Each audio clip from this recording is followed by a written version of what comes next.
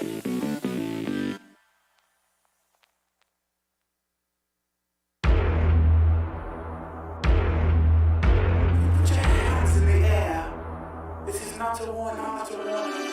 think that I'm running in place? Y'all really testing my patience. Right before I blow up the spot, I had to get back to the basics. What if my talent is wasted? And see what I'm lacking to place me. Thought since I rap in the basement, but my come up is legend, is greatness. I don't care now, it's pedal to the metal. I can never quit now, I will never settle. Puppet to the game, I'm pulling strings like Geppetto. We in the same game, but I'm on a different level. I passed it. Gotta keep grinding till I'm laid up in the casket. No fake round, but you feeling too plastic. Yeah, y'all feeling too plastic. They say my style crazy, but then it's straight jacket. Wow. Why you still testing my patience? Trying to turn me into something I ain't trying to be. All the hate is a heavy rotation. You gon' lose yourself, quit testing me. Don't make me lose my mind. Don't make me lose my mind. Don't make me lose my mind, cause I'm looking like Wesley, test me. Don't make me lose my mind. Don't make me lose my mind. Don't make me lose my mind, cause I'm looking like Wesley, test me.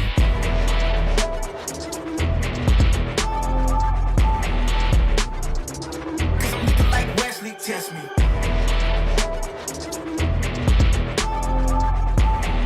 Don't make me lose my mind, cause I'm looking like Wesley, test me. Yeah, guess I know no better. I ain't got no chill, so they call me a devil, I know. Look, I am just a man on a mission. If I want it, then I get it, I go. And if you're trying to test me a beast, you gon' need Liam Neeson. The chance that you taking is flagrant. You're testing your luck. If you think you make it out, then you're sadly mistaken. Careful what you putting your stake in, cause I ain't got no patience and no limitations. You trying to figure me out, and I know I don't make sense, but no one's there when you call like you're trapped in the Matrix. You need to take a break from it. I think you should take 6. Cause yes, I hold a throne and no one else can replace this. The pain will only go deeper the harder you chase it. I'm the greatest that you ever made. It's time that you face it. So tell me, why you still testing my patience? Trying to turn me into something I ain't trying to be. All the hate is a heavy rotation. You gon' lose yourself, quit testing me. Don't make me lose my mind. Don't make me lose my mind. Don't make me lose my mind, cause I'm looking like Wesley, test me. Don't make me lose my mind. Don't make me lose my mind. Don't make me lose my mind, cause I'm looking like Wesley, test me.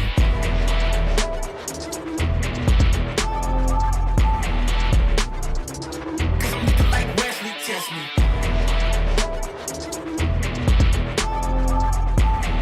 Don't make me lose my mind, cause I'm looking like Wesley, test me.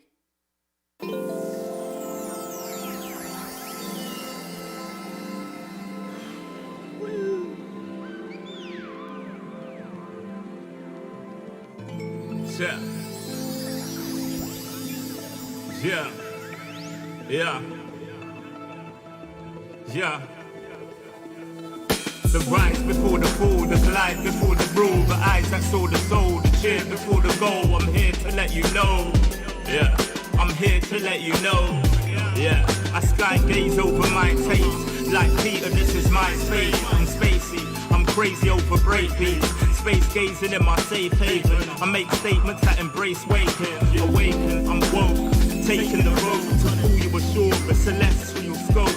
The stars explore in your inner. The starts at the core. Inner space and more. Your body's a planet for sure. Nurture it with the words I writ. Scribe like highlights. Flying saucer. Supply the order, it's the author. Walking on air. Walking on water, blending between borders to let you know this is here to support you. The blend, the blend, the blend, the blend, the blend, the blend, yeah, yeah.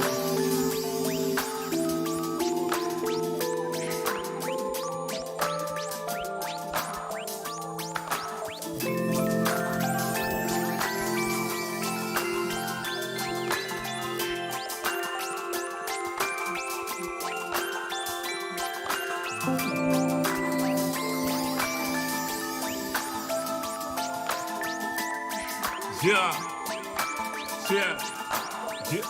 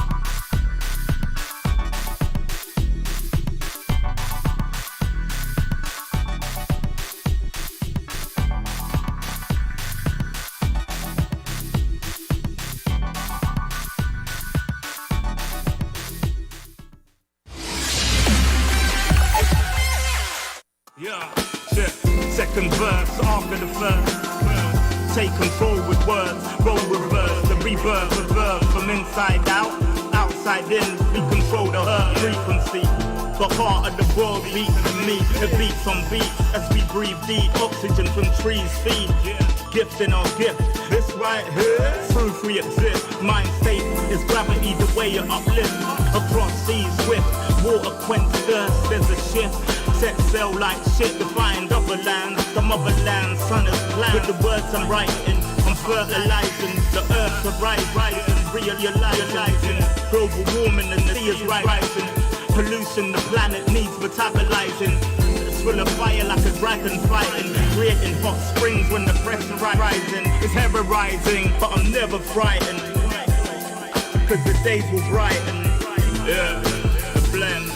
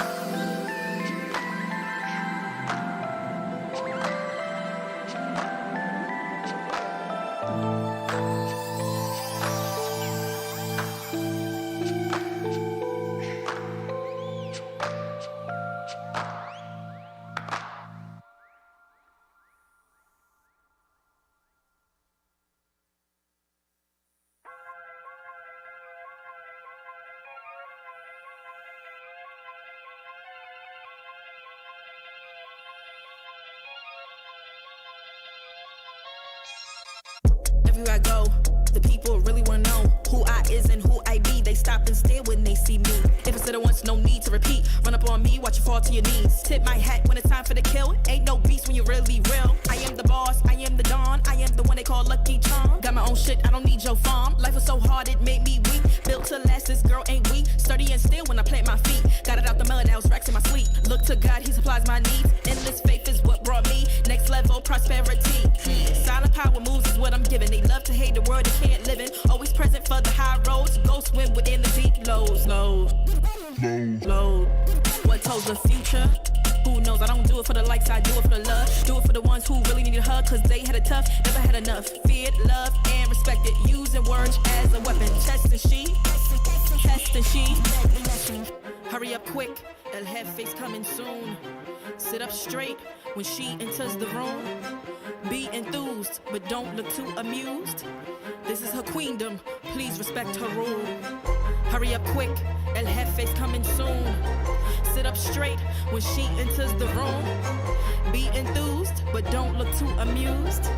This is her queendom, please respect her rule. Smile in my face, Woody in my place, but act gully on cyberspace. Let's pump brakes, let's be frank. Running after him when you're the chase. You are the catch and he's the net. How quickly do we all forget to honor these small policies, my darling? You are the empress queen. Man, respect or he'll neglect. You are the wind beneath his wings. You are the season, you are the reason why this world can breathe. Giving sons eyes to see and daughters dreams to believe. Anything less than the best for you is high treason, queen. Hurry up quick, El Jefe's coming soon. Sit up straight when she enters the room. Be enthused, but don't look too amused. This is her queendom, please respect her rule. Hurry up quick, El Jefe's coming soon. Sit up straight when she enters the room. Be enthused, but don't look too amused. This is a queendom.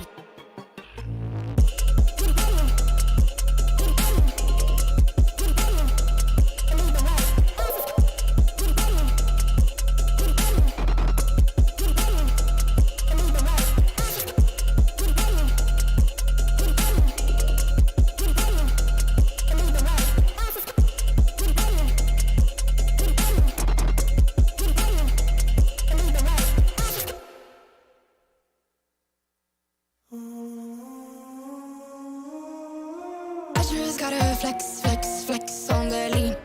I just wanna rap to the beat. I just wanna back, cause I mean, I just gotta go back, I'm a freak.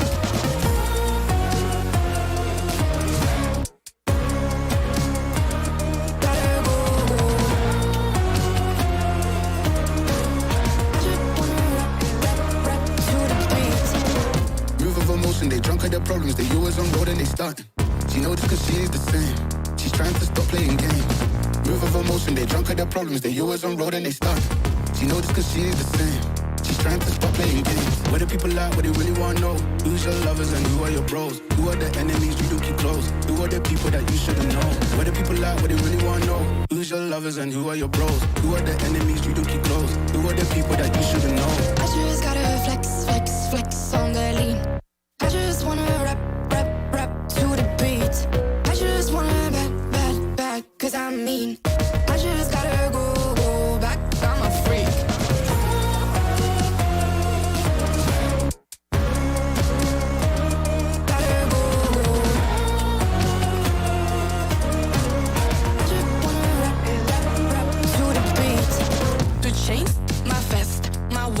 My belt, my cheese, my house, my sneakers, my blouse. I just party hard, popping the one in the chart. I've already won, babe, I didn't even start. Flexing on ya, flexing on me, flexing on ya, flexing on me. I just gotta go, but I wanna hold on. I can't let you go, but I gotta stay strong. Unless you heard it from me, then you ain't heard it from me. Got it from me, all the energy extra. You don't wanna see me with the hitters. Generations caught up, look how things will switch. People they're quick, now they wanna move at the bits. Boy wanna go to bitch, nah. Now I'm moving. I gotta do what I do. I'm really here on my ones now instead of 4 3s or 2s. And now it's F from Paris.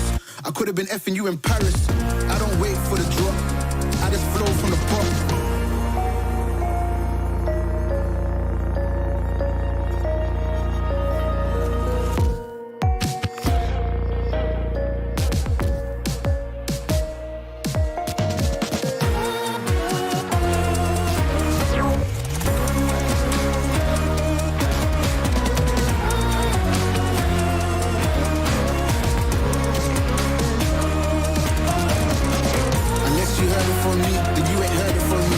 From me, all the energy extra. You don't wanna see me with the hitters. Generations caught up, look how things will switch. People they're quick, now they wanna move at the bits. Boy wanna go to bitch, nah.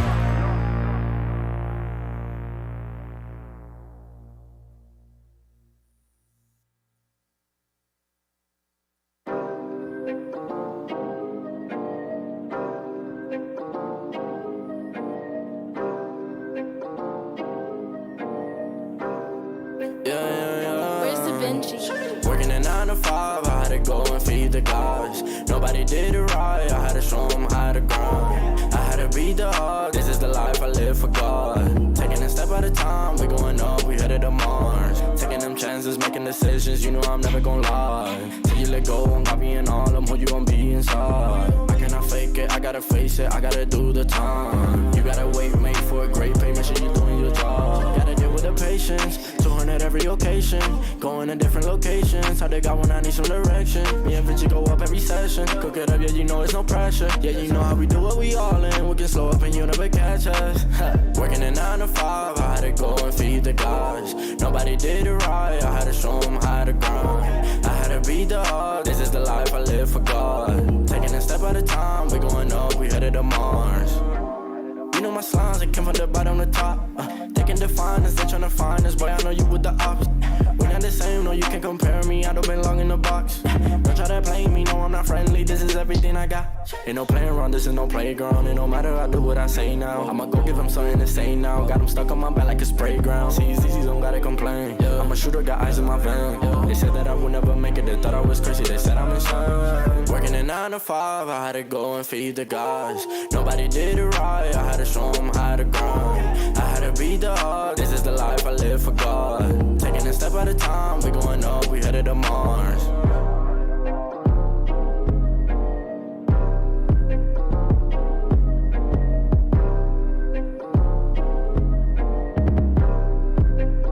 Undefined for life.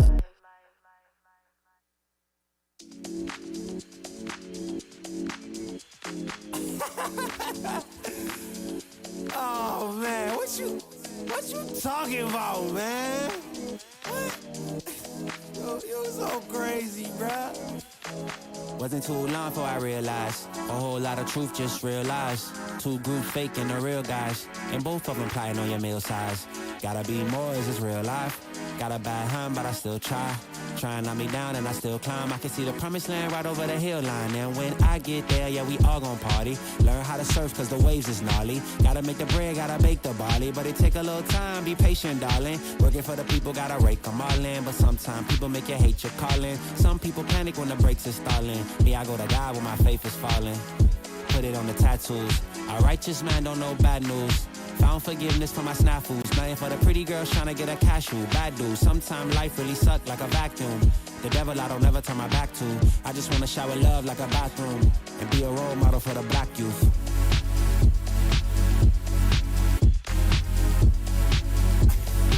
Oh, here you go. Here you go again. Talking all that. What? What is you talking about, man? Wasn't too long before I realized a whole lot of truth just realized. Two groups faking the real guys. And both of them plotting on your meal size. Gotta be more, is this real life? Got a bad hand, but I still try. Trying on me down and I still climb. I can see the promised land right over the hill line. And I broke a lot of hearts in my lifetime. Thinking that their heart wasn't like mine. Finally got through a lifeline. And I stumbled upon a right mind. Love showed up at the right time. Put her in a white dress, get the white wine. Some people do it for the nighttime. But I'm thinking more, make your life mine.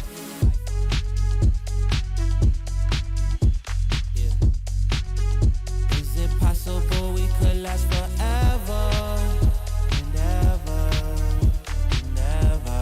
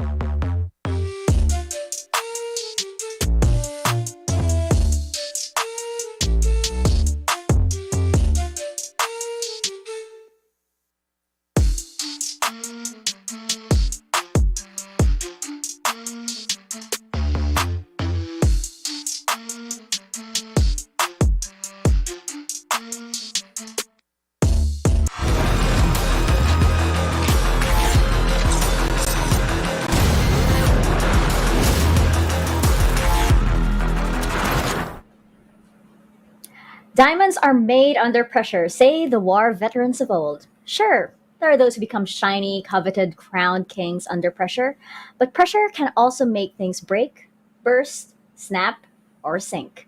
So which teams today will break under the pressure, and which teams today become diamonds? We find out on VCT Stage 2 Challengers Philippines.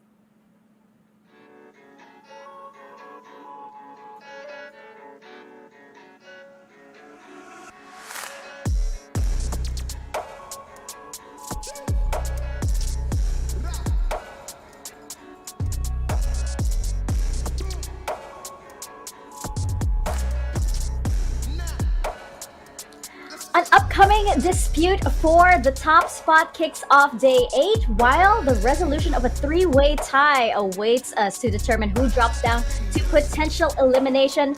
This is the updraft.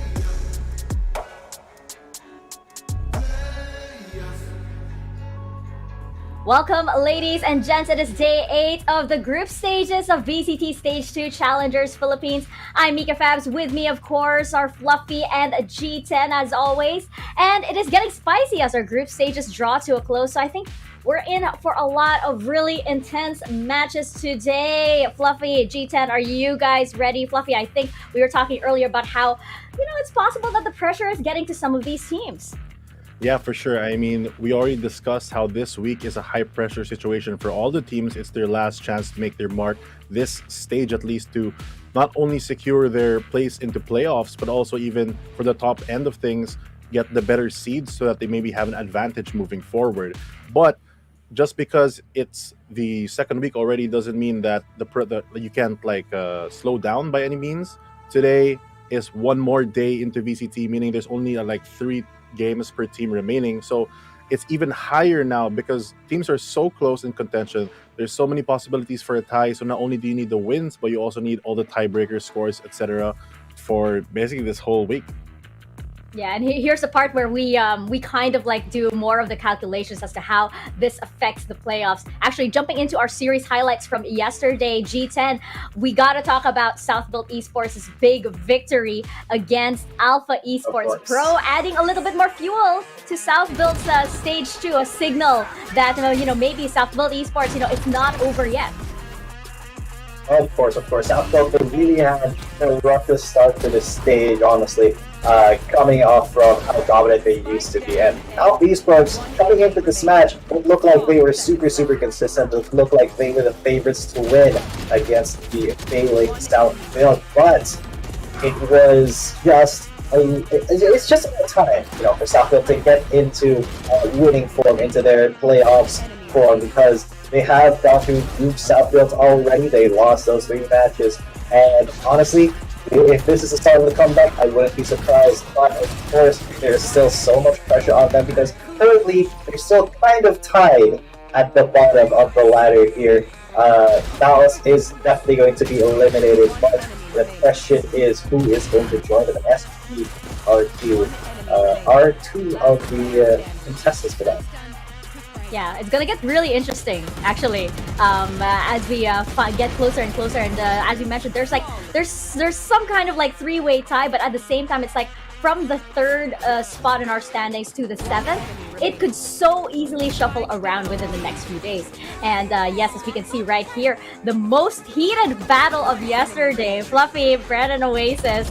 I know you're talking about this because Oasis continues to be Brent's kryptonite here at VCT. Yeah, Oasis consistently taking down Brent historically based on the statistics, but it doesn't necessarily mean that it was an easy game by any means. Every map, every series, every game from that whole series is basically a nail biter, almost overtiming on both of the end maps, and just a good fight from both teams because, like we mentioned yesterday, these 2 top teams have a lot of history together. They know each other well on and off the server, but they also have similar strengths and playstyles, and even the maps that they choose, which came up yesterday, are maps that are literally 50-50. Even I, as an Oasis fan, for the most part, had a very difficult time even predicting a 2-0 just because Brent Esports has really matured over the course of from stage 1 to the stage 2 journey. They are a threat for a lot of teams out there, and I know will continue this week with that momentum. Yeah, and it's only a few more days. It is only a few more days before we find out which teams will be advancing to the playoffs, and unfortunately, which 2 teams we will have to say goodbye to. And of course, it's gonna be very, very interesting to say the least. So I hope you guys have your eyes glued here onto VCT, also because we have such wonderful sponsors backing us up, like PPGL, of course, our mainstay, the largest multi-game esports league in the country, together with the mothership, of course, Riot Games, for bringing the Valorant champions tour here in the Philippines. And this tournament, VCT Challengers PH Stage 2, is also sanctioned and overseen by the Games and Amusement Board. We would also like to thank our official sponsors. VCT Stage 2 Philippines Challengers is organized by Globe at Home. Fiber strong, family strong with the new G Fiber, only $20.99 ng Globe at Home. Game it up to speeds of 150 Mbps. Mabilis na, unlimited internet pa. To learn more, go to shop.globe.com.ph/broadband.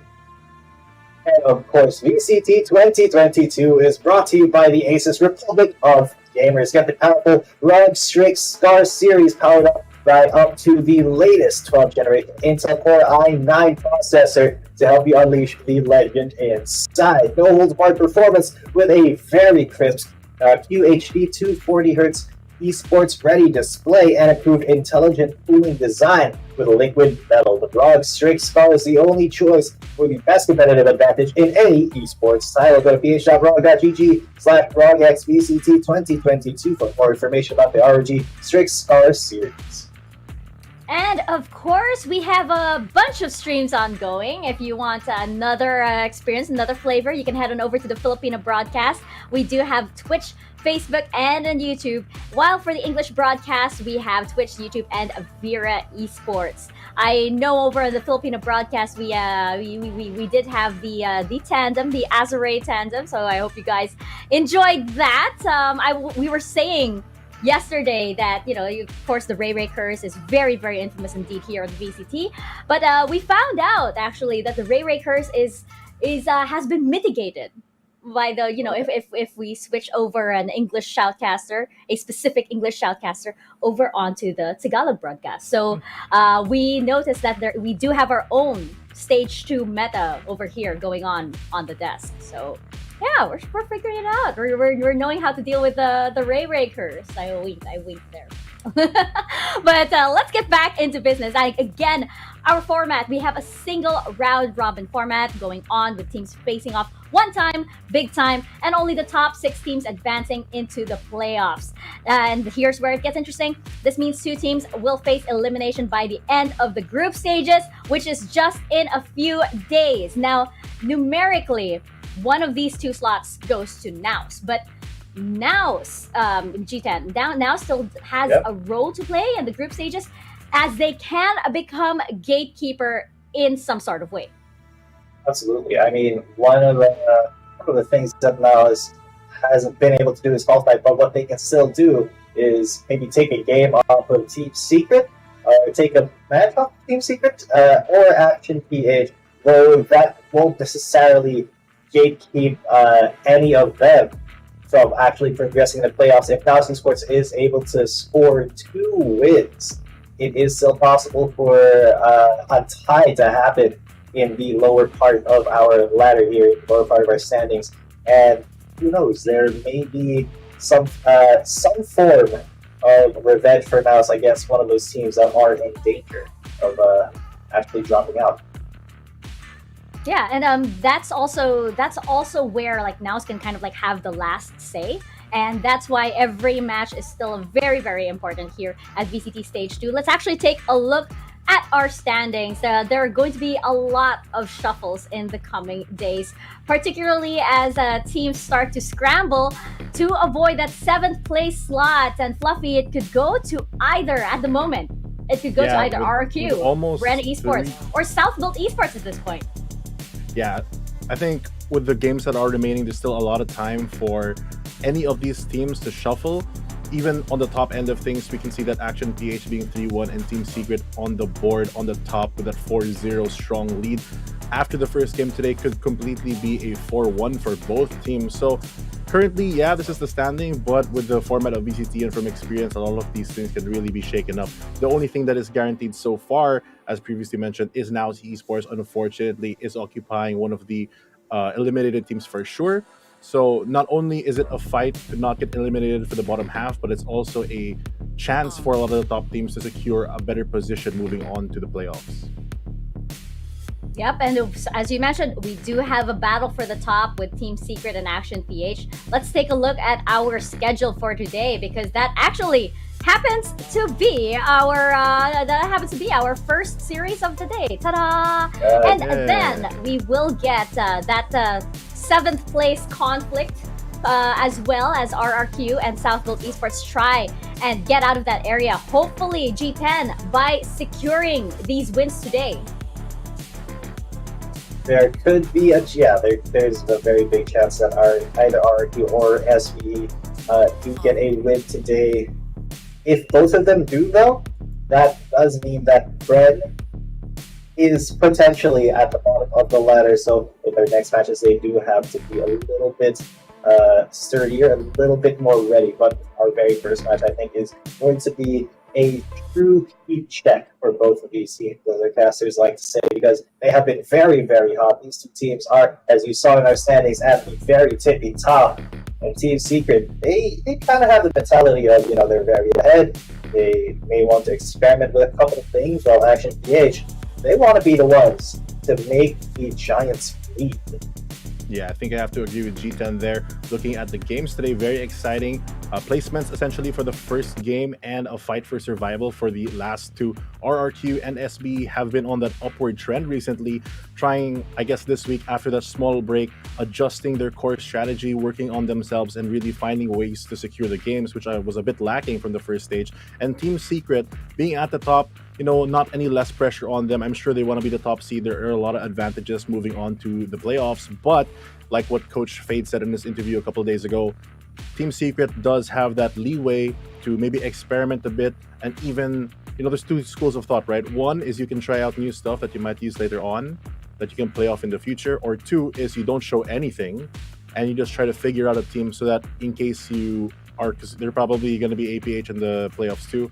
So if you're going to play this team again, you can find out more of their weaknesses. So when it really, really, really matters to you, you can really hit them hard. And that's where the balance really is do you show what's in your hand? Do you save it for the playoffs? If you don't show what's in your hand, is it far too late once you get into the playoffs? That's the push and pull. Those are the decisions that our teams have to make as we enter, again, our final days of the group stages. And by Sunday, I believe, unfortunately, two teams will have to end their VCT Stage 2 journey here. We are taking a quick break just to digest everything that is at stake today. But when we return, we have got that battle for the top spot with Team Secret and Action PH.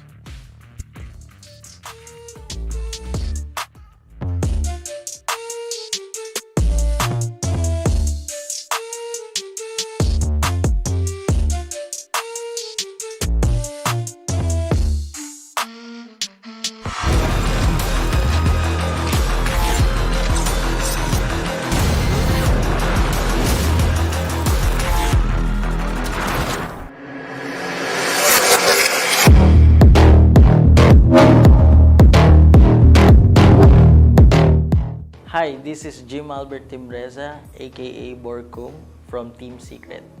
Hi, this is Jesse Christy Cuico, aka Jesse Bash from Team Secret.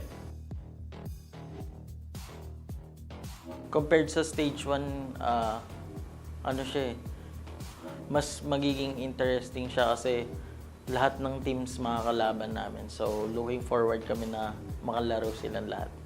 To play as challengers kasi nga hindi na kami yung dating Team Secret na nasa top. So yan, so excited ako maglaro as a challenger.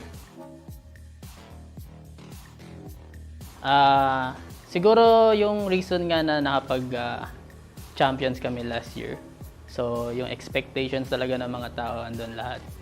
And yun, na down namin sila this stage 1 and stage 2 is parang to come back nga. And to prove na kaya pa namin bumalik. Siguro yung team namin nag-stand out sa other teams kasi more on may mas experience kami. Kasi nga yun nga, nakapag-champions kami then nung last stage medyo na-short kami ng preparation pero yun nga. This time mas more prepared kami then nagkaroon kami ng bootcamp then yun. Parang nahirapan din talaga kami sa online setup. Marami ring technical difficulties na hindi namin hawak. So, yun.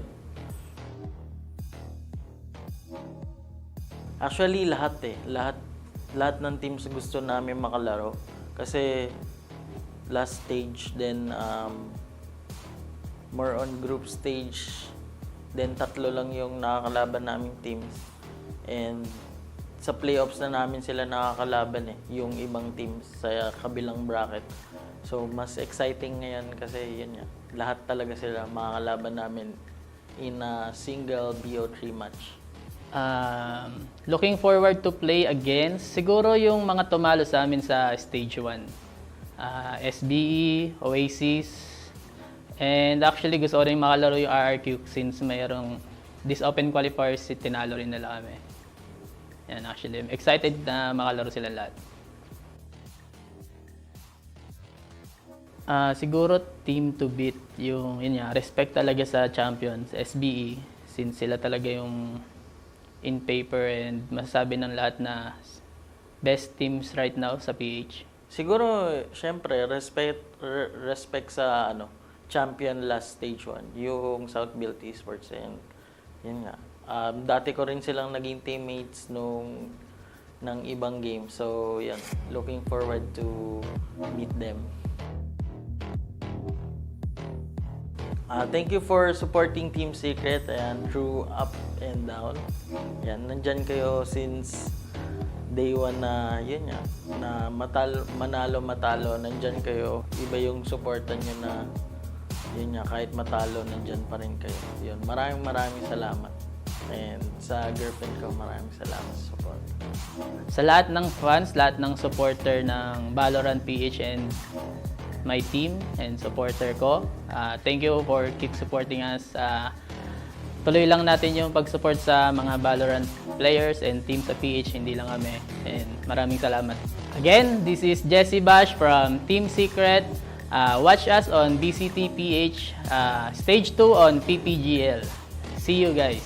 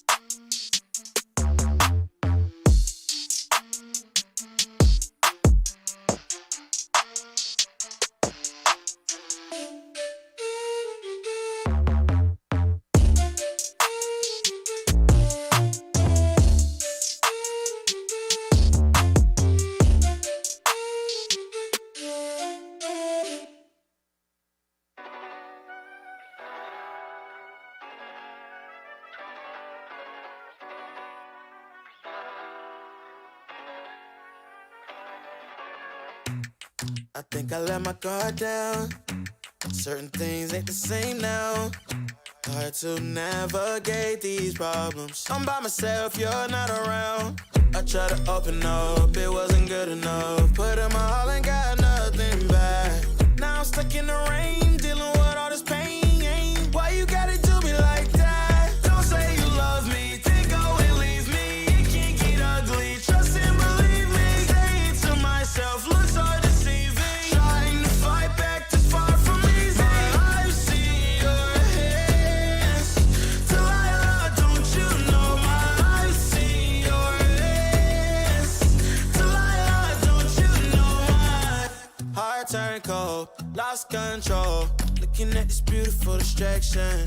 Fell in love with a fatal attraction. I really let my guard down, now relaxing. Why did I open up? She taking way too much.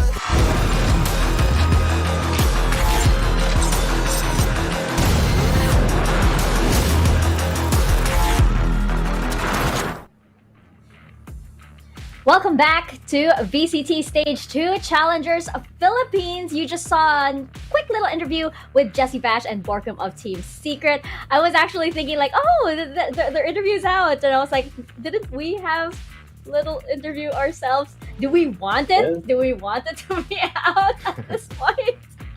I mean, I'm not sure. I'm not sure what to expect. But, you know, our wonderful prod team, our fate as broadcasters is in your hands. I don't know. I don't know what you want to do with that with that enjoyable day that we had, by the way, for media day for VCT Stage 2. But yes, It was pretty fun. it was. It was. sure. Back into it. We've got our first series of the day, and it is a battle for the top of the standings between Team Secret and Action PH. Now, these two teams, it's not the first time that they've come across each other here on the VCT stage, G10 and Stage 1. They actually have a sort of like a 1-1 scoreline at this point, wherein Action PH did win one game against Team Secret of Stage 1, and Team Secret won one against Action PH. They did. So there is a little bit of history here. If we're talking about matchup rates, it's 50-50. So in a best of 3, this match is going to determine who is a little bit more consistent against the other team. But I mean, Regum said in that interview, and you guys heard it, hindi na kami yung Team Secret at the top, so we're excited to compete as challengers. I think he was straight captain there because right now Team Secret, they're looking like they're the top of the field in this new meta. Yeah, I think that being said, for the first match, Team Secret against APH, I think I might go the other way here and say that compared to Stage 1, although it is the same teams in name, they feel like two different teams in practice.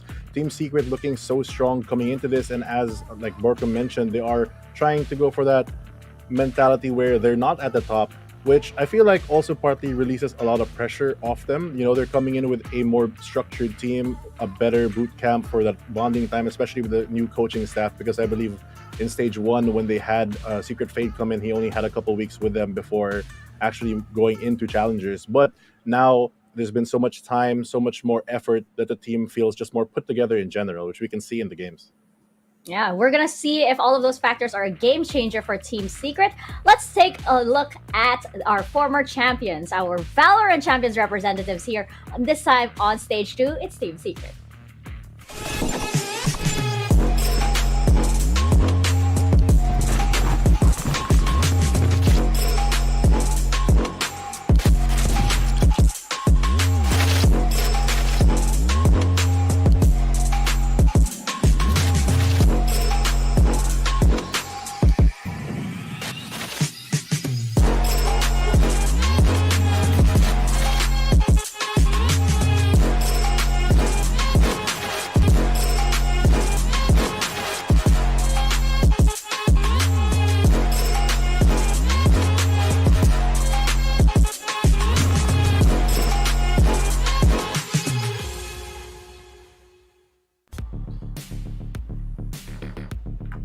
Team Secret are looking very, very good. Just about a perfect run on Stage 2 and pretty much cementing their comeback. And Fluffy, we just saw in that interview, I just love how this team that we know as our champions, they're more than happy to be welcomed back as challengers alongside all of the teams in the PH.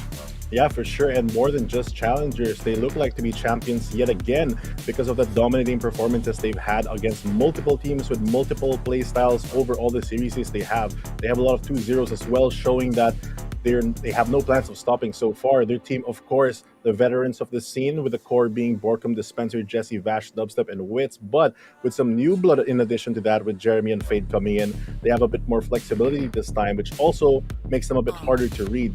Although they have the repertoire of being the champions, not only of the actual champions representatives, but I think a lot of people overlook the fact that this is the core team that took over VCT Challengers for almost an entire year. I think they won like 3 VCTs straight.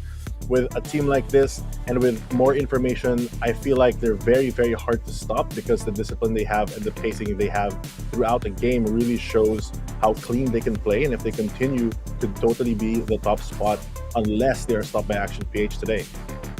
Absolutely, and honestly, it is a deserved top spot that they have. As you said, they haven't just been playing so cleanly, so disciplined. I have noticed they don't let anything shake them round after round, even if they are on a bit of a losing streak. It's like they have the strongest mental in the roster right now. So definitely something that they may have been working with Coach Fade. And I remember that interview. Vash did say that they wanted to match up against specifically SBE, Oasis, and RRQ. They matched up against those teams one after the other and beat them very, very handily. I'm fairly certain, Team Secret, even though they're not sitting on their laurels by any means, they are very, very satisfied by the way they've been playing so far this stage. Yeah, and as you guys mentioned, these guys were the kings of VCTPH for the longest time. As a matter of fact, once you say Valorant in the Philippines, it was almost synonymous with these players. And then not just that, they've been veterans of the esports scenes for such a long, long while. So you're absolutely right, G10. That mental fortitude, they thrive in this kind of competitive environment. But of course, when you are at the top, there will always be those who will try and drag you down. And in this case, it is Action PH, hoping to contest the top of the standings. Let's take a closer look at Action PH.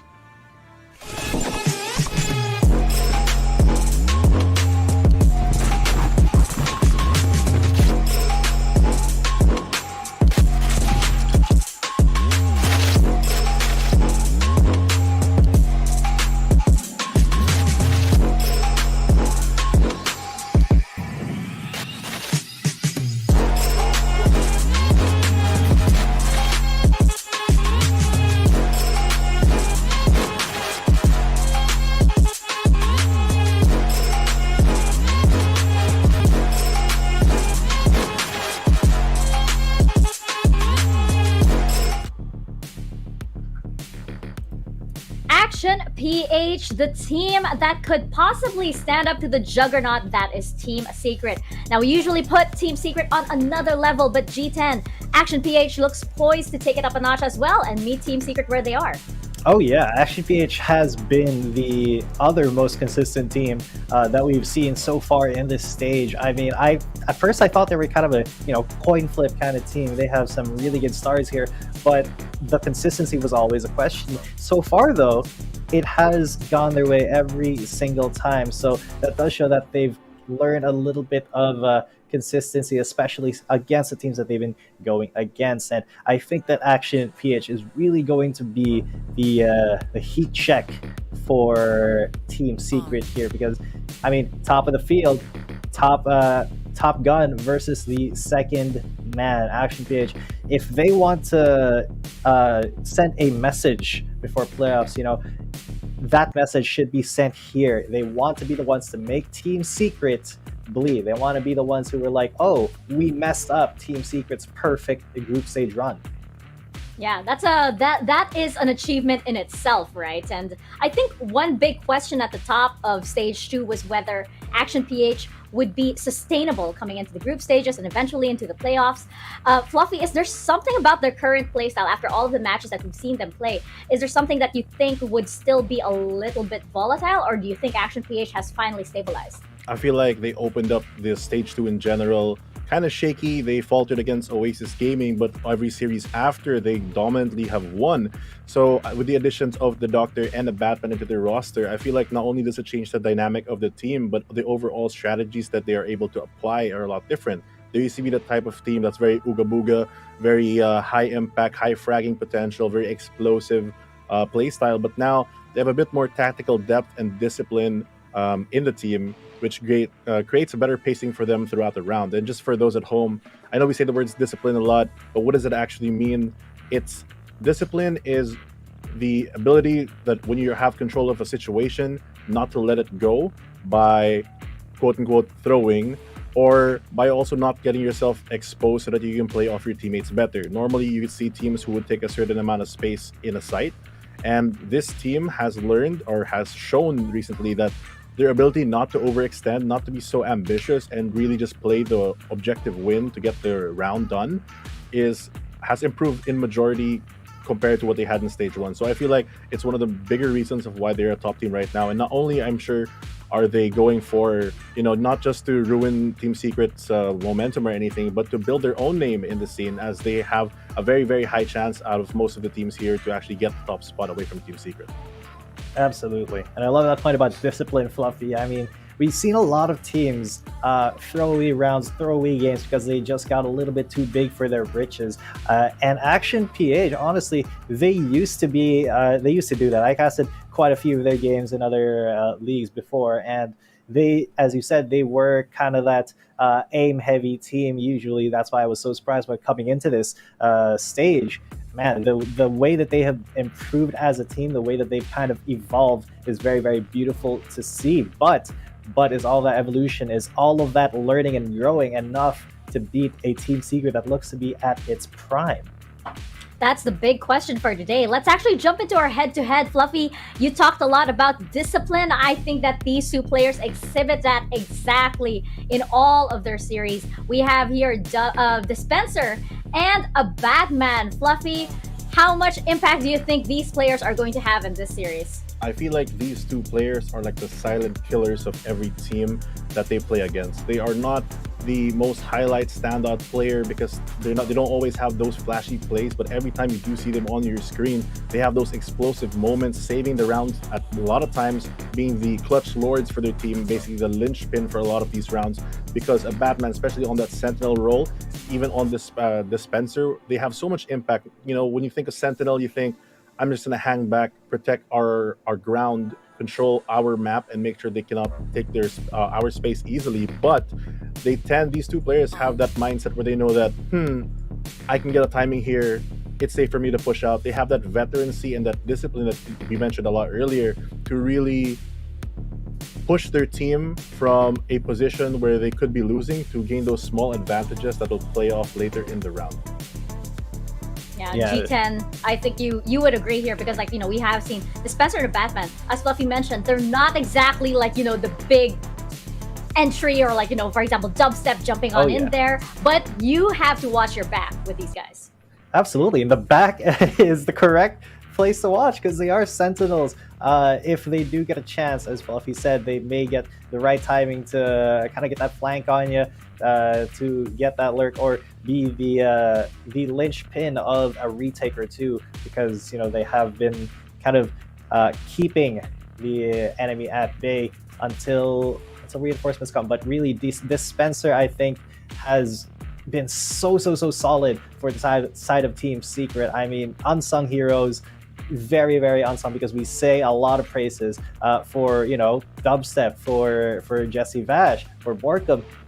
Rarely do we see Dispenser as a star, but when the chips are down, you know, he performs just as well as anybody else on Team Secret, which is why seeing him against Action PH here will be a treat, I think, today. Yeah, we're jumping into our map vetoes for today. And Fluffy, you know, we were talking about how a Batman and Dispenser really do kind of like give a different flavor to Team Secret and Action PH. And I wonder how it could, you know, how these maps could favor them and that kind of playstyle.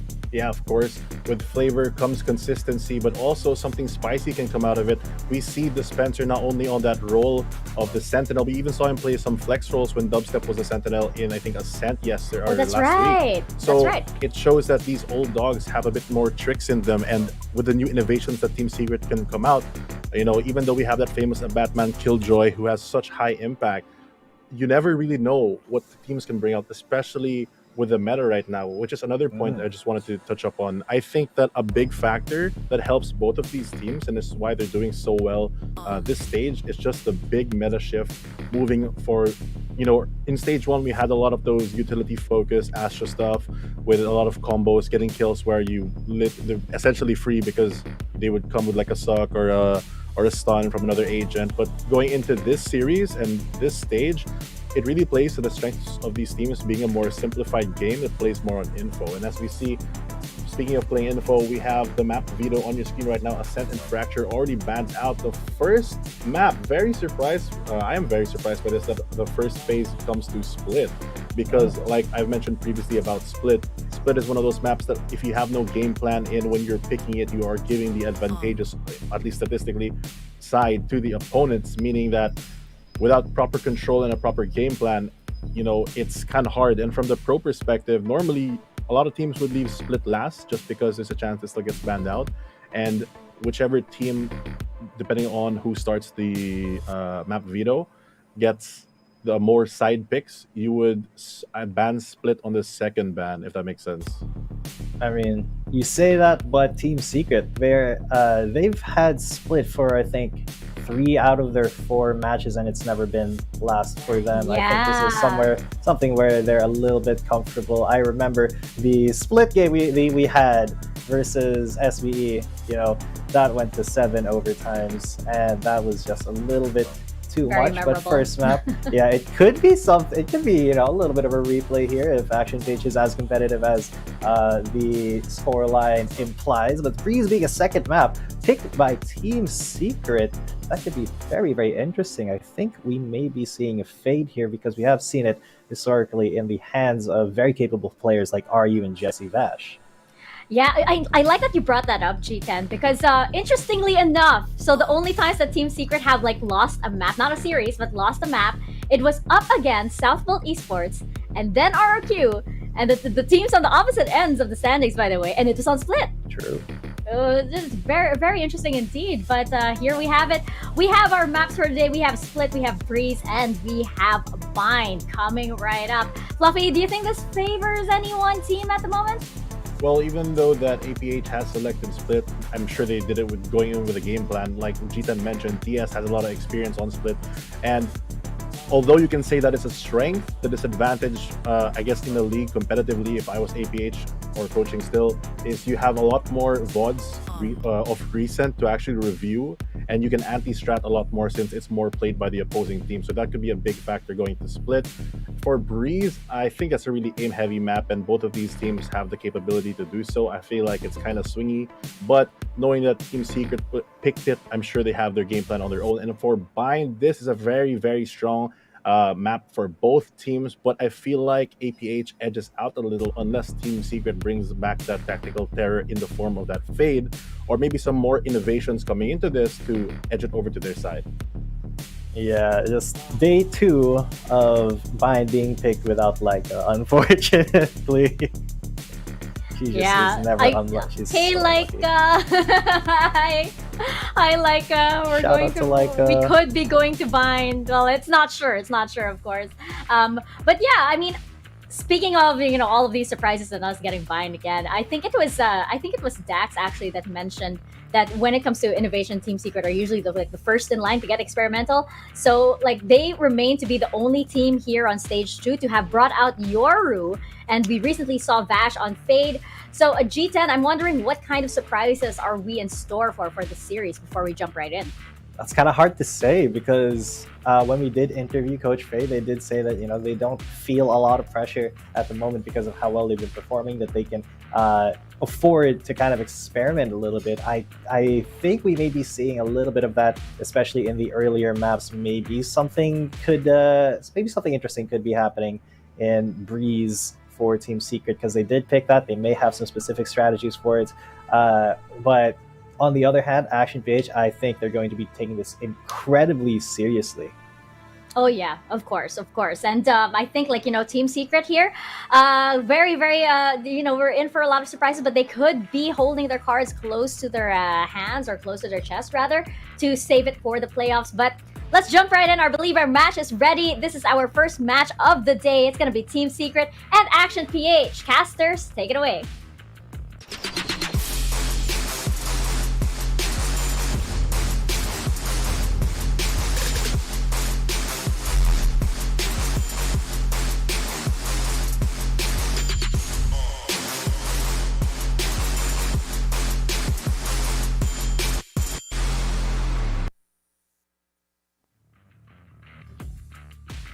And here we are. This day, I felt like I was feeling a little bit capped. That's why I'm wearing the cap right now, guys. Welcome to the first series of the day. It is going to be Team Secret and Qeon PH, and we'll be your casters. My name is Asarai. With me now is Raf. I'm finally back in the English broadcast. Did you miss me, man?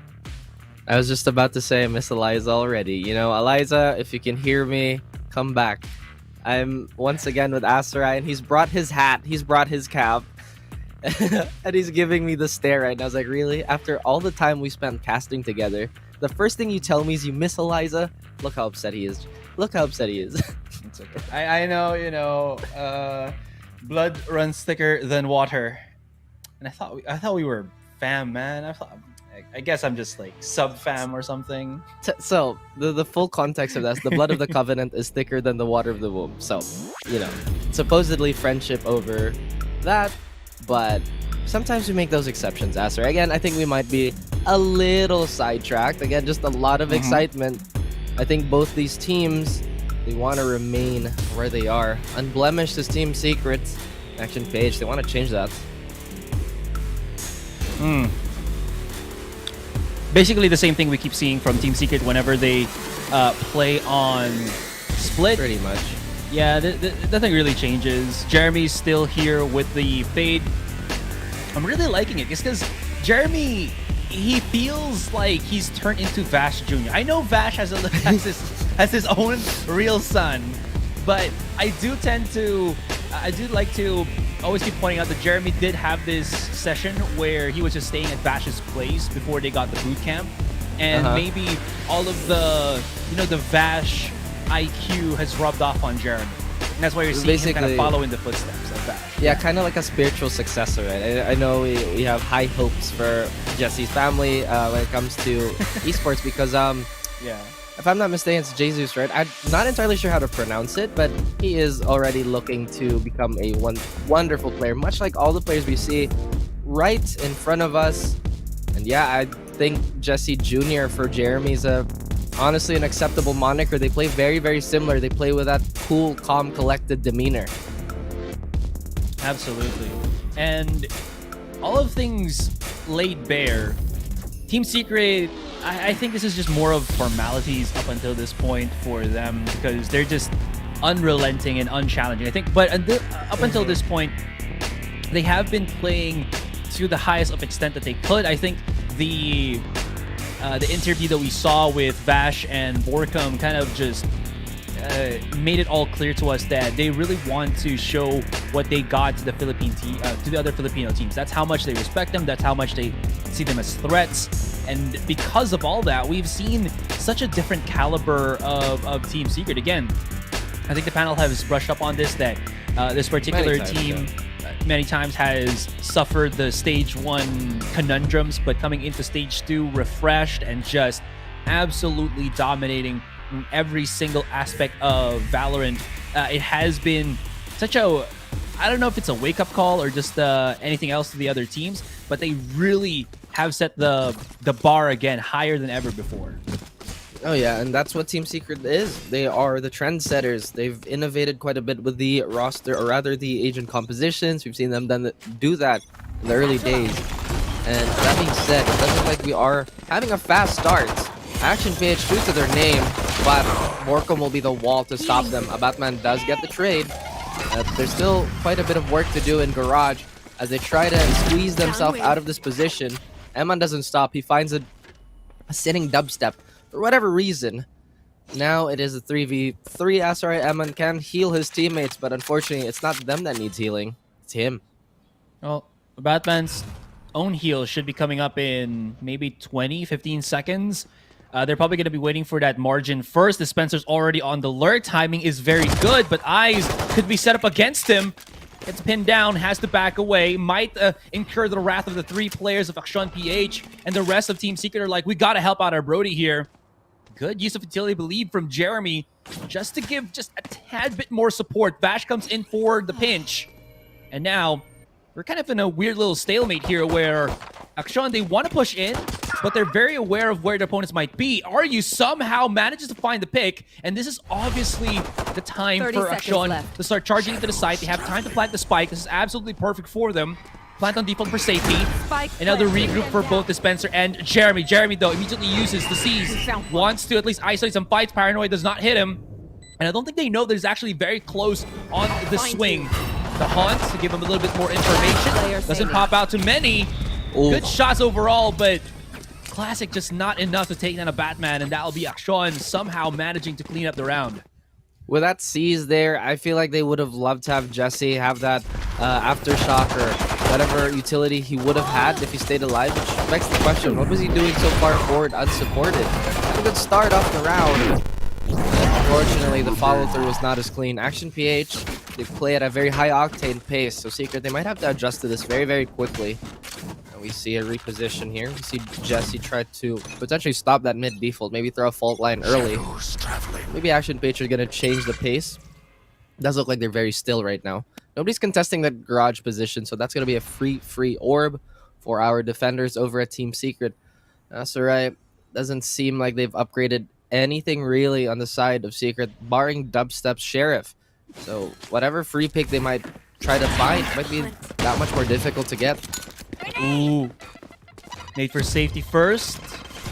Don't want to fight the close, but they have baited a lot of utility from Qeon here, which would be somehow remiss if they want to use it for maybe B Heaven control or something like that. But Qeon, very slow on the push. They respect the cheekiness that Team Secret have shown even just on the pistol round or a save round for them.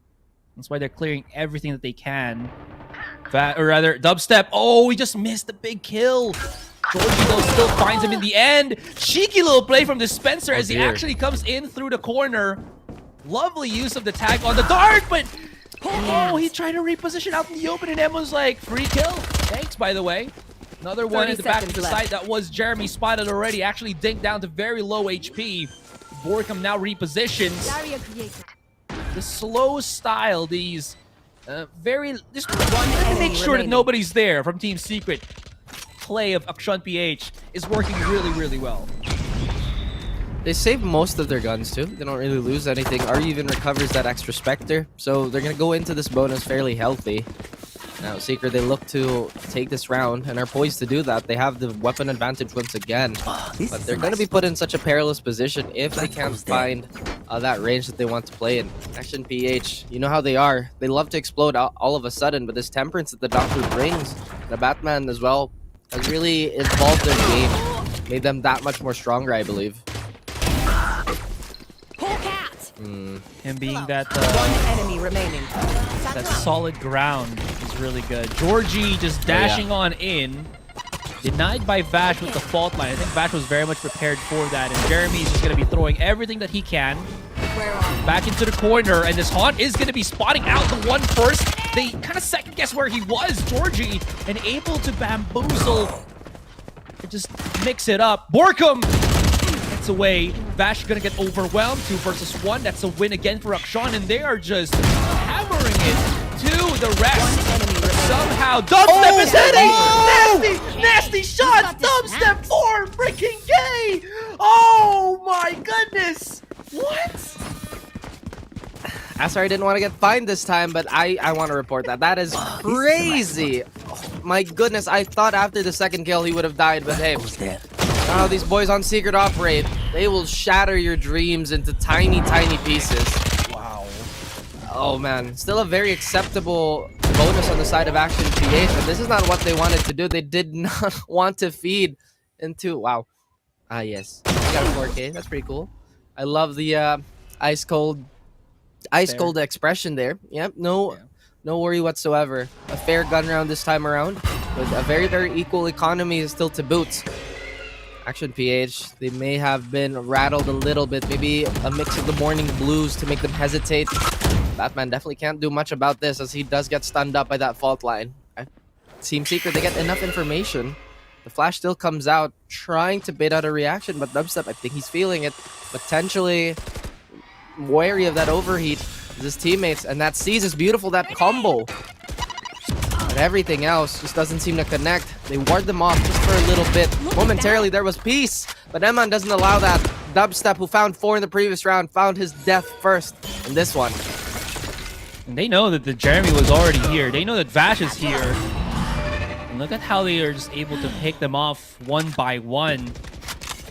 The nade shuffle on mid made Dubstep feel a little bit more confident with his peek out, especially as I mentioned with that 4K of his previously, but that does not rattle Qeon 30 seconds left.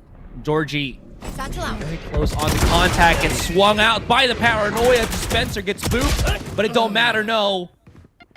Jeremy doubles up into the angle. Georgie does not anticipate. Does he find a Batman? Definitely not, but we're left with only Borkham to stand. 14 seconds. He does have the spike. 10 seconds left. Borkham repositions. Love that. Doesn't get spotted by the rest. And now he isolates the fight. Spike drops planted. right down. Emon should know this. Big flash. Got your trail. Borkham has to go through the Seeker. Has 7 bullets in the chamber. Can he find the reposition? But Emon just unleashed the jungle. Welcome to the jungle as Emon clutches the round. They got fun in games, but Secret not having it at all. Action PH having a very impressive start on this attacker side, gaining that initial momentum, and so far been riding that wave absolutely perfectly. Dubstep though. A little callback here to that beautiful 4K. Despite it being a bonus, those Spectres were incredibly lethal at that range and in that position. Now, Secret, they're suffering a little bit of a short buy here. I wonder what's the game plan. Are they still going to resort to the default, or are they going to pull something out of the strat book? And it seems the former is the play for at least this round. Now, Dubstep super ballsy, trying to play off that timing. And Georgia, he knows what's up. He can feel it in his loins. The Batman is here on a crossfire. So this is still fairly safe for Action PH. No map movement whatsoever. Still prodding for that reaction. But the flash, rather the Trailblazer is going to come. It cannot be denied in time, but Dubstep doesn't care. He gets a second on Eman. The Sheriffs, they're in town. That's true. He gets away with bloody magic. Hello, Batman. Oh, no way. Dubstep comes in with the swift vengeance. I am the knight. I am the vengeance. As he comes in with the showstopper bash. Doesn't want to get left behind by his comrade. It's another one on the push. They only thought it was Dubstep making waves on mid. But as you mentioned, the Sheriff is in town. And these hand cannons really blasting away at the competition. It's a Batman and RU. They only wanted to get some map control here, man. Just mid, but even that won't be given to them by Team Secret. And now they're going to be pressed for time. No more resurrection for a Batman here. They're going to have to check every single corner, and Team Secret is going to play the delay game all day long. Oh, that is just terrible. Aftershock into fault line, and then Ari's going to have to go there. They're going to have to push. Maybe they can still find it, though. It's working. It's working. It's magic. Regum needs to shut down the first. There is 3 more coming in through heaven right now. Jeremy goes in for the swing. They spotted already a Batman going through onto Ali. He's reloading. Spencer hears it, challenges. A Batman somehow manages to survive, but they're popping shots through the smoke, and he can't find the diffuser. He can't find the other one, and he will not find this round. No round allowed. Nothing easy. A Secret meets APH at the top, making them earn every single inch that they can find. But that was not meant to be, folks. Now it's a bit of a switch here.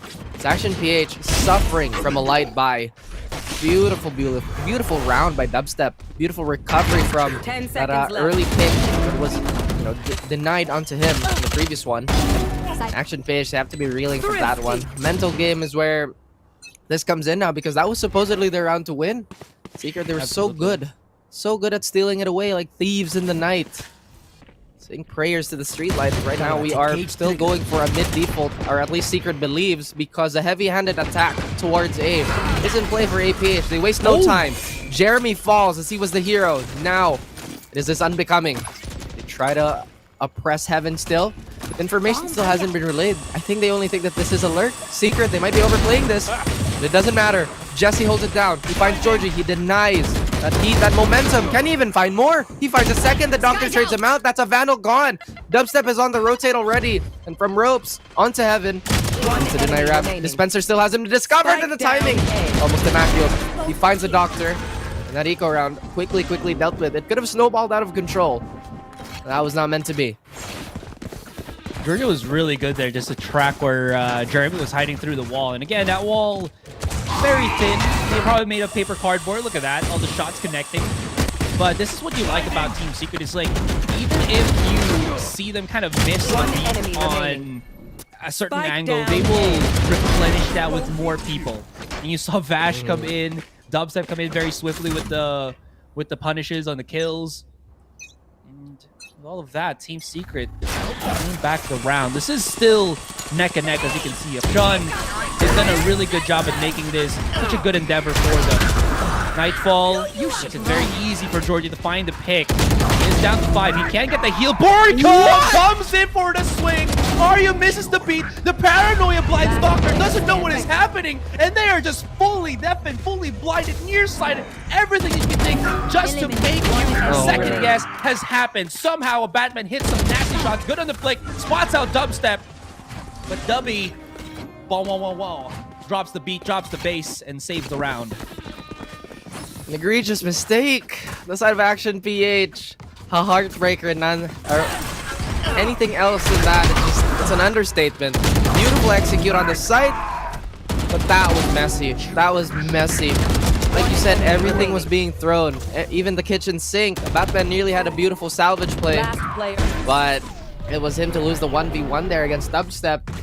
Beautiful composure on both sides. But once again, Secret, they inch it out. Like you said, it's in his name. It's the Dubstep W player. That really is why he named himself Dubstep, because he was just really into Dubstep back then. That's fair. How about that? And how about all this chaos happening on mid? An eco round that looks like it's done and dusted for Secret again. A Batman who found the last few frags in the last round seemed to try and repeat that performance, but can only find one at most. Jesse Vash, he cleans it up. Gets a very fast, very swift round on the board for Secret. I don't know, man. If you look at this map and you look at Action PH's playstyle, I feel like there's just some sort of incompatibility. You see a lot of long-range fights and a lot of aggression on the side of Action PH. The utility use on Secret has been so smart, and just Secret in general are so good playing around all their kits. This goes here. Action PH, they kind of thrive off of that chaos that they bring when they hit a site hard. It's really, Split's just not that map for them at the moment. Yeah. I will also say though, like Team Secret is the team that you just, they're the perfect example of cause and effect. You know, they have this kind of 3-step plan of what they need to do in certain encounters, scenarios, and it's always a cause and effect, right? Of, oh, if they're here, that's the cause, and then, or I'm gonna do this to make this cause and effect happen. It's pretty cool. Anyways, Batman has been absolutely solid this game. I think he's done like 2 to 3 reses already, just purely because he's been getting so many kills off of Team Secret's aggression. But seems like it's not enough yet. But Emon activating his Seekers definitely is a helping hand here, as it spots out the lurk from Borgum. Vash just rotates back in somehow, still survives. No! Where was Doctor blinded? Who blinded the Doctor? Was it Vash? That was absolutely monumental. Now a Batman 2 versus 1. I love the fake on the jump. He's trying to bait them in. Paranoia does not flinch, or does not make Borgum flinch. 30 seconds now he repositions. left. Still has 30 seconds. Half a minute on the clock here, Raph. But how did this just go awry for Qeon? All right, I don't know, but we'll see how this goes first, because there's a crossfire waiting for a Batman. Team Ace. Oh, okay. No. And I'm glad you stopped me right then and there, because I honestly have no explanation for that. I really thought that they had the site already. The double swing from ropes, and the Doctor was absolutely precise, but that flash from Jesse came in so clutch. It lingered a little too long towards Heaven, maybe, and couldn't flush out Balcony. That was it. I thought this was the key play. I thought they already had Heaven control. Of course, Dubstep with a super ballsy move. Yeah, it was a Jesse flash, a Vash flash. Well played. Well played. Wow. Because for sure I thought they had Heaven. For sure I thought they had Heaven. I actually thought that might have been an Emon misflash, but Vash. Holy heck, dude, he is just something else this week. Yeah, he's had a few rough games on Split, but this time around it seems that he's grown much more comfortable on this breach. And you can really see the fruits of discipline, for him at least. Jesse, he has to hold the line here, and he even gets one. The movement was too smooth. Look how APH are trying to flood in, and it looks like they're succeeding. Borgum just couldn't find the right timing, and Georgie even flushes out Vash. And suddenly this is a beautiful force on the side of APH. They get a rifle for their troubles, maybe even 2. There's an extra one still on the ground that's not recovered yet. Aryu would love to have that. He does have the mobility to do so. In a position that he can't really give away yet. Emad capitalizing on the attention that Georgie was taking away. And we have Jeremy, the last member alive. Old Reliable, or maybe Young Reliable. But this is a tall task, even for him, as he concedes the round, gets that save, and tries to play for Eco. Wow, nice gun buddy, bro. Okay, Asarai. Sure. But yeah, I mean, there's nothing else to say other than just Jeremy just going to be saving this weapon for the next round. They still, I believe, should have some money to full buy somewhat, but at least being able to save this off 4v1 possibly futile attempt to try to go for a clutch is just the better option of the two. So might as well. And even though they had a good money situation, it's really better to just run up the lead on defense anywho. Because APH, they're really getting close to that that possibility of hitting critical mass on attack. Sometimes when you're starting off attacker side and you get 8 rounds, maybe even 6, it's so hard to come back when the side switch happens, because you're just not allowed to do that on split sometimes. Secret, they still hold strong to a 2-round lead. They want to get as many rounds on the board as possible. APH, they still go for this default. They leave Batman on the other side of the map to just see if anybody's lurking, as Dispenser has done that many times now. But the discipline on Secret has been pretty phenomenal. No cracks in their armor yet. And it looks like B might be the name of the game. The Trailblazer is going to be denied of any info, so they move back. They try to position themselves towards mid.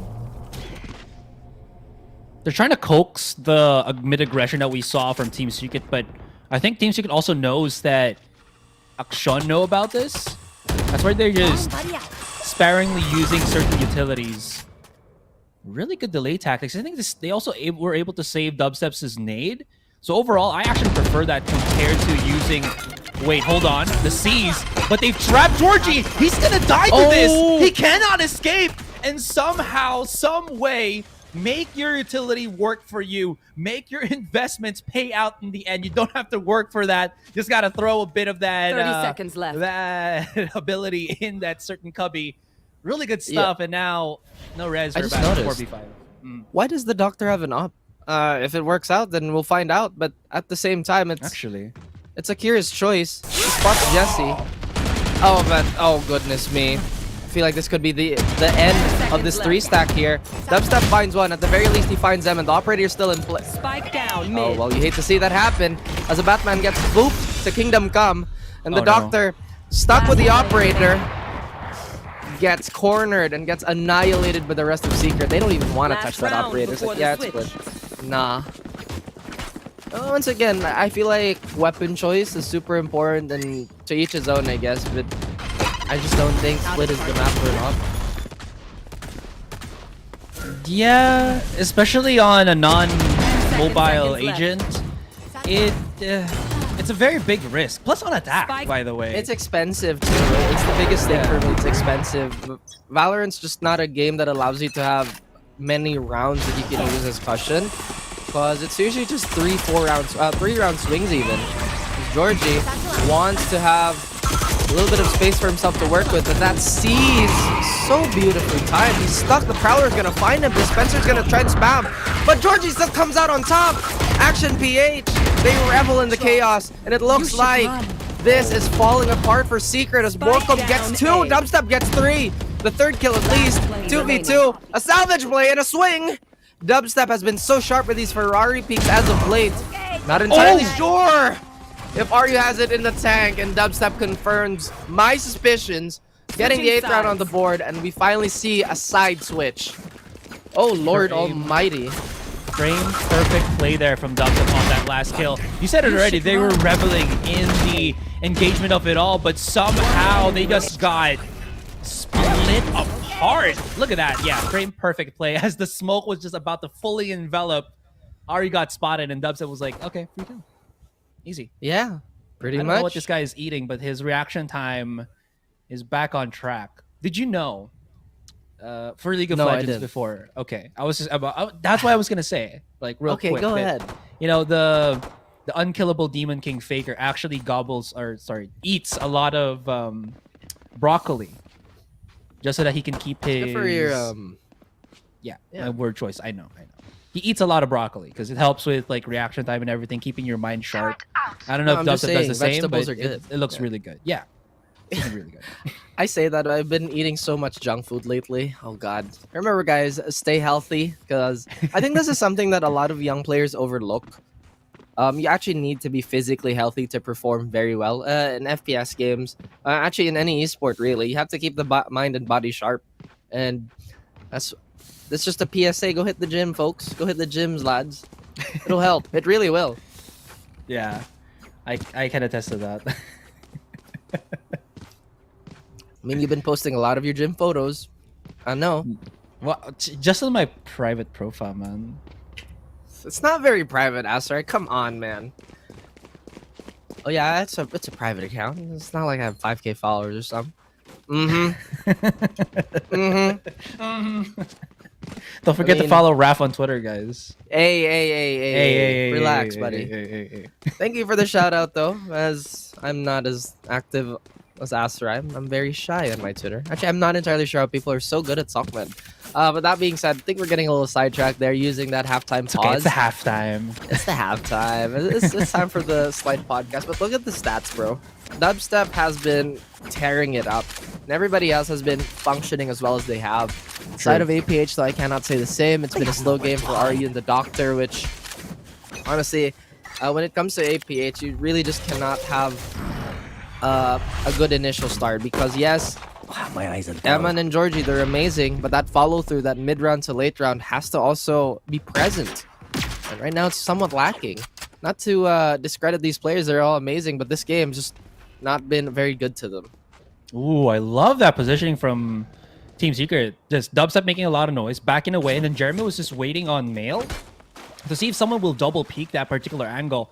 It's just a simple thing to do, but an extra layer just in case someone pushes in for a possible undetected sneaky kill from Jeremy. Potentially. It's in the books. Yeah. But at the same time, the wall is going to go down. So APH, that moment of safety has passed.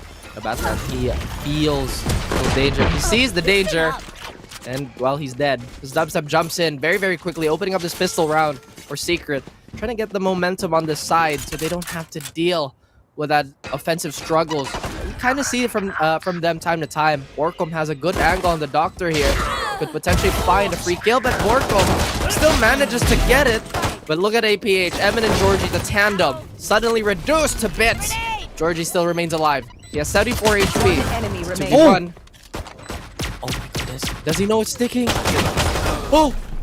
Well, it's not. Yeah. Beautiful 4K by Georgie too. That's unfortunate. Both Vash and Borkum very far from their teammates there, and there's only so much that Jeremy can really do in the site by himself when he's being just chased down by like 3 people. Unless he goes, you know, balls to the wall with just amazing shots. It's not really gonna happen whatsoever, right? So, all of that. Qeon. Action. Action PH. Action. I feel like you're the only person who calls it Action, but you know, that's a trademark. It sounds good. Still sounds good. It's because in Filipino it's spelled AKSYON, so that kind of is pronounced. Yeah, but it's spelled action. But anyhow, any pronunciation is still very much accepted. We love a little bit of flavor on the desk, and true. What was that? I don't understand. I think they're trying to pull attention, but Jesse just couldn't pull out the utility in time. And now they have to make work with these pistols. Obviously, it's not working out. Eman's gonna have a field day. Very, very close already to his cabbages. Will throw that guiding light away and will blind his own teammate, giving Dubstep just a little bit of time. Potentially, that's the time to use to set up. It doesn't matter. They still get the round. The round lead diminishes very, very quickly, Aster. As I mentioned, the Blues, the struggles on the attacking side could haunt them. But then again, that was just the first 2 rounds. Yeah, I mean, you're almost always secured at least 2 rounds, right? When you win that pistol and another one, the bonus is a toss-up in the air, but... toss-up, yeah. Yeah, considering the utility available for Qeon, this should be still a very difficult process for Team Secret, because again, double Sentinel, you got the duelist that has the most explosive utility ever with the Raze.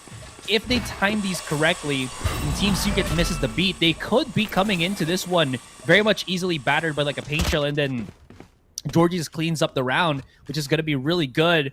A Batman, cheeky little wall, but Dubstep is very, very aware of this pixel angle. Here's another fun fact. The damage of the satchel to players compared to utility like this is very different. I think it does like 600, 400 damage to a wall. That makes sense. So you can use that to clear it out much quicker. Uh-oh, but he's gonna jump into a Spectre, and that's exactly why it's so dangerous. The range and the rate of fire is a little too much to handle, even against 2 players. Borkum falls, trying to cross into that slow field. Batman pulling back, knowing his presence is pressure enough. And Ari even gets the dink. He even finds a frag, but Dispenser and Jeremy, they try to salvage this as much as they can, as well as they can. 2 more kills just for that Nero theft. 3, actually. Georgie dances around using his mobility. Last player To somewhat standing. delay. Like I said, those bonuses, like you said, those bonuses, they're true toss-ups in the pro scene. That's exactly why those super slippery players. And that's also one of the reasons why Split is so difficult on the attack. Those angles are just so hard to flush out. I don't think Dubsub actually knew the cheeky angle that the Batman was there. And speaking of a Batman, 16 kills. He has just been wrecking it. And I think this he's been probably the biggest factor here that is keeping this team afloat. Dubstep, speaking of just trying to keep things, you know, just a little bit more afloat. Just floats up in the air. It's shut down. Easy picks. How did he get caught there, though, by the way? I think maybe a slow from Batman kind of shut him down. Jeremy. Oh, Jeremy. Doing a dubstep. Good headshot, but just for the one. Spencer and Borkum work their magic, work their way towards the B site. But RU is already prepared for the swing. If Borkum does get the spike and TPs across, he will be able to get through RU's line of sight. But the thing is, they don't know who's actually in here. So they're second-guessing everything, checking every single corner. They're playing it very slow, but at least they will be able to plant a spike regardless. Yeah, they have no weapons to really take. So either they have to make a move now to play a little aggressive, or just kind of hold on and hope that they don't get overwhelmed. Dispenser look like they're in the middle ground of things. It's actually Borkum to try and hold down the side, and we have an aggressive play on the side of Dispenser. They could have doubled up. The Frenzy is good for 1. That's about it. The Neural Theft doesn't really come through. Borkum tries to hide and kill it. Tries to clutch this, but Ryu's gone. Just a little too much. The Vandal versus Frenzy. We already know who's going to come out on top. Secret, their round lead has completely diminished, completely disappeared. Action PH have leveled the playing field. And this is looking like a match. This is looking like a long one, too. And the discussion of the panel that this should be I feel like a 2-0 for Team Secret. Again, we kind of got those guesses, predictions, right? But some of these teams, I feel like on their good day, they can really make everybody have a run for their money. That's very much true with what we've seen on any of these teams. But we'll see if this is the best day for APH, because if they can get this win off of Team Secret, this at least solidifies their chances to just keep themselves, you know, in contention for a better seed in the playoffs. Georgie gets through the timing, waits for the breakage of that that season, still gets the kill in the end. Spencer now just backs away. They're trying to break all the segments of this wall as they try to stop any form of mid control from Qeon. Eman using the God Spot. Good little lineup there alongside a Batman. But this op buy from the Doctor, man, I don't know. It's been expensive, like you mentioned. On attacking side, didn't work. On defending side, it still hasn't paid off dividends. Not yet, at least. I mean, he might take a little bit of time to warm up. But in the tournament match, you kind of want to start strong. Or at least strong from the get-go. Face your fear! All alone on this site. Or there's Georgie who's all alone on this site. Jeremy finds Georgie. It looks like there's not going to be a lot of resistance left on the side of Action PH. They'll have to force themselves into a retake. A Batman does have that res, so if he can find himself towards the site. But instead, he found Dispenser. Dispenser finds a frag for himself. Already completely blind, completely immobilized. Secret looks like they're hitting their stride yet again. Eman, an absolutely disgusting player when it comes to hitting shots. Potentially could find a clutch here. They have enough money, but can't even find Jeremy, as you saw those bullets just go over his head. Very, very slight difference there. Now Secret, they reclaim and wrestle back the lead, even just for 1 round. Peppered in the shots. Really loving this 30 quick seconds left. adjustment and quick punish play from Team Secret. Like this one. Saw that, throws out the Prowler, Spencer backs away, and Jeremy holds the angle for the double swing. It's a team game. You know, use your teammates. It's a team game. It really is. I mean, again, guys, this is This is a public reminder to be kind to your teammates. I mean, that's probably obvious. The Jets probably just saying Tadoy Asarai. There. It's the dumbest thing I've ever heard. Oh, calm yourself. Oh! That's gotta Batman, get calm riled up, though. yourself, though. He's been Yeah. just... He's next level today. Another doctor forgoes the range, goes for something a little more unconventional. Not uncommon, though, on split. Has to be patient here. Dispenser has had his number in the Sentinel head-to-head here. It's really not going his way. But with a number deficit and the lack of that space taking, this attack might have already ended before it even started. And it's a little too early to call as there's still a minute left in the round. The smokes are going to come out from Borkum and they'll try to make themselves comfortable towards any site, really. They're still waiting for whatever utility they can find. And the doctor gets annihilated from behind. And Georgie, he still manages to die to Dispenser. What an adjustment. Had the right idea and had the timing, but the recoil was a little too strong. 30 seconds left. Now it's an even 3v3 game here. A Batman does get that res off, so they know that Ram's control is not going to be in their favor. Borkum already trying to make an advanced play here, at least trying to secure a little bit more space. As you see, Jesse Vash, his aim is trained towards heaven. Oh no. You see, but good potential paranoia, but Borkum holds it down. The lockdown gets destroyed somehow. How? Enemy remaining. What? Maybe aftershock from Vash, I think it was. Anyways, speaking of Vash, 3 versus 1, 17 in the chamber.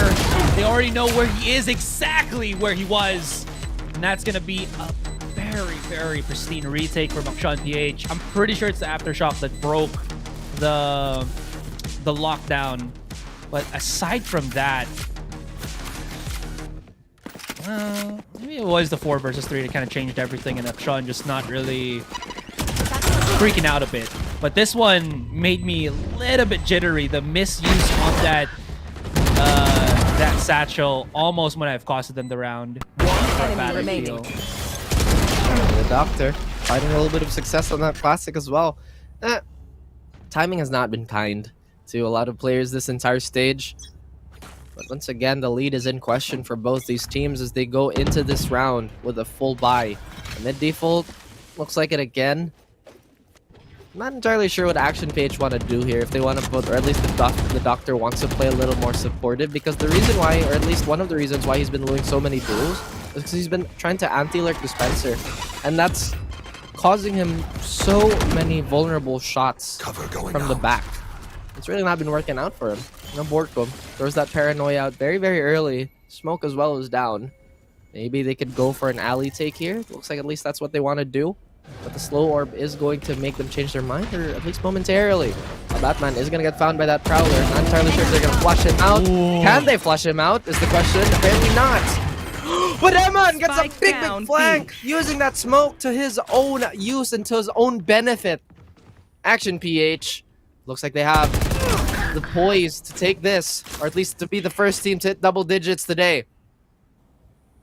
Vash now trying to get a bit of pinch play. I think he was just able to get through Ryu, but if he doesn't clear the back of the site, that all matters for naught. Left. He still was able to make it happen, which is good, but the spike in the front of the hands of the Batman.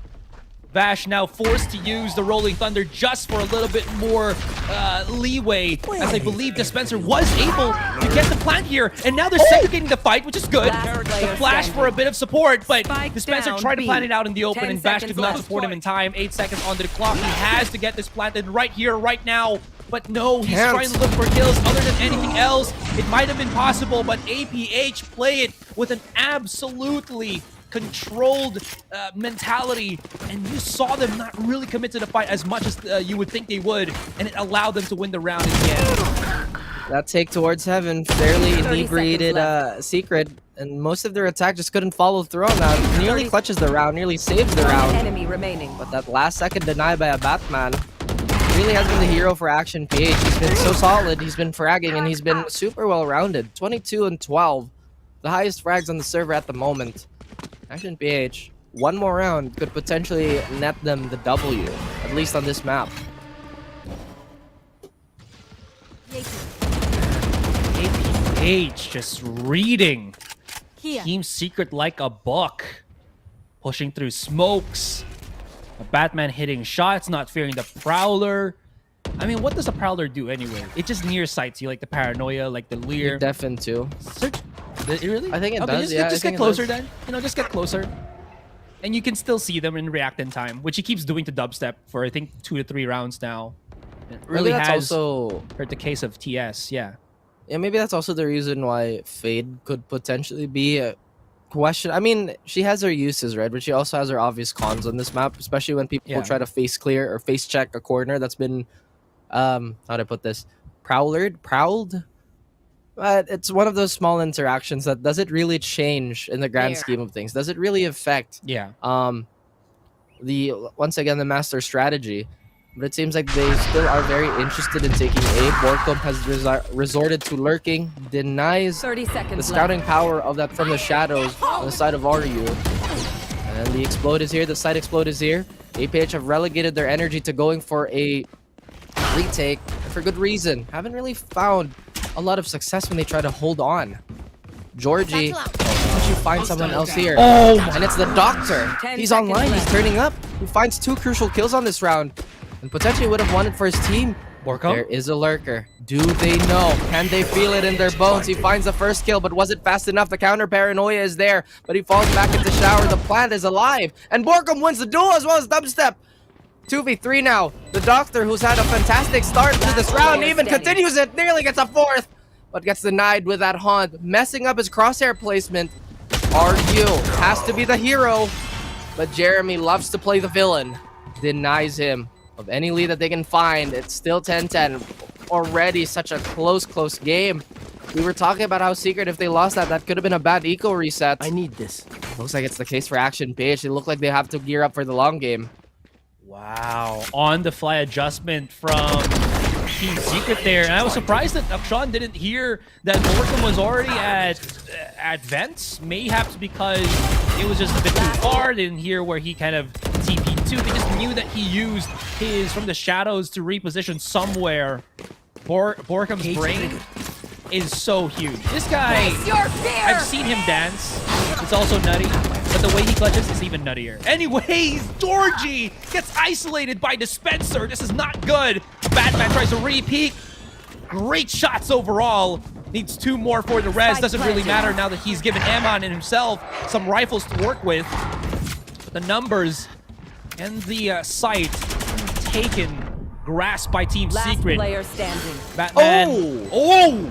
Through the Paranoia, he loses 2. He thought he had 3. Now it's just to him. And Dubstep was like, not gonna happen this time. Shuts him down.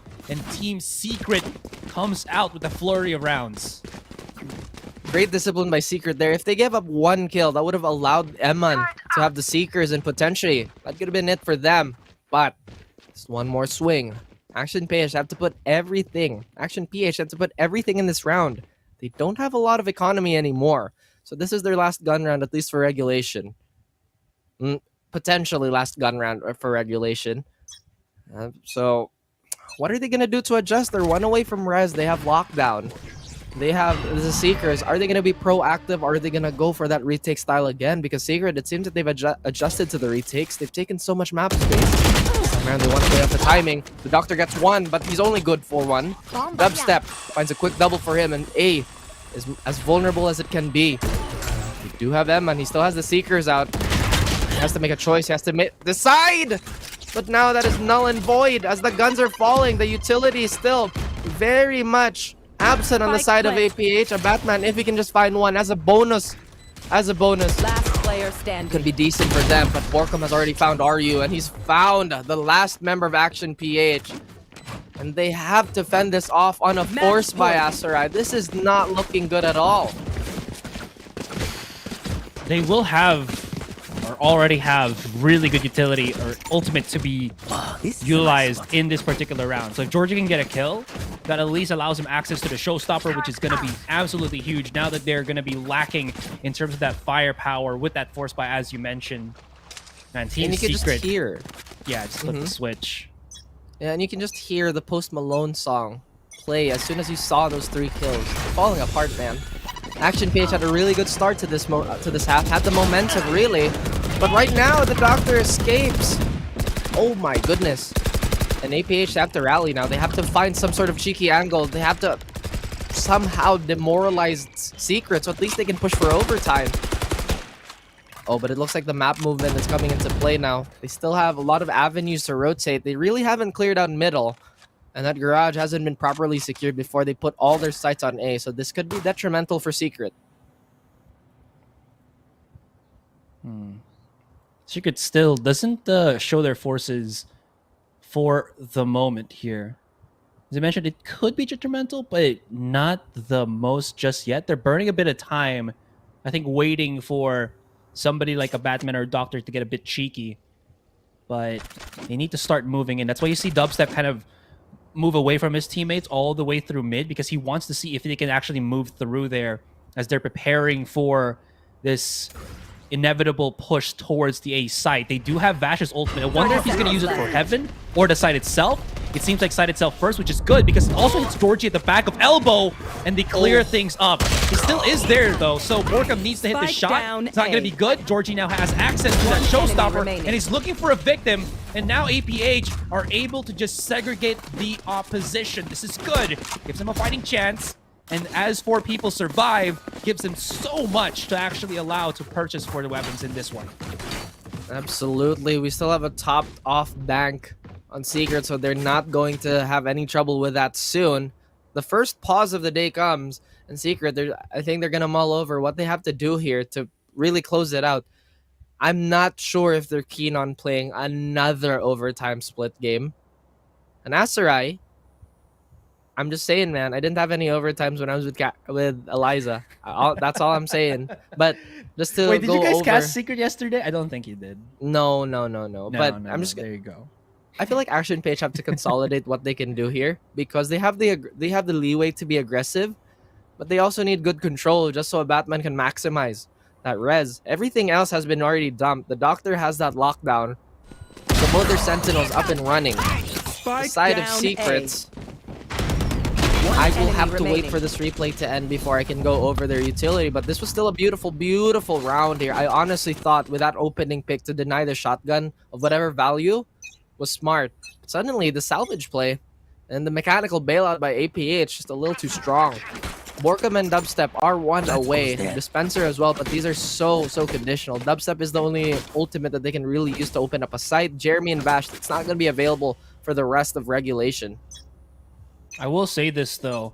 I think it hurt TS because Dubstep wasn't there to help out with the push. Because of the satchel, Jeremy and the rest of TS just goes in aggressive onto mid, even wanting to go for aggressive for just pick off fights, whatever they wanted.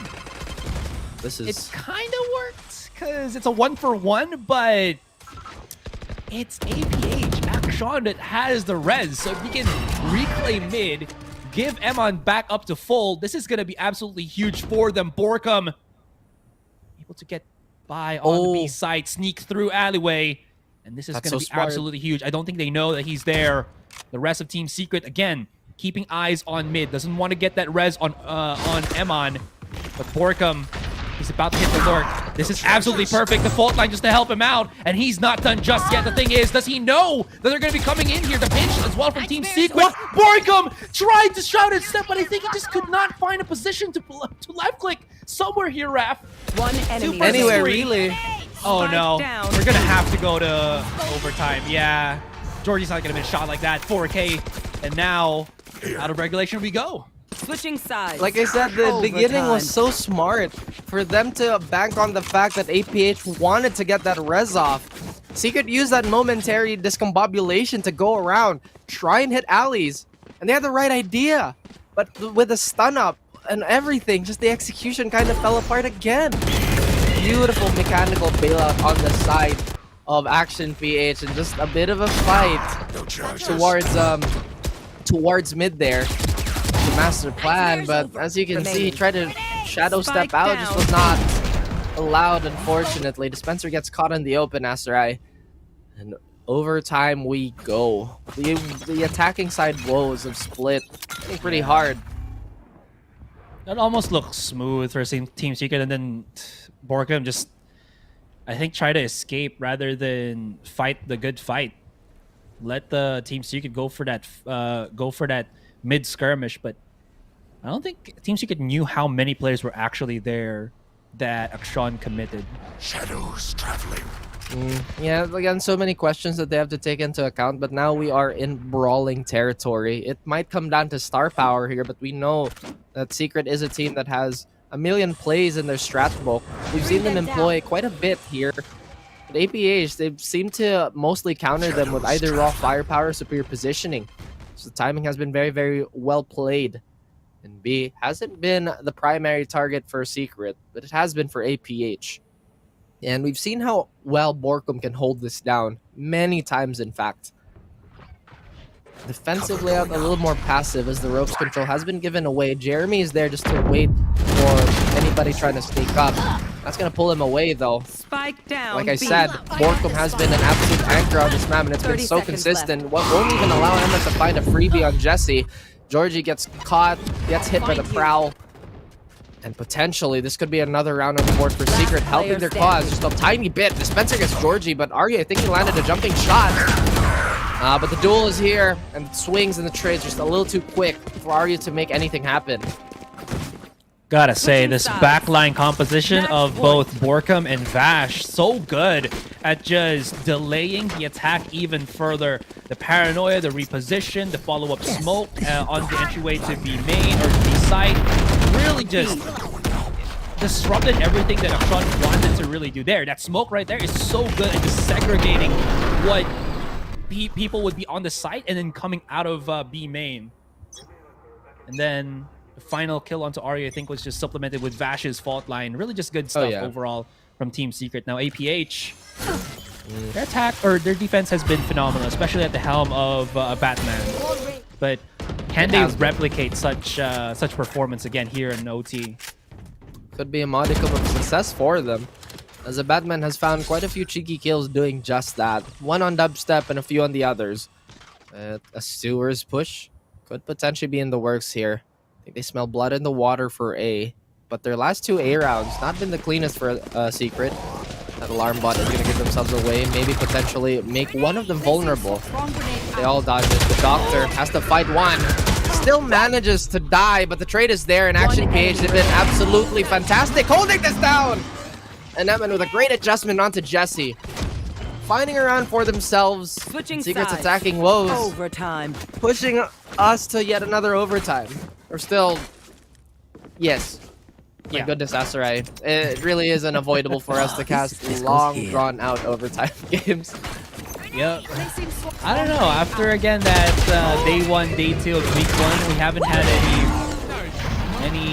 We've had very exciting ones. Peace of mind. Yeah, it's always been, I feel like, Dax and Black and Blue that have gotten the less overtimey games. Still good games nonetheless on either sides, on either pairings. The Secret and Action PH trying to create yet another classic in the books. PH, a fast rope rather gets rid of that tripwire. Now they put their attention towards Mail, try to crawl up heaven. What does Secret have here? We have Jesse still playing that God spot. Now that flash and maybe that fault line is going to come out, but the sound spot hasn't been confirmed by Dubstep yet. But they still hold it down. Georgie gets flashed momentarily. Nothing of any consequences happen towards mid. I love that Secret is super disciplined here. They're not trying to go for super forward map control. And Action PH, they're a little befuddled here. I think they have to go for the guessing game. Nobody's really shown their head. They know Jesse, and at least Dubstep is here towards B now. A very perilous attempt still. Do they know that the utility is very light? Borkum doesn't care. He swings out, he finds one, but Georgie has the same amount of apathy. Just swings out, finds his counterpart, and still we're at a 4v4, Asarai. And I'm still wondering how Team Secret have so much utility to actually use up in this fight. Borkum was already waiting for the swing out of B main as Jesse Vass's eyes were set sight on that B heaven. Switching sides. We're back again in this predicament for Team Secret. How do they attack a site without losing it to Georgie, who's already 28 kills in this first game? First game, mind you. First game of the day of the first series. Oh dear me. It's been careening into a bunch of gunfights now. they've been isolating the fights pretty well as Action PH. That's what's been getting them all these round wins. Very good at dissecting the defense. It's now at Secret's turn to do that, and their scalpel's just a little dull today. Couldn't really close it out in regulation. Hopefully they don't lose that steam and lose that momentum.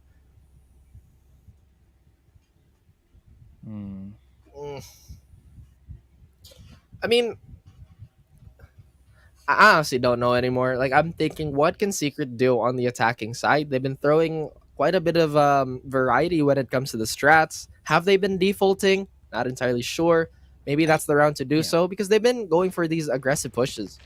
I do feel like their aggressive push are their defaults, right? Because it feels like they're just marching towards that A site without really slowing the pace down or getting that proper information. I don't know. It's because it just is very difficult, since it is Georgie that's always holding somewhere on mid, allowing him just very quick rotations overall. But regardless of, it really has been such a humongous, if not monumental, task for Team Secret to get any form of control towards the mains here. That being said, I think they switched up the cage trigger, the setup, where they do have that 1-3-1. Again, Vash has done this before, where he can at least influence a lot of mid with that range on the fault line. Gives him easy access to B mail, as you can see right then and there. Dubstep, no fear whatsoever, gets some suppressive fire from Borkum. But again, it's just until there that Team Secret get the map control, nowhere else. Georgie making a lot of noise here at A main, just making sure nobody is lurking anymore, and just backs away as his boombot spots absolutely nothing, as they're adjusting, thinking, guessing, predicting that this B main, this B site, is the next for TS to hit. Again, just so many mental gymnastics and hoops that they have to go through just to give them the peace of mind. Are you staggering his utility? He misses dubstep. I don't think he knows he's crossed. 30 seconds Too many bullets left in the chamber, but the doctor, can he readjust? Dubstep overshoots that jump a bit. But the trades are coming in. Still very advantageous on the side of Action PH. Dispenser clears it out very quickly. Georgie gets disoriented. Dispenser finds Ryu. The site has been overtaken by Secret. Jesse Vash had to stay and fight. Couldn't really get anything going here. Goes for default plan, but Eman getting a little too impatient here. And the numbers have been falling. One more hit. And Secret, they don't allow another overtime. Oh dear. Borkum. There were just fractions, slim chances for him to hit shots without getting punished and get back into cover, and he hit all of those three. What a man to clutch the round. Yes, Dispenser was helping out, but he was preoccupied with planting the spike.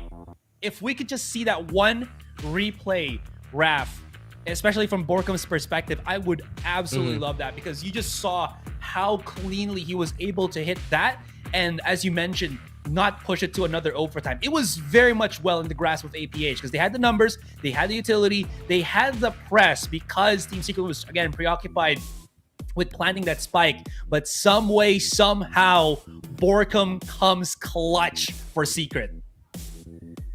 Clutch is the name of the game, especially in overtime, and Secret has stars in spades. Action PH, though, they show that this is one of their better maps too.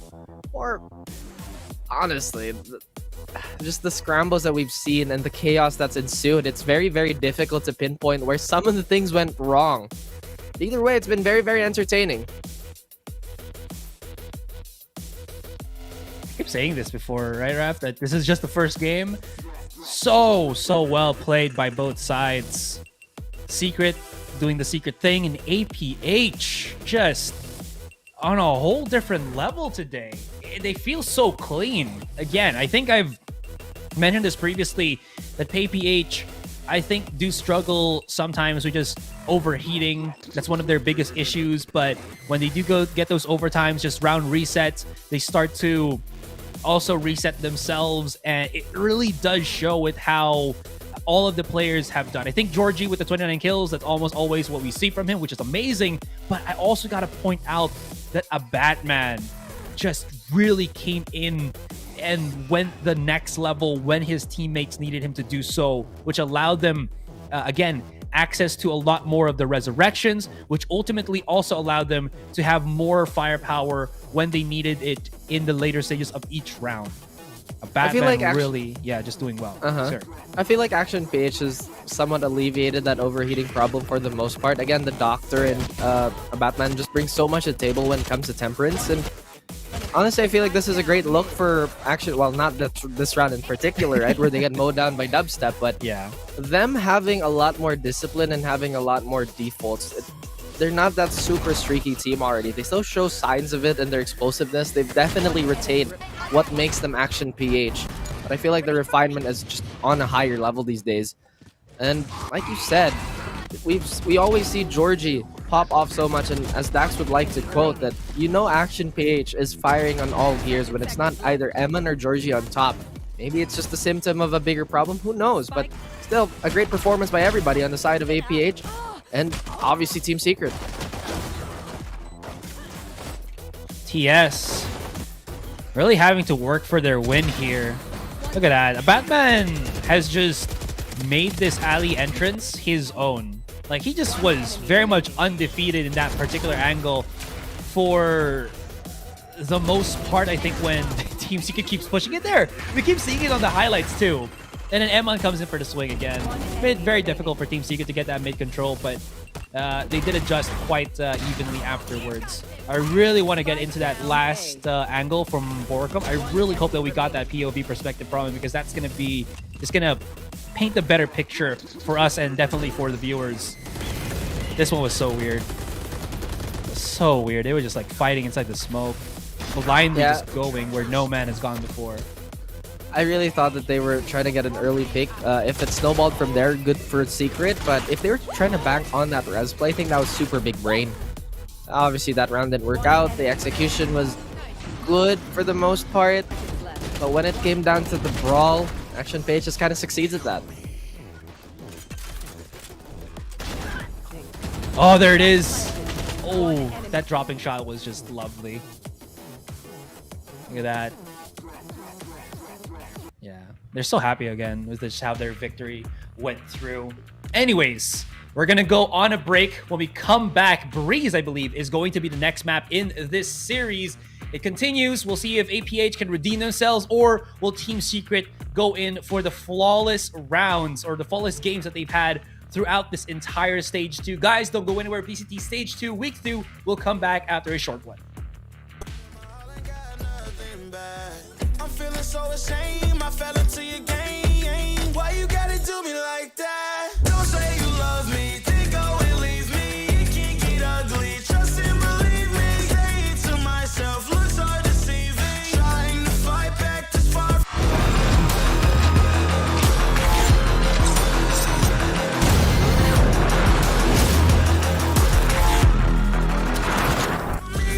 I've seen your hands. Delilah, don't you know I've seen your hands.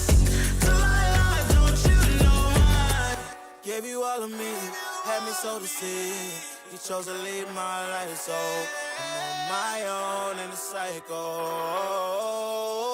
I can't believe. Don't say you love me, then go and leave me. It can get ugly. Trust and believe me. Say it to myself. Looks so deceiving. Trying to fight back, just far from easy. I've seen your hands. Delilah, don't you know I've seen your hands. Delilah, don't you know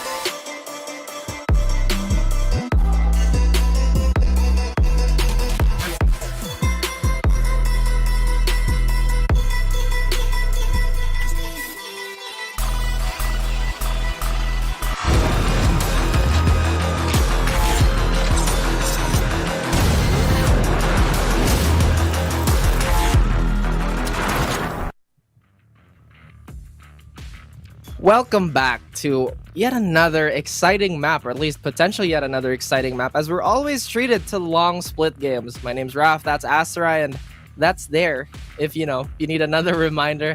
How you doing, Asarai? I mean, that hat has been serving you pretty well. Yeah, I don't know. Maybe this hat is magic in allowing me to cast some really exciting matches, because that first game was just absolutely fire. Such a banger of a match.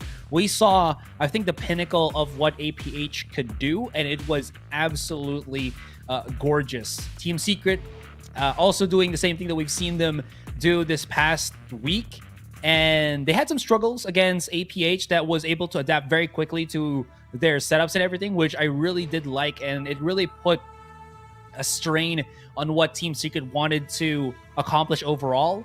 But in the end, we really did see Team Secret just come out with a swift victory, especially on the heels of Borkum's clutch, especially on that last overtime round, which was, again, incredibly stressful to be in if you saw how he was kind of playing in that scenario. I mean, now we are going into Breeze, I believe, which is a pretty solid map for both teams. I feel like Action Page should have a better fighting chance at this, because it really does lend itself to their play style. A lot of fighting, a lot of contact plays, and APH, we know that they're one of the most aggressive teams, or at least in Stage 1. Now they're a good mix, they're a good balance. But still, Georgie and Emin, when they're allowed to run free on Breeze, it becomes such a problem for any team they're facing, really. And you see that happen again with how Georgie has just been performing all throughout. I think Georgie is a very aggressive yet adaptable player. He tends to sometimes misuse his utility, and it kind of catches him in a really weird position, but he was just able to kind of rebound on that and bounce back quite quickly. And it has allowed him to hit some really good highlights for APH. Now, moving away from Georgie, I also want to go back into a Batman's overall performance in this first game. As a Sage, he turned into a Battle Sage and really just, I think, saved the bacon for APH more rounds than not, especially when he had just the Resurrection up and running more times than I think we've seen in a lot of the other Sages that played within this week. So with that being said, I think that really was also the helping hand that APH really needed. I think being able to play these rounds, especially in the later stages with like 4 versus 3 in the favor of APH, really helped them clean out the rest of Team Secret, who was, I think, for the most part in that split map, also were very hard and heavy for multi-kills, with like Borkum and Dubstep just hitting some very nasty shots. So with that being said, it really turned into a concoction of just back and forth between APH and Secret. Now, going into Breeze though, Raf, I do have to wonder how well APH's Breeze is against Secrets, because even though I will give it that APH's Breeze is very top-notch against other teams, the setup of Team Secret, I think, is the one thing that kind of worries me for them. Even though they can really execute well into the sites, I think the setup of Team Secret is a tad bit scary, but what do you think? I think it's still fairly even, right? Because we see quite a bit of... when it comes to the Secret defaults on Breeze, we see Jeremy operate a lot alone. So if he gets isolated in a fight with any of the players who are, again, mechanically dangerous on the side of Action PH, then that could potentially be a linchpin of maybe disaster on the side of Secret. But we'll still have to see how this plays out, because we did see a Batman, like you mentioned, did pop off on that Battle Stage. So if he does as well as he did on a Chamber, then a lot of the long sight lines and a lot of the avenues that Secret would want to take will potentially be locked down. But Secret, they've been pretty innovative with their lineups. I'm not entirely sure if they're going to deviate away too much on Breeze, because, again, as we've mentioned time and time before, Action PH, their playstyle, is just very well adjusted to this map. So, Secret, their setups, it's going to be, I wouldn't necessarily say as would be as effective, but I think this is going to be very close, just like Split. Okay. I will resonate that as well, because I feel like APH has turned over such a different leaf at the start of today. Sometimes they do tend to do really well in one map, and then the next map it's going to be awkward. But I think with a specific layout of selections we do have for today. I think they, as you mentioned, can really fight the good fight against Team Secret. So we'll see how that kind of unravels. I think the reason now why we are having just a tiny bit of delay from what the production tells us is that it's going to be Wits that will be put in over Dispenser. There we go. Perfect timing. We'll see if this is really confirmed or not. And there he is. Man of the hour. Everybody's been looking for Wits, and this is his time to kind of bring it to the table. He, I believe, always plays the Sky, as initiator when they really need him to be. And then I think this makes sense. They'll probably want a more explosive other player on the Sentinel, like a Chamber with Jeremy, compared to Dispenser, who plays a little bit more slow and methodical. So if they want a little bit more reaction time, why not go for the youngest cracker on the Secret lineup, right? What do you mean reaction time? Like, are you saying Dispenser is old? No, I'm just saying that Jeremy has just faster reaction time. Well, okay. Well, let's leave you it can at give. that, You have right? to give me that, right? You have to give. But let's leave it at that. Let's leave it at that. Jeremy, though, is a very dynamic player. We've talked about how adaptable he is. No matter what situation you put him on, he will always, always, always try to do what is right. Try to make the right choice, because no matter how aggressive or passive that may be, he will always gun for it. Absolutely. The setup is almost the same. Double initiator, but for APH, they have decided to bring in the KO once again with the Sova. I really do like this, because again, if you're able to disable the TP of Jeremy, he will be a sitting duck, and you can just overwhelm him, especially with Georgie's, blood hungry for kills ever since. But yeah, well, see how this goes. Yeah, we'll definitely see how this one goes. There's not much variation. There's not much variation when it comes to Breeze lineups. I mean, the map itself doesn't lend much creativity. Again, you'll always have that Viper, potentially a Sova, just like we see on both sides here. The Jet's almost an insta-pick here. That's just so much space that you have to take. And it looks like whoever is on the attacking side now, which I believe is Secret. Yes, it is. Might have a field day here, whatever setup they may run into. I think Action Pace are using this wall to bait a little bit more mid-presence. As you can see, all three players that should be holding A are already trying to flush out whoever is trying to make the adjustment here. Either way, that's going to buy them precious time and precious orb denial. Yeah. What's kind of big as well here is, I think if you've watched the VODs for Secret on Breeze, Jeremy has almost always at the start of pistol rounds just pushed aggressive on elbow or has lurked through B main. That's why you see the 4-man push here, is that if Jeremy actually segregates and lurks towards elbow, he will get spotted by the rest of the defenders that just, again, 4-stack on mid. That being said, though, Team Secret, passive as can be, are able to plant the spike in. Did Dubstep use his dash already? Yes, he did. So he's just a sitting duck here for the moment. Georgie repositions, but they are burning a lot of time, which does give Jeremy some moments to actually get closer onto double doors and maybe hit a shot. Beautiful from Dubstep there, but here comes the attack, the onslaught, the retake of APH. They need to come in this fast and furious, or else they're just going to lose the fight right now. And Jeremy coming in through mid might actually be not enough. He's going to have to be challenged first. Going to be first the one onto B. Oh, never mind. He's going to have to go first on the one who was defusing, but somehow manages to peek it right through and clutches the round. The ROG clutch presented to you by Republic of Gamers and brought to you here in this game by Jeremy. So this is the dangerous thing about having such a detached lurker, right? Because that round could have gone either way. Thankfully, Jeremy is such a cracked player. He's just so accurate and so deadly. Yeah, the logical sense would be try to get the guy planting, or rather diffusing first, but he was a little wary of, what if he's just going to stick it and I'm not going to have enough time? Maybe I'll just have to kill this other guy first. Now we see Secret, they're already employing the Vadal onto Dubstep, the same setup, or at least a very similar one this time around. They're leaning towards more elbow control than they are cave. And the same wall has been employed by Action PH. Eman still waiting for any aggressors to really go for that orb.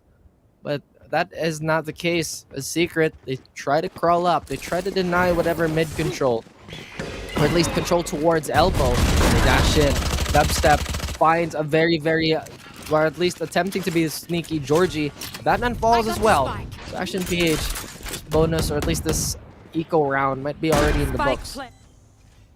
Vash just waiting for the swing outside of elbow. He is so confident nobody's going to come through mid because of the trademark placement from Jeremy.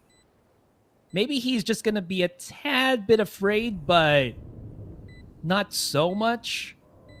This, like, double stack from Doctor and RU. Lovely things, but yeah. It's just the exits, yeah. Yeah, for sure. I feel like... 3 kills, maybe.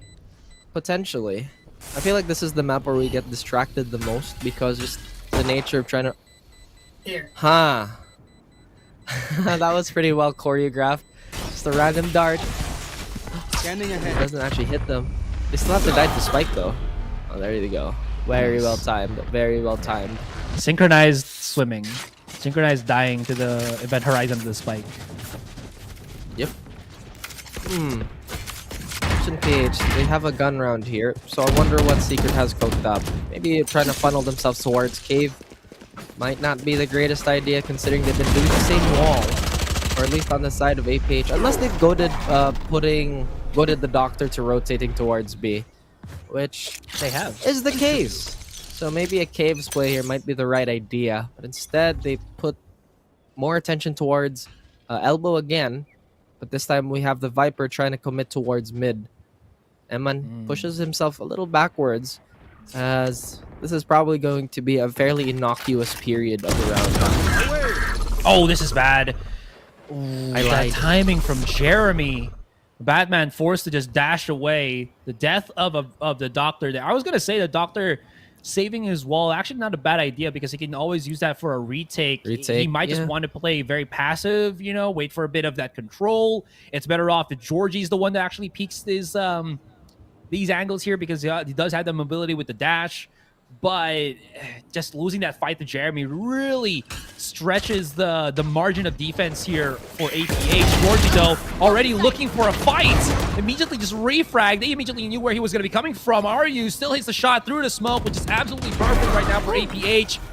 But, hello, Vash actually tags RU.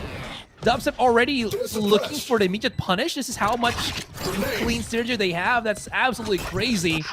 Now, Emon gonna have to get closer here. The flash is also maybe allowing access for a Batman. Not really gonna happen.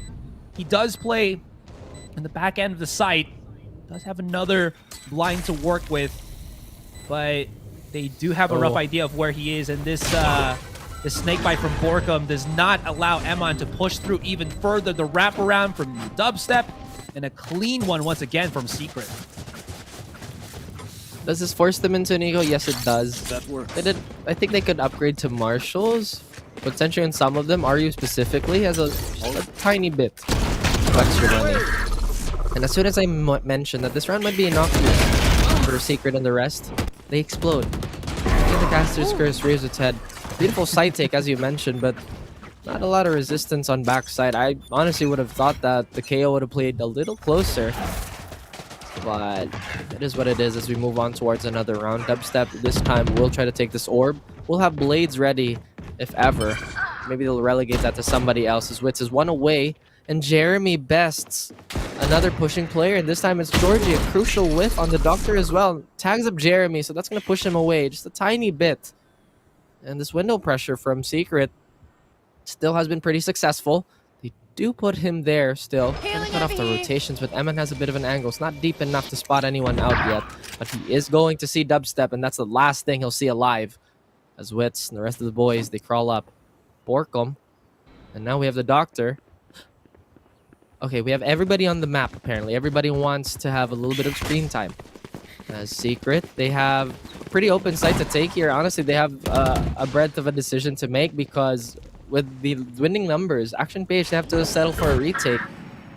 And it's not the case. The Doctor gets found again, this time by Borkum.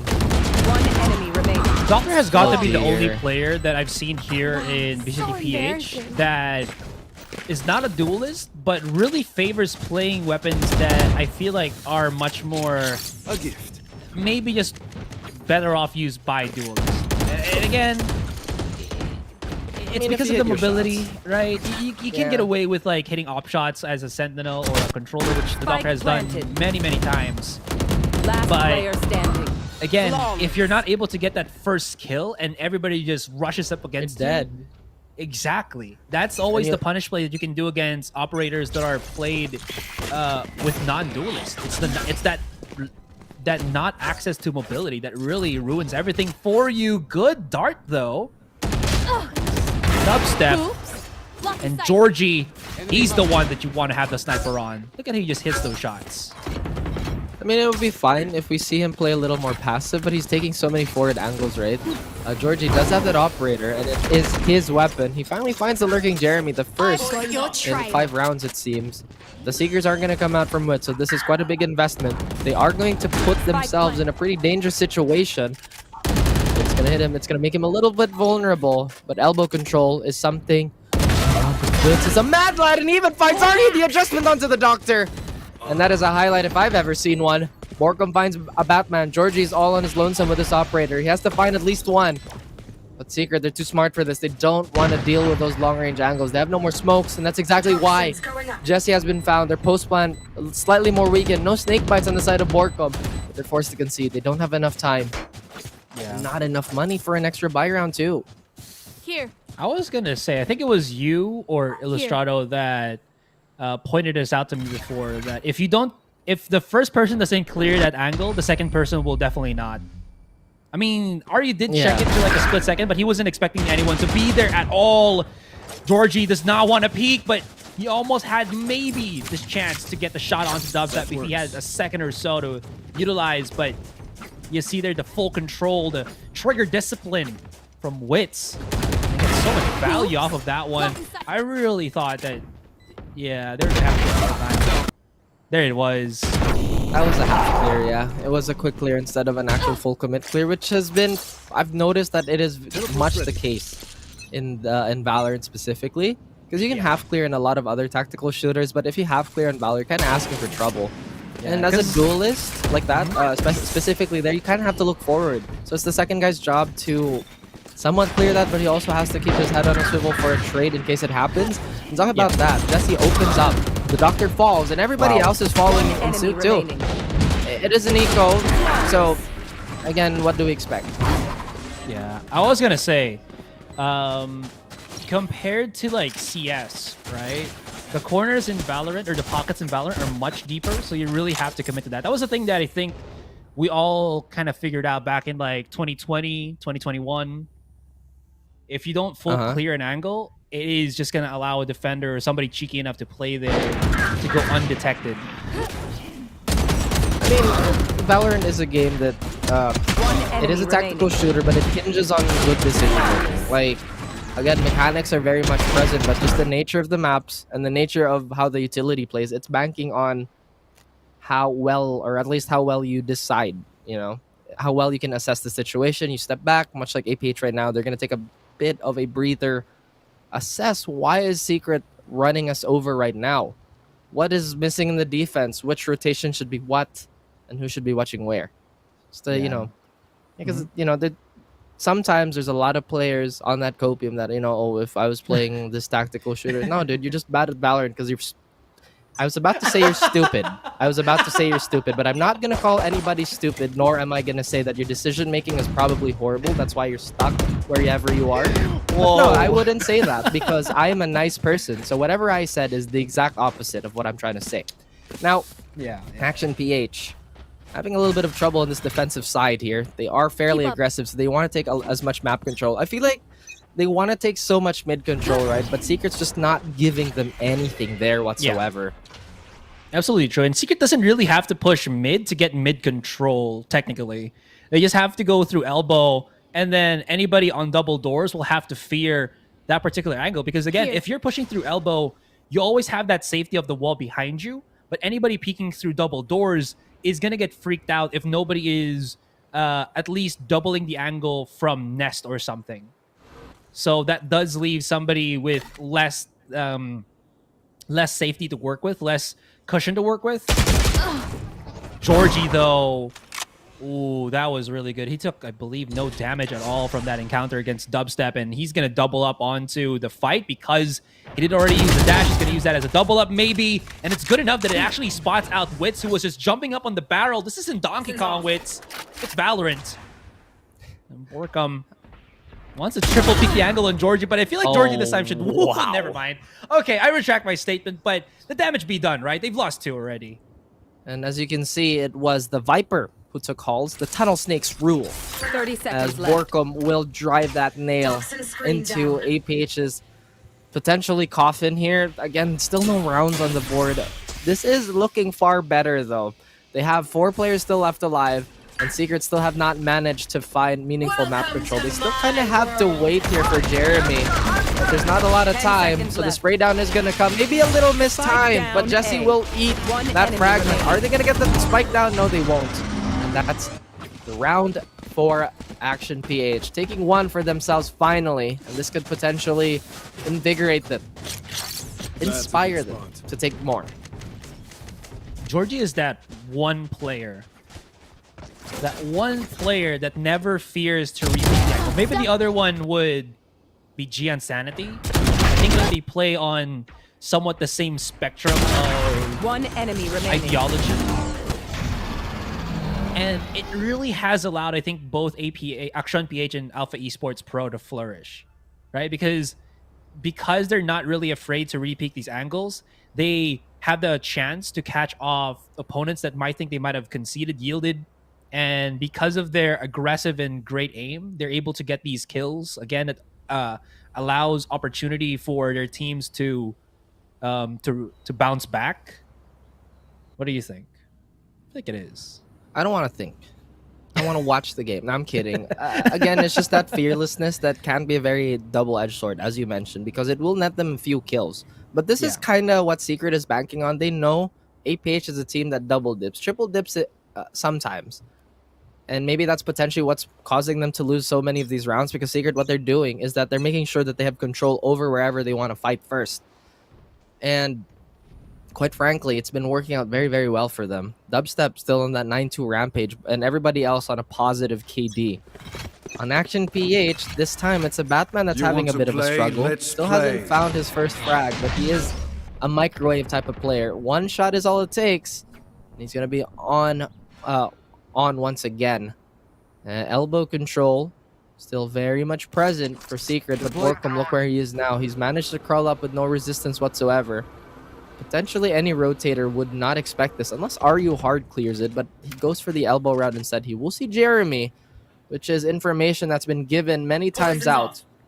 Now Borkum positions himself to wait for anybody silly enough to cross into double doors. But I love the patience that Action PH is showing now. I think they might have to concede the site, though. Maybe put one of their players a little more passive towards CT.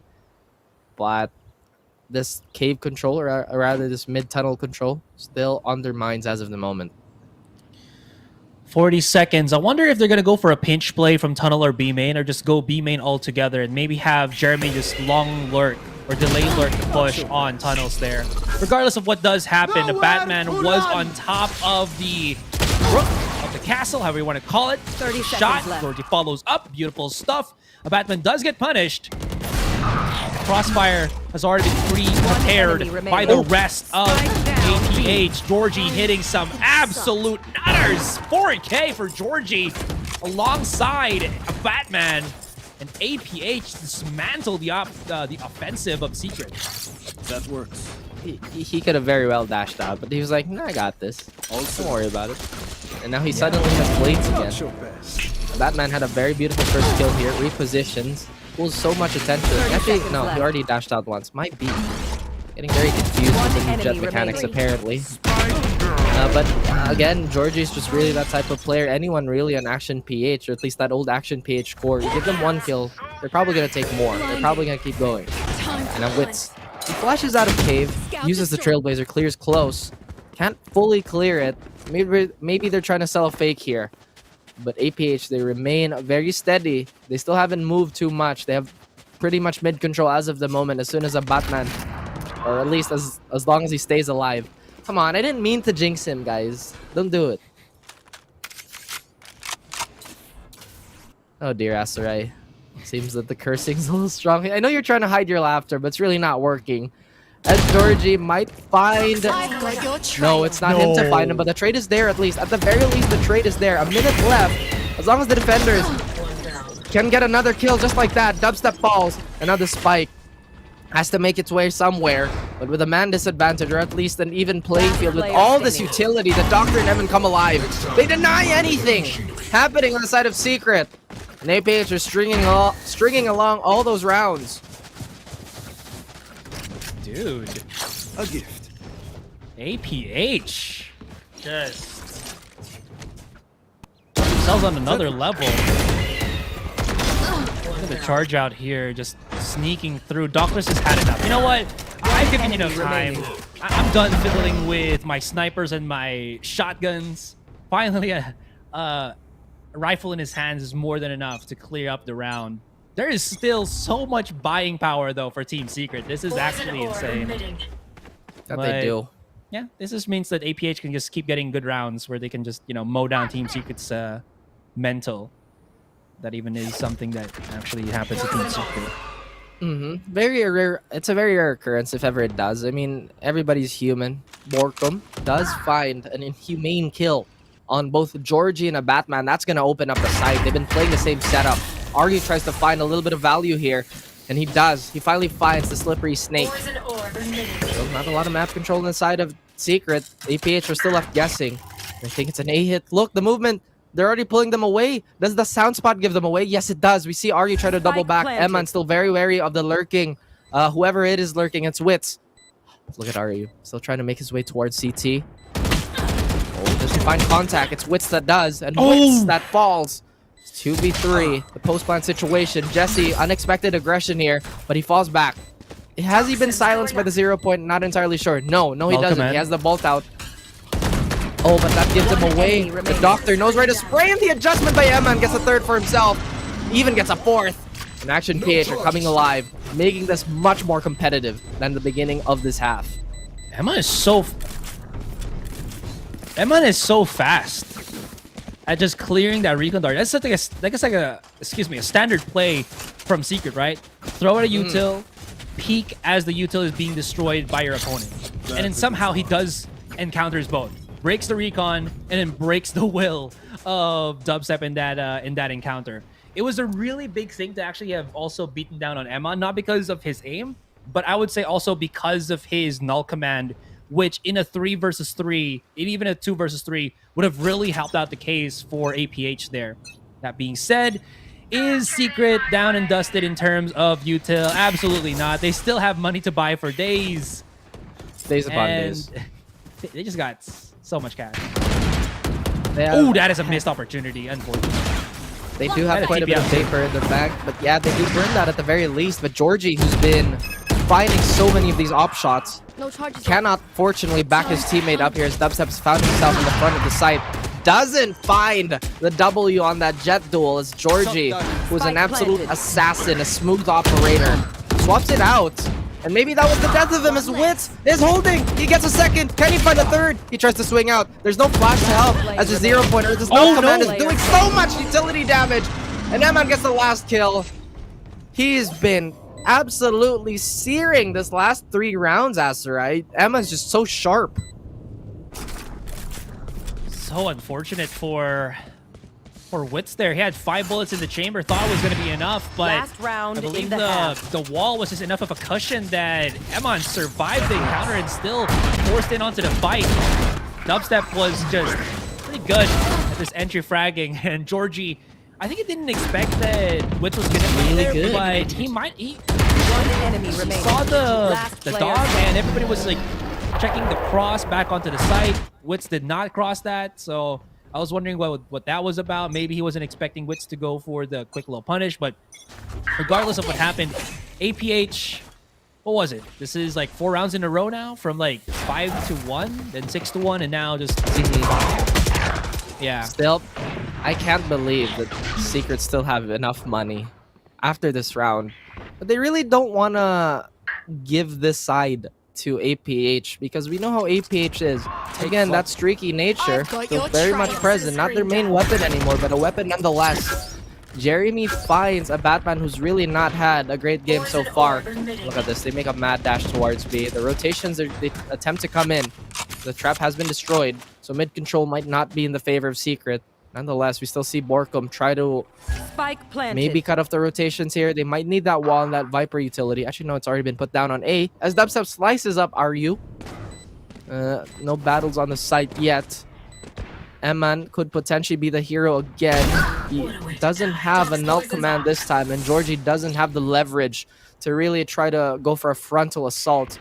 And Eman might be back to back with Borkum here, but it's Borkum who bests him. The doctor is the last one alive. Can he be surgical? Can he be precise? But instead, it's him that gets lobotomized by Wits. Welcome to my world. Switching sides. Still a very, very clear-cut first half here. 7-5 is not really in the favor of anybody. I mean, you can't always say that, oh, you got those 2 rounds, but that was the same thing that we saw when when Split happened. And you saw how that unfolded. One enemy remaining. There's just something about... Yeah, there's something about Breeze that naturally makes me drowsy. I mean, it's not a boring map at all. I love playing this map. I love watching teams play this map. But man, maybe I'm missing the beach just a little too much. I mean, who doesn't want to go to the beach, We're right? Filipinos. We live in... Is it an archipelago? Yeah. So, yeah. More so Yes, than it others. is. So, I mean, it feels like why home do I- to us. Oh yeah, why do I miss the beach though when it's literally 10 minutes away from me? But that's this halftime podcast, Asar. It looks like we're trailing off just a tiny bit again. Yeah, gotta reel it back in like we reel fish. But I would love to go fishing too, honestly. I would absolutely love to go fishing. Secret, they're still fishing for this W. I'm curious to see how they're gonna adapt their defensive rotations here now, since Jeremy was always trying to abuse or trying to set up some sort of pressure on that lurk. I still feel like that's super dangerous considering how long it takes for him to go to one side and to another. Yeah. I will argue though that if Team Secret actually get a clean take on a site with only 4 people, this does allow that lurk for a lot more pressure play. Of course, as you mentioned, there is that pros and cons to it and everything. But Team Secret are always okay with that because I think they just rely, not really rely, but they trust on each other's immediate ability to just perform, right? Also, speaking of performing, as we saw in that mid-round stats, a Batman is actually struggling right now in terms of the kills, and he has arguably the agent that I think he would have maybe maximized the impact. Yeah, exactly, because he has a chamber. He's got basically everything that could be used to just get multi-kills, to rampage against Secret, but it hasn't happened for him. And I think part of that as well is he just cannot find a good position. And here's the thing about Chamber, right, is he's good at being able to reposition, but what happens to that location that you abandon as he uses the rendezvous? It gets immediately forfeited by your team, and that means that your opponent can just take it very easily. And now, as the round begins, Dubstep and Georgie, both Jets, already out of commission. I didn't think that would miss, but apparently it did. As Wits is the lone man on the side here, that dash, or rather that bolt, is going to force them to fight for backside. They succeeded doing that. Jesse has been an absolute assassin fighting too. Can he find a third? No, it's not. It's Aryu to find his third kill. Man trying to hold on the flag, and he does so successfully.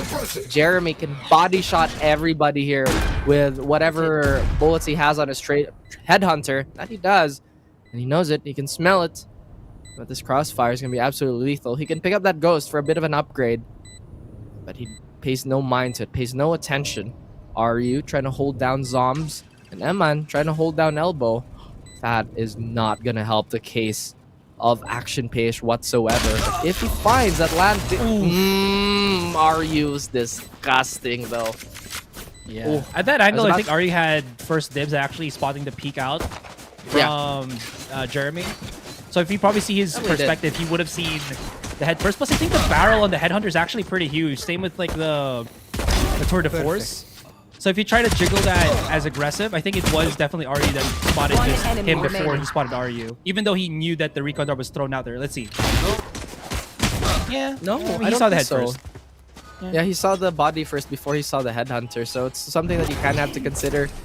Once again, Action PH showing why they are so incredibly impressive on the side of the offensive team here. Now Georgie has a Bulldog, has the range advantage and the gun advantage over Jesse, but you know how damaging Classics can be, especially up close. And there it is in full display, but can't find a second as Jesse, as Georgie and the Doctor, they open up the site, and suddenly A is that much more vulnerable. Okay, never mind. I was about to say Dubstep's about to go wild, but the drop was not on the base, but instead on his head. The spike is going to go down. Jeremy and Wits, tall order in front of them. Spike planted. They have to go for this either way. One more shot on the headhunter for Jeremy here. If he can find Georgie as he tries to lurk through bridge here, it would be really good. Although Georgie repositions, I think they were thinking, predicting that there is going to be that double peek on double doors. Wits has got to make some noise here because Jeremy cannot really push through without getting cleared out by Georgie. Yeah, there it is. I think he's just gonna wait. Maybe make him second guess that he rotated through a main or something. Oh, he flashed and oh no. Yeah, he flashed and blinded absolutely nobody. That recon I don't think he even spotted him too. Yeah, I think he just wanted to let the round end already. Had no money anyway, so not that big of a deal. Secret and Action PH, a very, very close series already. Had a nail biter of a first map. It looks like it's a nail biter of a follow-up. My goodness. Dubstep has been pretty sharp with his Sheriff play lately. Today has been really emphasizing it as well.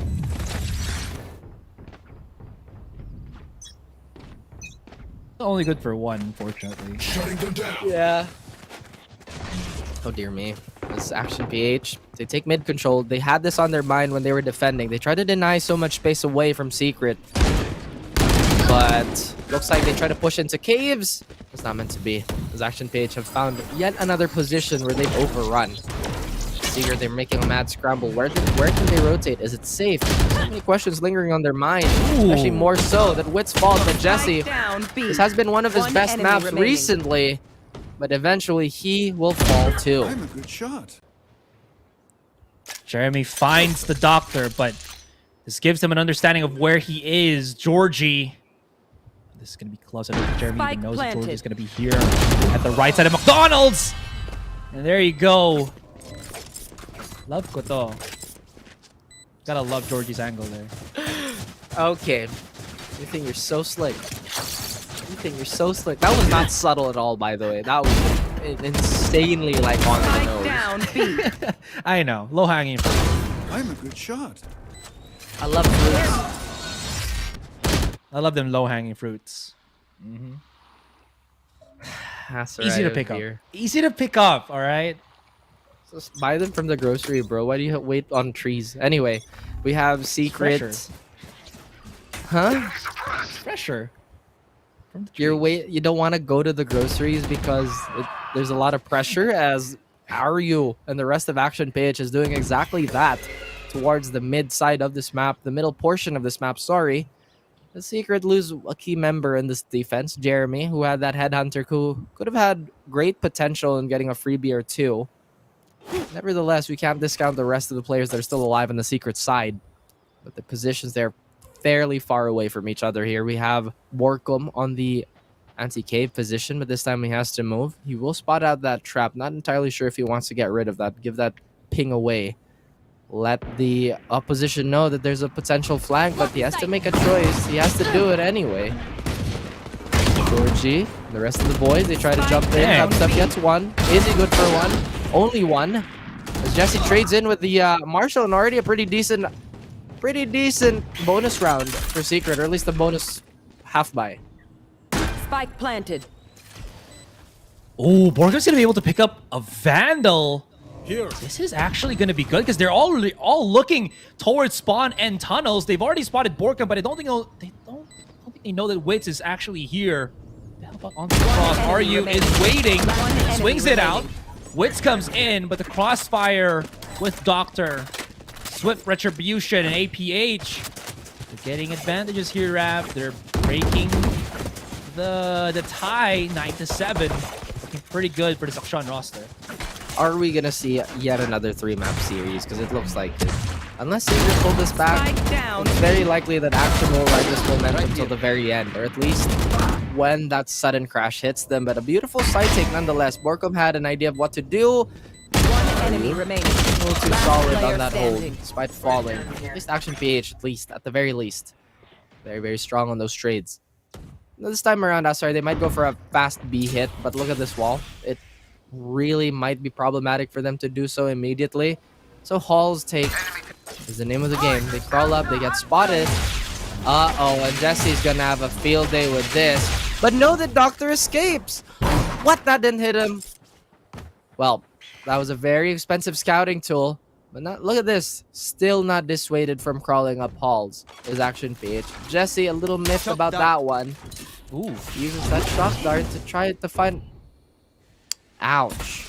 Actually tags up Georgie quite a bit. Right here. Yeah. Again, this is the nerfed patch for Sova, so his shock dart shouldn't be as painful as it was before, but it still does some damage, as you mentioned. A little bit of that owie factor. The owie factor. Very interesting choice of words and a very interesting way to describe Dubstep. Trigger discipline at first, but no, he will actually give a Batman a back scratch here. Jesse. 30 seconds left. Oh, heartbreaker for Eman here. Maybe they're playing a little too far off each other. I'm not entirely sure where the trades are. Aryu is present for one, but Georgie falls as he is left alone. We've seen him clutch this, or at least we've seen him clutch in a similar position. Now this time around, a Secret comes back. They come to life. And maybe this is the overheat, Asterai. We saw so many individual duels fall in the way of Secret. I would say as well, because Georgie was forced to take damage and dash, even though he wasn't knocked down by the Hunter's Fury, right? It still, I think, mitigates some of the aggression that APH want to do, because they really, as I mentioned before, not every single time now, but they still rely somewhat on Georgie's ability to open up certain avenues of attack here. And him not having the dash and him taking some fatal damage without a healer in their roster, I think also kind of hurt the chances there of APH of what they wanted to do on halls. That's why Georgie left. They allowed Eman to just do one thing there. But other than that, I think even though Vash didn't get much kill with the Hunter's Fury, he got a lot of value off of it. Though Wits! He was reloading. Ooh, that's caught backpedaling. Yeah. It's a big blow though. Ooh, it is a big blow. It is a death within the site. So now that A is going to be much more vulnerable, but Dubstep holding B strong still. The Doctor falls, so that toxic wall and that toxic orb's not going to be in play, which is so crucial in whatever take you want to do. But it seems that they're interested in taking CT. Jesse Bash will not wait, then does not wait. Doesn't need to. He finds two. A Batman finally finds him, but he is on his lonesome with a quarter of health remaining at 30%. Jeremy and Dubstep, honestly, they have a very dangerous crossfire. Dubstep doesn't even need to aim for the head for that one. Why does everybody from Team Secret love this whoosh bat? I forgot what it's called. They just call it the whoosh bat. It's the Radiant Crisis bat. Ah, thank you. This is the best. And because it's Secret colors. It's black and white. One enemy remaining. Last player Is it standing. not? I mean, it's silver, so it's close, I guess. Yeah. Anyways, again, just a slow, methodical peek out here from Team Secret. And I think this is the first, or that last round was the first round where we saw Jeremy actually have an operator in his hands.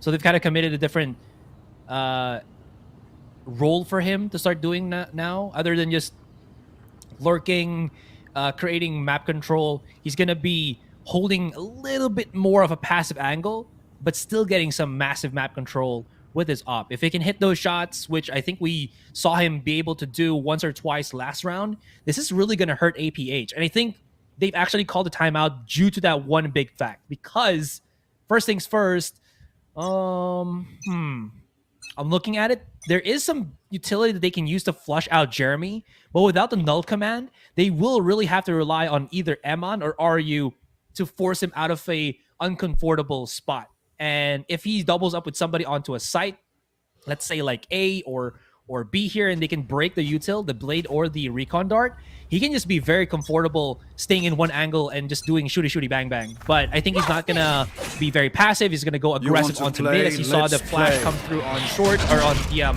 mini map with Wits there.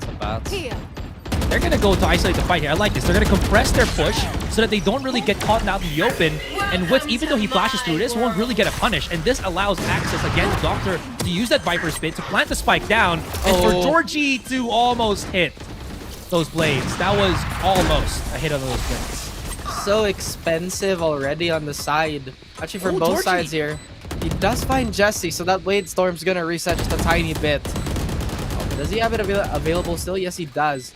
Spike down is almost guaranteed here. What can Secret pull out of their hat? They don't have the recon dart, the very utility. They would need to flush it out, but how did Doctor get tagged up so badly? Still 1 HP. It looks like he might find one, but instead it's the Doctor getting absolutely annihilated, obliterated as the Batman comes alive, gets a huge double. And Secret, they could not fend off the Action PH attack. Very smart from Qeon. They figured out that, fine, if you have a sniper still up and running for you, we will just look for an avenue of attack that we just laser focus onto a site.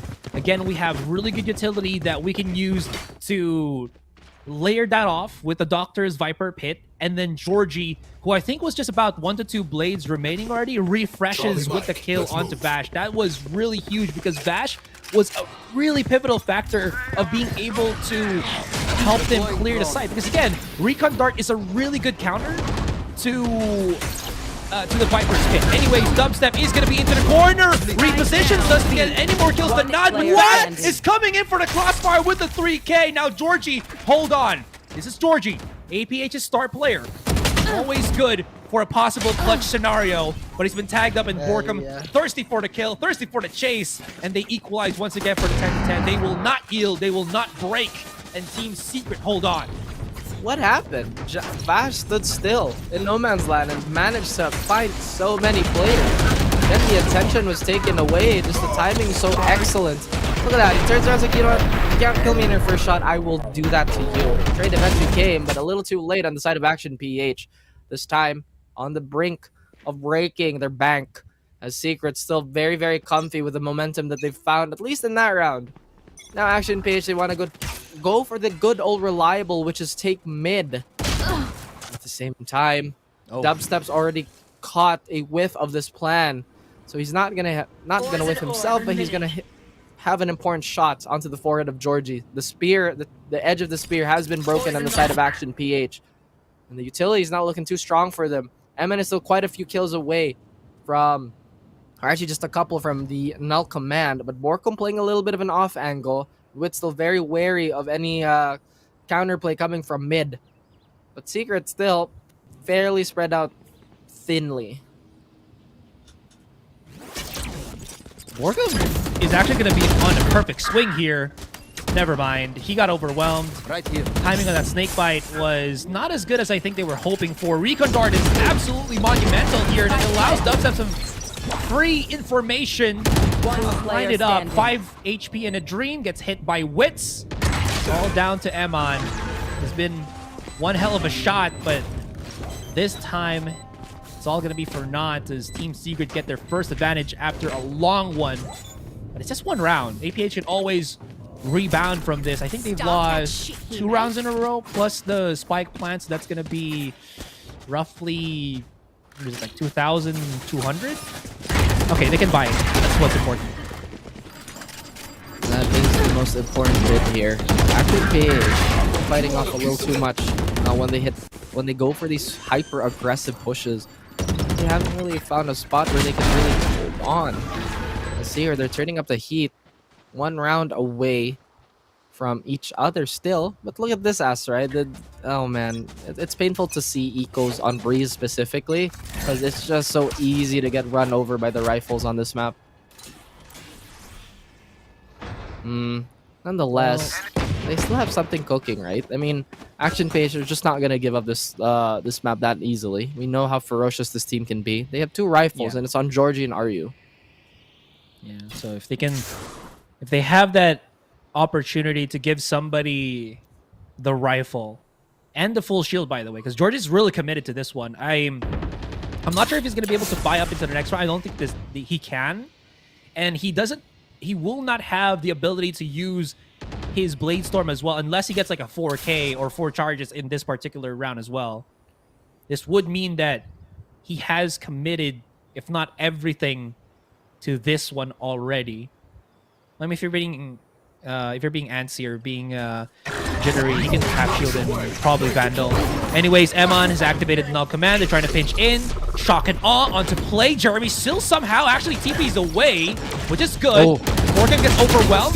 This is absolutely perfect right now for APH as they try and get actually kill after kill. Still, Jeremy finds 2. Georgie drops down to Jeremy. That is huge. He was the one that had the Vandal already in hand. And this 3 versus 2 is going to end soon. They cannot bring back Eman. And now it's already left to RU. Last Vandal into the hands of APH. 67 HP in the dream before this goes into, match point. And Dubstep relinquishes that thought, that dream, that hope for APH. And I don't know if they have the capacity to full buy into that next round.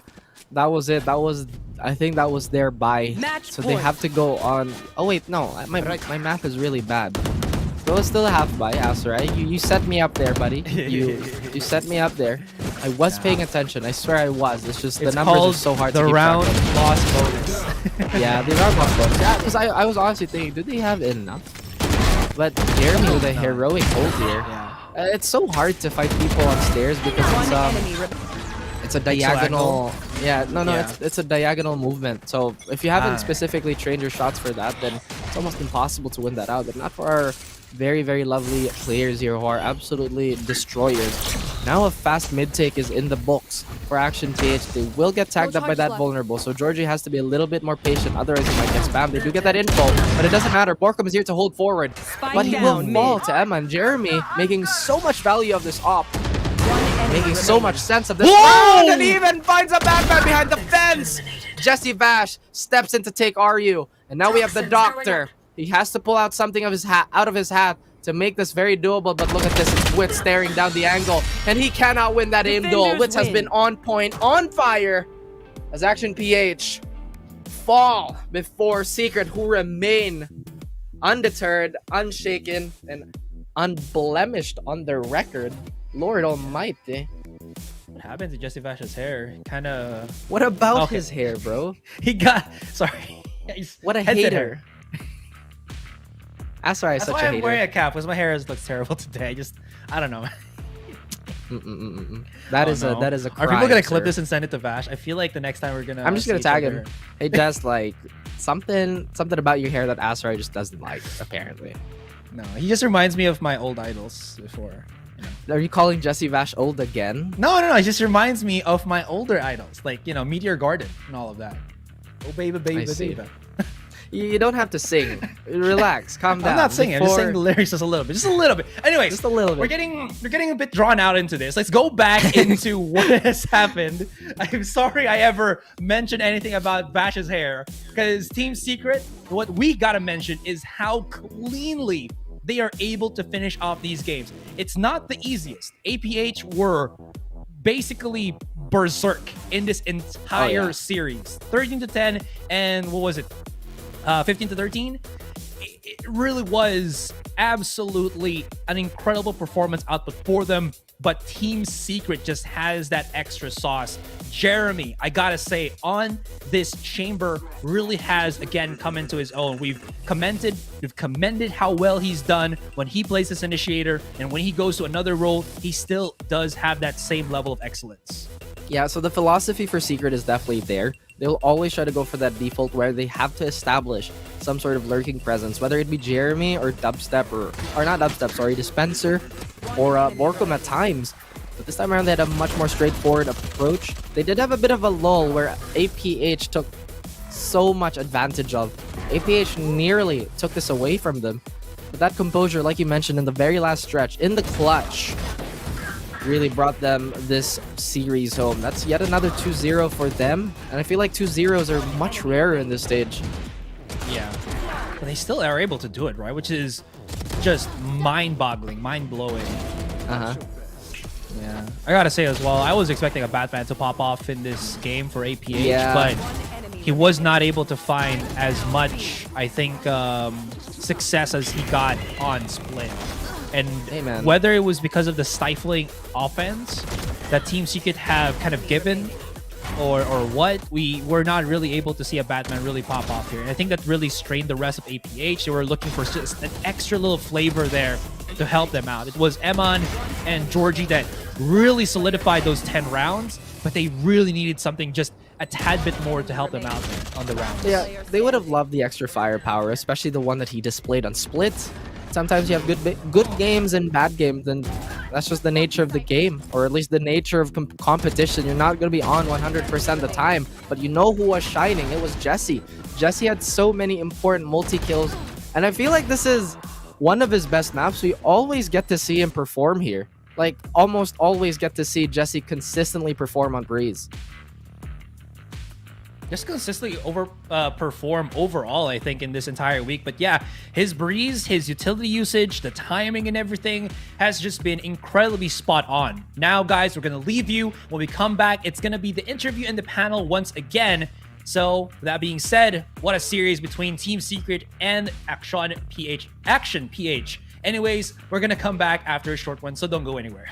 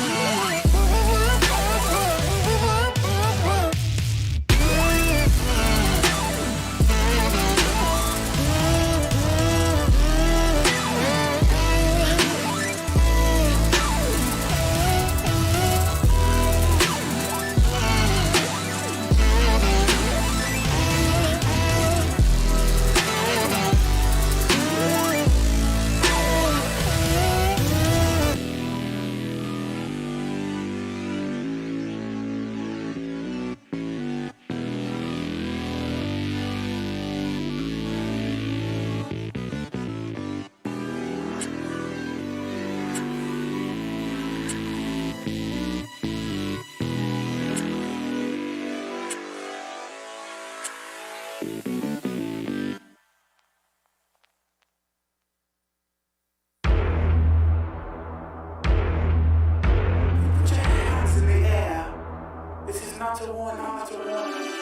think that I'm running in place? Y'all really testing my patience. Right before I blow up the spot, I had to get back to the basics. What if my talent is wasted? And see what I'm lacking the placement. Thought since I rap in the basement, but my come up is legend, is greatness. I don't care now, it's pedal to the metal. I can never quit now, I will never settle. Puppet to the game, I'm pulling strings like Geppetto. We in the same game, but I'm on a different level. I passed it. Gotta keep grinding till I'm laid up in the casket. No fake round, but you feeling too plastic. Yeah, y'all feeling too plastic. They say my style crazy, but then it's straight jacket. Wow. Why you still testing my patience? Trying to turn me into something I ain't trying to be. All that hate is a heavy rotation. You gon' lose yourself, quit testing me. Don't make me lose my mind. Don't make me lose my mind. Don't make me lose my mind, cause I'm looking like Wesley, test me. Don't make me lose my mind. Don't make me lose my mind. Don't make me lose my mind, cause I'm looking like Wesley, test me.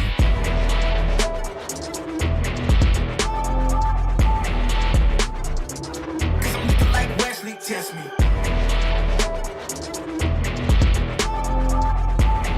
Don't make me lose my mind, cause I'm looking like Wesley, test me. Yeah, guess I know no better. I ain't got no chill, so they call me a devil, I know. Look, I am just a man on a mission. If I want it, then I get it, I go.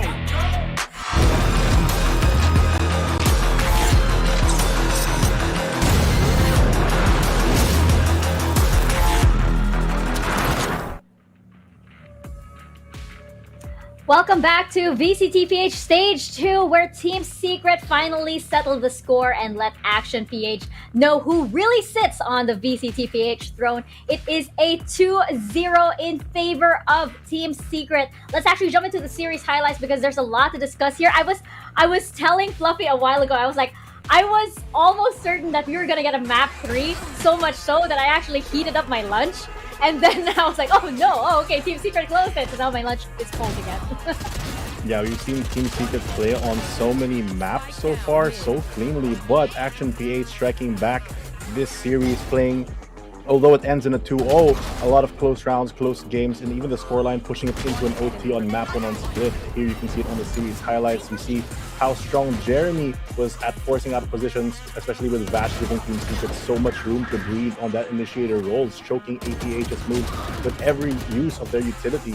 In that game, even a Batman, the saving grace for APH on their map pick. It's APH's map pick, and even though they pushed it into OT, it's not a place that Team Secret is necessarily unfamiliar with, playing it so much during the whole VCT Stage 2. And even here on Breeze, you can see TS map pick really shows their strength, starting out so strong. I think it was 6-0 for the lead. But again, APH ever resilient, still striking back and pushing it to a very close game, but still Team Secret with their experience pull it off and get a clean last round. Yeah, it was very, very close indeed. And I think it's interesting because, like, as Team Secret, one of the most quote-unquote well-studied teams in the VCT, just because, there's been so many matches, we've seen these guys from the very beginning. Now that they have a 6-man roster, it's been really interesting to see them switch things up, because sometimes they switch out Wit, they switch out Jeremy. Today, they switched the Spencer out as well, so it's like G10, they have so much, there's so much faces to Team Secret now compared to, like, Stage 1.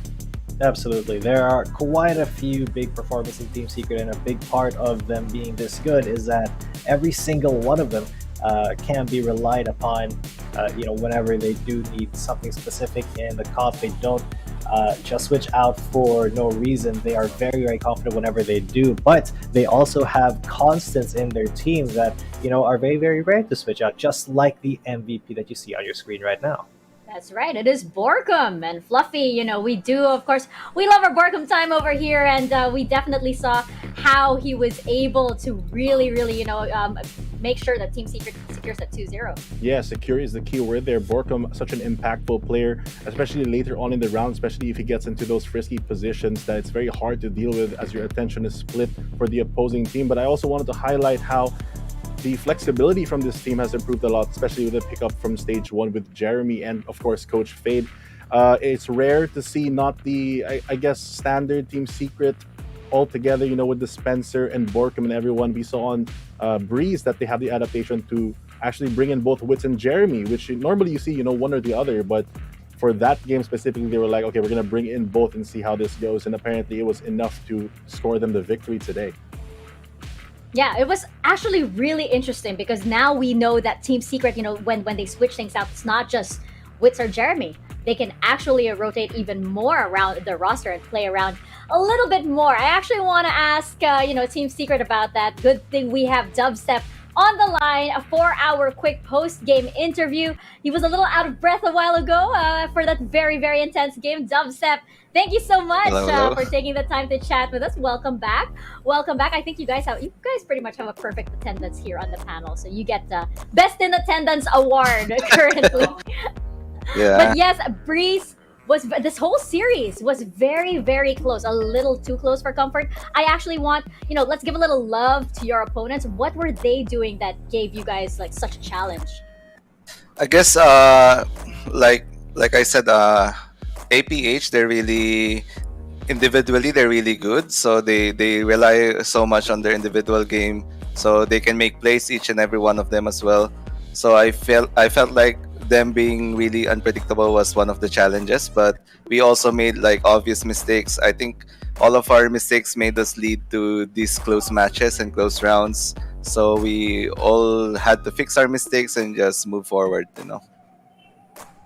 Speaking actually of the mistakes, we noticed that, for example, on Split, you guys were defeated by a few teams previously, but today you guys managed to turn that around. How did you guys prepare for that? Did you guys prepare for that map specifically? Like maybe develop an anti-strat for that?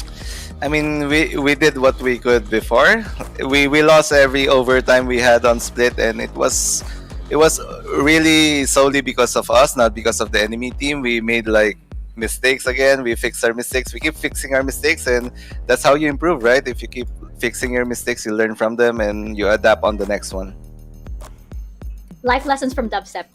In game and in life as well. I wanted to ask about the roster rotation too. Like we saw a while ago that you switched out Dispenser this time around. Can you share what goes into the decision making behind who plays what and when? I guess fate decides who plays what and when, but I have really no idea why he chooses these players. But it's like a thing where we don't have to understand. We just have to trust our coach, and like we have to do whatever it takes to be on one page, as per se. Fade moves in mysterious ways. Yeah, fate. But that's the advantage of being on Team Secret. You guys can always just say, "Oh no, it's a secret," and it's a legit answer every single time. Finally, of course, you guys, sitting very pretty on top of the standings. So, going into your future matches, what is the mindset now that you guys are pretty much secured for the playoffs? I guess we could work on fixing our mistakes once again, because I feel like we can do well in the playoffs if we keep continuing our pace right now. So nothing will change. We'll still continue what we're doing. We're doing what works right now, and I hope we can keep grinding as the days goes by. That's when that's a legit pro. It's like already at the top, but there's still room for improvement. There's still always something to fix. You could still get better. Absolutely. Dubstep, any shout outs that you want to give, maybe to all of your fans watching, and you're laughing there already. Maybe you have a special shout out you want to give. Okay, first of all, for all the people asking for one, shout outs to Zen, Taylor, Sidestep, Ray, all those guys. I love you guys. And also my family, my mom, my brother, my teammates, my coach, and Team Secret in general. Also my classmates, my friends who watches the stream, who congratulates me on our group chats and whatsoever. Thank you so much, guys, and I hope we can show you the same or better performance on the upcoming games, especially on the playoffs. Thank you so much, Dubstep. Always a pleasure to have you guys here. Congratulations once again, and enjoy the rest of your day. Have a good Friday. Thank you. See, some things are always a secret, even sometimes to Team Secret. That's what we learned from that interview. And sometimes it just goes to show again how these players can really adapt to almost anything. And I think it's almost like, their coach, Faye G10, is like testing them, like pushing them a little bit. And I think it's really interesting because as we see from stage 2, that little challenge is actually making them improve so much. Yeah, I actually love the mindset that Dubstep has shared with us of Team Secret. They'll still be trying to improve, trying to fix their mistakes. It's very Daigo Umehara. To be at the top already, unbeaten, and yet you're only still trying to beat how good you were the day before. And that is something that isn't super common in terms of mindset for esports teams, but I'm really, really glad that Team Secret has it. Yeah, I also wanted to mention how I feel like even from the way he speaks, that it feels like Team Secret is just more put together this stage than previously. Bringing up the coaching staff yet again, they have a lot of faith now in their coach. I'm sure that from experience too, from moving into a team with a new coach, especially something like they had to deal with in stage 1, where they only had a couple of weeks to work with that person, you have to kind of build that repertoire and that bond between you guys to say, yeah, I think that what he's saying is correct, or maybe I'm not sure, but okay, that's his job, so I'm going to trust him. So a lot of these things just round out that solid roster that they already have. Yeah, and it's really the whole team really coming together now that they've had ample time to fix everything. And speaking of time, we are off to a very, very quick break. But when we return, we have got Alpha Esports Pro and RRQ coming right up. VCTPH will be right back. It's flagrant, you're testing your luck. If you think you make it out, then you're sadly mistaken. Careful what you putting your stake in, cause I ain't got no patience and no limitations. You trying to figure me out and I know I don't make sense, but no one's there when you call like you're trapped in the matrix. You need to take a break from it, I think you should take 6. Cause yes, I hold a throne and no one else can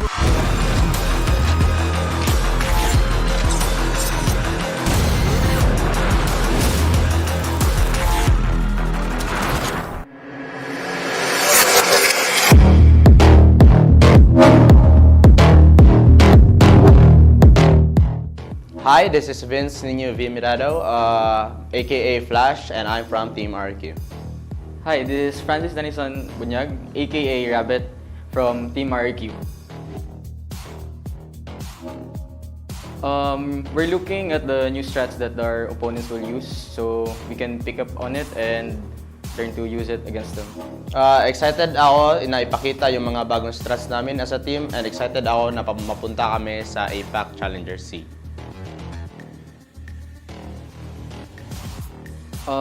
I think the thing that makes us stand out is our structure, our team structure, and how our team plays. Because we have a weird composition. We have 3 controllers on our team and 2 sentinels, and we only have 1 main duelist. So currently right now, everyone's going flex and adjusting to the meta.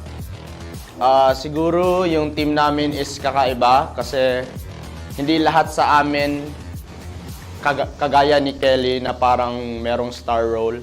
Yung mostly sa amin is support roles. Siguro SBE and Team Secret kasi sila yung dalawa yung parang merong bigger experience sa amin. Pero para sa amin hindi kami natatakot na makalaban sila. We're looking forward to play against Team Secret again. So maybe we can beat them one more time and show to the world that it was not a fluke. The team that is the one to beat is, I think, SBE, because they're the ones who were the champs for PH, for the VCT Stage 1 PH. SBE, kasi sila yung former champions ng Stage 1. Continue supporting us and continue watching our games kasi gagawin namin ang lahat for you guys.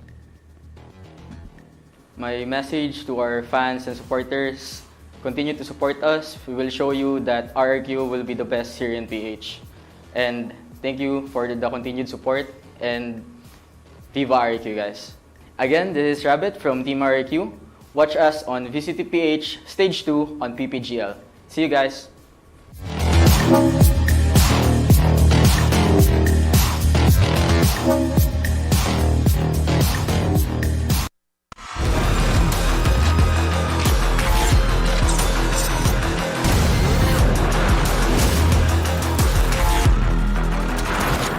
The pain will only go deeper the harder you chase it. I'm the greatest that you ever met. It's time that you face it, so tell me. Why you still testing my patience? Trying to turn me into something I ain't trying to be. All that hate is a heavy rotation.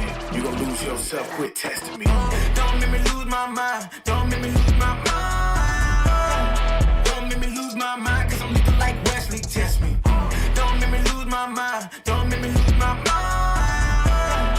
Don't make me lose my mind, cause I'm looking like Wesley, test me.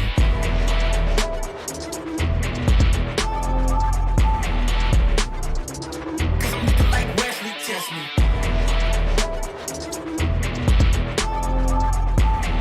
Don't make me lose my mind, cause I'm looking like Wesley, test me.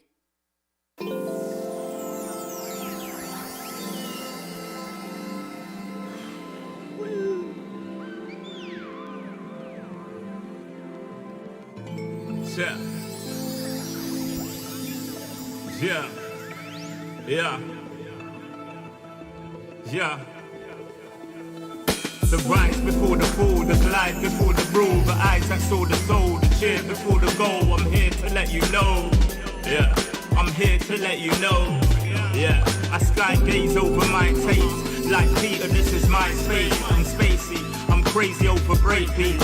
Space gazing in my safe haven. I make statements that embrace waking. Awaken, I'm woke. Taking the road to fool you ashore. The celestial scope. The stars explore in your inner. The starts at the core. Inner space and more. Your body's a planet for sure. Nurture it with the words I've written. Scribe like highlights. Flying saucer. Supply the order, it's the author. Walking on air. Walking on water. Blending between borders to let you know. This is here to support you. The blend. The blend. The blend. The blend. The blend. The blend. Yeah.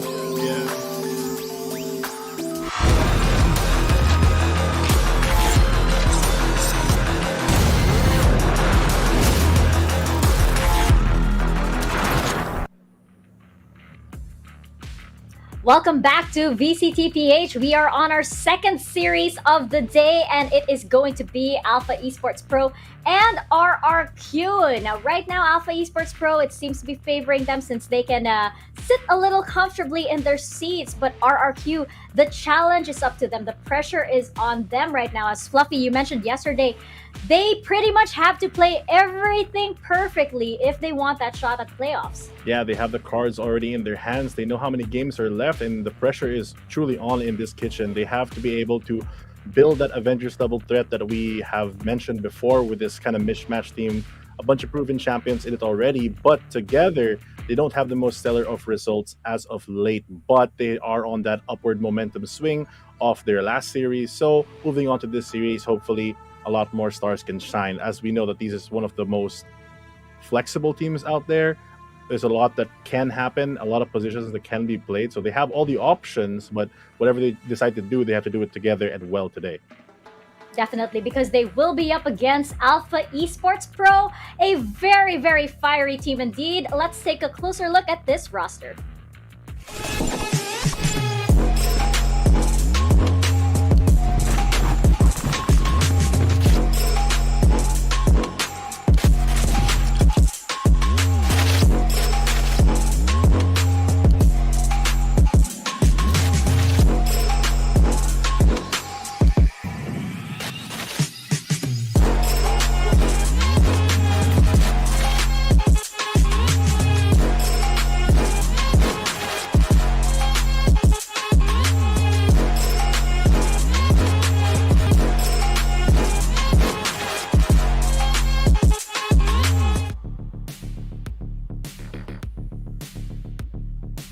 One of the most high-profile teams we have here at VCT Stage 2. G10, they're coming from a bit of a stumble from yesterday's match against South Bolt Esports, but I don't think that's really going to affect their momentum.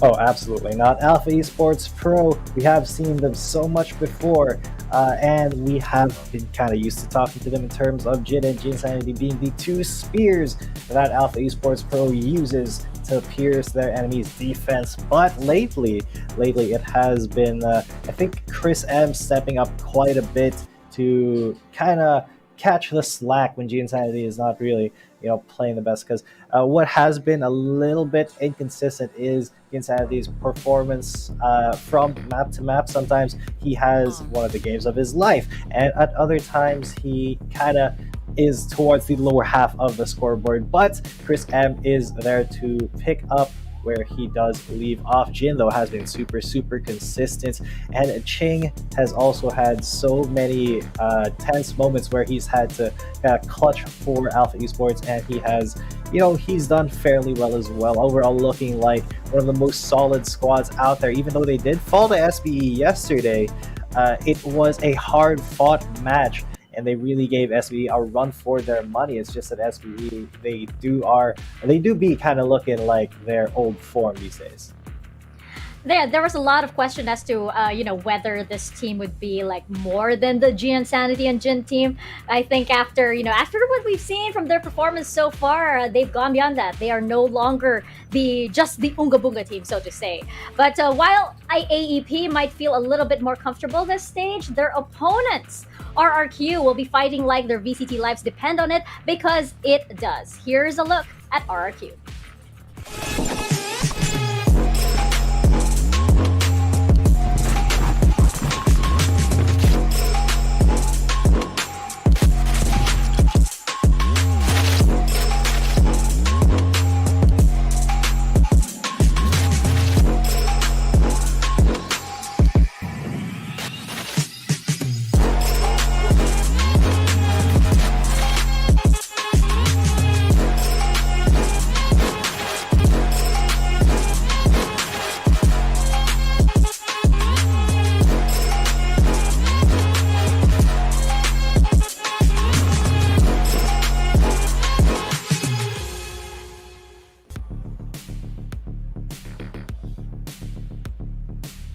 RRQ, a team that's had numerous challenges stacked against them, a team still very much willing to fight the good fight, especially now as the group stage draws to a close. Fluffy, it seems like RRQ seems to be the wild animal, the wild rabbit that is backed into a corner. Rabbits can still be very dangerous, by the way. What kind of danger does RRQ pose? Well, this rabbit has to be very rabid today, because their tournament lives and their placement on the overall leaderboard really depend on the next couple results, starting with this upcoming match. This team, of course, with the very dynamic duo of Nexi and Draxi, who has always been in the playoffs, at least in VCTPH, with a lot of other scholars from other teams like Zeals and DR Esports formerly.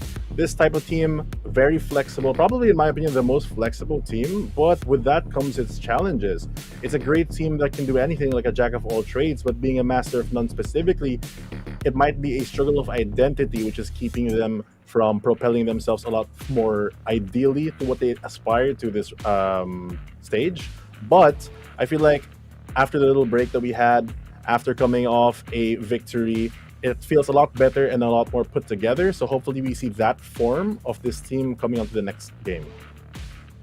Yeah, and I think that we have to remember that this isn't exactly RRQ's final form just yet. The difficult thing with RRQ is that they had a shorter, relatively amount of time to prep than other teams. They have the pressure that usually comes with being with such a high-profile organization too. And G10 now, they have the pressure of being nothing less than perfect. Yeah, because as we have discussed, they are 2-3 at the moment. They only have 2 matches left. And in order to have even a chance at playoffs contention, they have to get that scoreline up positive. They have to be 4-3, or else, there is every single chance that they will be joining Naos in the See You Next Time squad. But, it is still very, very possible for them. We have seen flashes of brilliance, pun intended, in RRQ quite a few times. It's just they haven't really been able to string these really great performances together consistently. But yesterday they were able to get a win, so maybe a little bit of momentum coming off from taking out Naos will give them the pep in their step, to actually fight against Alpha Esports Pro in a very meaningful way. Perhaps. And you talked about those flashes of brilliance. I know it's a really, really open, way to seg into Flash, but right now we are going to highlight our head-to-head matchup, which will be between Chris M and Draxi. Now, we wanted to highlight, Fluffy, these players that are kind of like, the ones basically making sure that the playmakers get to do those amazing setups and everything. And Chris M and Draxi, they are definitely these members of the squad that lend that support to be able to secure those rounds. Yeah, as you mentioned, they're basically the backbone and stability for a lot of these teams. Statistics alone, they're pretty similar in stature. Chris M, we've seen pop up in the past, but as well as Draxi, and both of these players very veteran in the scene of VCTPH. Draxi especially securing the playoffs multiple times. I'm sure that he has no ambitions to stop that today, but with Chris M on the opposing side to maybe bring out a lot of those more banger plays that we've seen in his previous couple matches, it could be a big challenge unless both of these teams' stability kind of crumbles under pressure. So really, for me, both of these players are kind of underrated, but they have such a high value and impact in teams.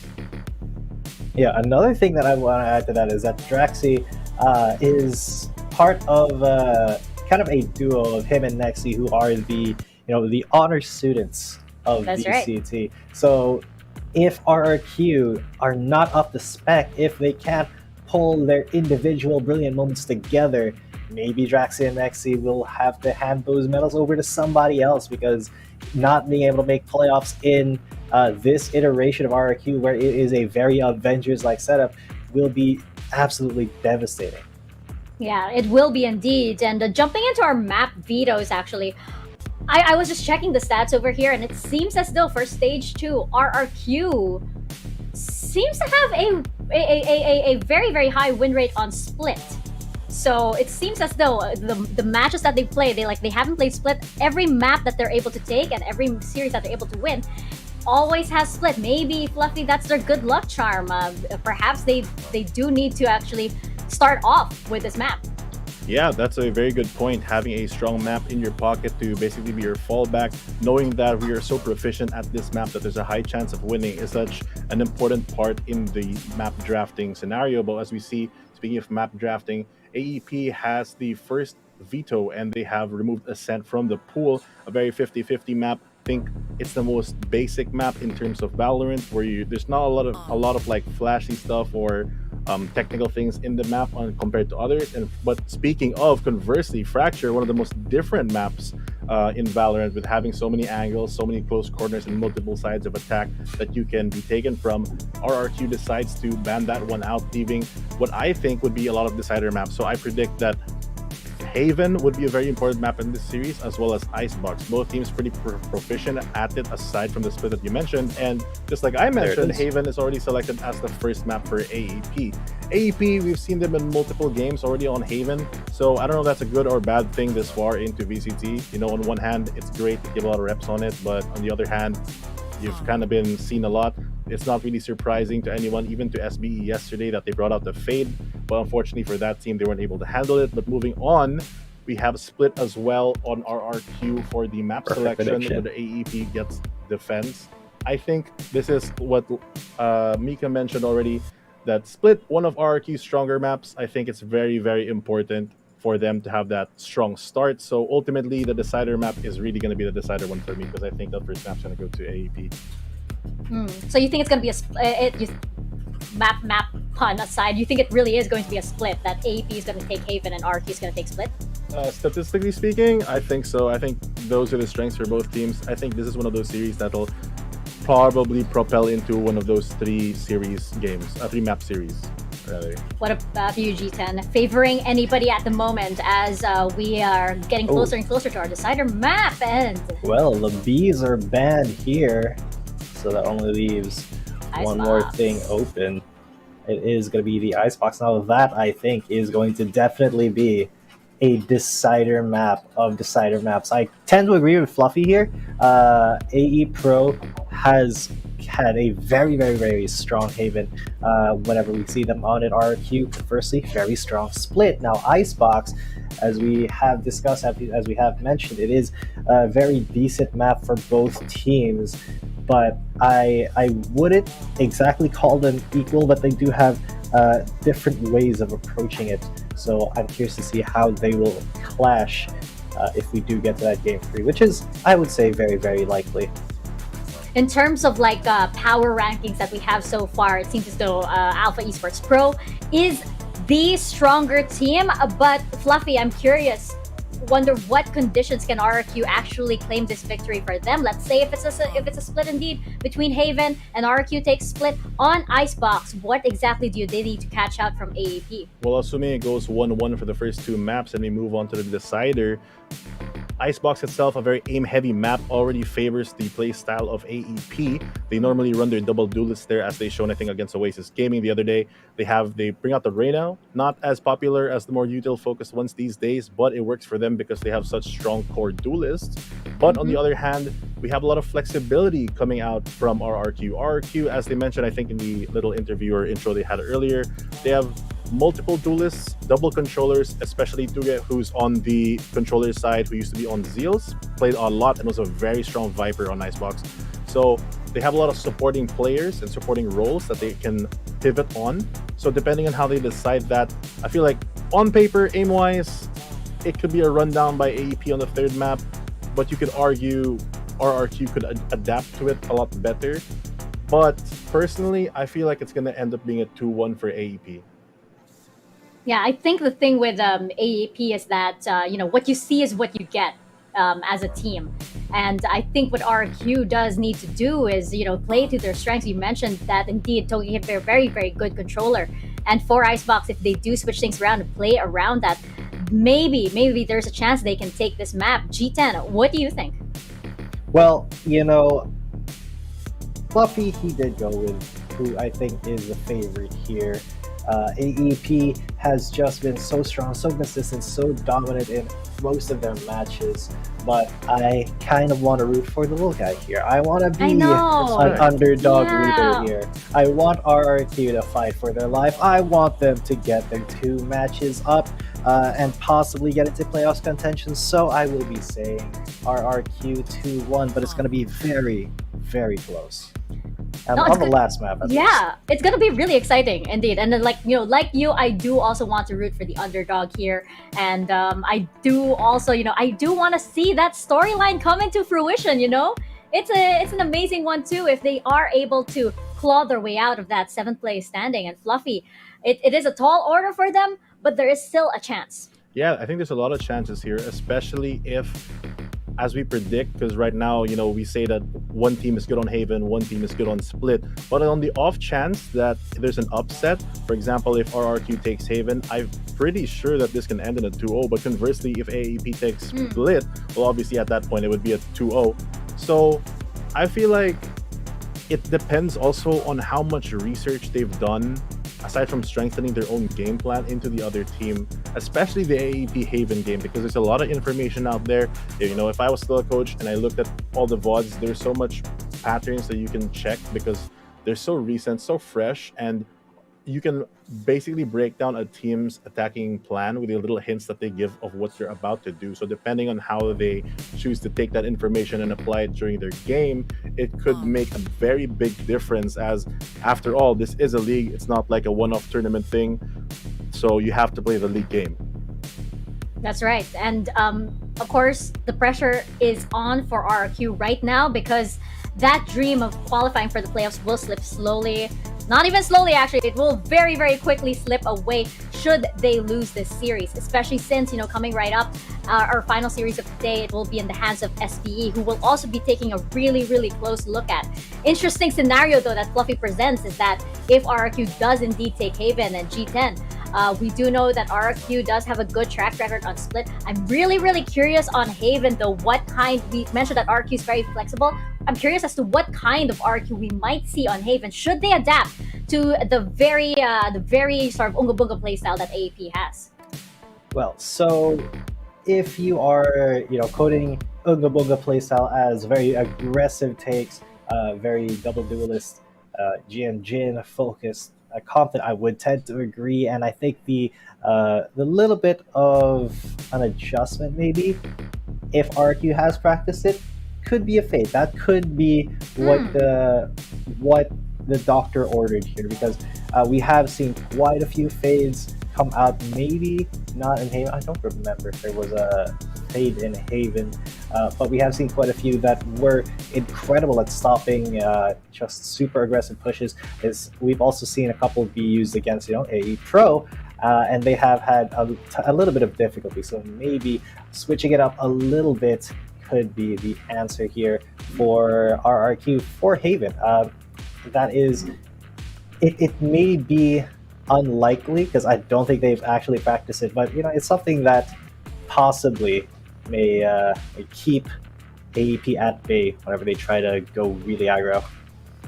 Yeah, I think. Yeah, I think Sorry. at this point, what do they have to lose, right, Fluffy? Yeah, I agree. I mean, I think that a point that is very important that was brought up in the past, I think it was during the interview of one of RRQ's wins recently, that they said that they really don't necessarily play by the book. So one of the things is, if you're the opposing team, if you're AEP and you're trying to anti-strat someone, there's a lot you can take from it, but RRQ's strength being that such an unpredictable throw the book away kind of team, because we can play almost anything, is also kind of that RNG factor that you still have to prepare for in a way. And by that preparation, I mean learning how to react to certain situations, not necessarily on on paper thing. But that X factor is something that RRQ can truly rely on and might throw a wrench into AEP's plans going into this match. yeah, I actually want to. Good that you brought it up. I actually want to talk about that. RRQ being the throw the book out. What book? There is no strategy. Being more of like a little bit of an instinctive, impromptu kind of team, whereas they will use those practice and scrims to hone something. But when it comes down to the series itself, it's all instinct, which I think can actually be very, very dangerous, especially for a team that it appears like from the interviews they do have that bond, and that is something that you really cannot teach, you really cannot practice. Like when people just click immediately. Right. That is something that's an true. X factor that people can't. You can be with a team for a bunch of years, but if that's not there, then it will still be a wrench. RQ though, G10, they seem to have clicked almost immediately, and I think that's something that they can also use to their advantage.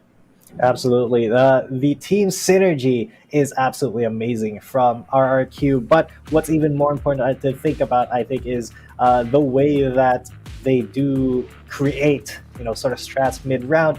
As you said, they're very, very flowy, to make use of a better word. They go with the flow, but they do have some certain concepts and fundamentals in line that they just kind of mix and match to combine what could be, a very unpredictable round, or maybe they just kind of waterfall into somebody and die all at once. It either is possible. It depends on what they are feeling and what concepts they have thought out. So it is kind of dangerous to be going up against a team where you don't know exactly what they're going to be bringing round to round.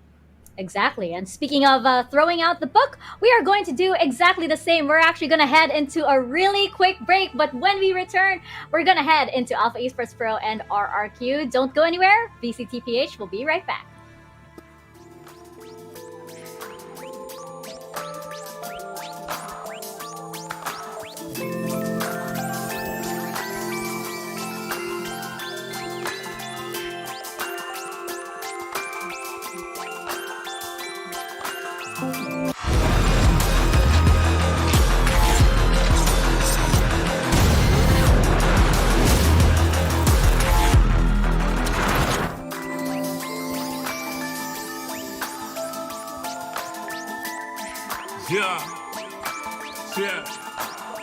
Yeah.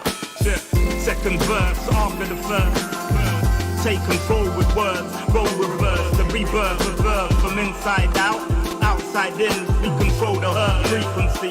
The heart of the world beats in me. It beats on beats as we breathe deep. Oxygen from trees feed. Gifts in our gift. This right here, proof we exist. Mind state is gravity, the way you uplift. Across seas swift, water quench thirst. There's a shift. Set sail like shit to find other lands. The motherland, sun is planned. With the words I'm writing, I'm fertilizing the earth to rising, realizing global warming and the sea is rising. Pollution the planet needs metabolizing. It's full of fire like a dragon fighting, creating hot springs when the pressure rising. It's terrorizing, but I'm never frightened, cause the days will brighten. Yeah, the blend.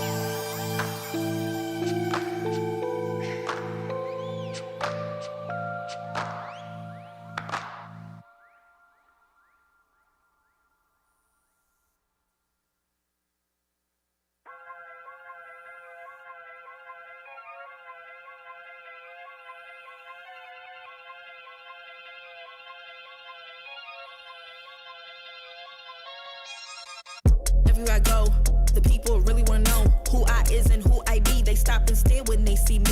If I said it once, no need to repeat. Run up on me, watch you fall to your knees. Tip my hat when it's time for the kill. Ain't no beast when you're really real. I am the boss, I am the dawn. I am the one they call Lucky Charm. Got my own shit, I don't need your farm. Life was so hard, it made me weak. Built to last, this girl ain't weak. Sturdy and still when I plant my feet. Got it out the mud, now it's racks in my sleep. Look to God, he supplies my needs. Endless faith is what brought me next level prosperity.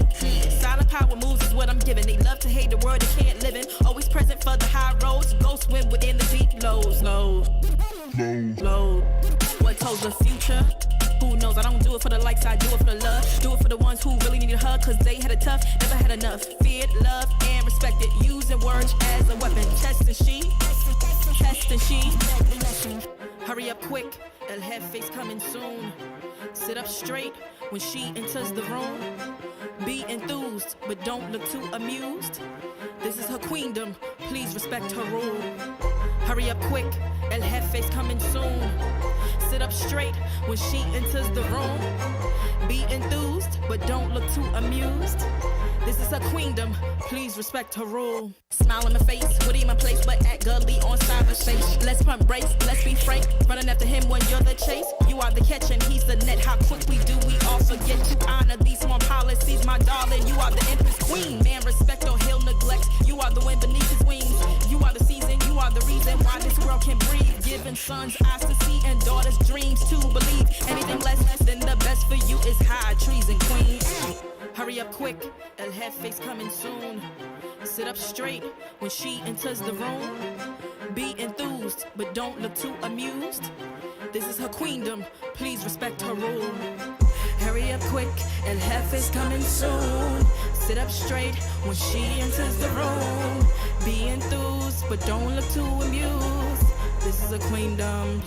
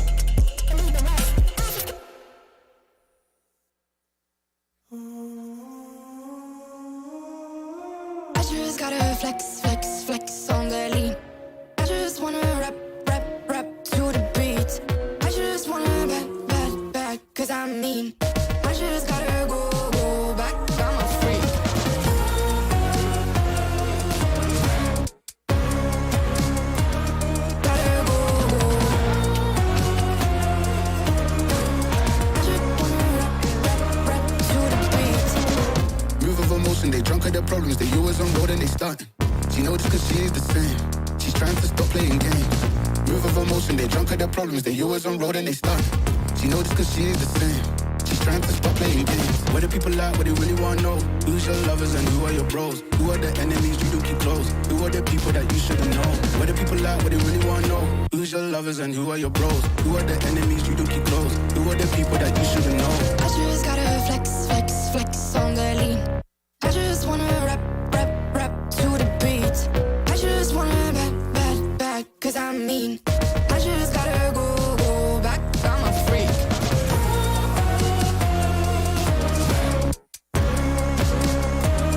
Gotta go. I just wanna rap to the beat. The chains, my vest, my watch, my belt, my cheese, my house, my sneakers, my blouse. I just party hard, topping the one in the chart. I've already won, babe, but then you start. Flexing on ya, flexing on lean. Flexing on ya, flexing on lean. I just gotta go, but I wanna hold on. I can't let you go, but I gotta stay strong. Unless you heard it from me, then you ain't heard it from me. Got it from me, all the energy extra. You don't wanna see me with the hitters. Generations caught up, look how things will switch. People they're quick, now they wanna move at the bits. Boy wanna go to bitch, nah. Now I'm moving. I gotta do what I do. I'm really here on my ones now instead of 4 3s or 2s. And now it's F from Paris. I could have been effing you in Paris. I don't wait for the drop, I just flow from the pot.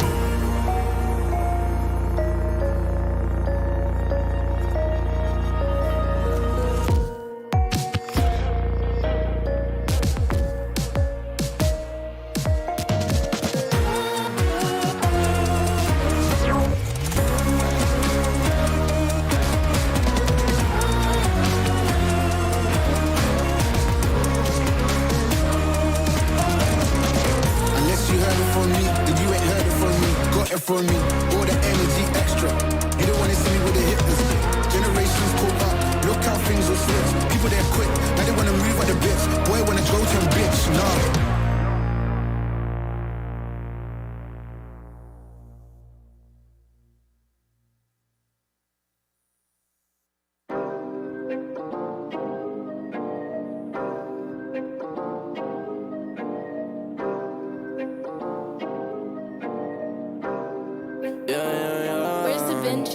Working a 9 to 5, I had to go and feed the guys. Nobody did it right, I had to show them how to grind. I had to beat the odds, this is the life I live for God. Taking a step at a time, we going up, we headed to Mars. Taking them chances, making decisions, you know I'm never gonna lie. Till you let go, I'm copying all them, who you gon' be inside. I cannot fake it, I gotta face it, I gotta do the time. You gotta wait, mate, for a great pay, make sure you're doing your job. Gotta deal with the patience, 200 every occasion.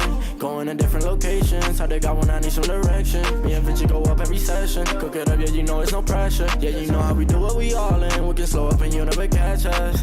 Working a 9 to 5, I had to go and feed the guys. Nobody did it right, I had to show them how to grind. I had to beat the odds, this is the life I live for God. Taking a step at a time, we going up, we headed to Mars. You know my slimes, they came from the bottom to top. They can define us, they tryna find us. Boy, I know you with the ops. We're not the same, no, you can't compare me. I don't belong in the box. Don't try to play me, no, I'm not friendly. This is everything I got.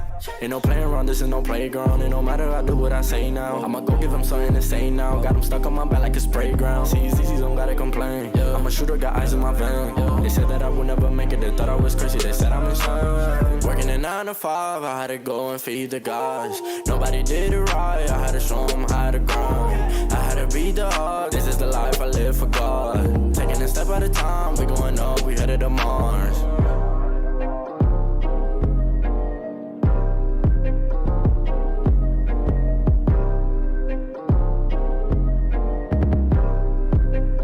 Undefined for life.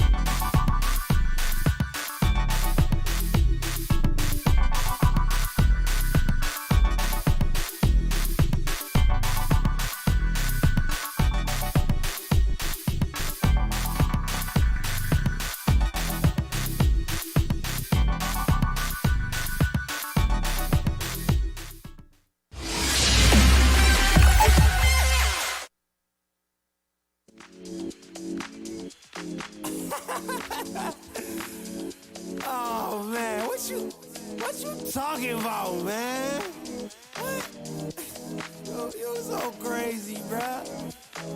Wasn't too long before I realized a whole lot of truth just realized.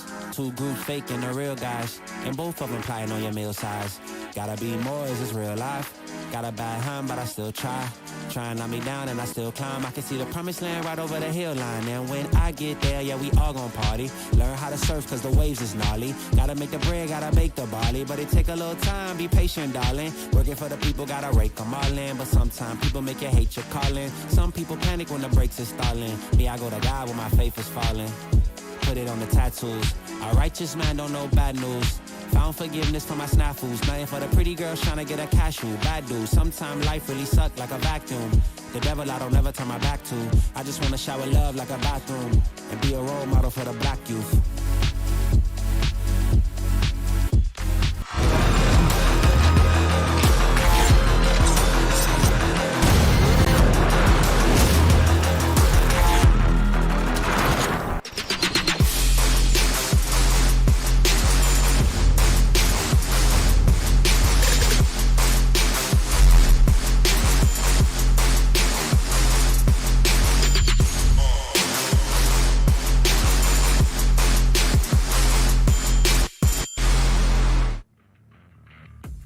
We're looking for the ruling class of this next upcoming series, and will it be the Alphas or the Kings able to take this series now? Welcome, ladies and gentlemen, to VCTPH Tax here with Black and Blue, and if you guys are just tuning on in, it's our second series of today. It's Alpha Esports Pro versus Rex Regum Qeon RRQ on the other side, and it's pretty interesting because there's a lot of familiarity right now between Alpha Esports and RRQ on the more individual basis, right? That these guys have played each other in multiple different tournaments. But in terms of the configuration, in terms of these squads coming as these units right now, it's going to be a completely different ball game. Why don't you agree here, Black and Blue? Yeah, completely. And the way they're going to approach the game has to be different from when they've last, met each other, as we kind of stated a while ago. Not as this current rendition of these two teams, but on the other teams that these players have come from. So there definitely is that kind of experience that these two teams have against one another. And for us to be going on Haven, I think it's a really, really curious map for things to start on. We saw Alpha Esports last time that they played Haven to much great success versus Southbelt and Oasis Gaming and Brent Esports in that matter. Their Fade composition seemingly going undefeated in RRQ. The last time we saw them on Haven, that was against Naos, which we know have been having, kind of a struggle in the tournament. Action as well, but they lost against Action, and so we've seen very different compositions come in from RRQ this time around. They're not going to be pulling out the breach that we saw them pull out versus Action, kind of opting to go to what worked for them last time around. Yeah, and you can see it here when Tuga has been playing that Astra, Draxi moving back to a bit of that initiator role, and for RRQ, it's gonna be a little interesting because they still have Nexi, they have Draxi, these guys always potent on a map like Haven, no matter the team they're on. But I think I have to agree with you here in terms of Alpha Esports. This Fade composition has been absolutely amazing for them, and there were a few growth pains here and there. You can see the first time they brought it out, Insanity, he had struggles trying to figure out how he was going to support the team and frag out at the same time. But when we went to that Southpool Esports game, it was just picture perfect for Alpha Esports instead, and it's looking pretty much nigh unbeatable right now. We've seen these Fade compositions once fully acclimated, fully utilized, and having, of course, the right tools to assist it with, it becomes so oppressive here in the PH scene.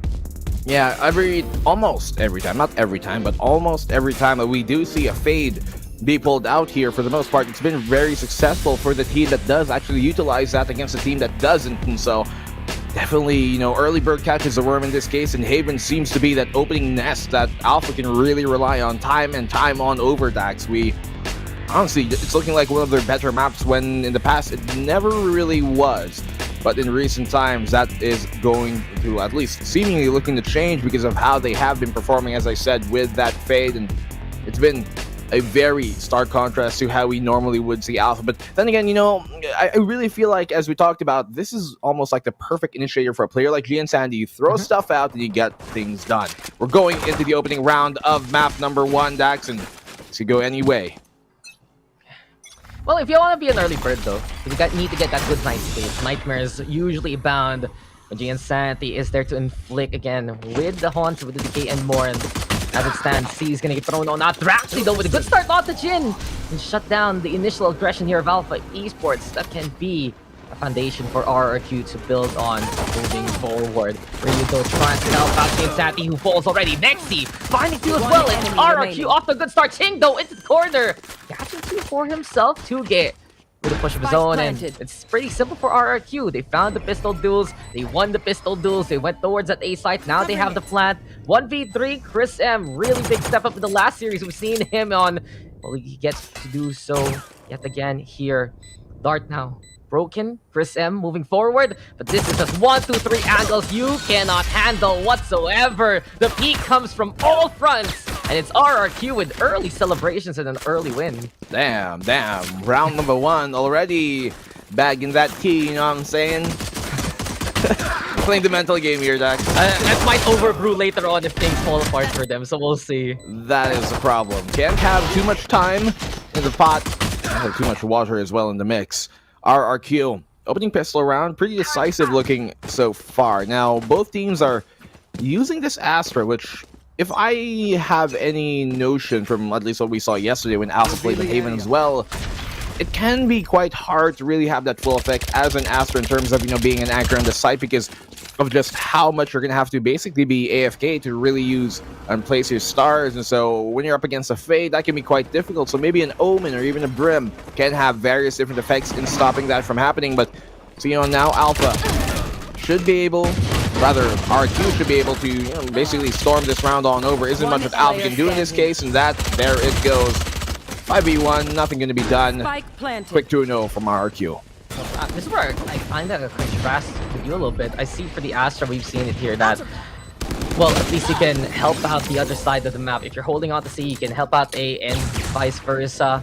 We'll see now if Alpha Esports can utilize that later on. And in the same case, RRQ, they have those same tools if ever. It's not as oppressive as it was before all the nerfs, right? Because the cooldowns got elongated, and you really need to make your markers count, stars count. You only have 4, but if it still connects the same way, then it's still as strong as the Astra from before. Less room for error, more room to figure out again and how to assess really where the vital partitions of the map will come to pass. And speaking of now, what comes to pass? Alpha Esports, they have the guns, but it's RRQ off to the races and looking to go towards that A site yet again. Jin having to burn the skill bit already, forced to dash because he's a bit awkward inside the sewers. It's even better right now for RRQ. Trailblazer looking for the spot kill. Yes, he's leading, but Ryu is there, ready to make the pitch happen anyway. But Tuga and Nexi, they don't need the guns. They have the Spectre, they have the Headhunter, and Nexi's the one finding the frags anyway. 2 versus 2 now. Alpha Esports tried to get back to their stations, but RRQ, a path of carnage has been carved here. They still have some fight in them. Expensive round here already for Alpha. Even if Ching wins this, and that he does. Desperate round to be won, and they get the job done, but at to what cost, Dax? By every, you know, measurement here that we can really tally, that was a great round from our Q. Nexi making full work of that Headhunter. He's been absolutely just a monster with a Sheriff, or in that case, a Headhunter in his hands. And, you know, to your same point, you know, it can be difficult to make the Astra work here if you don't have that real good teamwork and communication where to place it. What is a 5-star constellation? Missing a star, right? What is a little dipper without the handle?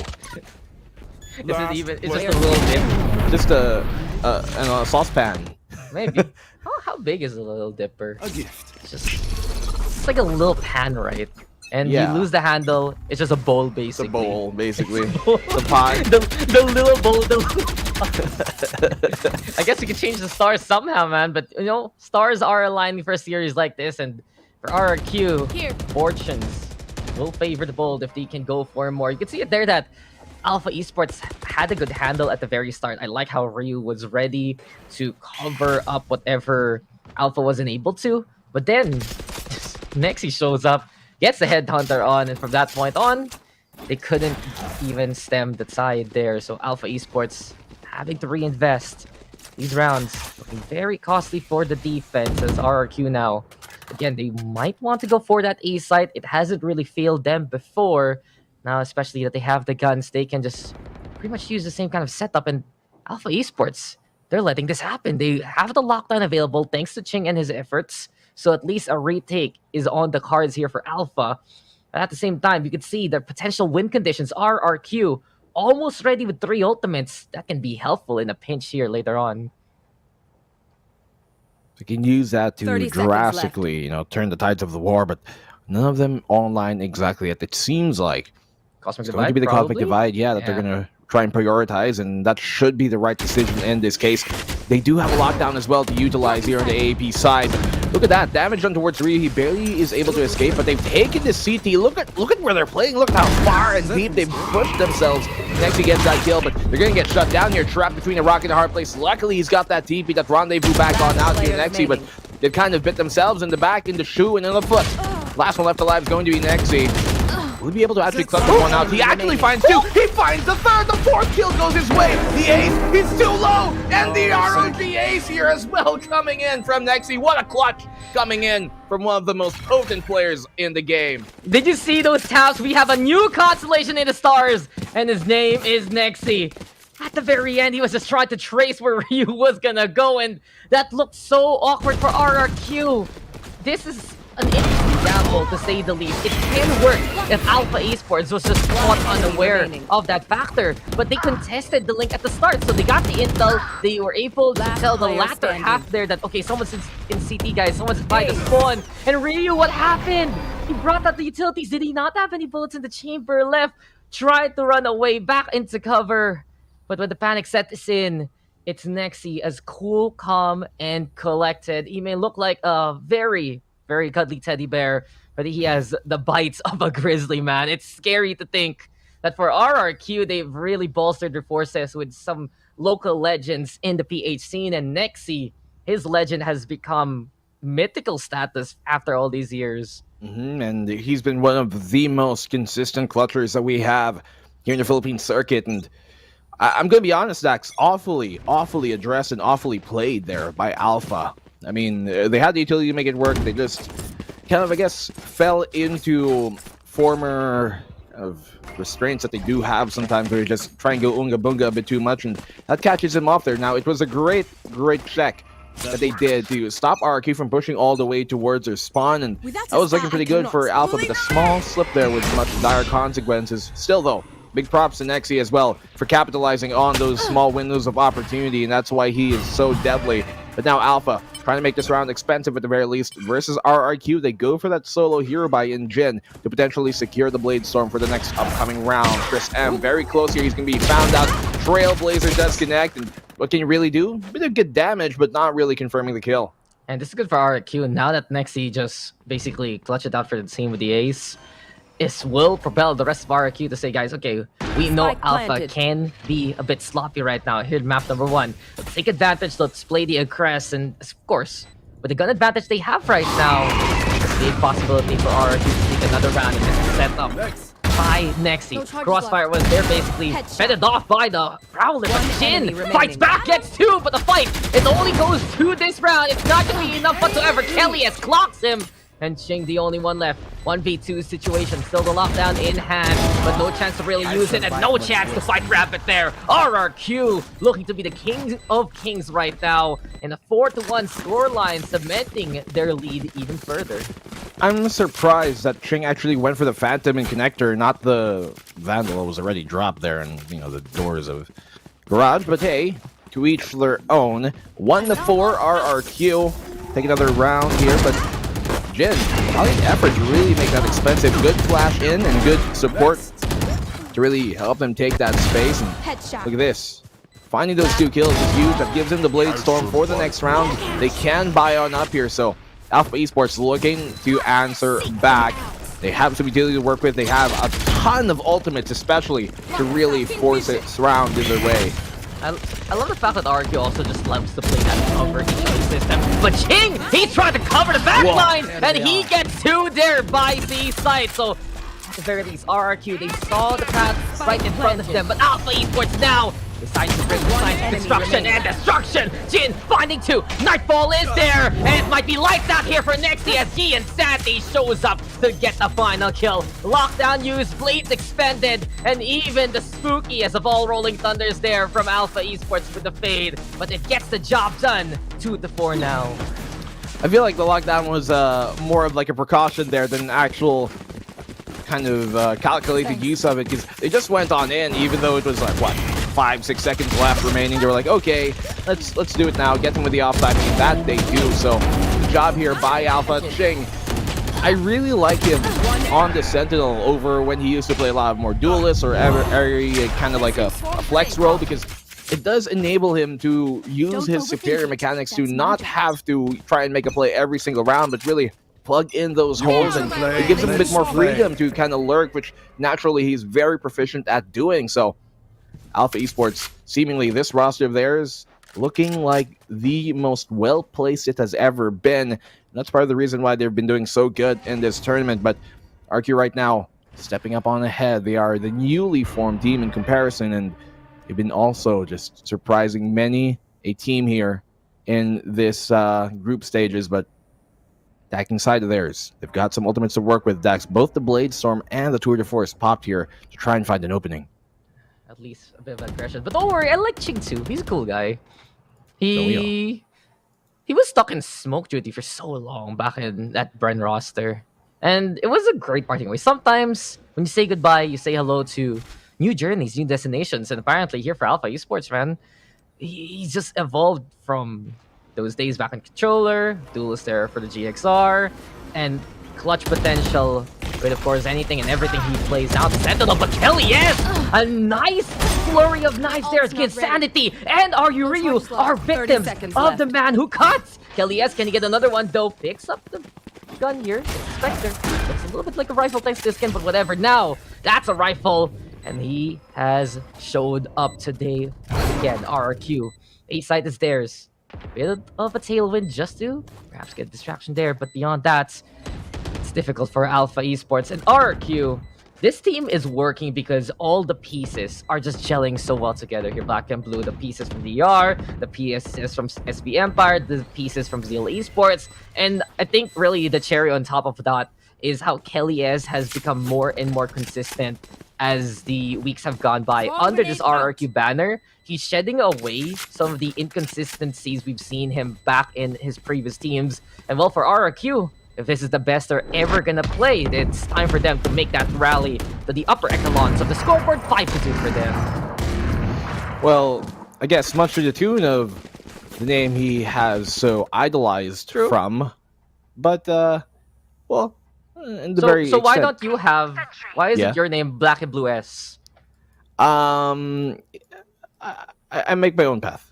I am my own man. I am my own man. You're gonna see, guys, in the future, Black and Blue is gonna be so legendary that if you name yourself Color and Color, it's an homage to the OG himself, Black and Blue. No, you're gonna see a lot of people start naming themselves Dax, but with different opening letters. So Bax, Axe, whoa. Rax. No, just gonna put numbers, just like Fluffy 02. Whatever happened to Fluffy 01? I don't know, as we talked about. That's probably the prologue. And no, maybe he's looking for a Fluffy 01 in his life. Okay, but we should be talking about this A-take because Draxi planting already. It's a force buy. It's a force buy. But it's a Cosmic Divide too, so it's really interesting because Alpha, we haven't seen too much of the flag action be the priority here. Now, Jin and G and Santi gonna come together as what? Nuke or Rabbit are prepared for this. And a nice read by RRQ, but Jin able to shoot himself way out that one at the very least. Kelly Esto gets through, Draxi on the board. There is a path that Jin will follow. And we're going around the Marbly Bush. Let's see where this darkness-laced road will take us. Jin, though, looking to fight out of these shadows and into a better tomorrow. Can he get more, though? Draxi will deny him. And RRQ, they set up well yet again on A side to get the intel, and well, for that point on, and that's enough to get the round. Great opening half here coming from RRQ and Alpha.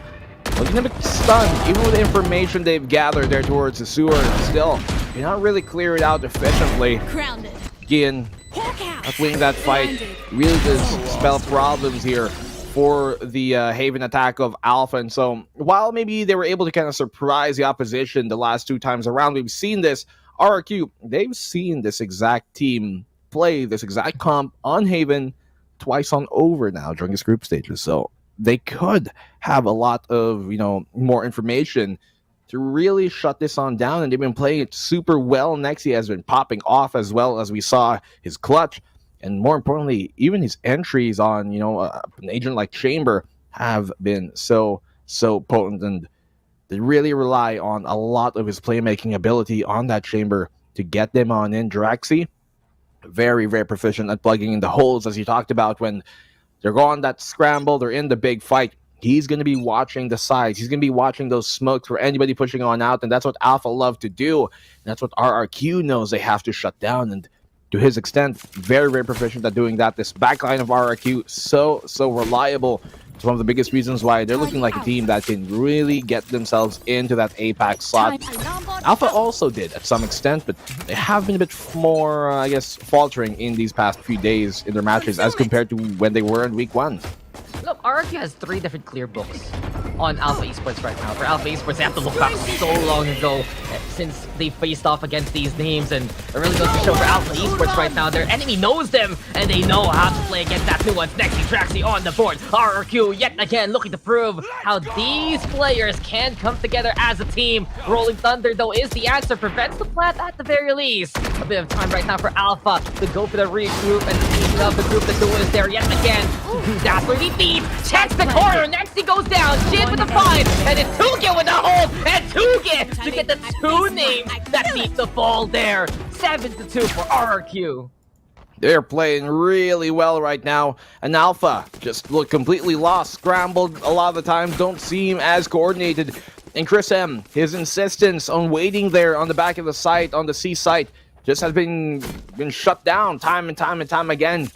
I realize, it's kind of the old job of an Astra to try and anchor that site on down, to try and get a few kills before going down, but sometimes you have to realize when to get the hell out of there, and this is one of those moments when the team on the opposing side like RRQ are very proficient at taking that C site without much real problem. Then it kind of should send a message that let's try something different, let's try and play a bit more retake heavy. But even in that case, Alpha have not been able to win the retake still. No, that's a fair point, because the time they really dedicated themselves to the retake, what happened? They got pushed over to A Link. They got pushed to their spawn, and Alpha Esports trying to be a bit more proactive, but the composition, it's still better if you know their positions, if they can just set up such a strong combo. Now they're gonna try, but they will be denied by Kelly. Yes, he's up top and stamping on Alpha Esports right now. Draxi on the board too, getting his own set of full kills there. Ching having to back away, but the chase is on. Cue the Benny Hill music, because RRQ will say hold forward to win and get the flawless along the way. 8-2. RRQ is just a stampede right now. Man, one-way show in the RRQ favor. And Alpha, no timeout to call. Remember, they've already burned their timeout this half. So have to wait for the next half before they can really get themselves a pause. Kelly, yes, always in a great angle, great position to really catch him off guard with proper timing. Such a deadly combo that he has in his tool set. RQ once again. This is already a great half of theirs, but if we can get even one more, that would be spectacular. Alpha, their defensive side really struggling. We know they're better on the attack, but this time, Jin and Qeon Sandy shutting things down towards long trade, though, for either way. And that's when you have to be like, okay, it's a 5v2. Let's just back off and secure the round. Yeah, just try to keep it safe there, but at the same time, at least that's an Alpha Esports moment. You have Jin and Sandy popping off, getting the frags, giving the team the advantage. That's already their job's done for this set. Can the rest of the team follow suit and clean up nicely? Still though, Rabbit, Tuge, absolutely clutch players here right now for the side of RRQ, and we'll see if they can actually make it through towards that A site yet again without a scratch. No contest really, so Alpha Esports, they want to use the superior numbers to play a retake. There is a lot of viability for this. Caustic Divide is there. You still have a full set of that Breach utility. So it's a good plan right now for Alpha, at least, to not get picked off one by one. But 30 seconds left. They're not done with their escapades. They're going for broke. This is a pair of thieves. They see a treasure, but they know there's a vault perhaps that is awaiting them. So instead, back away, actually, setting up buy the hell angle instead. They want to take a more forward position here, Black and Blue. Alpha now on the retake. It's their only option. They have to try and go on the aggressive to get an early pick off here, and they have lots of economy to try and go for this attempt anyway. So another re-smoke. 2GE, they line up for him! And now it's so dangerous. Suddenly the tables have been turned. The pendulum has swung towards RRQ's favor. And Chris M, he's going to have to pull out a huge clutch just to make this happen. They're not exactly sure where he is. That smoke dissipates. He gets a 1 kill. Rabbit taken on down. But has he any idea where 2G is? 2G so consistent in these clutches, and he gets the 4th of the round. What a clutch coming in from RRQ, and Alpha let their lead slip away.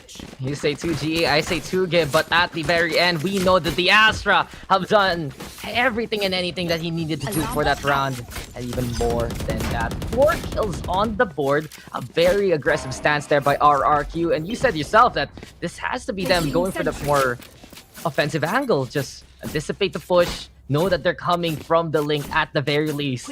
But even I would guess that 2G was surprised about getting 2 in that one flurry. Alpha Esports, it's coming to be that kind of game for Alpha, where we can see that the sloppiness is affecting them. This is a very, very crazy squadron, very loud, very proud, and very high octane. But if they keep getting the slip-ups on, it does affect their pace. And you can see it now that they're getting outmaneuvered, outgunned, and outpositioned by RRQ yet again. Drax now will get through. Nightfall is there to try and make the retake catch in. Though with a fight on the 1, he has been a bright spot here for Alpha.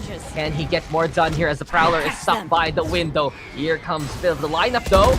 Does it get to seize? Draxi actually stuck there for now. 2G though, getting ready right behind. This star is Destiny, and Nexi and Rabbit are looking to manifest it. Ching will fall. It's RRQ who make it a 2-10 half.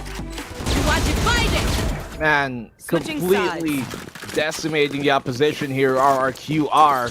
Every bout, every scrap, every fight goes their way, and Alpha just look completely lost. This is almost looking like a go next map for them.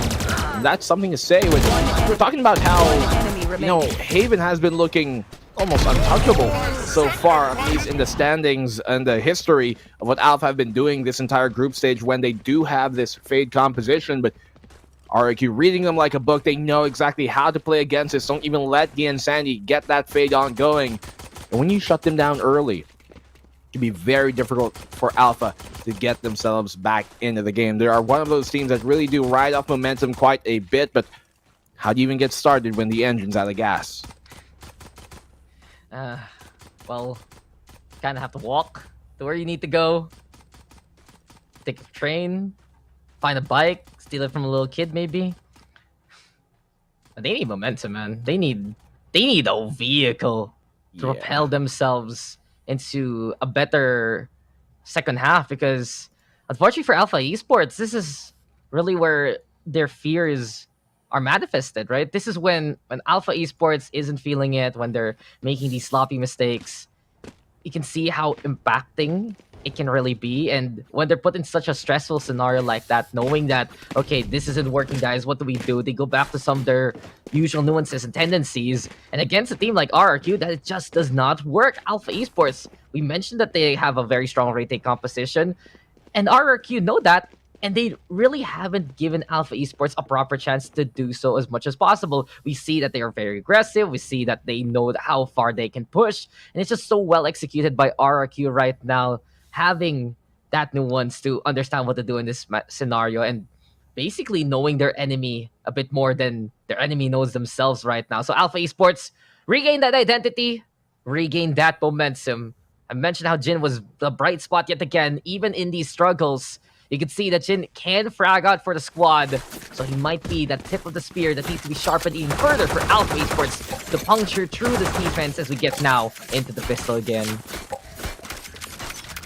Rounds on over here, and it could be all over for Alpha if they don't get this pistol.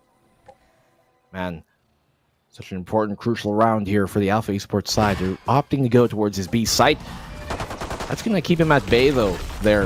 That small trap placed by Nexi. Rabbit getting caught off guard. Frenzy really taking things up close, but it's a dangerous battle to be taken against Nexi with the Headhunter. Kelly S finds one on the back line, but quickly straight out by Ching. Up close, that Frenzy's going to do so much damage, but they're opting to go for the A site here. Just a nice rotation and a nice push from Alpha Esports. From B to A, the overrun, the upcoming utility. And I like the fact that they just went at rapid there as Ching plays a beautiful lurk. Piece of art there, the window captured in that last moment. Picturesque even. Draxi now. Only one left, and then we see this before. Different names though on the other side. Jinsati with the final frag, but Alpha Esports, they play that pistol well. It starts with them baiting out a little bit of intel and utility from RRQ, and as soon as that happens, Jin with the frenzy, it's just the right configuration for that setup. Very fast on the bullets with that gun, mows down the Sova. But not only that, I think I really like the fact that Jin here pushed Nexi even further, avoided the headhunter as much as possible. You have a limited capacity based on the number of bullets you bought anyway. And what better way to spike out the one tap than the strafing and the running? So Alpha Esports, the rush down will be the piece that might solve this puzzle. And on the attacking side, we know they've made huge waves in this group stage. This could potentially be a good beginning here in the match for Alpha. I mean, it starts with one thing. I don't know why, but doesn't necessarily mean how hard these guys will try, but they'll have to get things done in the end. You'll have to keep that in mind, because the sign is right here for Alpha Esports right now. Well, and what do I know? I'm only gold, but all I know is Alpha. They get A, and A stands for Alpha, and I guess now we can make a cover band here, man. Yeah, well, yeah. All this will be explained in due time. Okay, we have time to chat. So do you know that for some reason, me and my siblings need to always karaoke Linkin Park? I mean, it's OG. It's very OG. But so I take the rap parts, my sister takes the chorus, and our dad just cringes because we do that really loudly. But right now, bit of a brawl happening here. Let's see if RRQ can get any kills. Answer apparently is a resounding no. Only one left will be Rabbit. Rabbit. Okay, he says, Jin, stop hopping. I'm the bunny here, but Trisem will save the day there at the end. 4-10. Alpha Esports only losing one member. Doesn't really matter too much. Good economy for both sides. Let's get the rifles on. I feel like your dad should do the screaming parts. Oh, no. So what we do instead, our dad shows up to the karaoke bar. We sing that song by Simple Plan called Perfect. And we just look at him. I see. We try not to disappoint our father. Yeah? No. Okay. Do you know that song? Do you know yeah, the of course. lyrics? I do. Yeah, that's a daddy issue song right there, man. Yeah, that's a hella... That's a something, but... That's a something. This is something that they're going to have to really work with. An issue proposed towards Alpha is a bonus that they have to convert, really. This goes to 11, can be much more difficult, obviously. I mean, 6 rounds is already difficult, but still, once again, look at this. Same idea. They go towards B, take the link towards the opposing site. But it seems like they're going towards Garage. They're going back around, ring around the Rosie. That's what is happening here. Up close and personal. Contact on Draxi. Jin smokes himself on up, but doesn't win the fight up close. Kelly S gets another kill as well. QV4. Alpha! That could have been a proper pinch if you guys committed. And now since you double back, the numbers just aren't there. RRQ were in position in the middle. Jinsati will get one. Kelly S does get a third kill, but priorities, man, priorities. Put that spike down, why don't you? What? Jinsati backing away, but...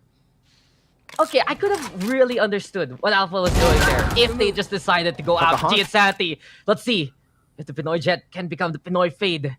Just be the true hero here for Alpha Esports. 2v1, Nexi Draxi. The duo that always makes it to 30 seconds VCT. left. And you know they will look to not lose in this scenario. But there you go. The window will peer into Alpha Esports. And in their hearts, they know that was such a intriguing round, to put it in safer terms. Because, come on, Alpha! If you were gonna push through the double doors, you should have done so. If you're gonna push the C side, you should have done so. But you could see that they hesitated, knowing that the C site was absolutely clear since RRQ proposed their positions towards window, and just because of that allowed RRQ to suddenly shift the tide in their favor. They weren't looking as much to those double doors, so if Alpha just committed or went for the site, they would have had the position either way. Entirely, Dax. No half measures here can be brought. Hesitation is defeat. Alpha finds that out firsthand. Need to commit on those ideas. RQ shuts him down in that stead. Kelly S. Blades is what he's got to work with here on this defensive side, but Alpha Esports Pro walking towards A long. They're already taking it, but It's going to be very dangerous. When they peek down this, Nexi's got a rifle beamed up on them. Early and good damage done towards Jin. They have the sight, but can they hold on to it in the post plant is a question here. Kelias looking to maybe kind of get a cheeky kill before things get started. Awkward right now for Alpha. Kelias comes in. Chrism though with a quick trade. And now it's 4v4. Nightfall available. Darkness will be able to envelop the members of RRQ. Good stall, good marks, and even better decay. RRQ cannot push without them being spotted. The guiding light though might be the way out. The flash is there, a little bit light at the end of this tunnel, but Jin will just destroy their path outside. Tuget though will find the one. Chrism comes in clean, and it's Alpha Esports who get the recovery now. 5-11, and I just want to see Alpha so much more secure like that round. If they go for those mid to site pushes, go for it. If you're gonna go for a straight site, hit it as hard as you can, and Alpha Esports, they'll be able to smash that zone in this round. Man, they line up too. Unfortunate there for RRQ, but, well, great round for Alpha. Round that was very important for their potential comeback here. Still though, 6 rounds they have to come back, Dax, with 1 unmatched point if RRQ takes it. Very difficult, but caveat here at the very least that works in their favor is this eco state forced upon RRQ. We know Nexi can be very dangerous though with a headhunter. There's an ADS and doesn't connect for the most part. Quite the journey still for Alpha. 6 rounds to gap, and RRQ again. A gamble in the middle. Let's see if this can work with Alpha Esports now. Able to breathe in, breathe out, and get the 3 that they need. But Tuga Rabbit still making it costly. A little bit of a chance, honestly, here for RRQ to pick up a gun here, but Tuga doesn't actually. He backs away. Nexi is dead! Down Holy headhunter, man! This guy is just out for some bounties right now, and he's a contract killer here for RRQ. Jin, the only one left, but you might be able to stay here for RRQ that will hit the jackpot with Nexi. Thrifty here for RRQ. There on map point, this headhunter has gone ballistic in his hands. Huge mistake there by Alpha, and this is where you see kind of the lack of refinement sometimes on who's supposed to do what be a problem. Why are they looking towards the inside of the site, like towards short? Now, I know they haven't necessarily cleared it, but then that should have been already addressed here by whoever was first on in. That's going to be Jin. He's also holding down CT, so you have to have somebody looking down on that heaven position, marking it. In that case, RRQ, Nexi as well. Godly timing to get the match point on an eco. This is just almost like, as I said, like a go next for Alpha at this point. It's so difficult to come back. Is it possible? Yes. Probable, though. Highly unlikely, but I do believe Alpha here, especially with that opening pick, are going to give us a few more rounds before it's all said and done. But Jin, he's unable to connect, and instead, it's Draxi and Tuge who find the target. Now Alpha Esports has to back on the way, but you can feel that they wanted to use that gust of wind to propel them to seaside. But it just blows back, and the balloons of Alpha, they will get popped here, falling now to the ground. Painful descension right now for Alpha Esports here. But over onto the corner of Silong, they will try to fight to the bitter end. Can Ryu and Ching find a way to get these frags as RRQ are absolutely prepared towards that seaside? They're gonna go for the lockdown. They're still gonna try and force these Jews. And they've come to collect, but RRQ, they've set up a union on the other side. They've set up the firing lines that they want in the first place. And Tuge, he sees the first victim. Ching goes down, and down with the shackles of Alpha Esports. Hello to freedom for RRQ. 30-5. It's RRQ with dominance in map 1. Wow. Just wow. What a map here coming from RRQ, and Alpha completely shut down on what was looking like one of their better maps. And when we go over the map on 2, I'm not too sure how that's going to go for Alpha now that we've seen what was done upon them. Split, not exactly the best map statistically for Alpha, but not too bad at all either. They did really struggle the last time we saw them play on Split, but the same isn't true for RRQ. Have been almost absolutely spectacular and perfect when on that Split map. But we're talking about Haven here right now, and that was just a very, very huge statement they set upon Alpha Esports Pro in that opening map number 1 win. What did you say? I got distracted by Nexi and flash that JPEG on the corner there. You see the smile? They were just ready. They knew they had this one in the bag, so just set up picture, smile, say cheese for the camera, and say cheese for RRQ, because this is a victory to celebrate. They now shatter the confidence of Alpha Esports here. Their fate composition falling apart, unfortunately. And RRQ, they just were the ones who set the rules of engagement for that full game. You can see it there. They knew to play aggressive and prevent Alpha Esports from getting the space that they need to set up the retakes. They would goad Alpha Esports to brawl with them as much as possible, and with Alpha stuck between one way of play and the other, you could really feel that there was that desync to what exactly was going on in the map and what could be the possibilities here for Alpha. And I think that's the problem that we see here for Alpha Esports, especially given that SBE series. When they win, it's incredible, it's amazing, and they do win in quite a dominant fashion. But these losses are all the way on the other side, right? It becomes a bit more of a one-sided affair if they lose this badly against a different team, not just in terms of the scoreline, but also in just how the way that they're being brought around in the way of their play. They just get absolutely manhandled by the competition. There were amazing moments for Alpha, amazing moments from Jin, moments from Ching, and I also feel like Ian Santi had a great cycle of Nightfalls there to try and bail Alpha Esports down in the pinch, but just awkward mistakes from Alpha Esports really costing them the rounds that were contentious there. Yeah, just time and time on over, as you saw right on that eco round. Awkward moment, and then some of these takes where they had the man advantage, it's not working on out. We saw it retake, especially, Nexi clutching. Actually, that's like twice now Nexi has kind of clutched around. Even though in that final eco, he wasn't in a 1vx situation. By all means, considering the circumstances, you could almost count it as one. So coming in clutch, coming in big. And as I said, Nexi, one of the most deadly players in those scenarios.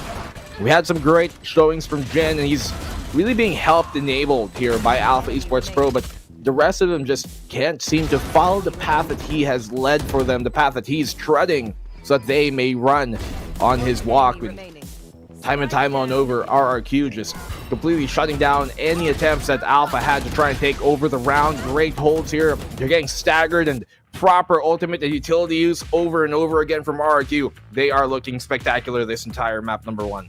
Yeah, some stretches and perhaps a mental reset now as we move into the next map. It's going to be a difficult scenario here for Alpha Esports, as Split has been RRQ's playground, but we'll see if they can defy those odds and fight for more later on. That's here with Black and Blue, and we'll be right back in just a bit for more of VCTPH. Here you go. Here you go again. Talking all that. What? What are you talking about, man? Wasn't too long before I realized a whole lot of truth just realized. Two groups faking the real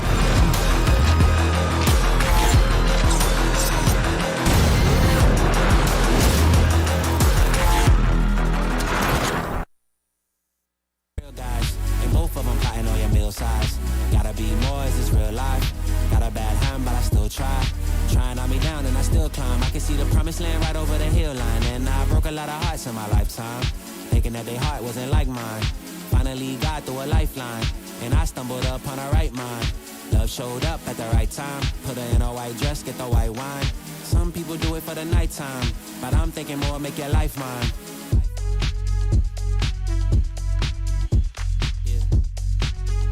Is it possible we could last forever? And ever, and ever.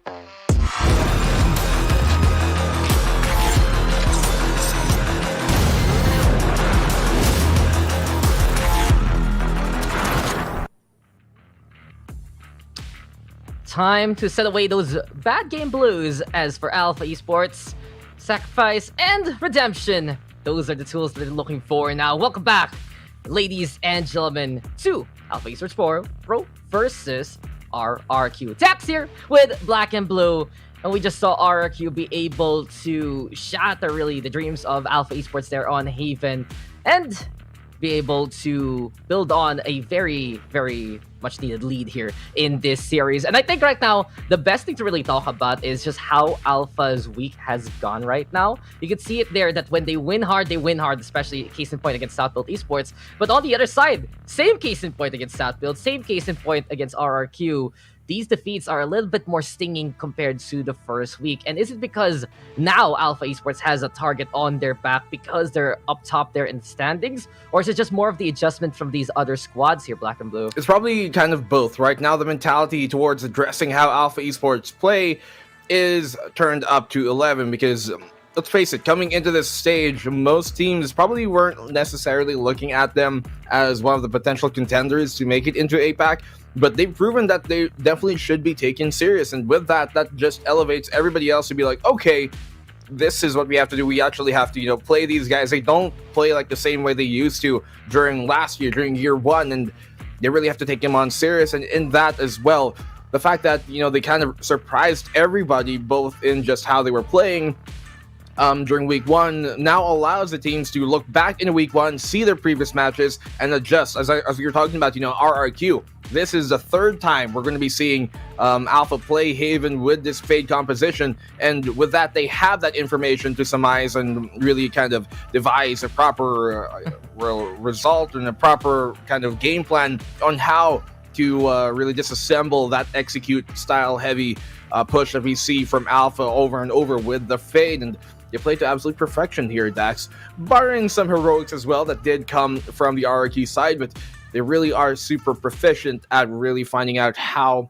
to tear that all down. But Split is going to be, I think, a very rough show here for Alpha.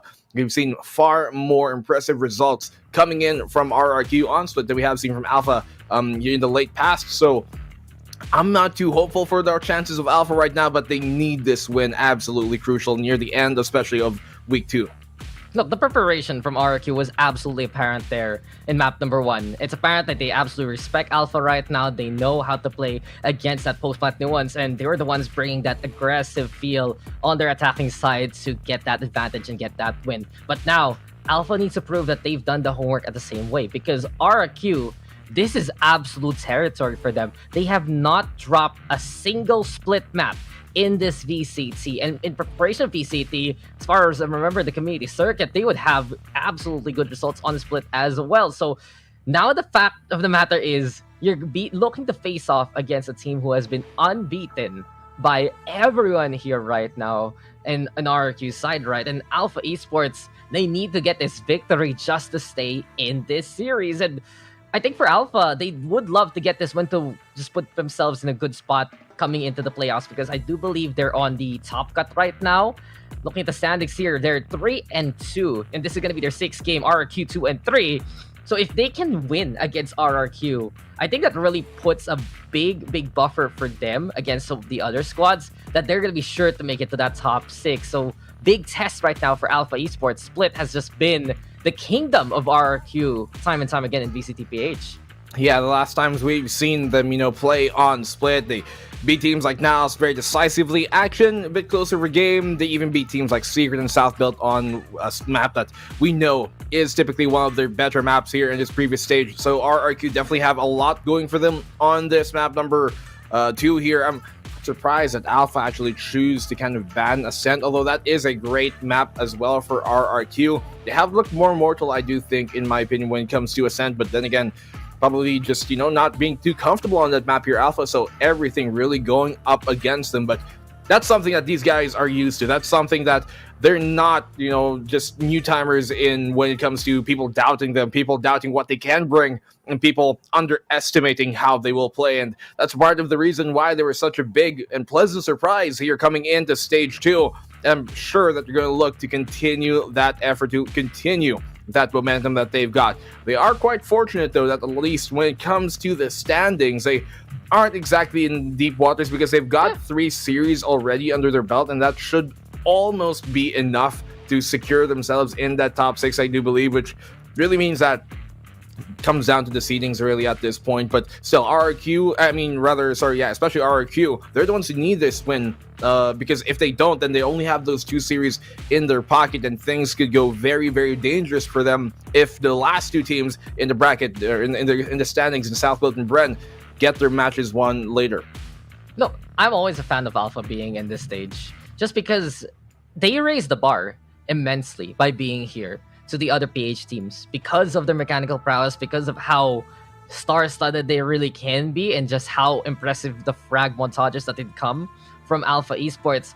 I looked at them to be the ones to check the heat of all of the other teams, but right now everyone's checking them out to make it to that top 6 bare minimum and looking to go for perhaps even more in the playoffs themselves. RRQ, though, their recovery has been looking pretty stellar, honestly, because they had a pretty off start last week. They're on the negative side right now, but at the very least, they've been getting those victories. That win against Naus Esports, bringing them back. That win against Southfield all the way at the start, really, of week number 1 was absolutely essential for them to not be in like the same scenario that we see in Naus Esports. This RRQ squad, they're using this time to gel even better together. And speaking of the parts of this man, I really feel like there's a reason why Split is such a famous map for RRQ right now, because you look at the history of some of these players. Nexi Draxi, back in the AG Nefaris days versus Bren, that was where they would make Bren Esports sweat. The first times we would see Bren Esports sweat, look mortal, right, basically. And then you have a man named Rabbit who has used that map to beat Bren Esports, then Team Secret now, in a VCT stage week, right? So there's a lot of success written already by the individuals of RRQ, and especially now as they're coming from that high from Naus Esports, they're coming from that map number 1 win. It does feel like they're more of an unit that has gelled together. There's a lot of trust here for this RRQ roster. They themselves have said it in different medias, like the cooldown, like the interviews. We know that they are having that amazing team chemistry built in the first place. But I wonder what's next here for RRQ, if they can go even further. Will they finally be able to break some of those boundaries that have set these players back in the first place? Would they actually make it to APAC right now, and then everyone will know the beauty that is Nexi? Or will they falter yet again to the same kind of limitations in the future? Because we really look at RRQ to be a team that's consistent to be here at the VCT stage. But can they go that extra step? Same case to be said about Alpha Esports. They made those promises back then, and I love to see them make those waves in APAC too in the future. Yeah, I mean, both of these teams definitely deserve that slot, and from especially what we've seen from them, really putting in the work to elevate their game time and time on over. So, we're really, I guess, surprised at how they've been performing, but pleasantly as well, because it's time for some new faces, right, to kind of step up on here. We've seen a lot of the same teams kind of dominate, a lot of the same players kind of dominate throughout year 1 and year 2. It's just a big change up. The meta shifting, everything going towards different avenues has really been, I guess, opening up opportunities for these other teams to really step up here and knock it out of the park and get themselves into that APAC slot. Now, it is a top 3 slot, so they definitely do have a bigger chance than ever here to really make it on in. I mean, last stage they did, but these teams weren't in this competition. They weren't able to make the top 8 in the first place, and so Split, we're finally going here into the Agent Select. Now, RRQ, every time we've seen them on Split, they're very, very successful performances. They've stuck to one comp, a very successful comp for them. They have that Cypher, Omen, Sage, Sky, so I'm not going to expect them to really flex up from that, but this is what we were expecting here, coming in from the side of Alpha Esports Pro. They have yet to play Fade on Split, but seeing how it has garnered them so much success on other maps, it's no big surprise that Gian Sandy flexes on the way once more here again.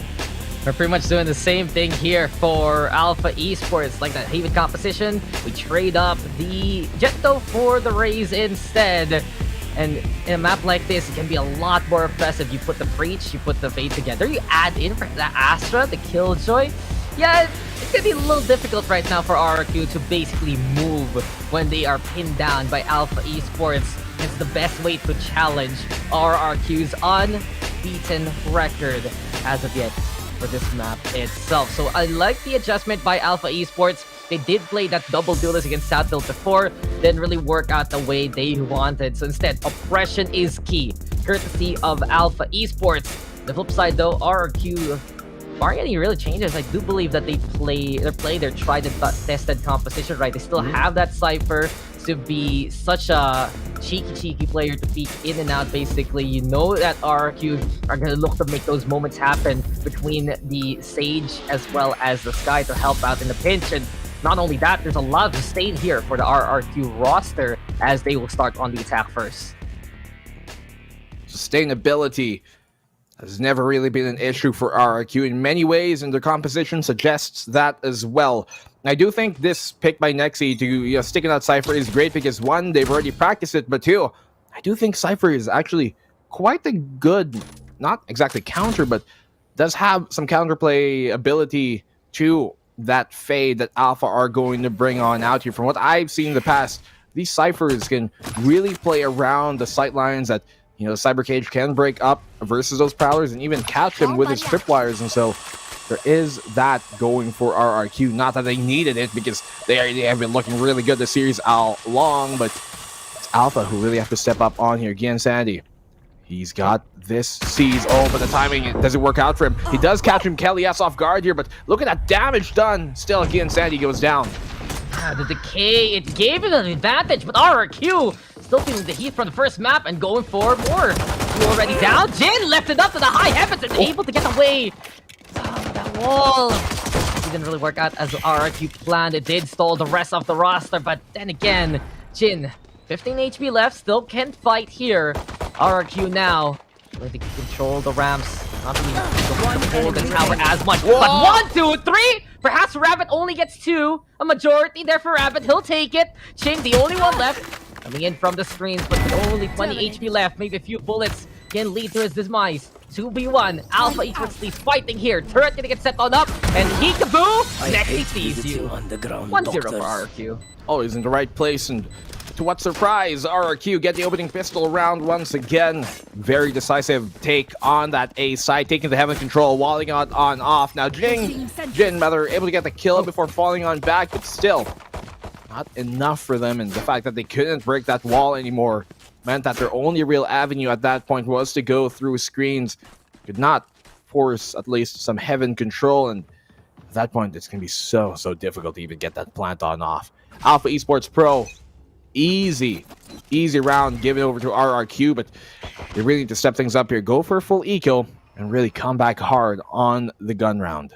Yeah, you almost never have to say this about Alpha, but that was one round where you just mentioned you just have to win those. You set up so well already with the C's, you get the decay, but losing out like that removed Jinsanti from the equation. And he has been having struggles here in this series so far. Get it back on the way and live the fights for another few seconds. Put the eco, as you mentioned. That's pretty much the state here for Alpha Esports. The only one with the gun is Ching, and at least a challenge now.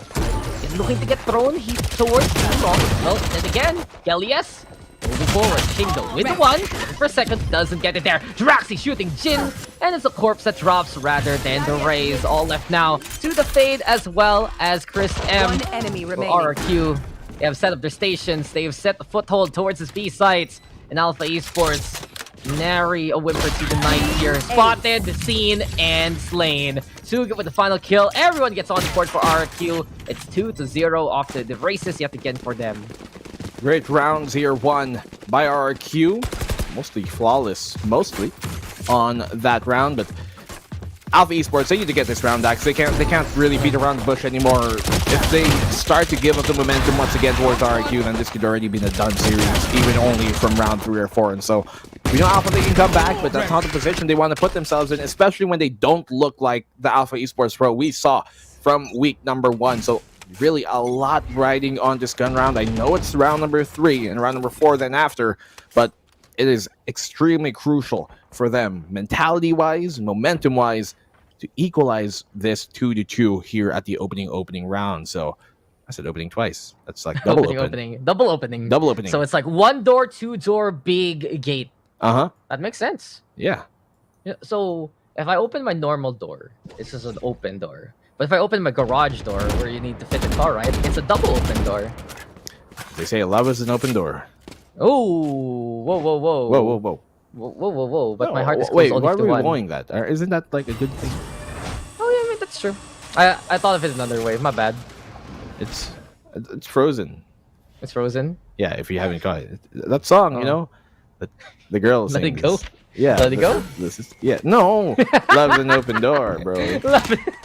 It's literally in the Your song title, choice bro. your song choice is too old for me, old man. But now, we're getting young again as the promo fight here. Again, Sandy though hopping around and Draxi will slay him.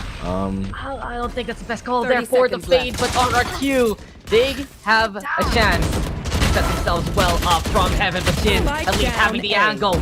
Jing also fighting by the billboard here. Jin gets 2, but the overrun is true. Draxi, Tuge get on site here. Mexi looking to go for the closer hold towards screens. More predictable right now. Alpha Esports walking into their own device. Perhaps 3 of those surviving the bullet.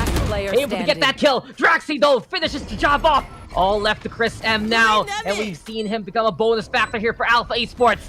Can he step up to the plate yet again like another series? Answer looking to be likely, but Tuge will deny him of that glory. Bonus is won instead by RRQ, and it's all Rex Regum come for now. We know that this is one of those maps where the defenders do have some sort of statistical advantage in winning halves, and if this continues on, this is already looking like a bad sign. I mean, it already is, but could even be a worse omen if RRQ win 5 rounds from now. They're probably going to take this anti-ego of theirs, but then on after, they win another round, and this could already be, done for Alpha. They have to step things up. They're on the defensive side here, and Jin has been really showing up, but the rest of Alpha not exactly landing their shots as we normally have seen from them.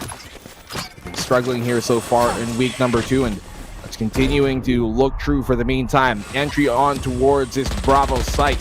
RQ, no real problem to try and get himself on the back of Jin. Great shutdown with the Spectre. He crosses on over, but the Trailblazer catches him off guard. Chris M, good trade frag, but 3v3 is left here for either side. As it stands, Alpha Esports not the best buy. Stinger in the hands of Rio. Basically, Nico stayed by this point here for Alpha Esports. And RQ setting up yet again sightlines in their advantage. Cyber Cage there, Rabbit though with the res. Lockdown gonna get used up here by Alpha Esports. But RRQ, are they gonna pull the trigger and decide to go for the rushdown instead? He is standing though, finding the frags anyway. He will get 2, he will get 3, and it's easy pickings here for Gian Sandy, but Nexi shuts down the hope again of Alpha Esports with the ROG clutch. RRQ making it 4-0. Oh, a bit of an overheat there. Still good eco coming in from Alpha Esports, but at that point, Gian, when you see it's a 2v1, just pull back, bro. You have the lockdown. You don't have to peek after it. You got 3. I know you're feeling. I know you want the clip. But really, discipline is what has been catching Alpha off guard because they have the mechanics. You see this. Look at this individual play that he secures here. They have that control. They have the spike down, but still goes on the uncoordinated peak. That's why RRQ tie things up. And look at this timeout called by RRQ. I like this timeout of theirs. Recently, in times, it's been gaining more and more popularity in the recent years where after winning a bunch of rounds is when you call timeout so that you can continue what has been working. You can talk on over why you've been winning those rounds and really keep that pace up. So Alpha, they get a bit of a breather here, which could help them out in the end as well. But RQ, I think this is still not a bad call. No, I agree completely with this timeout, but for different reasons. That round was very iffy for RRQ. If Nexi just wasn't as disciplined as he is and didn't save the day for the team, Alpha would have stolen that away after the Gian Sandy 3K.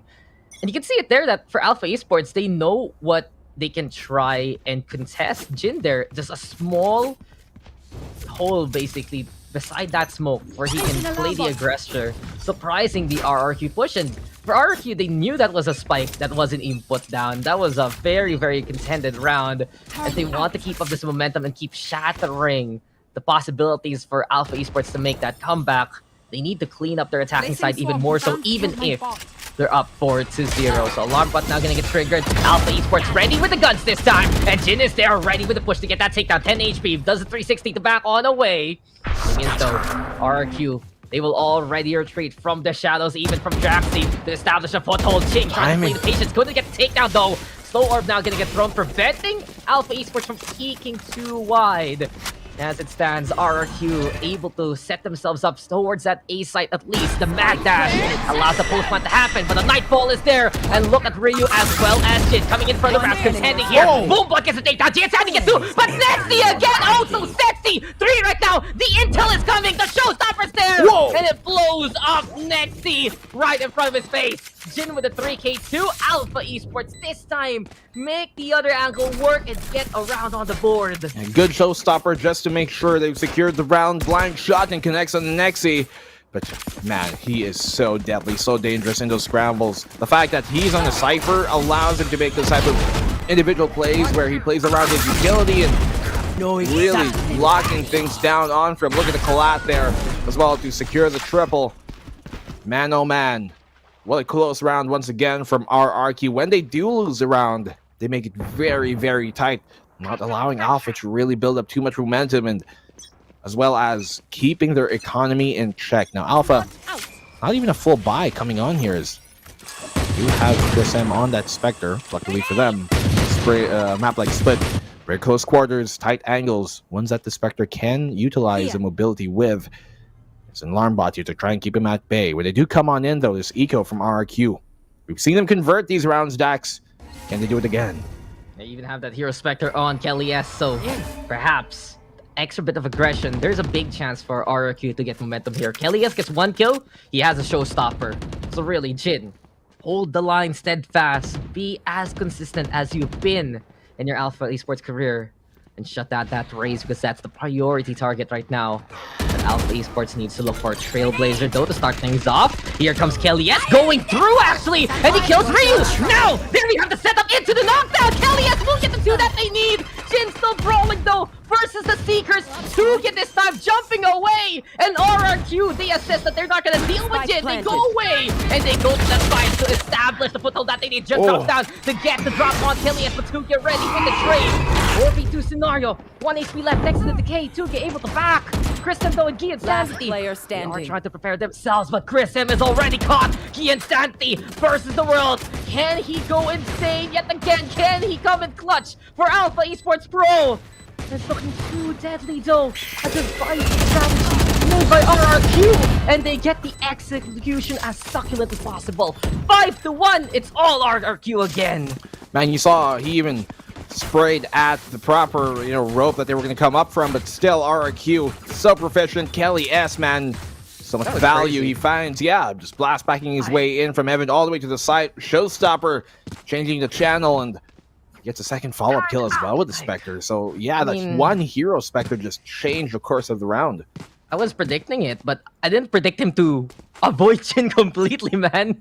I was like, okay, this can be Raze versus a Raze, 50-50, right? But he does it even better, gets through, gets the surprise onto the 2 on site, and then from that point on, RRQ, they just clear out the landing zone for the rest of the roster. And this is where you can really see the intellect of RRQ. They can just bring out the most incredible, intriguing things on a map like this and show off why they've had such a good run so far on this map. And case in point right now, Rabbit able to still stay alive. A lot of sustain. Trailblazer! Someone needs to get an anti-range shot after that one. Jin gets mauled by the doggo there. And it seems like RRQ gonna give that Trailblazer a Scooby snack later on, because that's such a tasty kill to start things off with.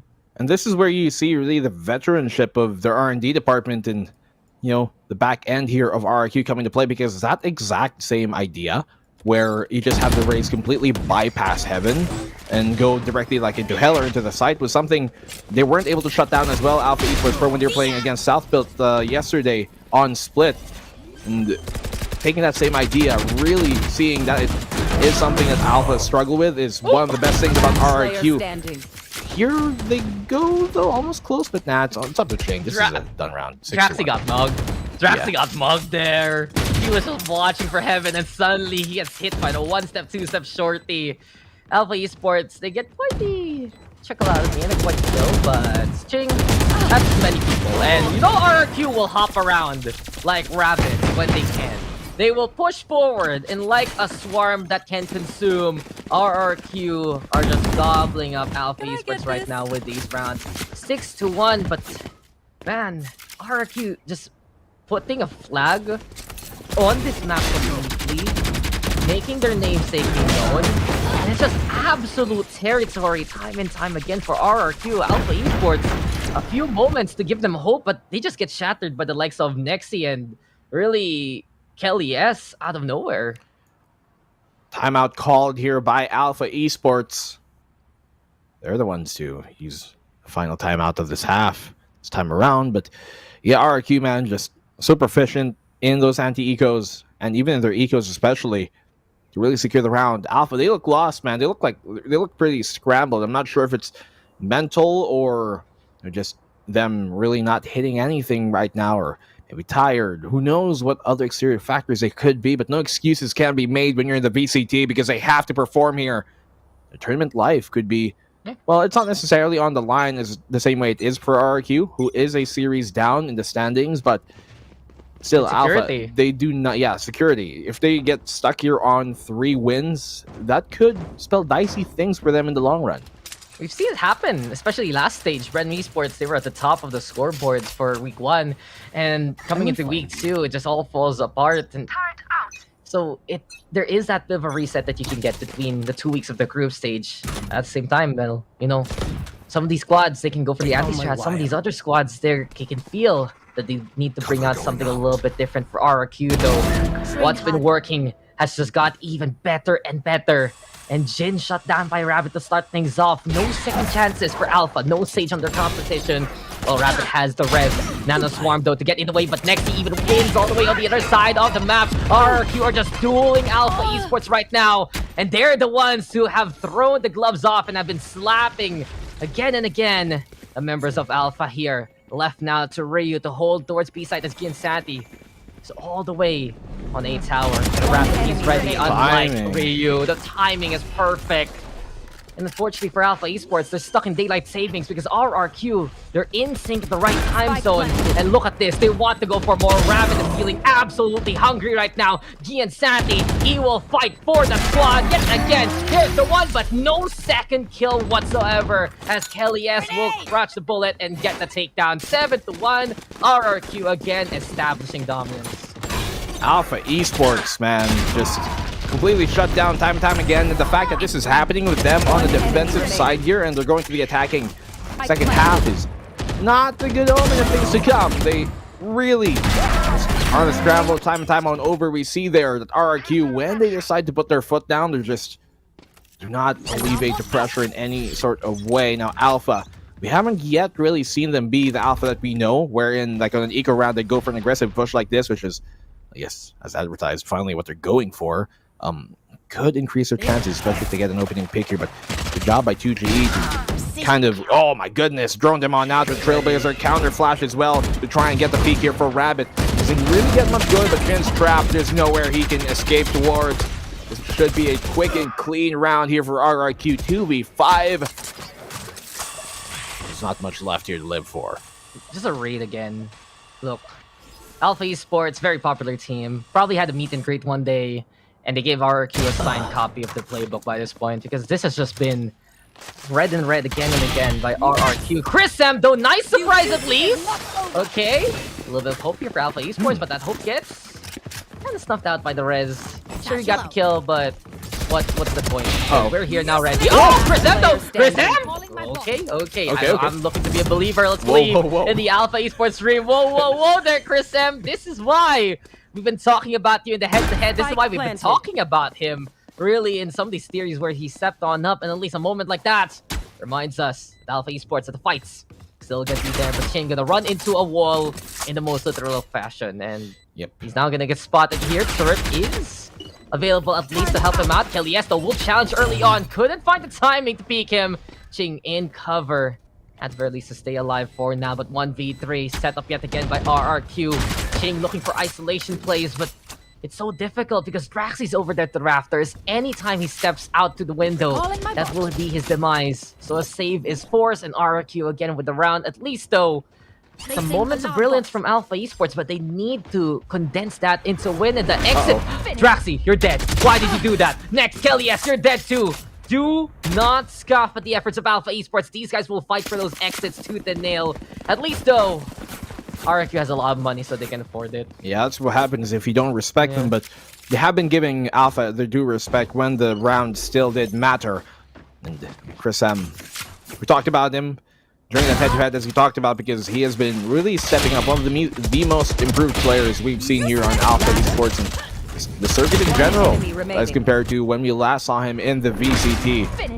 Unfortunately for him, he's been having a bit of a colder series here today, but RRQ, at the very least for Alpha, they burn the res here of RRQ, which could help them, but Kelly still just shuts Jin down. I don't know why he was doing that. Unsupported, unguided, and just no real reason to showstopper. Oh my goodness, Kelly manhandling the attack here versus Alpha Esports. He just owned this name already because he is owning the competition with his push. Nightfall comes, he and Santi trying to change the fate back, but RRQ, they're the ones golden right now in similar color schemes, but different feats. And also praise the son of RRQ because Tuga is there to wipe Alpha Esports Pro out of this map yet again. 9-1. RRQ just piling on the points here, and Alpha Esports nary an answer to stop them, really. Yeah, I don't even know at this point what they can do. Like, there are some... Well, actually, no, I'm lying. There are some glaring mistakes here being done over by Alpha. Like, you saw there, as I talked about, why is Jin just going there unsupported? No flash, no nothing. No stun, no recon, no yada yada do. And then knowing that they're going to come barreling down his corner, why is Aryuryu so far forward as a solo breach? What really are you going to do, bro? You can get stun, you can get flash. Things that make me just wonder, where exactly are Alpha in their heads right now? And, you know, what exactly are they talking about in those timeouts? If not, hey guys, just chill. We're on the defense. We don't have to do super aggro plays if it's uncalled for, but that one was called for. Time he found the shot, and Jin! He finds the 2 even! 2 gets so low. Did they just line up for him so quickly? And, well, enough is enough. Jin and Gianzatti has said Ching is right there too. And Alpha Esports, you know, defense is a suggestion. Let's go for the offensive instead. A flawless win for Alpha. Last round in the half. Change up this station because, well, the last channel, it wasn't working this time. That was good for Alpha Esports. You heard me mumble it to myself, Dax, there real quick. Around like, there you go, because you see what the difference there is? He had a flash. Wow. Did you see that though from Jin? Left him on. Yeah, what spray control? And you know, that's the thing. Alpha Esports, they have the mechanics to make this work. They are one of the best mechanically gifted teams in general, especially those 2 entry players that they've got. But just the lack of utility, sometimes lack of discipline, and how they execute that has been what's been killing them. Because when it comes to the 1v1 duel, they are more than likely to win it. But the thing is, if you find yourself in a even fight, in an even battle, then that just means you have bad tactics, because you don't want to have to win the difficult fight. Even if you can, you want to give yourself the easy bout, and that's what Alpha have to try and mitigate time on. Over that round was a bit better for them, but they have to continue that on and maybe get that 9-3 half. Yeah, the utilities to remove the 50-50. Alpha Esports there as a team, strong on the 50-50, strong on the shot, and Gianzatti now able to flex out his muscles as he has gotten warmed up with a judge. The rifle making his mark, and the fade looking to go for more. Can he just scare off the competition from his own lawn? Tuga though will find the fade, but the damage has been done. 4v2 scenario. Alpha Esports now scrambling to go towards that A site. Tuga though finds Jin, and he wants even more with the guiding lights in, so he leads the charge with that. Nano Swarm bringing a bit of damage. 4 line is there, but Tuga not gonna be good enough to fight off against Ching, and Ching will be great there for the round at the end. 3 for Ching. Better late than never for Alpha Esports. Can they use this momentum moving into the second half as they won 2 in a row for now? Okay, good last 2 rounds of Alpha. Just like, okay. I mean, I'm not diminishing what they've done, right? And if there's anything, the caveat here, at least on RRQ, is that for Alpha, the last 2 rounds is what they won. And why am I specifically pointing out the fact that it's the last 2 rounds? Because even though the economy obviously won't transfer on over, that momentum can really help. And we see many times, where teams do struggle in that opening half, no matter what the odds, still come back in the second half because they win at least, the last 1 or 2 rounds of that first half and continue that momentum into the second. There's any superstitious bone in the bodies of Alpha Esports right now. They're going to have to completely believe in this curse, but sometimes calling out the curse just nullifies it, so blame me. Why'd you greet it, man? Don't say it. Just let it happen. But Alpha Esports, they need to... I have a question. Yo, sure. If I do that, but knock on wood, Yes. does it mean that the curse nullifies into a truth once again? I don't know. I don't think you're the type who curses people, honestly. We know Ray in the Filipino broadcast for sure. Like the ultimate curse in more ways than one. Who else is kind of cursed between us? Not too much, really. Maybe in different ways. I was thinking Astra and Raph, maybe, but it's not really them. It's just Team Yeah. Secret keeps making overtimes happen, and they're the ones who have exclusively cast Team Secret from basically all their matches so far. So what's our curse stacks?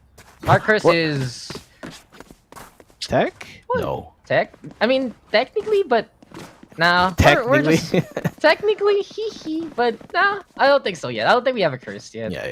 Yeah, we're fine. But Alpha Esports, they need to believe in some good juju here. Basically, these guys need, well, to heat on up. Honestly, last 2 rounds we've seen very brawly, very alpha oriented, very alpha offensive, really, and it was RRQ kind of running into the 50-50s we were talking about, giving chances to Jiki and Santi and Ching to pop off. Ching again. Ching has been low-key consistent also for Alpha. He has found these games where Alpha struggles, but he's still top frag because of him staying alive and finding those small assessments. But it just needs to be one solution right now from Alpha Esports. Go forward and let Jin lead the charge. Enable this guy the way that they wanted to do on Haven a while ago. But Nexi, he'll get 2! Everyone distracted! Find the dart and Nexi already! Oh, so stellar at sliding in and out of the garage like that.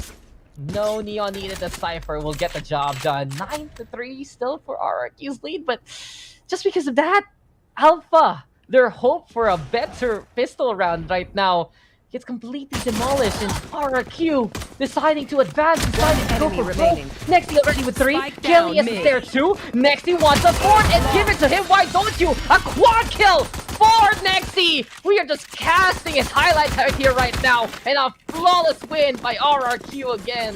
He's 2 away now from his ult. Such a powerful ult when you do have it in those scramble rounds. And look at this. I was expecting him to do that with a frenzy, but the fact that he gets a double with a ghost and backs off safely without nearly a lick of damage was just completely I guess, it sucks the life out of Alpha if you're in that case. Like, what do you even do at that point? I'm just dealing with a turret here, bro. I'm dealing with a camera looking at me.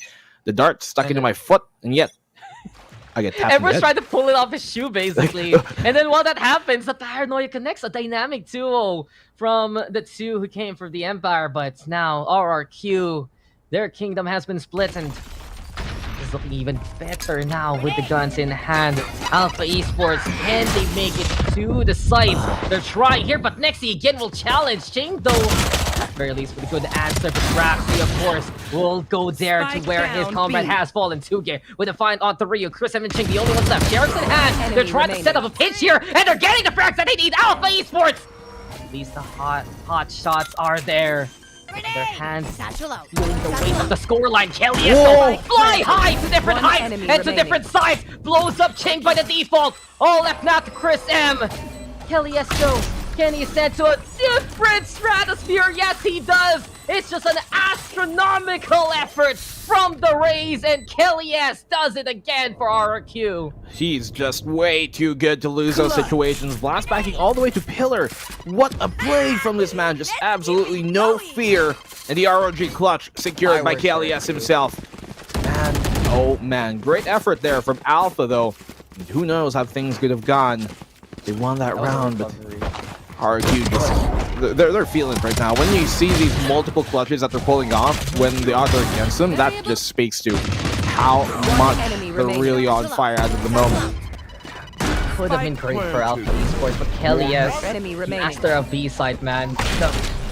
The blast packs were perfect, the paint shields were perfect, and it really saved RQ's bacon there. But now, problem is for RQ, they lost too many people there to the hands of Chris M and Ching. And we will continue on with Alpha Esports and their escapade. Still a chance, especially as RQ isn't on match point yet. Still a chance with the rifles. And from that mid control, they go towards that A site. Vent site now being cleared.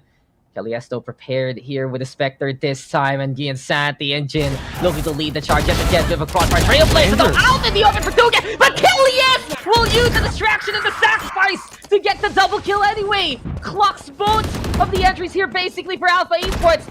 But Alpha deciding to set up another station all the way on the other side, an expansion here towards B. And they're creeping on forward with the spike too. Nexi though, still prepared. Rapid gonna be around, but Nexi smooth off the shots yet again with the Sheriff. Rapid also with the sustained neural tap to give the intel. And in space, no one can hear scream and B side. Nexi will move on around. It's Rapid though trying to go for the wraparound. Ching running for his life.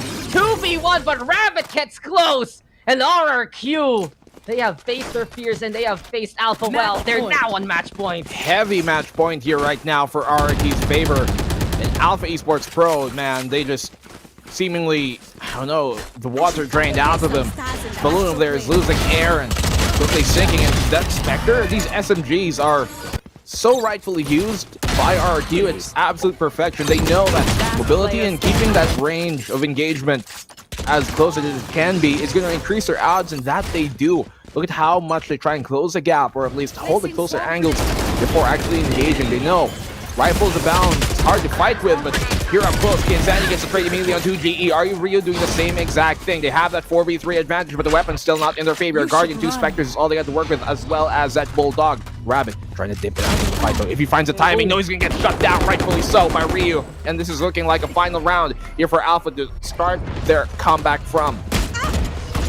Chance here for Alpha Esports. Next, he looks at the chance. Draxi with the power. Oh, yeah. And here we go again. The Pioneers of the Empire fighting. Next, he almost gets it, but Ching will support the squad and keep Alpha Esports and their dreams alive. No sweat, no problem.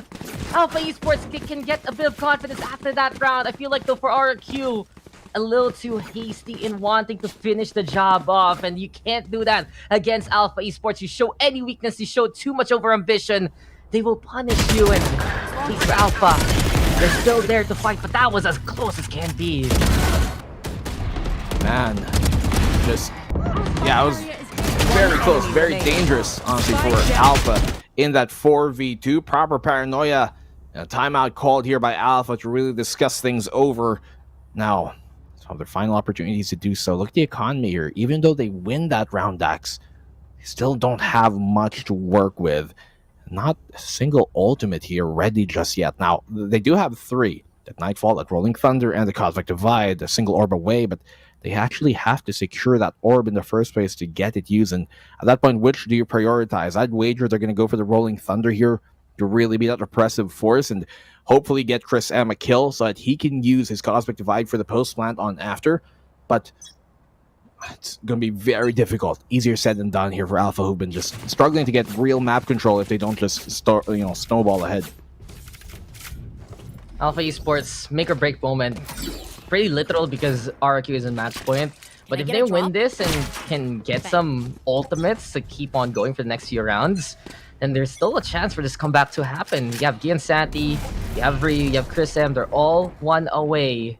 Maybe some orb contention can help them out. RQ, will they contend with the Spheres though? That's the question. In conjunction perhaps as Jin now inside the smokes. Tuga right in front of them, but they are just completely unaware of the presence. But now a brawl forced out as anticipation of the star is there. Chain of Ryu with the takedown. Next he will get one, but Chris M will just wrap that one up neatly. And Alpha Esports can call it a holiday as they are gifted with 2 ultimates for the next round. So good stuff for Alpha. They're still alive. There's still some fight in the squad. And rounds here 5 to 12. Still a long comeback to go, but every hike towards Everest starts with that first step at the very base of the mountain. And Alpha, this is one of the tallest hills they have to climb. The crest over that is going to take a Herculean effort to make it to the top of Olympus. They do have some utility to work with here, and the Rolling Thunder is going to have to come in crucial. But look at this hold here coming from RRQ. They're ready to try and fend this off. Paranoia connects. Drax able to TP himself out. The Trailblazers are connecting as well. They know there's Rabbit here towards that help position. That's where he's going to still stay. Jin, great frag trade coming from Draxi. Rabbit doing the same thing. 3v3 as 2 picks apiece are found by either side here. Dax Shing holding off on Kelly. Yes, smoke dissipates. Right timing here for Alpha Esports Pro. Still cannot get the plant down. They bring it to a 1v3. Have to secure the round here. Draxi going for the play. And Qeon Sandy closes it down. 6-12. They cut the lead in half. But this is still a long way to climb. They do get something going though. Mistakes are being made here by RQ. They're ending up in these positions that they have to challenge Alpha Esports, and clear sight lines, clear skies, and clear shots to hit. Alpha Esports, that's their guarantee. Ching, though, past few rounds really has been stepping it up. I have to give absolute props to Killjoy because he is hitting the prime targets, the prime times. Of course, Jin, you know he's going to be making that space, but Ching has been so stellar at keeping Alpha Esports calm as much as possible. You know he's shouting right now for the squad to pump them up, but when it comes down to it, he's the one who's so reliable here for Alpha. RRQ, though, on an eagle stage 2, get finding Jin to start things off. The Insanity, though, now pushing, and we have a little bit of a high for Rabbit. He's just so cheeky in this little hole here. Ryu, though, will get the trade. Chris him on the board. But Alpha Esports, they still have to parry. They need that space. They need that timing. Ching almost getting caught out here by Draxi and Kelly S. And it's still the remaining members of RRQ with guns in hand. Spike, though, not planted as of yet. There's hesitation right now for Alpha Esports. They have the ultimates available now. And it's RRQ dropping down to fight them back. Draxi, though, on the board. Chris M finding Kelly S. 1v2 scenario. It's the Omen throwing out the smokes of Paranoia here. And we'll see right now if the dark cover can basically help out. And still, again, a different angle that Draxi can utilize. Cover, though, for Alpha. Into the backside they go. Ryu. Does he find the Omen scoping around? And unfortunately for Draxi, his wild ride ends there as Ryu will stab him in the back. 7-12, Alpha! They're rallying here, man! I don't understand why he went for the B main angle.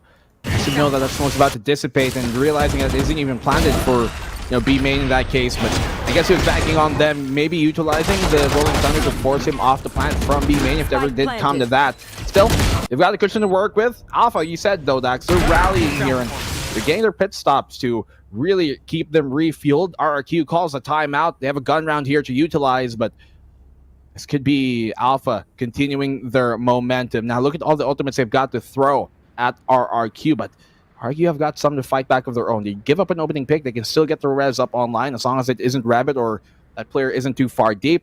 And Draxi can TP anywhere he wants for information or just repositioning if it ever does come to it.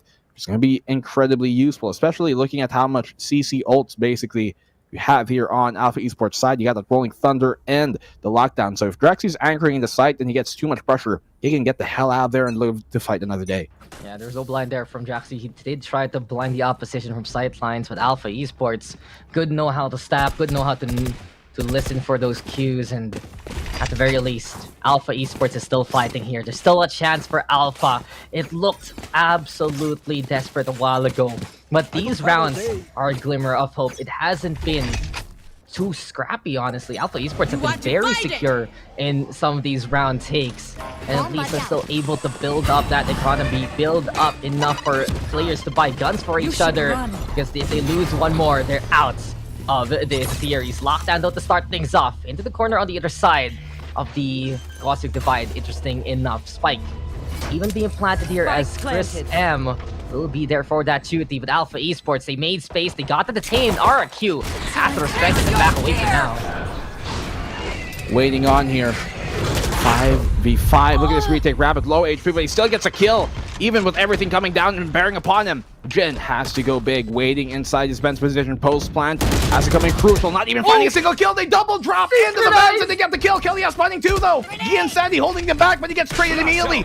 4v2. They have the Rolling Thunder to utilize. Qeon throw it right down and Ryu. It's the proper time to do it, but Kelly finds him and that's it. The round is done. Series 2-0 sweep for RRQ as they take it over Alpha Esports Pro.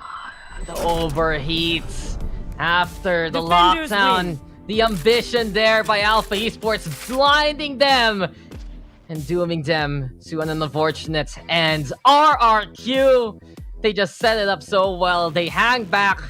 They were ready to explode at a moment's notice from 2 angles, but they saw Alpha Esports coming their way, and they just clocked them as soon as possible. So well played by RRQ all throughout this series, in all honesty.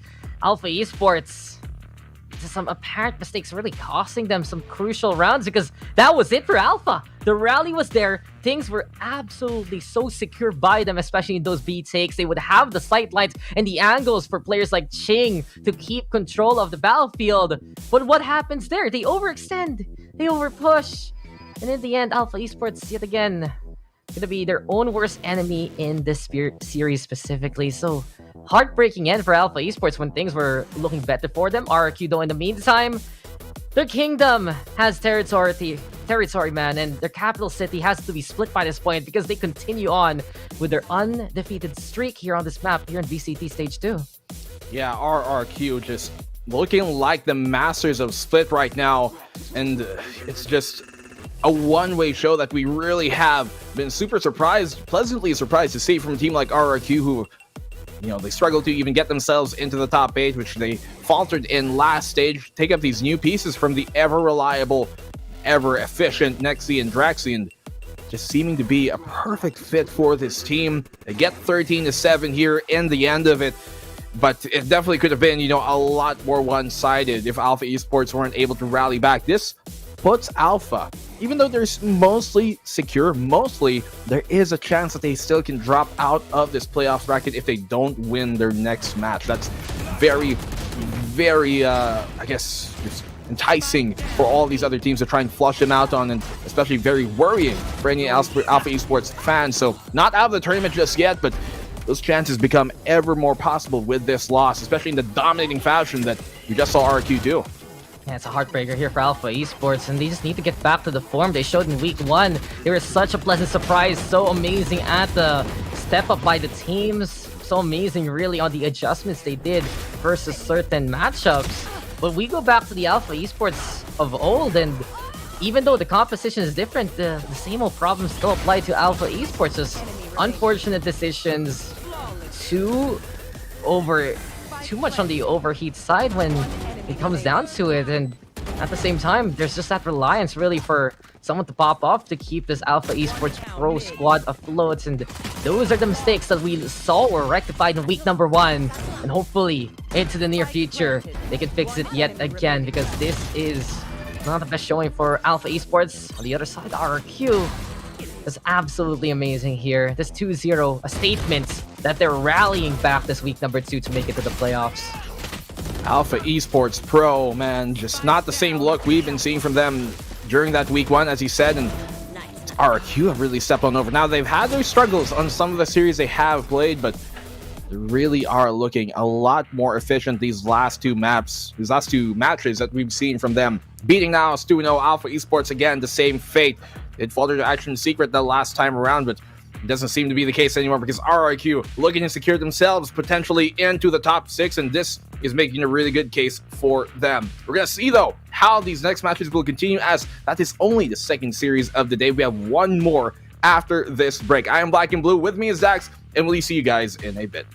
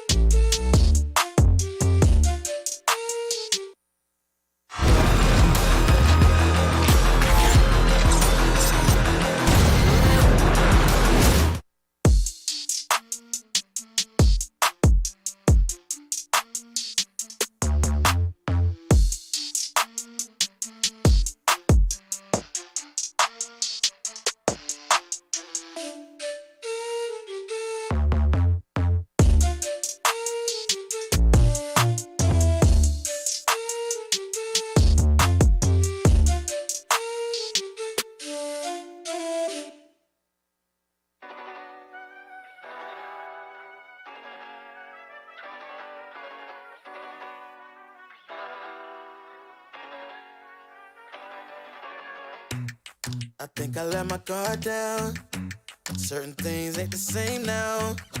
Hard to navigate these problems. I'm by myself, you're not around. I tried to open up, it wasn't good enough. Put in my all and got nothing back. Now I'm stuck in the rain, dealing with all this pain. Why you gotta do me like that? Don't say you love me, then go and leave me. It can't get ugly, trust and believe me. Saying to myself, looks so deceiving. Trying to fight back this far from easy. I've seen your hands. Delilah, don't you know my I've seen your hands. Delilah, don't you know my heart turned cold, lost control.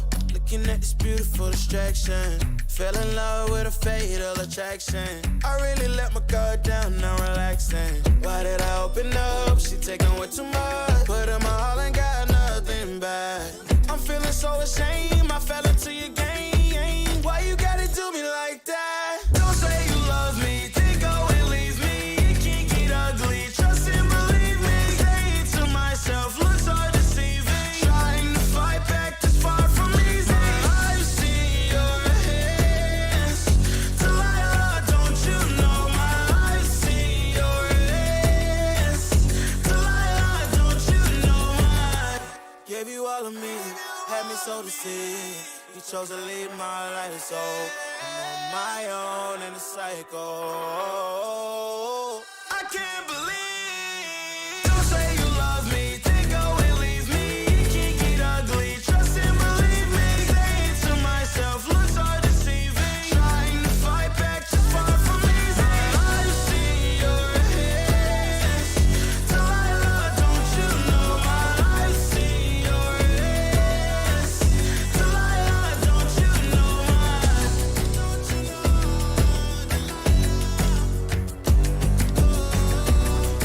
I've seen your hands. Delilah, don't you know my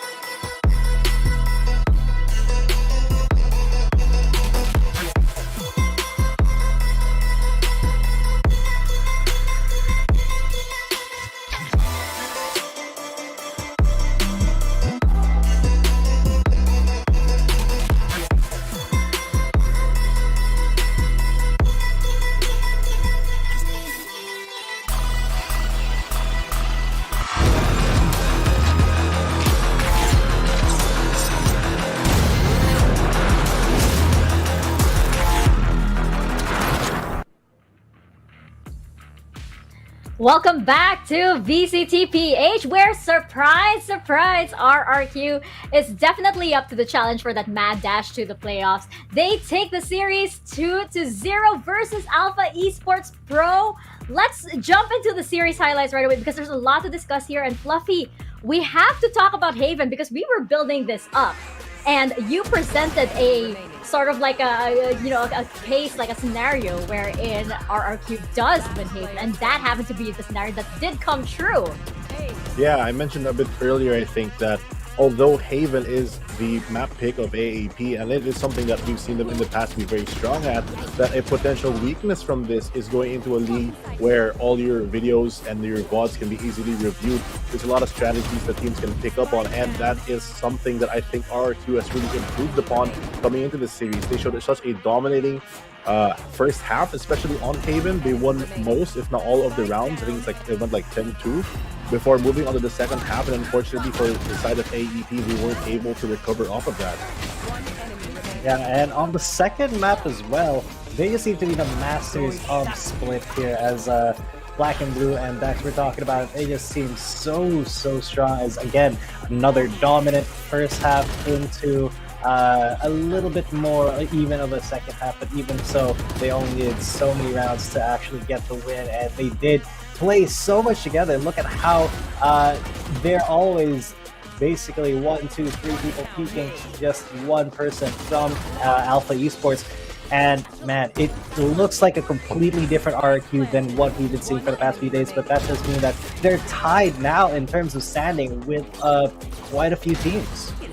Yeah. Looking at the standings a little bit later is going to be really interesting indeed. I can't wait, actually. And presenting our MVP of this series, I believe it is going to be Kelly S. Once again, how many MVPs has this man had? Oh, we hear cheers behind the scenes, by the way, for Kelly S over here. But I just wonder how many MVPs this man has gotten already. But yes, indeed, this was quite the treat to watch, because we have to ask Fluffy, on paper, this was supposed to be Alpha Esports Pros series. What do you think happened? I think that on the ground level, RRQ just showed up today as a different team. They're more put together. They're more coordinated as well. They have multiple times where they peak together and it'll be almost on point like a pin drop. Very exact. They have the ability to quickly adapt to the explosions that AEP tend to produce. And of course, starting on the attacking side on Haven, which is a map that is very attacker-sided, because if AEP picks it, obviously RRQ gets to pick the side. They get that early momentum, and like I mentioned earlier, unfortunately for them, they stacked too many rounds. They played it too well for AEP to handle that. Moving on to the second half, they were just faltering. Yeah, and it's kind of been a theme now for RRQ to be, on the attacker side first, coming out swinging, and then building up that lead from there. That may be the way that RRQ can come back and get into the playoffs, because they only have one more opponent left, Fluffy, and that is Oasis Gaming. This 2-0 maybe a little bit of a message to their only remaining enemy here about what RRQ can do, what RRQ has in store for them. Yeah, that's gonna be that's a little bit of a teaser for you guys. But first up, I have to show you guys what I'm looking at and why I'm laughing, because again, I am also very distracted once again with what's happening behind the scenes here. Let's actually bring them up to your screens for a quick interview we have here. I think it's gonna be Rabbit this time, speaking on behalf of RRQ. Or is it gonna be you? Did it fall to you now? Lahat lang po kami. Teamwork. Okay. Teamwork! I love it. And speaking of teamwork, RRQ, congratulations. Your teamwork definitely showed up that series. We have to know, please let us know how you guys prepared for this match, because we are loving this new RRQ we're seeing. I think the veto just fell into our, everything fell into our plan. Like, we pre-planned everything yesterday, then reviewed everything, did our assignments. Then, it was like everything worked out. So yeah, that's what happened. That's wonderful, and that's the best kind, right? When Yes. you've done all you can to prep, and now you just play the best game you can, and everything just falls into place. Now, you guys are pretty much the kings of Split right now. I believe you have not lost Yes. on Split yet. This entire stage, is Split indeed the comfort pick for RRQ, or is that just one of those things like, oh, it just happened? It's coincidence, man. It's not our comfort pick, but as long as we're winning, we'll just keep playing it. Wow!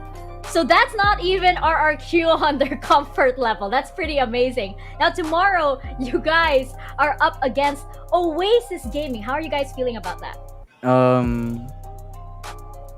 I'm just okay. Like, we're excited to play against them because it's our first time to play against them. But yeah, we'll just prepare just like how we prepare like the previous matches. Well, you know what? Whatever you guys are doing, it appears to be working wonders. Now, I think you guys have something to say, of course. Some shout-outs that you want to give out maybe to those very special faces that we see joining you guys via your phone wallpapers. So shout out to our boss, boss AP, boss Nano, boss Ricky, and to the whole RRQ staff, especially to boss Lan and boss Jay and Jim Tuano for like prepping us mentally for this week. Then special thanks to Nexi, our baby boy. So yun rin, pati sa girlfriend ko, sobrang ganda. so shout out to girlfriend ko, may foods kami mamaya. Shout out to sa girlfriend ko, and thank you for supporting like sa mga mga supporters then like sobrang thank you. Yung mga nagpi-PM parati before the game just to good luck. So yeah, that's all. Thank you guys and see you tomorrow again. All right, yes, indeed. We will see you guys tomorrow. Congratulations once again. It feels like the girlfriend buff is working indeed for RRQ. All right. Congratulations and good luck on the rest of your matches. Thank you. Bye-bye. The one match, actually. One match left. Yeah, the we're rest gonna. of their batch. Yep, indeed. I think it's so surprising that it appears that we made a big deal out of Split, but it appears that RRQ isn't even thinking too much about it. Apparently, it was like, oh, it just happened. We just don't lose. We just don't lose on Oh, that good. map.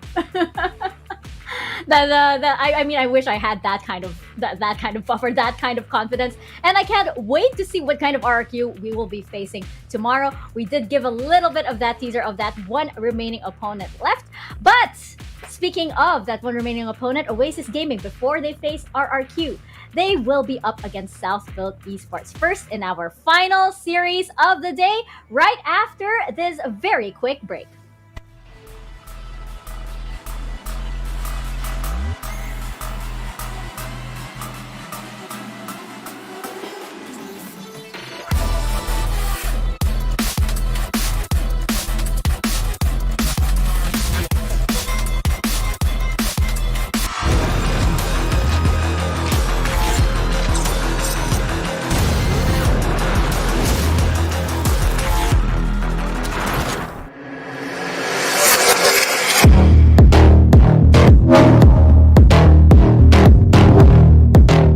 Hi, I'm Chris. My in-game name is Pro and I am from Southfield Esports. Looking forward ako na makalaban ulit namin yung Naos Esports.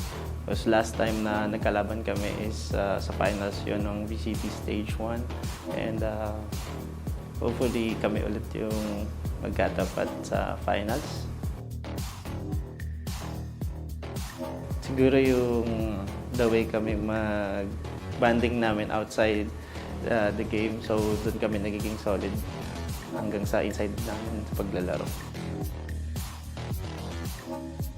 Siguro yung secret na lang din ulit since sila talaga yung rivalry namin way back CSGO pa lang dito sa PH and sana magkalaro kami ulit ngayon ng VCT. Sino ba? Naos?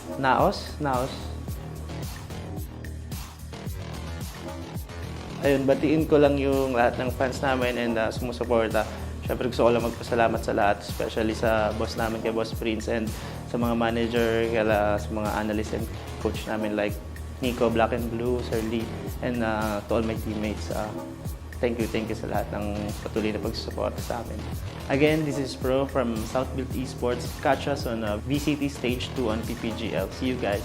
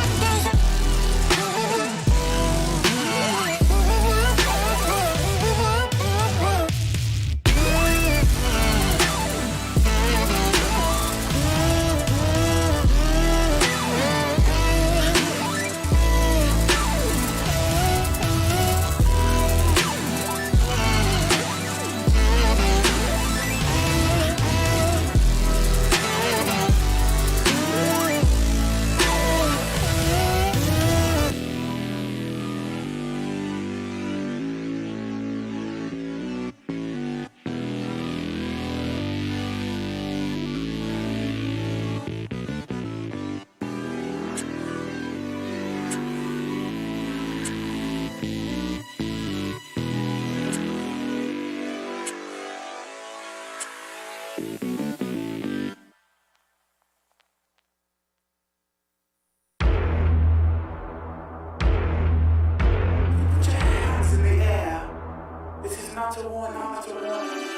think that I'm running in place? Y'all really testing my patience. Right before I blow up the spot, I had to get back to the basics. What if my talent is wasted? And see what I'm lacking the placement. Thought since I rap in the basement, but my come up is legend, is greatness. I don't care now, it's pedal to the metal. I can never quit now, I will never settle. Puppet to the game, I'm pulling strings like Geppetto. We in the same game, but I'm on a different level. I passed it.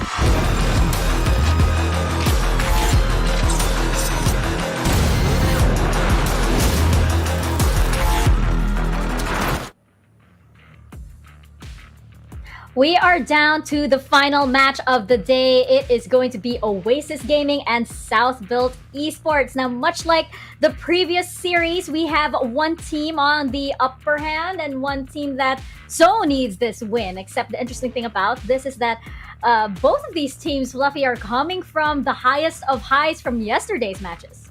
Yeah, I mean, we have Oasis Gaming, who not the cleanest win, if I'm being honest, but they clawed their way out of the match with the AEP, getting Critical. that victory on the 2-1, ending that series as it was. They're coming out strong. They have more discipline now. I think we've talked about that in the past, but SBE also is on that upward swing. That's right. And, G10, it's going to be very interesting, by the way, here on the panel. And I think on the caster side as well for this series, because we have a very clear, the lines are drawn. We have a very clear divide here on the side of Oasis Gaming and South Built Esports. We have Fluffy and we have G10. But also on the English caster side, we do have Black and Blue and we have Dax as well, representing both of the teams that they are somewhat affiliated with. So it's going to be very interesting indeed. I actually can't wait for that cast. But yes, I know. But yes, indeed, we start off with Oasis Gaming. Let's take a closer look at their roster.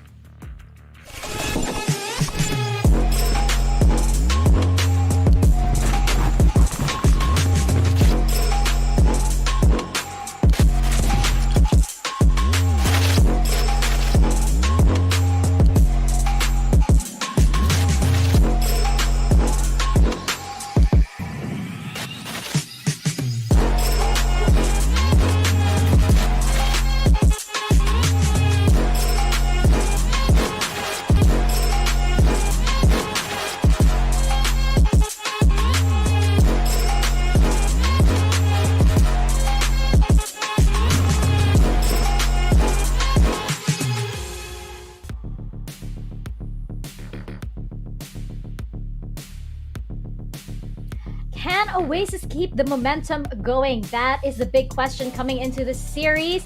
And while they might not have as much to lose as South Built Esports, Fluffy, this is a little bit of a grudge match from the Stage 1 playoffs, because if I remember correctly, it was South Built Esports that was able to knock Oasis Gaming out of Stage 1. Yeah, and if we even go further back from that, qualifying for Stage 1, Oasis Gaming sent South Built Esports into the lower bracket for the qualifiers, but when they finally met again in the playoffs, South Built Esports took their revenge on Oasis Gaming, knocking them out of the tournament entirely. But now, both teams coming back strong into this tournament, with South Built a bit more for pressure on them. Oasis Gaming now has to prove that they are not going to be defeated this time around. So Oasis Gaming, of course, not necessarily the same team that we saw in Stage 1. Most of the players still there, kind of missing a coach, but now with the Wacky Gamers stepping in as the analyst, they still have a lot of that team support that they need. Of course, Coco, ever reliant, Envy and Wild Oreo, explosive as ever, Marky, a great duelist, Ripper, one of the most consistent players, as well as Coco, and when will Courtesy play, hopefully soon. And aside from that, I think Oasis Gaming is on that upward trend. They have to learn how to be more tactical, but not be as ambitious as they set themselves to be. Sometimes they can get ahead of themselves a little, and unfortunately, that can cause them to stumble, as we've seen in their game previously with Brand Esports. But at the end of it, Oasis Gaming does still have that clutch factor, which is why they won that series, and hopefully moving to this series is going to be good for them as well. So sorry, by the way, that there is no coach at the moment. I All think good. I think we're partially to blame for that. Our bad. All good. Our bad.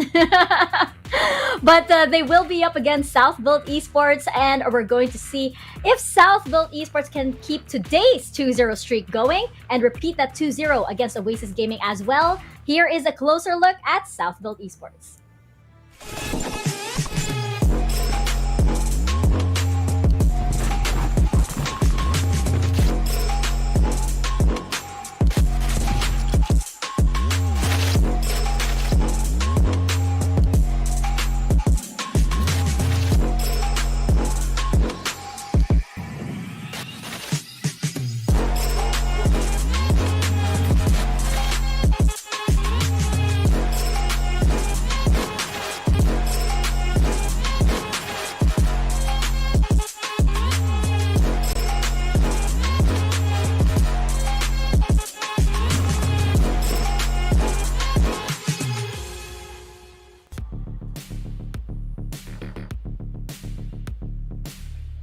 Another team that finds themselves on the edge of elimination, much like RRQ earlier.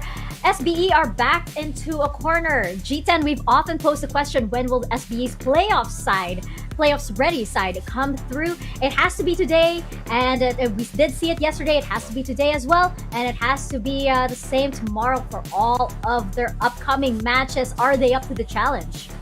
That is the question that we're going to answer here, because I really think that South Built, they've suffered for long enough. They had a very so-and-so start coming into this, but they did, I think, find their footing already with their match yesterday, getting that W. And I think it's starting to shape up for them. I mean, Az has had so many good moments as duelist, very, very big factor for the team, and Southville has just been very solid historically. This is the team that did dominate last stage, and we do have the history behind it. Oasis and Southville, they have been kind of at each other's throats in the qualifiers and in the last stage as well. So definitely, I think SB has something to prove here, because right now, in the standings, they are mathematically at the bottom. If they beat Oasis here, then it's going to be sort of a three-way tie between Oasis, RRQ, and South Build. So it is in their best interest to get this win, to kind of shake it up so that really anybody can end up at the bottom with Nalas after tomorrow or after Sunday as well.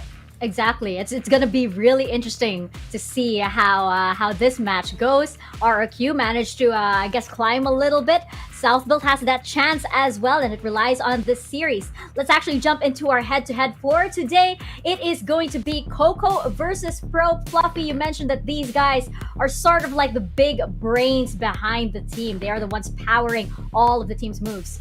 Yeah, Coco and Pro, both IGLs of their respective teams, great players and veterans of the scene in their own right. Pro a bit more than Coco, but in terms of Valorant itself, they have the same role, which is leadership, but they do it in different ways. Coco is more on a sentinel role, meaning that he has a lot more free time to look at the map, control space, as he's already secured his own little home, especially when he sets up his own fort.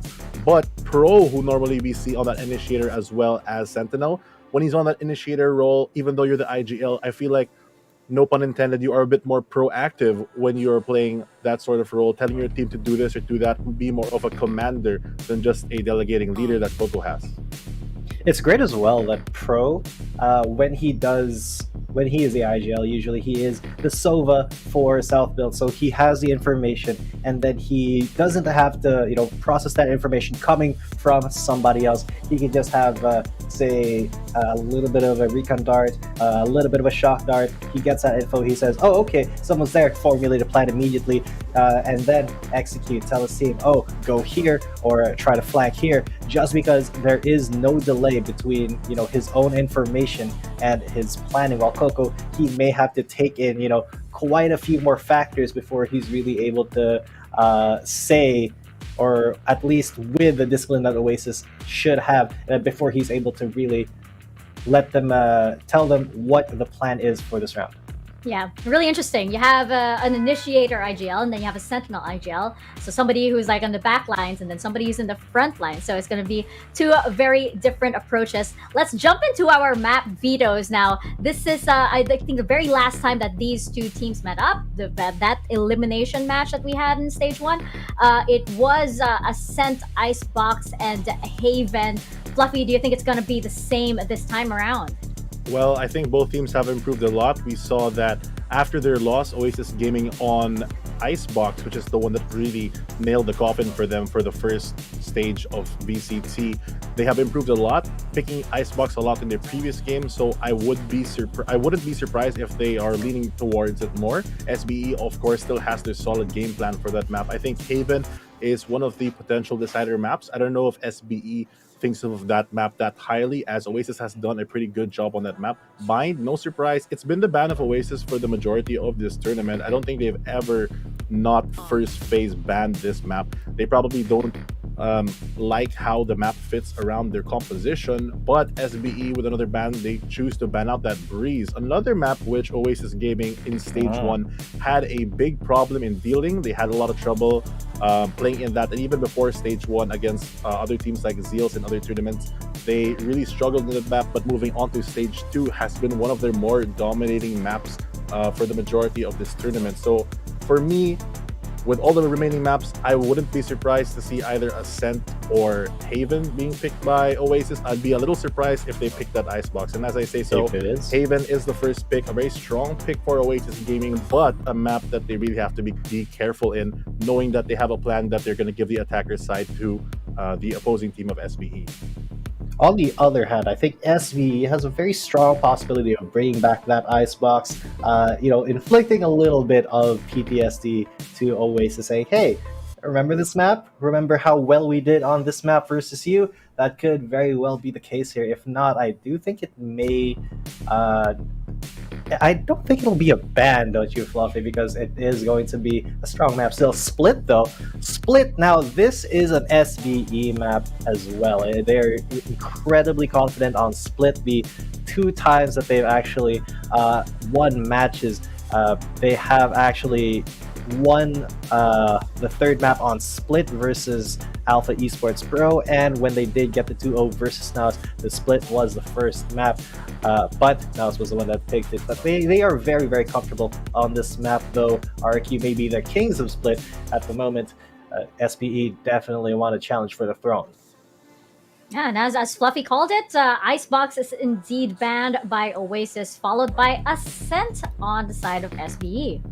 Right, and as we see, so I guess past is past, and never look back with that Icebox ban from Oasis Gaming, not wanting to relive those memories at all. I think that the second map pick for SBE, Split, is, like G10 mentioned, a very strong map for them, and also not the strongest map, if I'm being super honest, for Oasis Gaming. They came in yesterday with a very special comp, which from the players have said that it's their first time using, but somehow worked the other day. I don't know if they're going to run the same thing with the Fade today, but the decider map will, of course, be Fracture, which we've seen Oasis have a very interesting comp on Fracture as well. They put Wild Oreo, who normally you'd see as that flex/duelist role, more onto the Sentinel role that time. And switching up from the Sentinel role, we have Coco, much like Pro, his counterpart, be the initiator in that Breach, running the Breach Cypher combination with Marquis single duelist as that Neon. Yeah, it's gonna be very, very interesting indeed. You guys know I always like watching a Fracture map. I just love the chaos that it invites. Haven and Split, though, do you, G10, do you think that this favors, certain teams? Can we possibly be seeing a 2-0 coming here? Oh, I don't think a 2-0 is in the cards for us. At all. Yeah, At all. Because Haven is just such a strong map for Oasis. Southfield, we have seen them kind of falter there a couple times. Notably getting 13-0'd in day 1 last week by Team Secret on that map. So they may not have the highest confidence in it right now. And even I think in their map versus versus Alpha Esports Pro yesterday, they were like, oh, map 1 Haven, yeah, that's a gimme, but we'll switch it up and then we'll bring it back maps 2 and 3, and that's what they did. So maybe, they don't really care all too much about this first map. It would be nice to win, yes, but SBE, they are comfortable enough and very confident in their skills that they can have a map that's kind of their weak map and just say, okay, we'll give them the map 1 and then just win 2 and 3. And I think that's what is going to happen. We have Oasis, Haven, and SB split, and then it could just be a toss-up for the Anybody's last game? map. Yeah, anybody's game on Fracture. Probably. We do know that SBE, they kind of like start a little bit slow, but once they get the ball rolling, they are pretty steadfast indeed. We'll find out if they can conquer their demons in the final series of the day. Oasis Gaming versus Southbuilt Esports. Casters, over to you guys.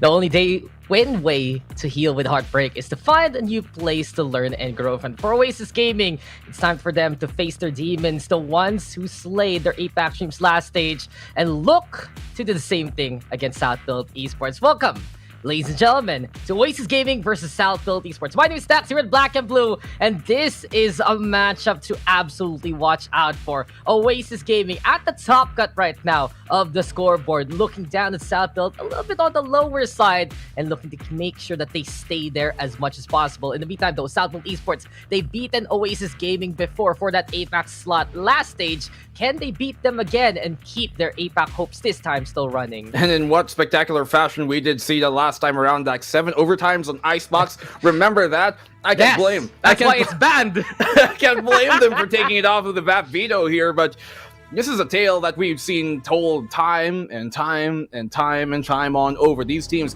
have fought each other multiple times in the past, not just in the VCT, but in the community scene, in multiple community tournaments in that matter of that fact as well.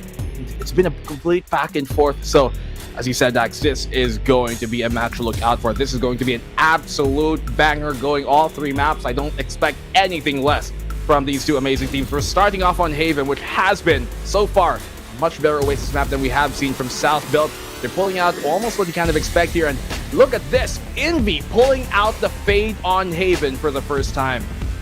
Envy comes in with a Haven here, with a Fade Haven. So he's really just on Fade duty, isn't it, by this point? He brought it out against Brent Esports back in Split. We saw it on Fracture 2, and now no more of the flashes to be basically the only thing rather that Oasis Gaming can build on, because they're gonna forego Marky from that duelist to the chamber role instead. So Oasis Gaming making some really interesting adjustments. The only thing I'm seeing right now, comparing to the last 2 compositions they've had really in a map like this, is the fact that they can still feel that those flashes are reliable from Wild Oreo, as well as basically the bridge that we get here. So that's a sign here for Oasis Gaming that utility is where they're gonna go all in with for the first map. On the other hand, though, Southbuilt, they've also made some changes. So I've been looking around at the compositions these guys have ran for quite a while, and what really intrigues me the most is Southbuilt have shifted away from that Killjoy, and they go for the Scythe instead of Popchula especially.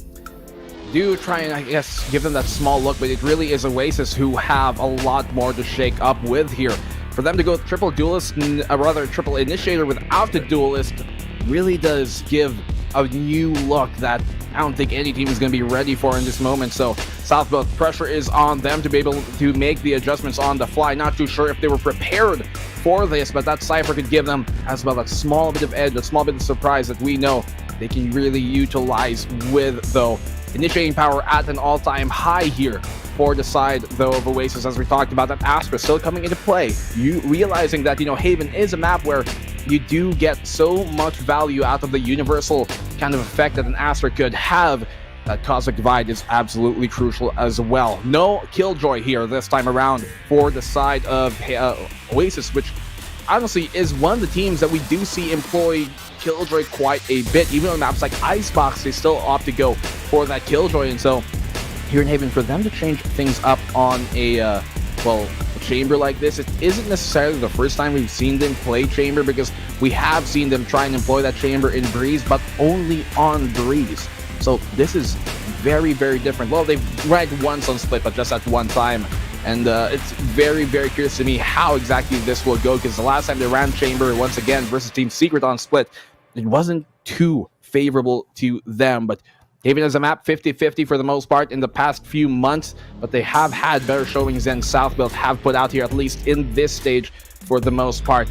It is looking to be basically a rematch of the Titans once again, the two teams that were vying for that third slot into the APAC's last stage.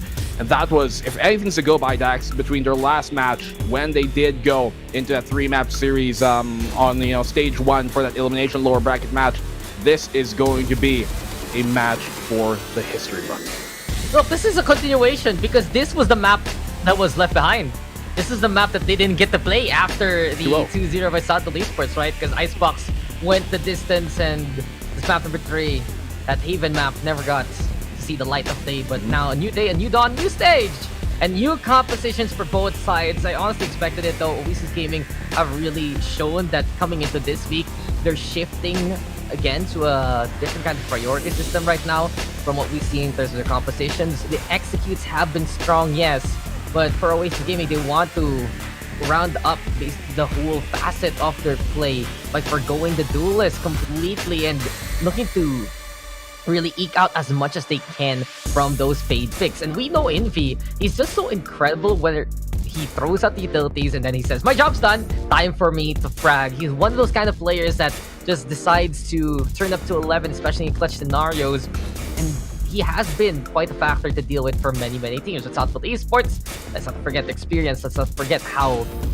calm these guys can be when they need to do so the most. And really absolute veterans on the IGL side, absolute veterans in terms of the play, learning really more and more on how the nuance of Valorant goes. And we've seen it, especially in really a matchup like this at Southfield. When the going gets tough, they're the ones who are able to just be more durable, really, compared to Oasis Gaming. We wonder for Oasis, when will they crack? Will they feel the pressure? Can they finish the job given the scenario? Southfield, in the meantime, they have that win still searing in their minds, still searing in the minds of Oasis Gaming too.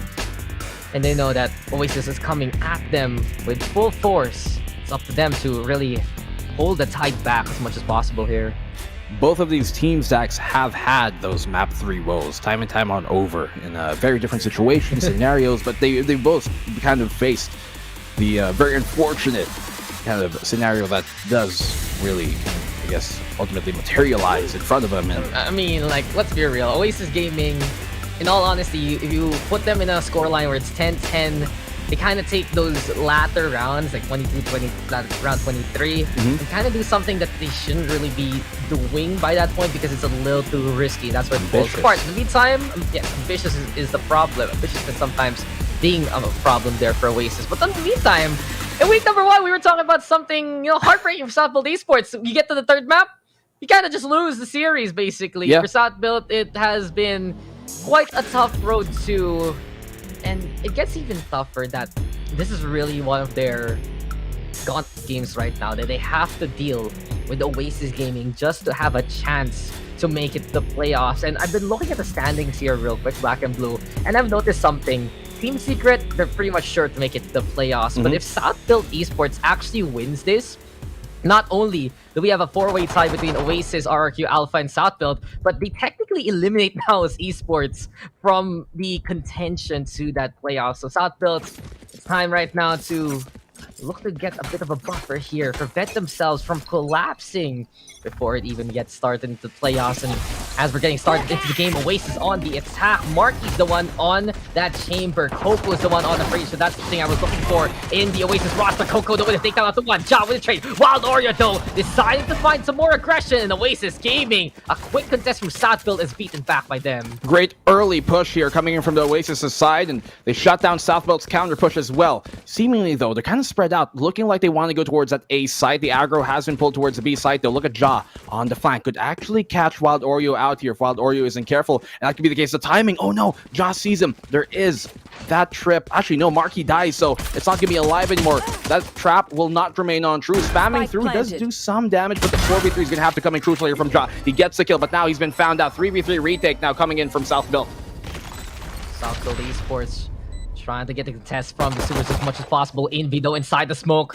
Nice guessing game from Flippy. Can't find the target, but Ja finds his, and he finds 3. Now the push comes to shove. Envy putting Flippy to the floor. 2v2 scenario. It's Southfield though on site right now. Papi Chulo with the taps there, catching the head of Envy. Everything is left now to Coco, but Ja with the quad to start things off. The timing was perfected by Southfield in the latter part of that round. And case in point, they take the pistol and are trying to say to Oasis Gaming, remember last time? Let's do it again.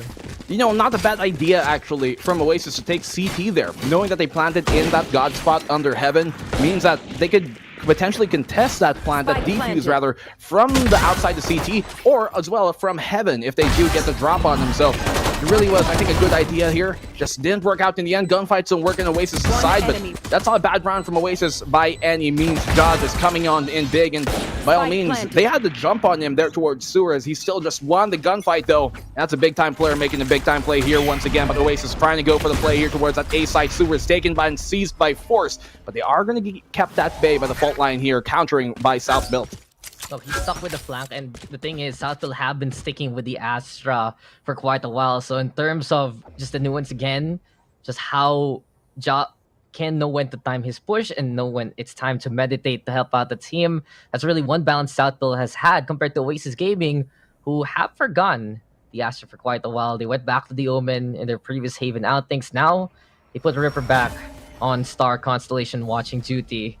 And if Oasis, they do want to still look for the opening towards that A site, but Southfield Esports already looking to try and hold the entrance ways here. Ripper does get 1 pro and assist though. The trades work. It's a big scan right now. Pro assessing the situation, and he knows it is time now to lift that shot. That rip. Got Marky 2. Pro with a third. Envy though. Finding a target in response. So it's 1v2, but Papi Chulo is ready. Ja coming in from the flank. This is red this time by Envy. He knows it coming, but he cannot hit the shots. Ja instead from afar will get the takedowns, but Oasis at least getting 3 kills there, making it a bit easier for the next round. Yeah, good eco there, good economic damage done towards South Built side, and it's probably really a proficient round here from Oasis. They do go down in the end, but the long run still not lost just yet. South Built uncharacteristic to pistol round wins here we do see from them.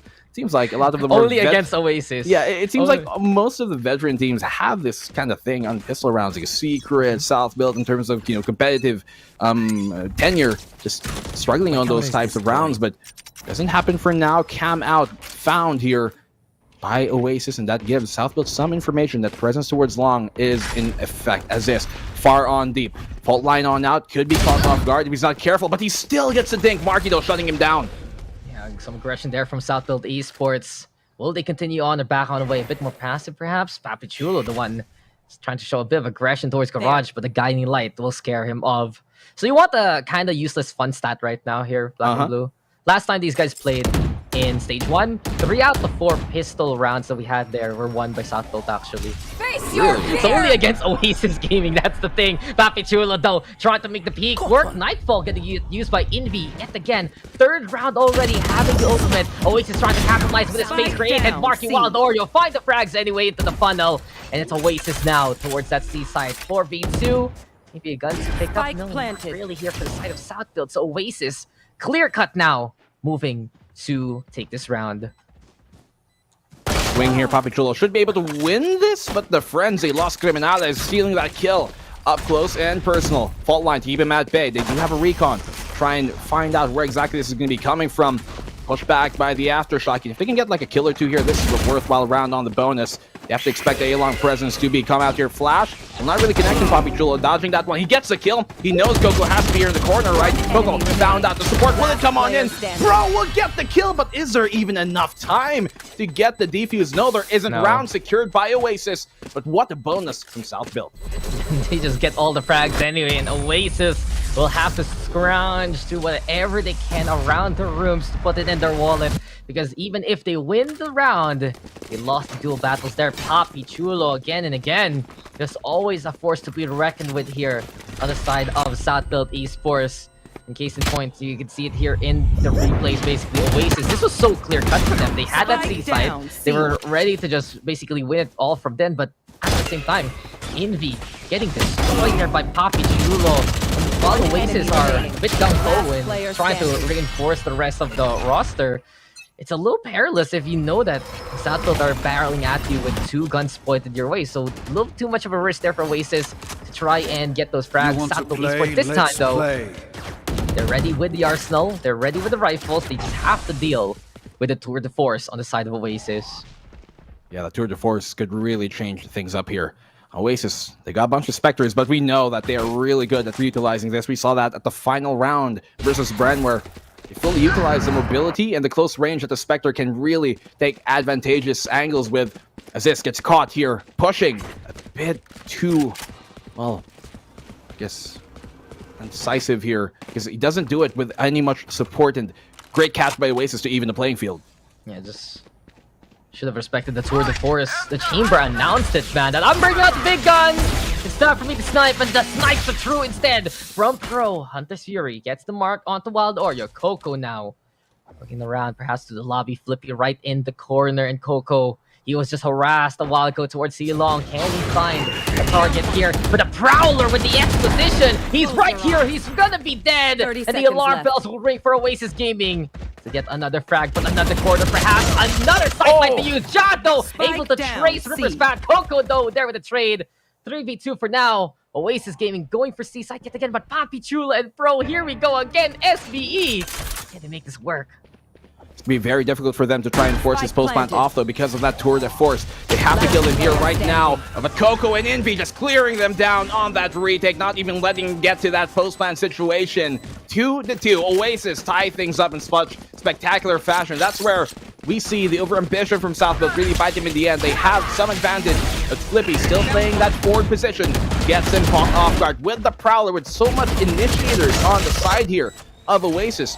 You can't be too willy-nilly about playing those dilly angles. It's just the Prowler is crazy, man. I have to say. If you ever feel like a corner isn't safe, whenever you feel like maybe you want to check that, no? Okay, I'll check it with this utility instead. That's where it really shines, and having your own Seeker at any point in time. Well, strength of the Fade, really. New agents, new kit, new nuances to watch out for, and you have to be prepared to just get caught in those kind of scenarios. So, a little unfortunate for Southfield Esports. All falls apart as they try to play quite the corner contest. But now, Oasis Gaming, clearly towards that A site they will go, and they have set up on Hero Rifle for Pro. He's the one with the Vandal right now. Beyond that, though, pistols from Southfield Esports are heading towards this A site. They also want to get a bit of the high ground control. But the thing is, Coco and Valdorio ready with the ultimate. There we have the Seekers. Cosmic Divide is the answer. So Southfield Esports trying to narrow this battlefield just a little bit more. But Oasis, they're not too fearful for this. They're set up by the defaults in duplicate. Valdorio now with the guiding light. There we go with the haunt. So stun. Valdorio still able to get that takedown. Looking for a second. And he doesn't care if he's concussed. Papi Chulo though, able to flop his head off. Here comes Envy, and that's going to be the final two there for Oasis Gaming. Escape plan though needed. They should be able to make it in time. And there you have it. Oasis takes the lead. They burned the Rolling Thunder in that one, though. And that haunt just did so much, just not allowing Aziz to even have, his concealment up inside that cloudburst. Look at how much that haunt did. As soon as it tagged him, he was dead to rights. Wild Oreo, great hold there towards the graffiti, really painting them apart. Southfield, make it expensive in other ways. They only get 2 kills, yes, but that Rolling Thunder to be burned was kind of a small consolation. On the other end of things, though, Cosmic Divide used by Southfield here. Maybe it have been better saved for another avenue, but as this operator out in his hands, we've had mixed results coming from him when he does have this in his pocket to utilize, and I think they spotted him on out, so gonna try and fall back instead, maybe pop this smoke, keep him guessing, and that confirms their suspicions. Well, it just feels like for Southfield, though, they had a chance with the Cosmic Divide. If Wild Oreo didn't pop those Seekers literally right as it was, I'd say, setting up for. So Oasis Gaming, a little bit of a step ahead in that last round. Now, they did use some ultimates to contain the Southfield burst, and Southfield themselves, that operator towards that seaside, scaring them off. Hey, again, here for Oasis. Waldor is the one stalking around, Skull King, and trying to get a bit of that Trailblazer action. But Papichulo, he's ready for this. You know the setup already from the tower. If he gets even a little bit of that Tripwire action, it's a free kill here for Southfield Esports. Envy, can you navigate through this labyrinth? Tripwire's now broken. Oasis, they get on site, so at least right now, no casualties as of yet. You get the post plant. So they were banking on for the Tripwires to be able to activate there, maybe get a cheeky kill early on, but Oasis too far up ahead to let that come idly by. Smoke out on Heaven once again. Retake here from Southfield. They don't have a Rolling Thunder to try and initiate when this Aftershock's going to burn even more time. Going to be so much more difficult for them to retake with an Operator. They give it over to Pro. Counter flashes here to really keep him at bay. Keep him guessing. There's so many flashes, so much utility they can throw. And the fact that Envy still has his Prowler is going to make things a lot more difficult. So I don't know about this retake, man. Time is ticking. There isn't much left to work with. They know there's one in Graffiti. They have to go in for this now. As this makes his way out towards the side, he does get shut down. Ripper doing so much work. Papichulo finding 2, finding 3, and Flippy gets another kill. But the time is ticking. How much do they have left to work with here, Dax? Oh, Coco, he's all alone. He will die on the site for the glory of Oasis Gaming, but it's an ROG clutch anyway for Oasis. They will take the lead even more so, making it 4-2 now. And this is where Southfield and their old school tendency does become a problem. They wanted to play that timing. They wanted to put the pressure on Oasis and to go for the burst when they felt like that Oasis would be a bit antsy. But Oasis didn't really fear this too much. Ripper getting 3 and Coco playing the game of hide by hell and wait for someone to come. It was a little too late anyway for Southfield Esports as soon as the frags ended, just because Oasis was able to bounce back with the Astra. So really, Southfield right now, you have to respect how much pressure Oasis Gaming can deal with. And we talked about for Oasis, it is a struggle to close out these games when the scoreline is close near the end. But especially at the start, man, these guys are just so secure about their decisions. They know that they have that confidence to win out these fights. In case in point, Oasis right now looking for more, as the Operator might only be the decisive factor here for Southfield. Tap there from Ja, doesn't get too much against Wild Oreo, and it's Oasis looking to shoot back, and through the wall, Ja will fall. Great wall bang here by Wild Oreo. Proper response here after he seemingly got caught by that fault line Pro so far up ahead. Oh, he actually dodges that guiding light. They're gonna have no idea he's here. This timing. Oh, he gets one, but only one. Could have found more. Luckily for Oasis, they shut him on down and doesn't connect the shot immediately. Papichulo and Aziz, last 2 remaining members here for Southfield. And this is what we've been seeing time and time on over. These 2v4, 2v3 retakes from Southfield, which haven't really worked out. Now, they've been fortunate at making it expensive, but I'm not too sure. It's going to be very difficult for a retake here with just a Sheriff and an Operator in hand. Look at how much utility Envy has got to throw out here, but they find him. Assist, getting that pick off. Fault line here shall connect for the moment, but still way out of reach. Coco on that flank as well. Either Marky is going to be such a big problem. No way they get this round, and Marky secures it 2-5. Oasis building upon their lead. He just drew a line between those two like in kindergarten, and well, it's a gold star there for Marky, making the flank work. Oasis Gaming though finding ways to stall out Southfield. Now that's going to be a problem here for Southfield, especially in the 2v4 scenarios that you mentioned. Of course, this was the Southfield on this eco stage, and we've really seen here. This was weird. I was like, Ripper, did you see him already? And he was like, oh wait, he's right there. He dies, but this is still really for Oasis Gaming good enough. They're keeping players alive. They're making a decent amount of bank given the situation that Southfield has been making it costly. And Southfield, they always have that possibility to get that win, to get those frags, but they're usually put in this scenario where it either is them trying to claw their way back from a disadvantage, or on the second case, they go for the execute, it gets absolutely scrappy, and with the time left before it all even gets started, they don't have as much time right now to be facing off Oasis Gaming like that Oasis Gaming is trading, that Oasis Gaming is able to answer their numbers. So Southfield now seeing the numbers in favor of Oasis, because none of the tricks that they're trying to do here on Haven, it's not really working in those more desperate scenarios. Well, they're going to have to find some solution. Formula not even found just yet. So how do you even get to the end point of that? Conclusion here, Oasis firmly in the lead right now and could even extend that further if they take this round, bring this up to 5 rounds really, because of the eco state that will be forced upon Southfield. Some contact information gained here early. Cosmic Divide's gonna cut the noise. Now Southbuilt gonna have to keep on guessing where exactly are Oasis coming from. They burn that Nightfall here towards the B site, but the counter has been completely faked here. They think it's towards B, but corner. Charlie site is where it's going to be going. Ja hiding, finds a huge kill on Envy.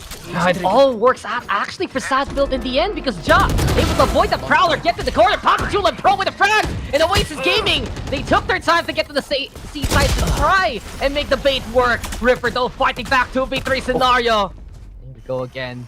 It's such a contentious round between these two titans. You know the brawl is about to happen. Coco though. Seeing them coming Pro in there. But Coco! He's going local now! What a shot on the flippy! Even better towards Pro! Now leaves everything to Ja on the other side. Still a bit of time to work with here for Oasis Gaming. Coco doesn't need to get that spike as of yet. 6 bullets left though. 30 really seconds to left. miss a burst now. It's Ja coming in from C long instead with the backside being held by Coco. Who will see who first? There we go with Coco coming in! And Coco comes in clutch for Oasis Gaming. 6-2, it's Oasis with the win again. Huge swing there from Coco. 3 kills, high impact, high importance. He gets them all.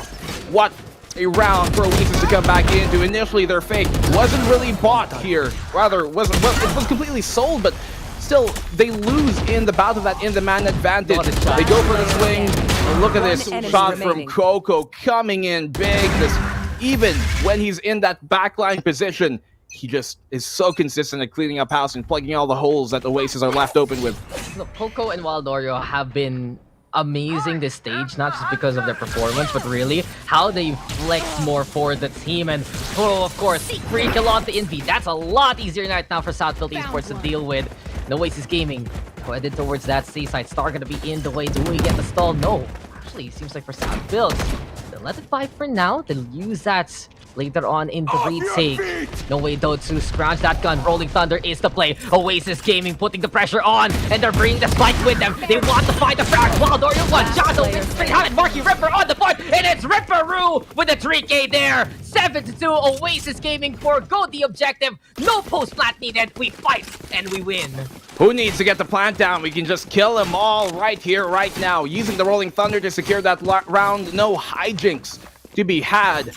Southbuilt. Important round for them to win. If this goes into 8 on the opening half, this could be a GG go next already for this first map. Coco, man, coming in big, both with the frags and the utility. Look at how many he tagged up with the Rolling Thunder of his here in this bout. This Oasis, they knew they funnel them into the death zone. That's where they keep them. Aziz, operator out once again. Haunt could be coming out here. Prowler, gonna be a problem. Not really connecting, no, not really tagging anyone just yet. Aziz could be an over-ambitious peak. We have seen him punished by this time on over. Pro on the peak. He does get punished, but Aziz getting a trade. Not a direct one, but a trade nonetheless. Prowler going after the opposition. And this will force the operator off with Oasis Gaming now. They've proven that they've studied the tapes. They probably watched their loss against Southbuilt again and again and again. Just because of that, they know how their opponent works, and they have shown that they're able to outmaneuver Southbuilt in this half. Because that last round, as soon as they realize, okay, the star's not being used, these guys are getting ready for the post plants. Let's just let it rip. Let's just go for the push. And it's crazy to think Oasis Gaming that they could make that call midway, and that was just no hesitation whatsoever. It was so smooth from Oasis, absolutely choreographed. And Southbuilt now, they have to deal with a squad really out for themselves. You can see the target on the back of Southbuilt made by Oasis Gaming. They want that revenge from stage number 1 badly here. 30 seconds left. Southbuilt, they're feeling the fury right now, but Aziz still alive or by Link. We get the window being taken by Marky. And I love PPGL's position. He has an angle to make the cam work. He's gonna peek this out. And timing is oh so perfect for PPGL. Yet again, the Cypher able to play with the opposition for now. 10 seconds left. But Southbuilt gets advantage just because of the set from the Cypher. Still be very difficult for that operator to help him on this retake, though. All this is going to be relegated to doing is holding the angle here. Coming for this full retake, they have to not make the same mistake of isolating themselves and really bleeding out the time. that case, it might be over before it's even said. Here comes the fault line, though. Ripper, great frag for him to find. Poppy Chulo quick on the trade. Here on the locked position, though. Oh, the timing doesn't work out for him. Envy, great kill. Now 1v1, and Envy gets the job done. 8-2. Oasis, even with a man disadvantage, get the round sealed in. South built Esports. They think they got it. They think they have the win, and the Oasis Gaming able to step on their toes and step towards their faces. As soon as that Cosmic Divide came online, Envy ran back towards that site. In South build, they thought they had a bit more space to work with. They were trying to set up, the cages here with the Cypher. They were looking for a better position, but Oasis would just push them, would just punish them, and Envy, no fear whatsoever there on the right-hand side. This punish on Popchulo is where it all started, really, to go down, because without that angle, South build couldn't play a pinch, couldn't buy that space for the operator to hit its mark. And really, for Oasis Gaming, they're getting away with these scenarios because of their fearlessness, their assessment, and just how they're hitting nutty shots between Envy, Ripper, Coco especially. Those three are coming in big for Oasis Gaming.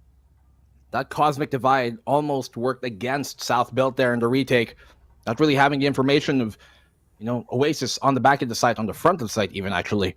Pushing up that far forward to make a play, and Envy finding the proper timing. He gets a kill on Poppy Chulo, as you said, and everything crumbles from there on.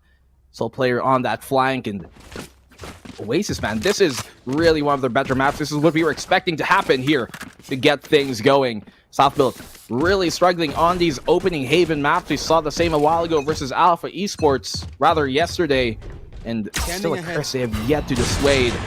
8-2. There's not much chances for them to really convert this eco, but even at that case, even if it goes 8-4, it's still going to be so difficult for them to come back to. We're realistically looking like a potential 9-3 or 10-2 even in this case. No possibility for South Built anyway. It's just really Oasis Gaming having that extra bit of security to really push in the first place. They can take advantage of how South Built plays those Cosmic Divides, as you mentioned, but many teams wouldn't really do that. They'd be saying, okay, maybe I can be cheeky to play the zigzag around the wall. I don't really need to reinforce the squad. These guys got this. And from those assumptions not being made by Oasis Gaming anymore, they don't want to make mistakes here against South Built Esports. That's why they're barely able to get inches here for the round. But assist pro, get the takedowns. Absolute scuffle here towards A-Long, but Coco still has percent lead. Flippy, though, where did that come from? Ripper and Wild Warrior were his absolute targets. And the shots will sing through for South Built Esports. 1v1. Mirror images on boats, but Coco coming in with a shot, but the Flippy even faster! And a thrifty win for South Built Esports. What is all Flippy needs? 3 times there, and 3 rounds now for South Built Esports. A small lifeline, a small bit of hope here in such a dark, desolate space set by Oasis. The nightmares they set upon South Built over and over with Envy on the fade have been crucial, but it's an eco, a thrifty round they needed to convert. They get it done. Small step towards maybe mounting some small rally here. Flippy coming on big. You talked about it, Dax. I know you're a fan of this player and what he brings to the table and how he really helps plugging up those holes. They try and switch things up, bring Poppy Chulo to A site this time around. We've only seen that like once or twice this entire half. It could be the game changer that they need, but the tour de force is going to come out from Oasis this time. They have to respect it. Pro pushing up forward. This is the same exact mistake as this did, but he's going to actually land the shot this time. Oh, this time he caught Marky unaware. And Oasis Gaming, they have to be careful as South Built Esports is picking up steam. Just that POV though from Flippy, so sure with the shot. One shot 1, 1 shot 2, 1 shot 3, and South Built Esports has a shot now to get back into this game. So naysayers be damned, we have a matchup still ready to go. Flippy is 1 away from the Rolling Thunder. So if he can get a kill here, it's perfect right now to cycle push of Oasis Gaming. Wild Warrior though able to overrun. Yeah, it's awkward right now, but as this just puts the operator right in his face, and the operator will sign the execution of Wild Warrior. Now 4v3. Favor of South Built Esports. Ripper and Envy though able to get the trades on back. Poppy Chulo tried to find the intel, but he's all alone, and he's fighting back now. Coco though overrun by the bullet. Spike gonna get dropped now into the garage. The better mechanic here. It's Poppy Chulo who builds around for South Built Esports. ROG clutch here for South Built at the end, and they fight back. But the last moments of that first half there, Black and Blue. Oh, that was a small bit of kind of hope for them to rally back into, but Oasis always so deadly, even with the man disadvantage. They've even, they turn things around. It was 3v4, but then suddenly 2v1 in their favor. So potent, so dangerous. It came down to some heroics from the clutch master himself in Papi Chulo.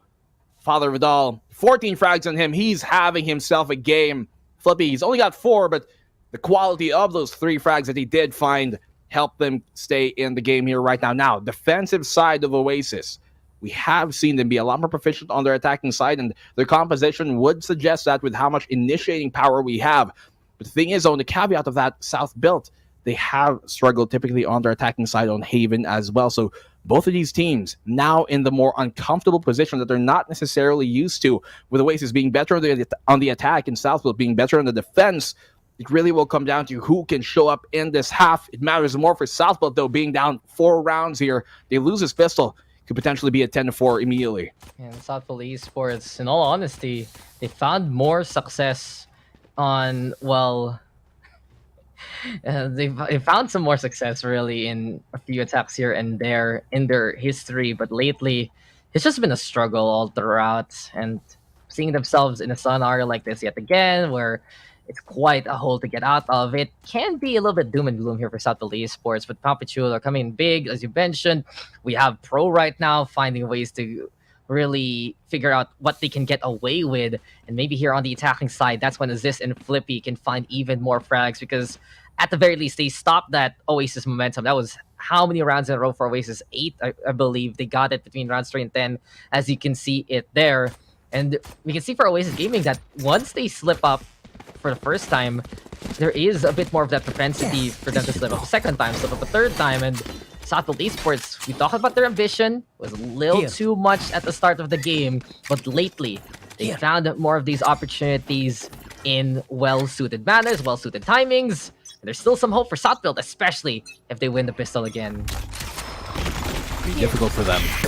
These pistol rounds, not something Southfield are necessarily known for. Look at this aggressive push here. Oh my goodness, so much utility that Oasis are going to throw at them. This could be a trap, a death in the making here for Southfield. They have to be careful, but they back on off, rightfully so, smartly so. Too much heat here in the A lobby oven. Gonna try and go the elsewhere. 3 initiators committed towards that A site. Nobody really defending B. Little do they know here, Southfield, it's ripe for the taking. Rotation already coming on in for Oasis. They realize, hey, things are too quiet. Let's see if they're going the other way. Drone on in. They have an inkling that B site is where it's going to go. And that's going to be Coco trying to make that first contact. But here on the peak, just fall back with the frenzy in hand. Jaw making sure their flanks are protected for the meantime, while Oreo realizing, hey, I need to go and help my team. Yeah, they respect the setup here by Southfield Esports. And as they retreat and regroup, they'll be coming from 2 angles here. A-Link, interesting, because it's 3 of them looking to burst into the site. Fault Life, though, coming their way. And Wild Oreo gets a quick little sneak peek of, well, as this is shots. As this would take out Marky, they'll fight to Pro in response with a free gun. Coco now, frenzy in hand. Oasis Gaming looking to scramble towards that side. But watch out for your back, because here's Giant, here's Pro 2. 3 for Pro with the classic. Coco with the overrun. 1v1s right now with the big ones here. And it's Ja versus Coco. Left and right, find the angles. There's the tap. But the ring around Rosie looks to try and be in favor for Ja. Coco though with the takedown. Does he have enough time? It will be close, but Oasis Gaming, they will not be able to make it. Barely a hair's length there for Southfield, but at least they take the round. So close. If Ja delayed just a second there, could have been a bit more secure, but they get the round in the end. Coming in big off of that flank. You realize he had to go all the way through A just to get there. How long was he out of the fight just to come in at the last second? And not even, well, he got that 1 kill, but all he had to do was delay time, and that he did. Here coming on the Garage Shake, Oasis realizing what the big win condition is, and they do that. They take that Garage Shake, take the grass control, but Pro just somehow, his veteran experience, he gets 3 kills with the mere classic hand. Are we seeing Kid Pro back in this day and age? Because he is crazy right now, man.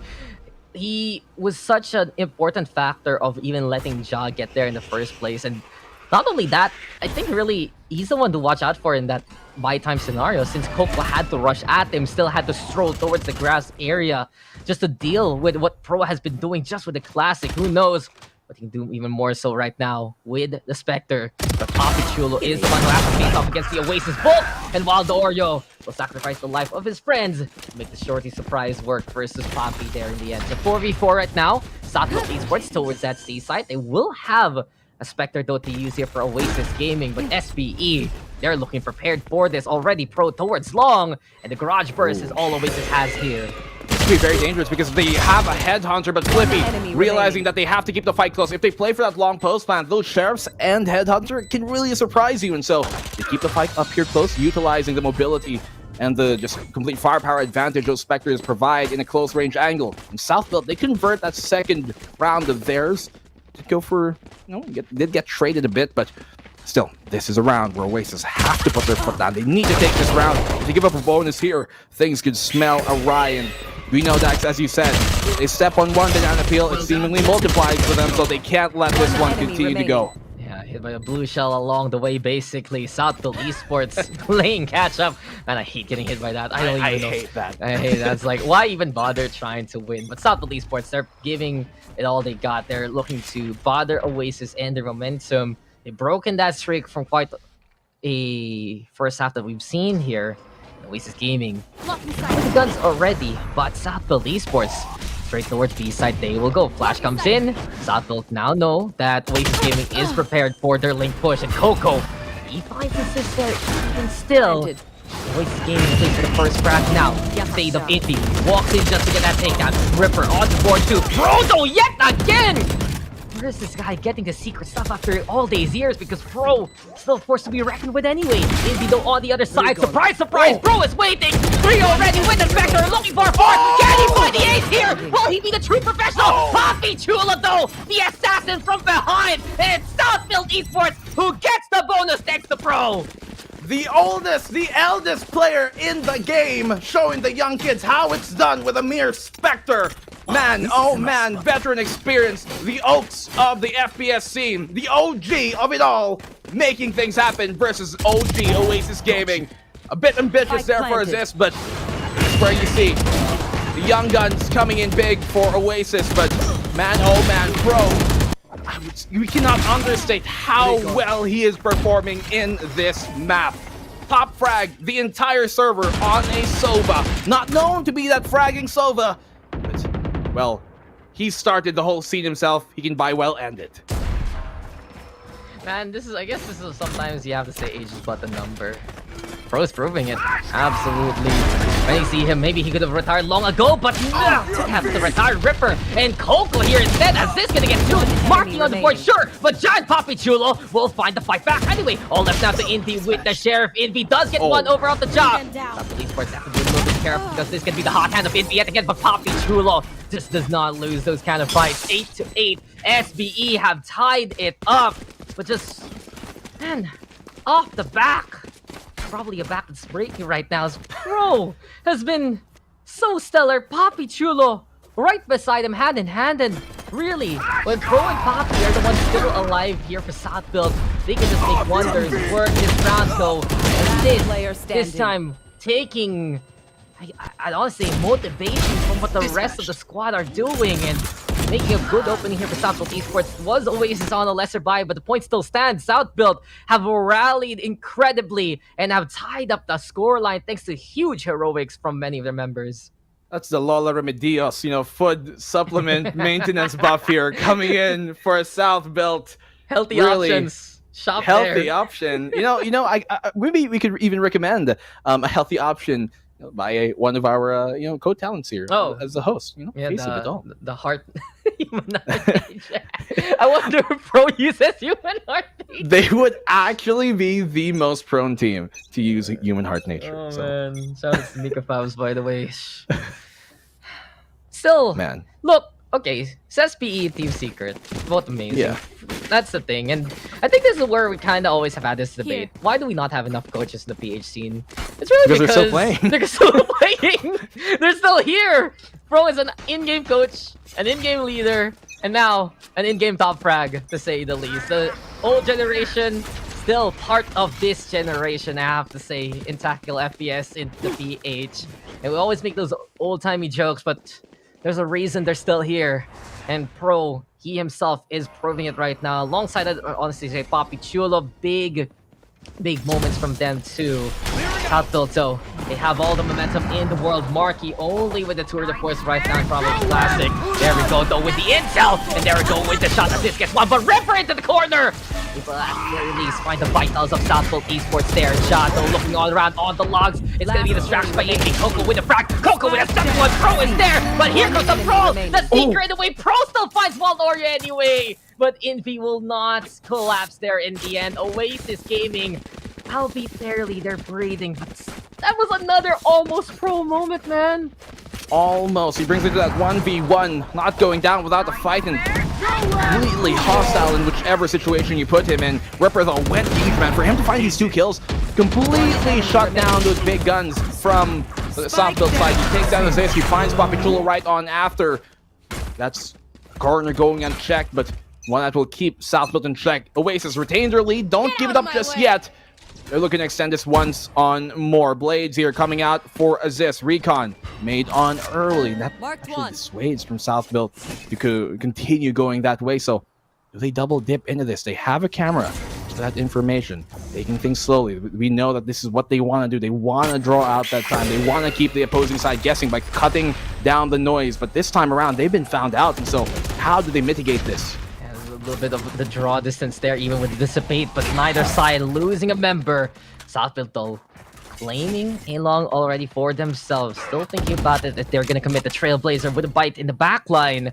It's Pro who has to make sure that this is a wound he disinfects, because Southfield now, they're a little bit stuck here in terms of momentum. Oasis Gaming with the intel, they know how many members are together. They might also be ready right now for Poppy Chulo to come in from a flank, perhaps through the middle.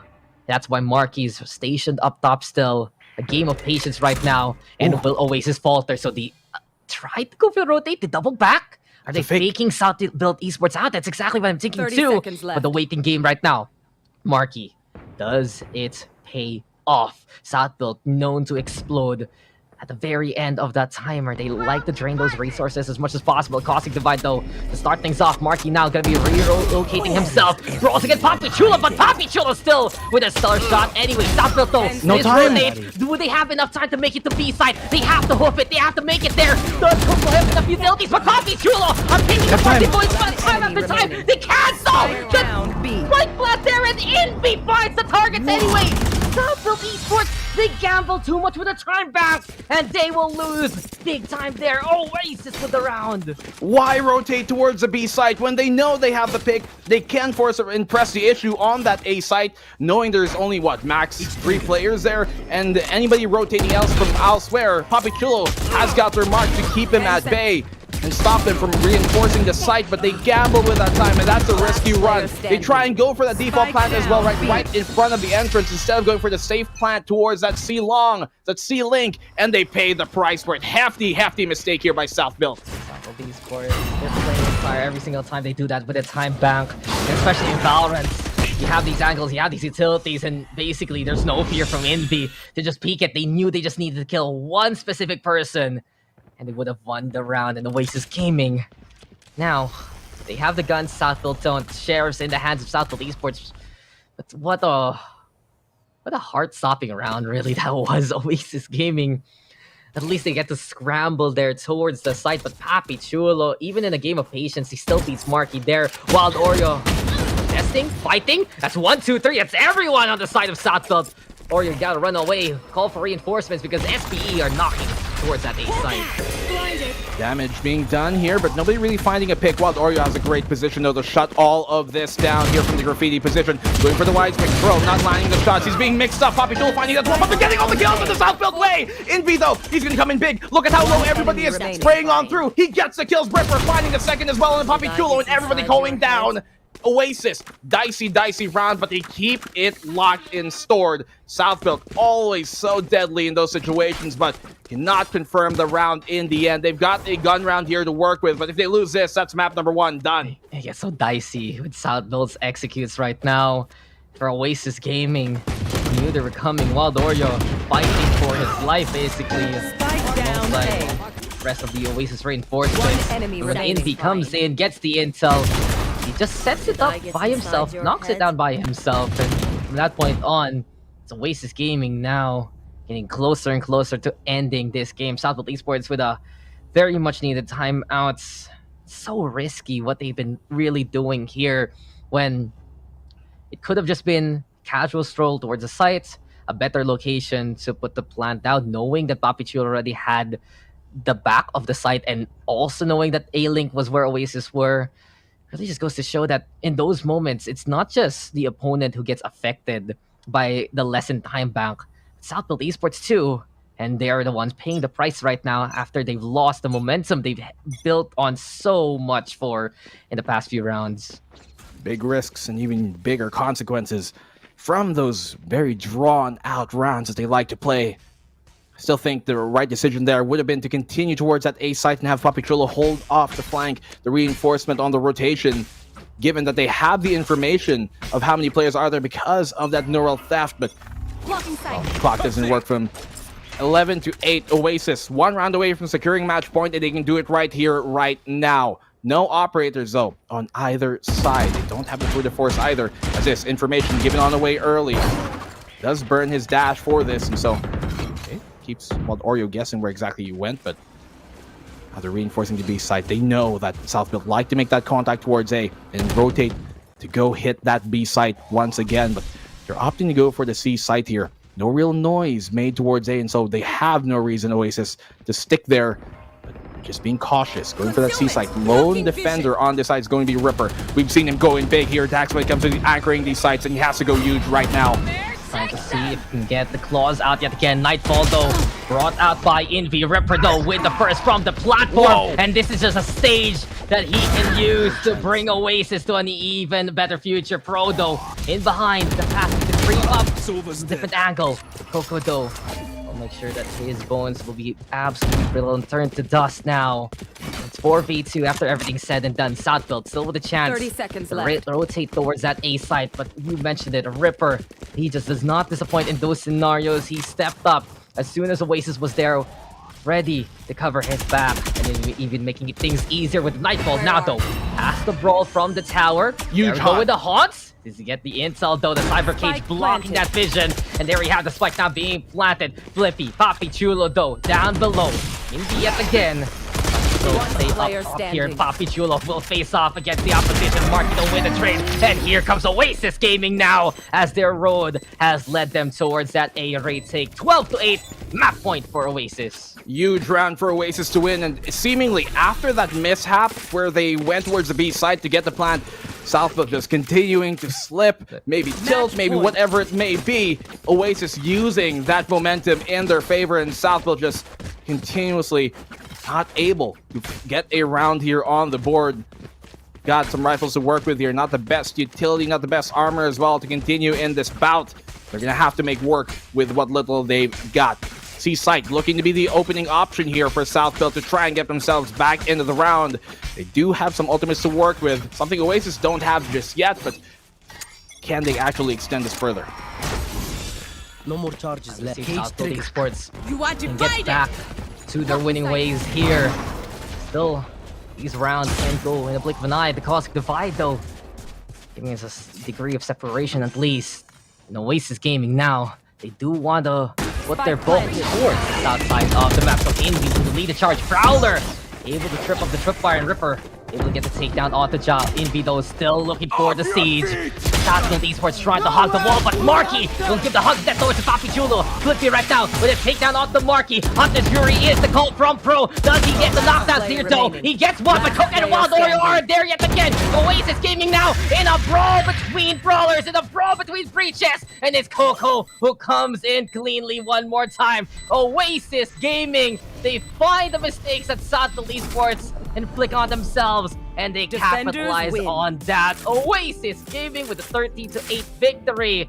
For SBE, it's a heartbreaker as Oasis took back that momentum and kept it in their hands. Vengeance seemingly at the cusp of the hands here of Oasis Gaming, taking map number 1. And as I said, Dax, that one crucial mistake turned the tide of the battle so far in Oasis's way.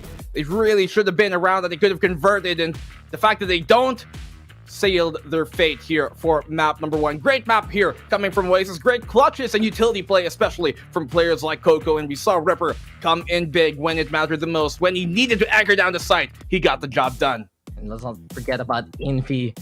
He was the one who stopped that plant from happening in the first place. He's the one who's gotten so much momentum with the Nightfall coming online very early on for the Oasis side.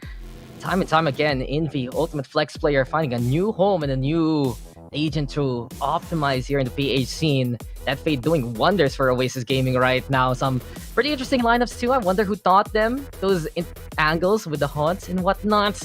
Case in point, as soon as SBE slipped up, it was just all Oasis. But let's not forget too how Pro on one side was just lifting Southfield again and again. You said yourself, he's a pioneer really of the scene, and he's the one who could dismantle any of the new kids off the block. But Coco coming in clutch from start to finish in rounds that look really dicey here for Oasis Gaming. He gets such a secure kill.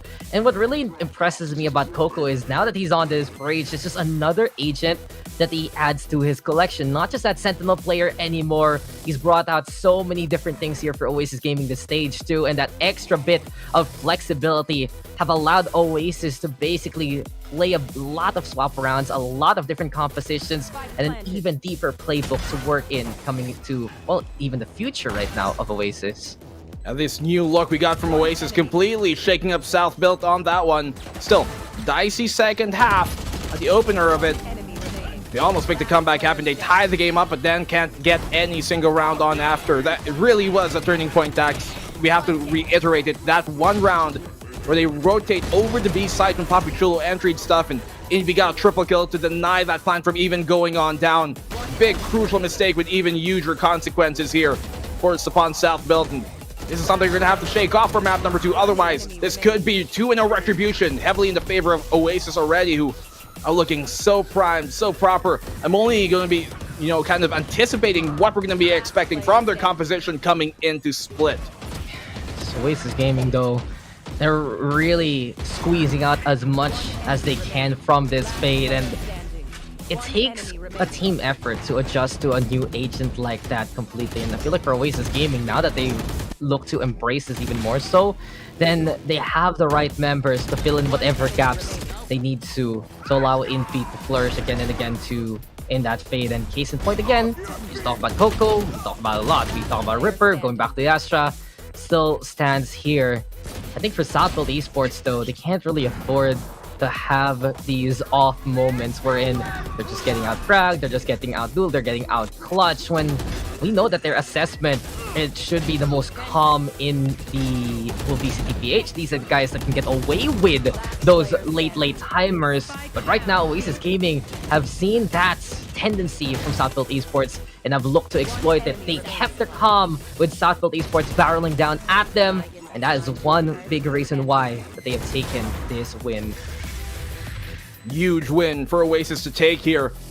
One more map to pretty much secure themselves into the top 6, into the playoff slot that they desperately want this time, and want to continue into APAC even, looking for retribution here, and they can very well get it with one more map win. Can they do that? We're gonna have to find out real quick after this break, man. What a map to start things off in Dax. We're talking about this going the distance. We're gonna find out if that comes into fruition here when we come back from the break.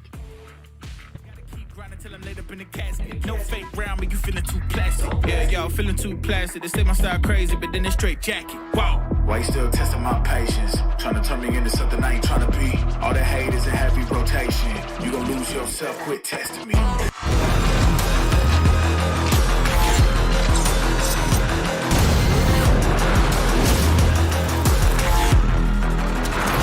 Don't make me lose my mind. Don't make me lose my mind. Don't make me lose my mind, cause I'm looking like Wesley, test me.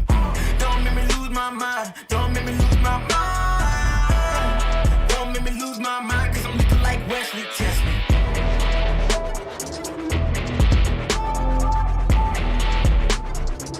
Cause I'm looking like Wesley, test me.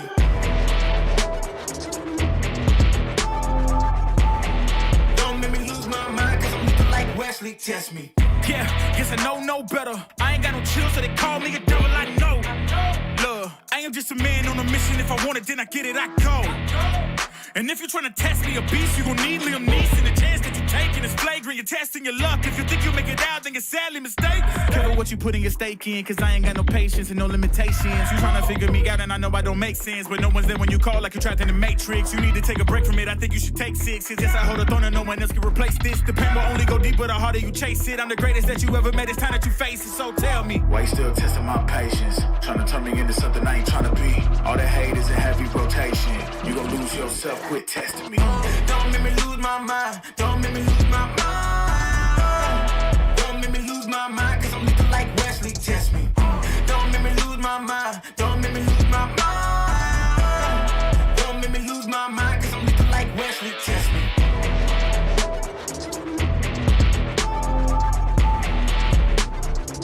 Cause I'm looking like Wesley, test me.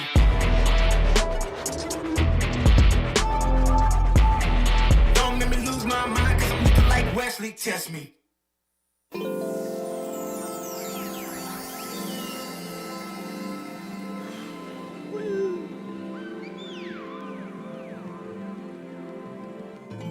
yeah. Yeah. Yeah. Yeah. The rise before the fall, the glide before the rule, the eyes that saw the soul, the cheer before the goal. I'm here to let you know. Yeah. I'm here to let you know. Yeah. I sky gaze over my taste. Like Peter, this is my space. I'm spacey. I'm crazy over breakbeats. Space gazing in my safe haven. I make statements that embrace waking. Awaken, I'm woke. Taking the road to pull you ashore. A celestial scope. The stars blow in your inner. The starts at the core. Inner space and more. Your body's a planet for sure. Nurture it with the words I writ. Scribe like highlights. Flying saucer. Supply the order. It's the author. Walking on air. Walking on water. Blending between borders to let you know. This is here to support you. The blend. The blend. The blend. Uh-huh. The blend. The blend. Uh-huh. The blend. The blend. Uh-huh. Yeah. Yeah.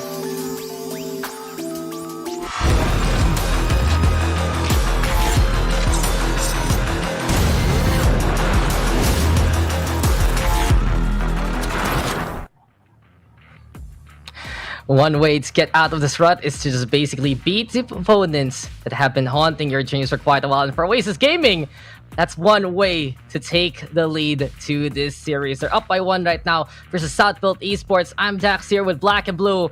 And man, it's a game of revenge for Oasis Gaming, yes. It's a game of survival for Southbuilt Esports. They want to get back to that parity basically in the scoreboard here. Black and Blue, Southbuilt, they're at the bottom half right now, and seeing how these days are getting lesser and lesser in the group stage, and the gaps really are getting tighter and tighter for Southbuilt.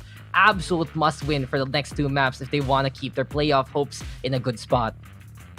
You know, Dax, we talked about in that map how it can be a symptom of Oasis, where once they slip on the banana peel one time on over, it seems to multiply and seems to place itself every step they take. But it was Southbuilt really kind of getting avalanched there as soon as they made that crucial mistake, once again, to go for that quick rotate towards the B side with very little time, and Envy denying that, everything crumbled. But they have to reset here. Map number 2 coming underway in a bit. We're going to split, and this is a map that we're also expecting Oasis to be playing that fade on. And so far, from what we have seen, they have yet to, at least Southbuilt, have yet to win a single map where there is a fade in play on the opposing side. They have yet to also pull a fade out on their own side here. So it's really going to be a difficult task here for Southbuilt to have yet to kind of, once again, find the formula on how to shut down that fade. We're going to split. They've had better results on, but it hasn't been the most, I guess, convincing, aside from that one map that we did see versus Alpha. And Oasis are also a great team when it comes here on to split. They played that fade last time on around, and they were able to secure it. It was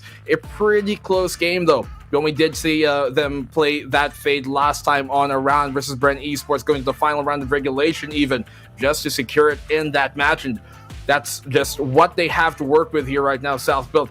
We're not going to be really expecting for them to, I guess, change things too much up in terms of composition, because that's kind of what we saw from Haven, Papi Chulo only being the real change in Cypher. but it's, I guess, really the split map that we are also kind of expecting once more that fade to come out from Oasis, which could be the kryptonite really to the South Build roster. At South Build Esports, they're going to be running something tried and tested, but you know who has been tried, tested, and have been valiant? Besides Papichulo, Pro's still going to be in this configuration of South Build Esports. Expects him to find even more ways to frag out with the Sage. But I think we do have to talk about Oasis Gaming right now, bringing out that triple initiator on Haven, integrating the Fade in that map again. And I really wouldn't be surprised if along the way, Oasis Gaming will find a way to play Fade in pretty much every single map that they can do so in the first place. We've seen it already on Split Happen versus Bren. And if I remember correctly, they also did the same thing. They brought a Fade out against Bren too on Fracture. So these next two maps, whether it's South Build Esports who wins or loses these maps, Oasis Gaming will try again to push the meta a little bit further, try to integrate something a bit new to the PH, even more so to a higher degree than anyone else so far. And this was one of the biggest reasons why Oasis Gaming, all the way back from last year, back in Stage 3, that's brought them to the APAC stage. They innovated with the bridge before anyone else, and they were rewarded for it to make it to the region. Is it going to be the same case for Oasis Gaming? Bring out something even more new, bring out a way to put this new agent in pretty much any map you can do so, and start winning from there. And really, Fade is one of those agents that right now, almost at least, it kind of seems like she's almost viable in every single map that you can really think of, aside from maybe like the big maps. But then I'm pretty sure if there's a team that can kind of find a way to implement her on huge maps like Icebox and Breeze, it is this Oasis squad who have been looking so proficient coming into this stage. Split. Will they be split into a 1-1 series, or are they going to end it here? And those peels, shall they be rotten for South Build when it comes to it? Oasis starting things off, Wild Oreo back on that Raze where he's the most potent. Marky this time on the Sky, something we really haven't seen. But Envy coming in with a Fade once again, as we expect, is going to be here for Oasis. Not much difference though from South Build. Same exact composition we've been seeing from them for the most part here in this tournament when it comes to Split. That's interesting though. Marky on the Sky this time. Usually it's Wild Oreo in terms of, well, initiator duty, but this is a Raze map, and we know from his history, Wild Oreo, one of the potential top Razes in the PH scene. Does seem like though that Oasis Gaming doesn't like the too all-in nature of the Reyna they brought out last time on Split, so having a bit much flashes to work with, a lot more efficient here for Oasis. As you said, it's South Build Esports. It's time for Philippine on the Sky. It's time to see what the Raze can do, and it's time to see if South Build Esports can get a win on Split yet again, because really this year has been relatively shaky for South Build on Split. They don't really have the positive win rates that they've had all throughout the year. They have, of course, a more substantial defense compared to their attacking side, and some of these woes affecting them again and again, especially in those series against Action PH and RRQ. Oasis Gaming though, new look, new me, and the new composition yet again being adjusted. These guys have those little screwdrivers to fine-tune their compositions when need be, and we'll see if this is the right tightness right now for Oasis Gaming moving forward. The thing is, you know, even if they could take this map, if they win it, it's going to be going down to Fracture, and that is just a complete toss-up on who can take that series. But we're expecting big things here from both of these teams. South Build have to come in huge just to tie this series up even, and then so forth. But now, on the attacking side, South Build, this is where they struggle time and time on again, Dax, and could be woes that can go unchecked here.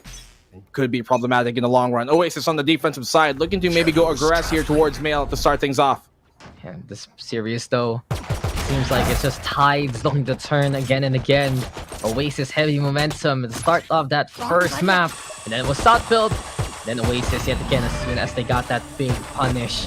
Now, crucial mistakes, they need to be cleaned away for these two teams, and Oasis Gaming at the very least contesting the middle with Wild Oreo looking to lob that pain shells as much as possible. I've watched Wild Oreo honestly play this phrase so many times on Split already, even before Oasis Gaming, so this guy knows what he's going to be doing here many times. As this though, into the fence, trying to figure out if he's going to look for the flank Try to contest the tower here. A site now being taken by Southfield Esports. Oasis happy to let it be and look to clear out the heavens instead. Marky though with a drop down as this making the shot count. And Coco now trying to chase the opposition off, but a retreat already by Aziz keeping him alive. It's Southfield Esports with the first frag. Wild Warrior though coming in from the screens to answer back. Coco's there too. SBE now trying to find the angle from the rafters. The wall in the way. Jato now. Paranoia is gonna get thrown. Wild Warrior Coco with the frags anyway. And Oasis Gaming, they don't care about the SBE setup. They clean up nicely and take the pistol now. All the shots connecting here for Oasis. Only frag really found was a tricky one by Aziz, but on the pulse plant can't hold on to things. Oasis, great retake. It was a good fake here from Southfield early on in the round, wherein they pull that contact towards the male position, keep a lot of the players of Oasis on the B site, and they go freely take A because of that, but Oasis too prepared and too ready for that retake. Looking at the composition, this is really where they're so good. That initiating power that they have is unmatched right now. Look at that shot gets scanned basically, and out of nowhere, Coco comes in to get that frag. Oasis Gaming to eke out as much as they can from these fade-based compositions. And there's the right players in the roster to adjust accordingly. Look at Coco, he's back on the Killjoy role. They're back on the Omen. And I really feel like there's a way for Oasis Gaming to get through some of these maps with just different agents for everyone else besides the Fade. Southfield Esports though, back on the competition as we talked about, absolutely tried and tested. And Ja will test the Oasis defense with the 2 he gets with a classic there. Now then, Indy from up top trying to play the transfers anyway. Marky with a find out the Papichulo. All left now to Ja in the 1v3 slate. He's done the damage anyway. There's still a chance here for Southfield Esports because he picked up the Spectre. Teleport though to the backline right now, but Coco will keep it calm and keep it in the Oasis banner. Not a bad eco state whatsoever though for Southfield Esports as Oasis is trying to make artworks out of those bullet holes. Still though, 3 kills, good enough for Southfield. Somewhat of an expensive round here for Oasis. They get the plant down SB, so it's a bit to work off of. But still, good job for Oasis to keep it calm, not let any more frags be found. Keep it at that 3 safe mark. But going on forward, this bonus is going to be a bit more difficult for them to convert. We have seen them really utilize the strengths of what they've got, though. Doesn't matter necessarily what hand you give them, because they know how to play it always. South built, rifles abound, but there is that gun on Wild Warrior. He's going to be able to, still buy up for the next one. So, very good call to go for the solo rifle buy, and this could really change things out. If South built loses, it could be the start of something really terrible. We saw that early huge lead taken by Oasis on map number 1 be really the nail in the coffin for Southfield. What's even worse here for Southfield is Oasis is absolutely prepared. Wild Warrior going down to Papichulo with the frag, sure. But the damage has been done, and Southfield Esports, they see their corpses littering the garage right now. Envy ready with a Prowler too. I wanted to mention this at the start of the round because Oasis Gaming, they get the right read before it even all boils down to, well, the action itself. You've talked about how that hero rifle would make a change for Oasis Gaming. It did so in dividends. Spectre still in hand though for Coco and Marky. And the only with the Sheriff and Southfield Esports now. They have all the time to talk about what just happened there. All the time to talk on where to go. It's still technically a 2v2 on this side of the map anyway. That Southfield can push with force if they choose to do so here, black and blue. Aggressive play towards B is really what was read here by Oasis. To go for an aggressive play when you know Oasis is going to be on a bonus, really miscalculated there. You know that this team, Oasis, when they have those Spectres, when they have that lighter buy, they will want to go and aggress really far forward. In that case, getting caught off guard. Oh, Jot, he's been found out. He has no real idea where Coco could be. He's made his way in here through the screens. Coco making so much noise. Papichulo actually getting found here. Coco brings it to a 2v2, but low HP. Rifle in the hands of Envy, and that could be the real game changer. Marky has that flash. Paranoia not really going to connect. He's spamming through. Papichulo getting tagged up quite a bit. Super low HP. That hunt going to be crucial. Ja has to buy this time. Goes for the swing. Does not even win the fight. Papichulo 1v1. Marky full HP though. Rifle in the hands of Papichulo. Going to be so difficult to win still. And Marky gets a bonus in Oasis' side. Oasis once again running through South built. This defense looking so strong for Oasis Gaming after everything is said and done. It does get dicey though, but you can see here, scoreline reflects the Oasis success. And we've seen it, Coco, a little unfortunate because he could have actually gone the isolation plays with the Nano Swarm and found that target, making a little too much noise. SBE getting a chance. And this was just where it all fell apart. Soon as Oasis Gaming threw down that smoke, they also went for the peek. They also went for the run on in. It's not police, but they were fully committed to holding that garage to absolutely no avail. And since Papi Chulo only had a little bit of HP left to deal with, couldn't find enough time to get that kill. So Oasis Gaming, they have the guns yet again. Still, it's not the best economy really for Oasis after everything is said and done. And I think that's one thing that always allows South Build to still be in this matchup right now. Like the fact that Oasis will struggle to rebuy if they lose a round, regardless of the situation. And speaking of the situation, rifle only in the hands of Ja. Trailblazer now marking a lot of players on the other side. Big info from Marky, but the push will still be there. Guiding lights to get the flash on. Alarm bot getting the intel, but Southfield now headed towards that A side. Flippy though with the frag. Wild Warrior going 3. Going hog wild right now. Can he get even more down? Coco though with the covering fire. Everything left pro. Well, he's dead to the fade shells of the demised Wild Warrior there. 4-0 now. Oasis again with the round. They take some kills with them, but still cannot secure these rounds. South Belt have some utility to work with. Looking like to go maybe towards mid this time around and even get themselves going here when they haven't even won a single round. Oasis, you can see, Dax, that even though they've been winning, 4 rounds straight now, they don't have the best economy. They have one more buy after this if everything goes south, and that's what they can work with. But this hunt, crucial. Is going to be such an oppressive force that we haven't seen South Build really be able to, shut on down. So as this giving away, and he's going to get tagged. Oh, this is so dangerous. Paranoia on out. Showstopper does not actually kill anybody. It does good damage though. As this falling back, going to get healed, going to get back up to speed. But man, what an aggressive play from Oasis. 4 players on the B side, going to make things so much more difficult, especially for South Build on this potential mid take. Seems like they still want to contest from middle. Bit of a wake-up call though for South Build Esports. Still need to be prepared as much as possible for Oasis Gaming there. And now, Envy again towards the mill. Still has a problem to utilize. Gets shot down there by Aziz. Oasis no. South Build Esports are still around the middle area. They do converge towards the garage, but Ripper is waiting, looking for the frag. 2 people though looking at him directly, and Ja will get the takedown. South Build Esports now will have to make the push work. Envy though playing peekaboo before the wall comes on up. You have to shut the door. Envy will come in to haunt you, but Pro right now with a takedown off the Marky. Envy though still ready to fight. So on this there, Coco with a takedown. Envy with another one flip. He does get Monster Orioles in return, but the Nightfall is there. The lockdown is in position, and Papi Chulo looking up from the high heavens, dropping down now. You're never there, but Envy is still able to get the spray anyway. 3 right now for Envy. Lockdown will come in, and there's no escape for Ja. You cannot stop this nightmare whatsoever. An ROG clutch for Envy and Oasis. Envy coming in big, coming in huge. Heroics here, working out for Oasis and South Build. Completely shattered. Where is the timeout? 5-0. Just peekaboo, as you say, right proper timing, going so far aggressive. And that wall actually saved him from being traded immediately. Gets the kill in the end. Look at that. He spams through towards CT. He knew where he was with the sound cue. And Envy on the back this side playing it perfectly. Amazing player with even better plays. Oasis Gaming, they're just running away with it by now. Timeout has to be called by South Build Esports. And you can see it there. That was a good plan already, that they've had the angle towards heaven. They had a way to set up that wall, but there's just no fear whatsoever from Oasis. And this is a squad that doesn't even really have the jet right now. They don't have the chamber. They don't have those kind of agents who are you're willing to be ambitious like that and have at least a get out of jail free card.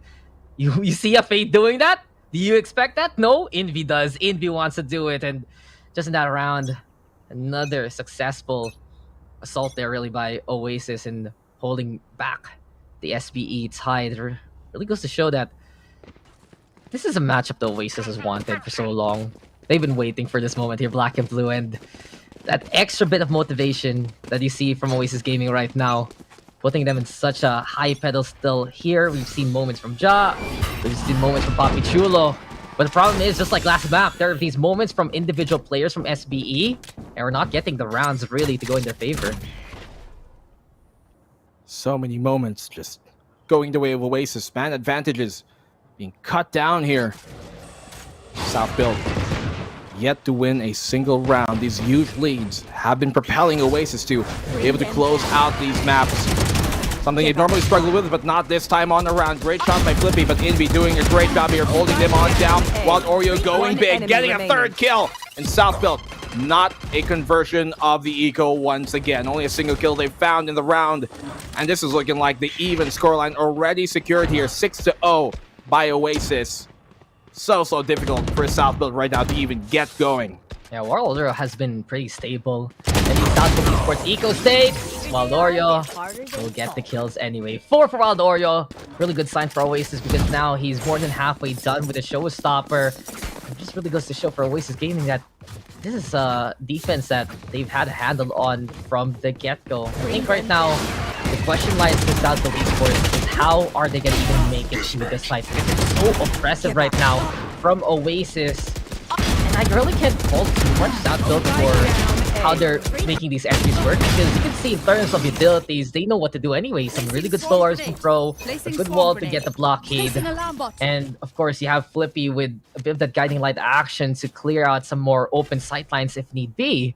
But it's still not enough against Oasis Gaming, who can manipulate the battlefield from beyond the walls, from beyond the corners, from really afar as much as possible. It's just such a struggle right now for SBE, but can they make this mid-take work as Oasis have decided to go past the garage and go for more? Flippy though, finding 2. Nice punish right now from SBE. Marky though still alive, ready to fight. And the Seekers right now looking for all the targets left around on the SBE banner. Brawl though happens and Marky is able to slow Pro towards the sewers. Not only that, Trailblazer right now. Danger still from Marky. He's absolutely stuck here. And the Seeker a little too late to the party. Papi Chulo will find the frag anyway. SBE now seeing Oasis Gaming go at them. And they say no. They say that we will stop this. But Coco, the only one left, finds the duel against Papi Chulo. But Papi is still scary and still so decisive there. 6-1. Finally, South Build on the board. One round they've gotten, but to what real avail will that continue on? Need to, really just bounce on this and continue it even further. Set up here by Oasis. We haven't really seen that lockdown aside from that one round where it did come in crucial. So latter in the half, Oasis should have that to really make things so much more difficult for South Build. Attacking side of theirs, we know this is where their woes are the strongest and really being shown tenfold here right now. Yeah, it's a wound that hasn't healed really, exposed instead to the open air. South Build Esports, they need your treats. This before it becomes an infection and fast. At least right now, though, they're able to hold back again. The ambitious peaks of Oasis Gaming, South Build Esports. Finding frags that they need. Showstopper here from Assist. Just look down, look under you. He's right beside you. Ripper, though, says hello to the fireworks. Paranoia is avoided, but Flippy is still ready for the kill. Go for now in the 1v4 slate. Things are better here for South Build Esports. Seeker even exposing the position. Papi Chulo knows exactly where the Killjoy is right now. And South Build Esports just want to hunt this last member, but Oasis Gaming, they have to be careful. South Build, they're picking up steam and fast here, and these frags are looking pretty decisive for the SBE banner for now. 4v1, one of the better looking rounds we've seen here, Dax, but knowing Oasis, I'm expecting a timeout right after this. They know, even though they've got that, 4-round cushion to work with, it's not something they're going to want to let give up too easily. So, South Build, 2 good rounds in a row. You're going to need even more of those heroics to make things work on out. This, when he gets going, that's when he look the most potent, but we haven't yet seen that. He was pretty quiet in map number 1. Map number 2 here, more of the same, but he's gotten himself at least 2 kills in that previous one. Showstopper doesn't work out, yes, but it is the way it is. Just look down, man. He's right beside you. Didn't see it coming, unfortunately, but then again, if he was a sad boy, he would have actually gotten that kill. Maybe. Just always keep your head down, no eye contact whatsoever. Yeah. Put your hoodie on, even if it's like a really hot day. Your trail. Yeah. I wonder who we're describing here by this point. I wonder who's gonna get the feels for that one. As advertised, Oasis called timeout. Ah, nice. You have been predicting these timeouts pretty well. It's like you call timeouts from time to time too, don't you? I don't call any timeouts because I'm here. I see. I see. Okay. But if I was in a position to call timeouts, then it generally makes sense when you'd want to call timeout, right? Yeah, that's true. You just know that, okay, this team is picking up steam. Let's make them take a break. We need the breaks just to understand what's going on. And the Oasis Gaming, that was the hot start. That was the good streak. But now the ball is on basically, or rather being dribbled around here by SPE. And I'm not surprised that this has happened. I'm not surprised that this series will have these momentum swings to determine the fate of our two teams. With Oasis, they're going to want to nip this in the bud as soon as possible. Not the best arsenal though to do so. 3 of them on pistols, 1 actually frenzy here for Marky. Southfield Esports, sure with the shots a while ago. Can he get that same kind of clear sight line anyway to go for more? Security absolutely essential here for SPE right now, playing it slow and steady. Trailblazer to the middle, but they're creeping towards B as well. All right, counter pet for pet. Aziz on the cross here, very dangerous. Smoke does come in the nick of time, and that siege is going to be so deadly now. The spike is going to be trapped. They can't get the plant down just yet. Flash towards the backside to give them some avenue to work with, and Aziz coming out with the boom bot just to make sure nobody's really waiting that backside. Plant can go down. Marky. Papichula has so much to do here. This splash is going to really be the bane of him. It's worth walking, waiting here. He finds the proper timing as well. Neural theft on out is going to make things a lot more difficult here for Oasis on this bonus, rather on this eco of this. But Coco and Ripper find 2 huge kills. Flippy gets the trade immediately. Showstopper is online for Wild Oriole and Papichula, and got keep that at bay, and they get the round as well. 6-3. Southfield convert their anti kind of forced buy, but it was very, very dangerous for a second there. Yeah. You can really see though for Papichula, man. You tried to play the lurk, he will lurk your lurk. He will be right behind you, and that could have been a moment for Marky to make some damage happen from the middle, but Oasis Gaming still caught out anyway, still spotted by SPE. And really, Papichula, he's just that kind of player who wants to secure an angle specifically for the side of SPE. Doesn't matter when it happens, but you know if Oasis gives up this heaven position, someone like Papichula is there to basically inherit it by this point. But guns are out now for Oasis. Pop flash here, but Marky!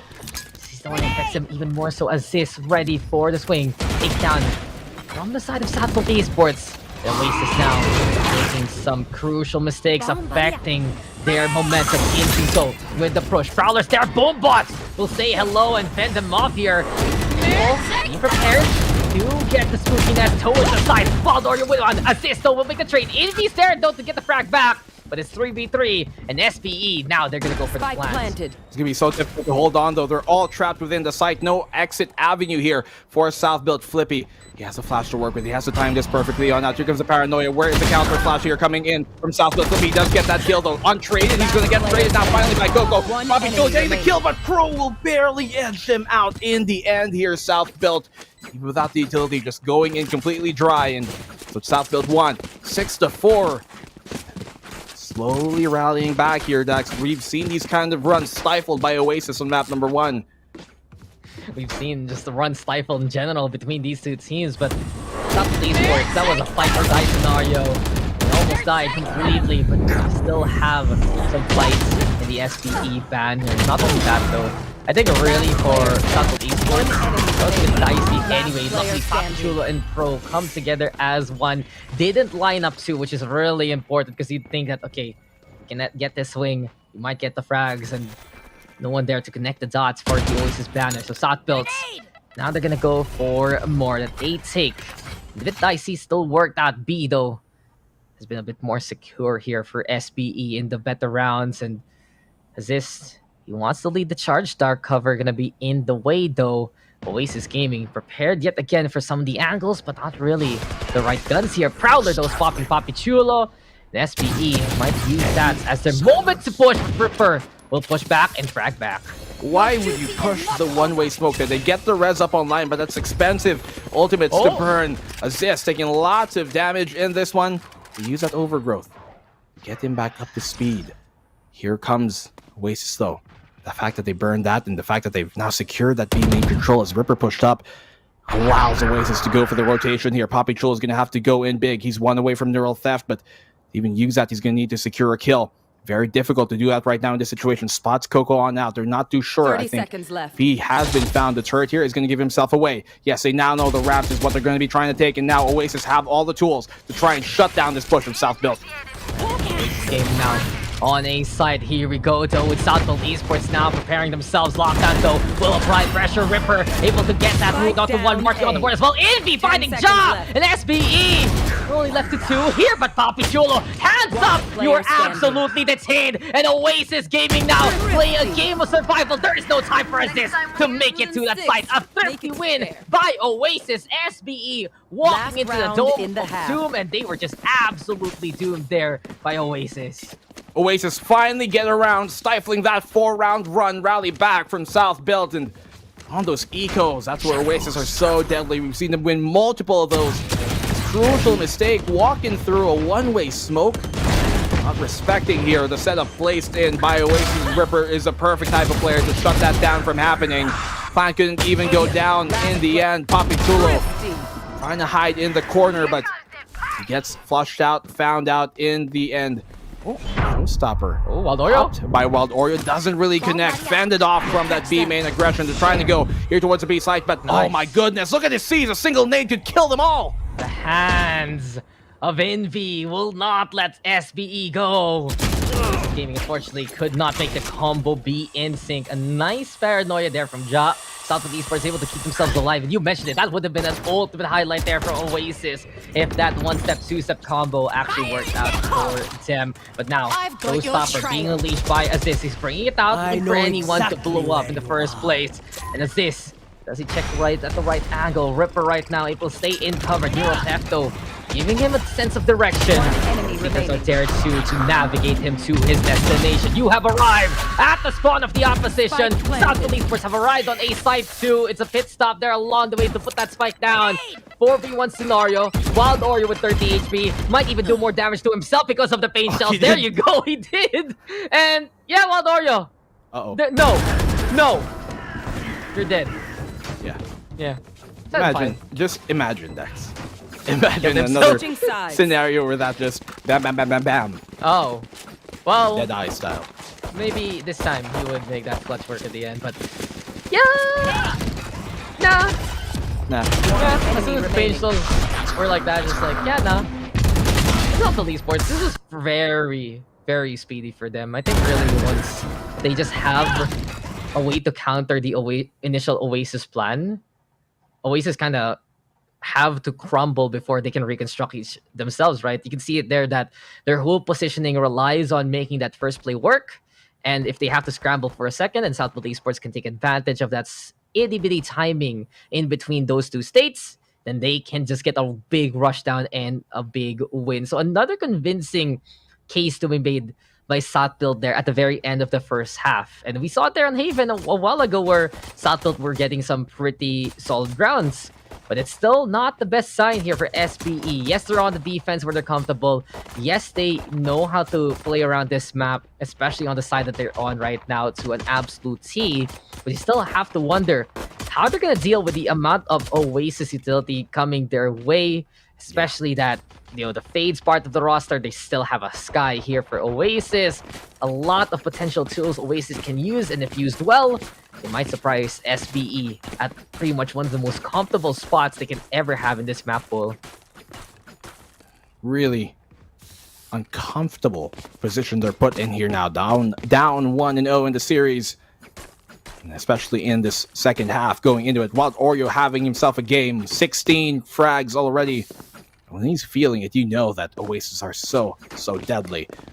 That one round, once again, could be a turning point here. That 11th round, and notice how Dax, once again, the problem there was the clock. Them getting run down in terms of the time that they've got, hollows away, and not in their favor. And we see that many times over for the South Belt squad, so still, old symptoms left unaddressed could create new problems, and that's really what Oasis are playing off of. looking to go default and spread themselves out here to open up this pistol. Yeah, but the Oasis Gaming, can they get the job done? They were 2-0 last time, but SBE, they faced off in the VCT stage. Can they do the same thing, get that kind of retribution? And come on, Black and Blue. Remember what happened to Oasis Gaming right after that Icebox map? They disappeared completely. They did not participate in anything. They just decided to really go back to the drawing board in a completely, well, rebirth cycle here by Oasis Gaming. That's exactly what they're trying to prove right now. Southbolts, the only ones who can really deny them of that fate as of yet, because they're the ones who cast him aside in the first place. Frodo, with a slow orb, not as an explosive half for him this time around compared to the last, but assist! Catching Envy! They mark the spot wherein the slow orb doesn't really get the right dissipation on, and well, for Envy, he just plays parkour just to die. Oasis Gaming losing one for free at the start. Marky ready with the Guiding Light. This mid control right now that Oasis has tendency for. Aziz is punishing 2 already for Aziz. There we go with the flash. It's out to Esports. They get away with those kills. Nary a scratch on them. A bit of greed there. 30 Throws seconds this left. double dip, even with the advantage, but he gets a kill, so it can't be too faltered. PPGL finds the information. He knows they're coming here towards his B side. Pro is going to have to go in big. Get at least a single kill. They know where he is, and he does get that kill versus Ripper. Papi Chulo taken on down by Marky. 1v4. He's got a ghost in his hands. Time is ticking, though. He flashes himself, and they secure the pistol round here, South Belt. Great slow orb plus, pain shell combo. They've really prepped up. As soon as they started shaving off the ice, they were like, hey, don't touch the machine. Dude, I love Ice Shave. I really wish... I love it. It's the best way to serve ice. Like Ice Shave, Bingsu, all that jazz. I really wish that there were proper ways to deliver it back. Oh, yeah. Well, back for the past 2 years. But it had a really nice Bingsu, like, a few weeks back by the beach. And I was just like, man, Yeah, this looks I good. saw. What's your favorite toppings for it? I like generally chocolate ones, but like I'm not sure what it's called. It's got like some caramel flavoring with. Oh like, yeah, maybe like the drizzle, and then Yeah. you put cookies on it too. Also mango ones. Mango ones are the real tropical flavor I'm looking for. But this is Oasis Gaming on pistol round, right? And Shah's quite low, so he has to be careful. Southeast dead. Esports now. Oh, he's dead, as you said. Waldoria picking up the gun. High ground here for the side of SBE, and well, we've been talking about some tasty frozen delights. Now we're gonna be at our melting point here, as its timer, the spike, is taking on away here, Black and Blue. Real problem there was Ja playing in such a committed position without having a TP. As an Omen, why don't you have a TP? Oh my goodness, Envy. Perfect flank 3v5. So difficult now for Southbuild to win. This is looking like an anti-ego that's going to go into the abyss. They get a bunch of kills going their way though. 1v3. Can he make it happen? Coco shut down. So fortunate here for Southbuild to get Envy, who was coming in from that flank position. Secure the round, but very hairy and dicey it was. Oh, ye of little fate there, my friend. I mean, like, of all the people to be pessimistic about Southfield, you have the only reason why to do so. I think so. I think so. So anyone who doesn't get the context, just check out whatever page that has the Southfield Esports roster and look at the names there. Anyway, though, 7-7 right now. That rally really helped out Southfield in the long run. This time, they're able to equalize the odds. They're in a better spot for themselves. And Oasis isn't in a commanding spot whatsoever. And I told you, Southfield Esports winning pistols against Oasis is actually something that's been happening before and can still happen right now. They have the... Well, they're in a bit of a interesting buy, to say the least. They have almost nothing, honestly, because this is their bonus. The Bucky, though.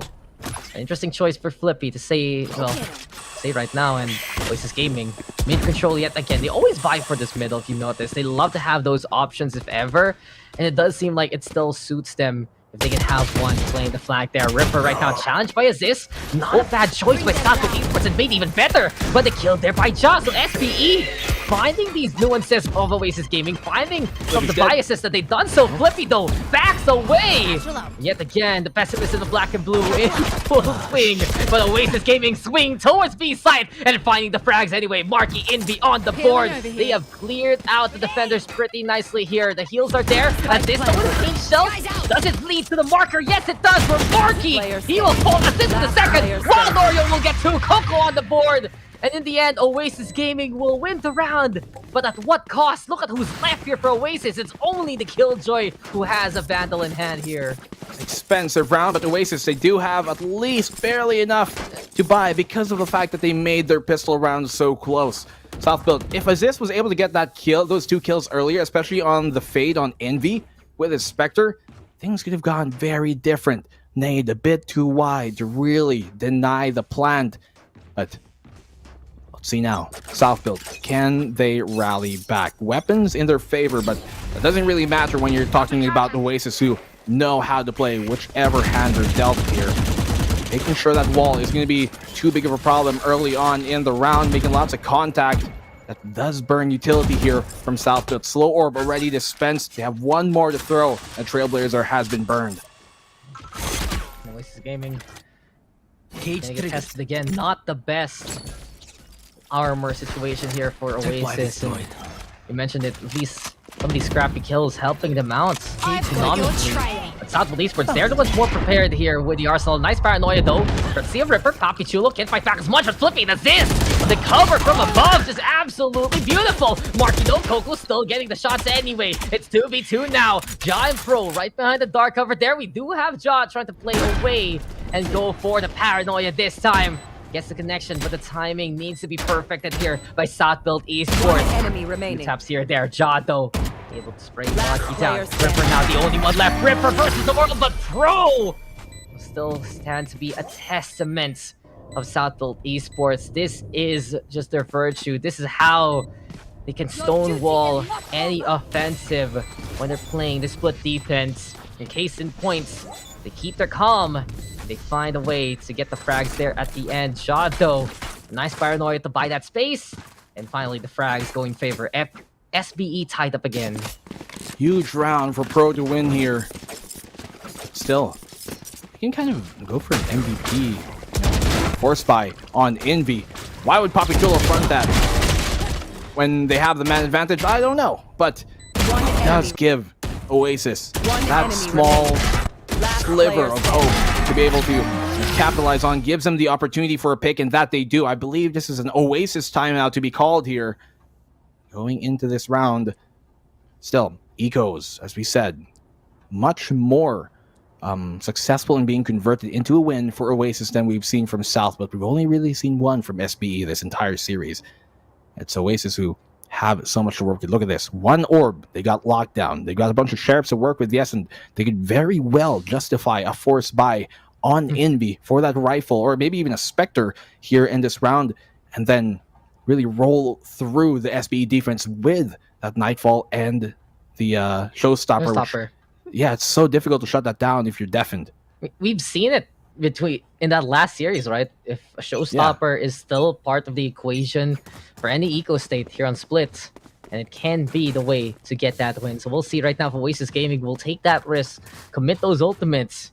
Maybe even Coco here, if we can get that orb, go for the lockdown. Oasis can play a little bit safer, but Southfield Esports fans, they're getting back in the thick of things. They're getting back on the groove here on the defense. Really like how many of their players are moving around, especially, I'd say, Papi Chulo and Ja, because these guys have utilized that high ground as much as possible and have made sure that Oasis Gaming still needs to keep an eye out on the skies, or in the heavens, really, as much as possible for many of these rounds. Flippy though.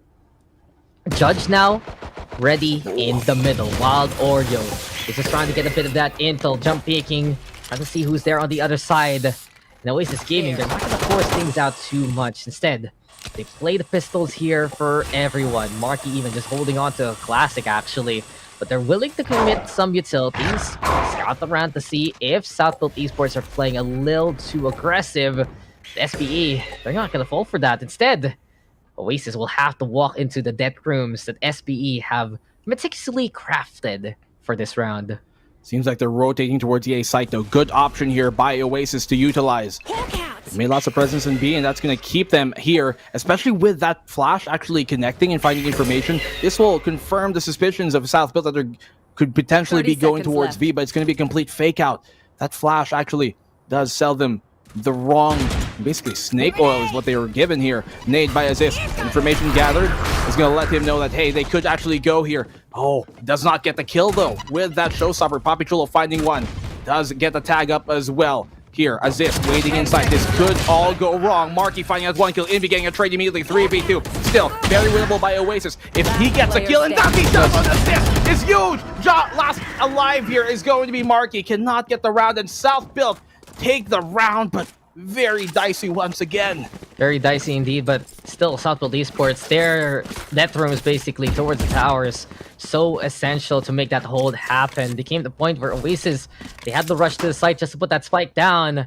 You can see it there. Someone like Ja, so reliable to finish the job off. They were able to shut down in V2 while he was trying to make it towards that A site, and that basically sealed the deal for Oasis. Not only that though, since there are two members still alive there anyway for Southfield Esports, backup plan would be, okay, Ja loses, doesn't matter, because we have the round thanks to that time. Oasis Gaming though, back with the rifles and back to vie for mid here. They really love this mid take, don't they, Dax? Yep. Continuously utilizing how much space it gives you and the options it gives you as well. You can then take vents into heaven, exactly as they're doing here right now, and it's going to be almost a death sentence for those players waiting in sight. But there's a small trap here being set by South Built. Hunt confirmed their suspicions. Camera destroyed. Is this? Does chuck out his paint shot, giving himself away. Bitten here by the Trailblazer.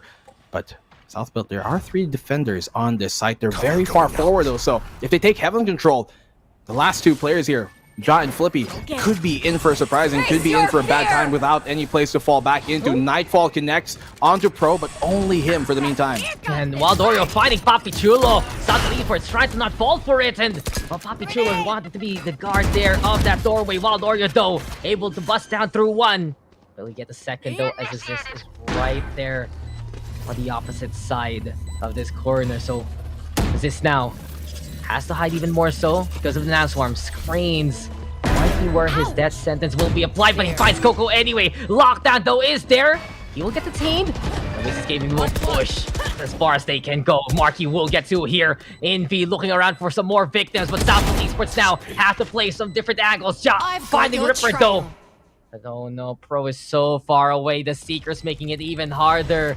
And South Builds, maybe they could have had a chance if they were able to hold on to their side of the map. Spawn there to give them an angle towards screens, but it doesn't happen. Marky able to just bring in the bulldozer, find 3 kills there, and we are all tied up yet again as Oasis will take a round. A great fake here from Oasis, and that is what I was saying. The option it gives you to take mid that decisively allows you to maybe go for that B fake and then completely rotate around into A, immediately be on the opposing side of the map. For him to lose vents in that case was a huge point of contention, and Aziz did as best as he can to keep them in the round.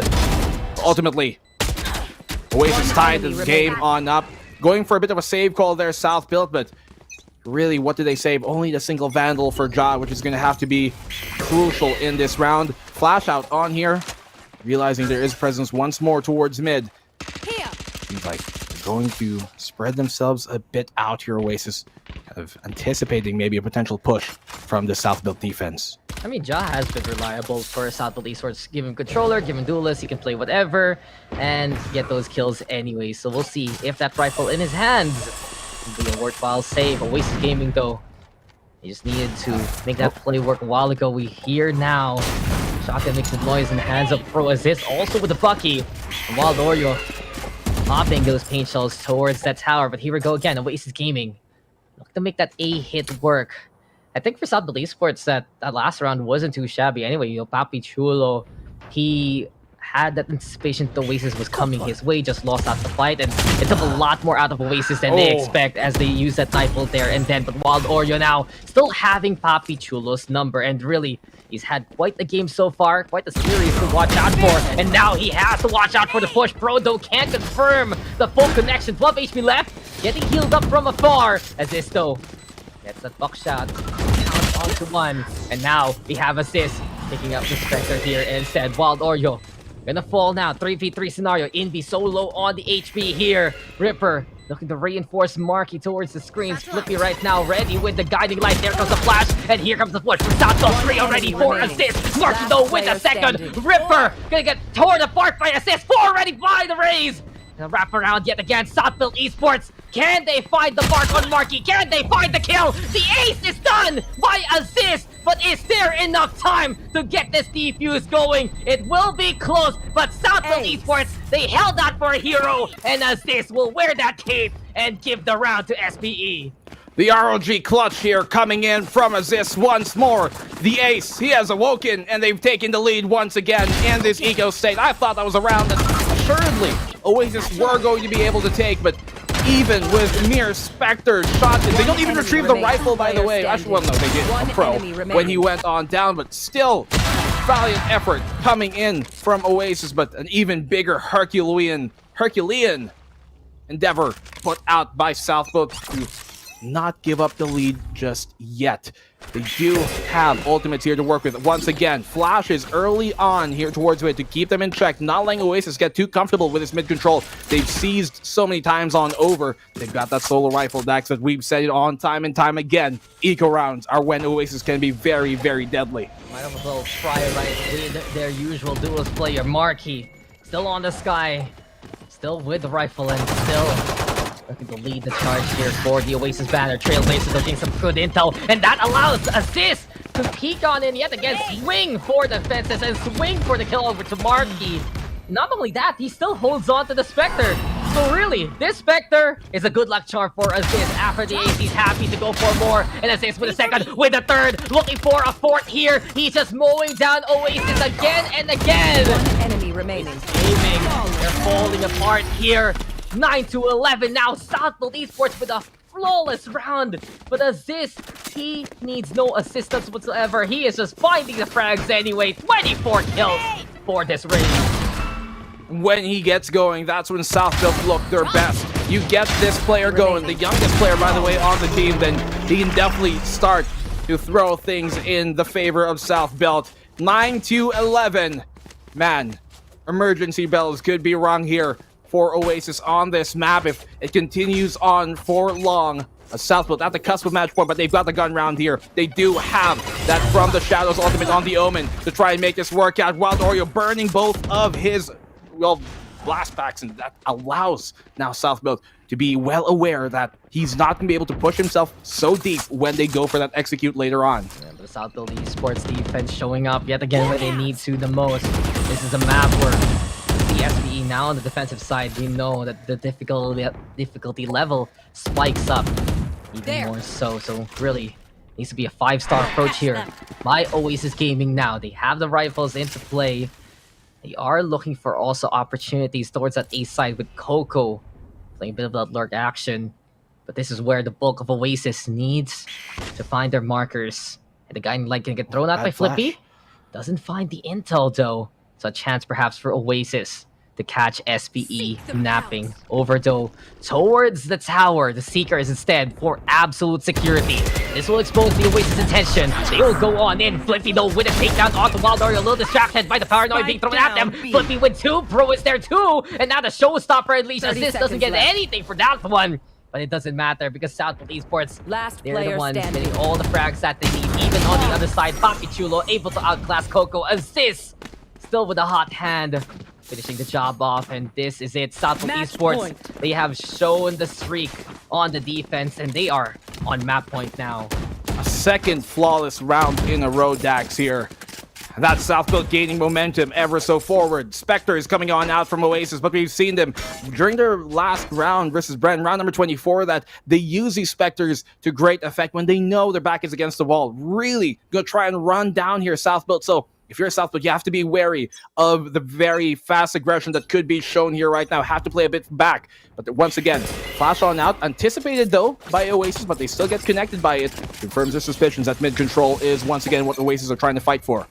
Oasis Gaming, still the tendency to fight here, to fight for mid. Spike, though, by the Sewers itself, and assist!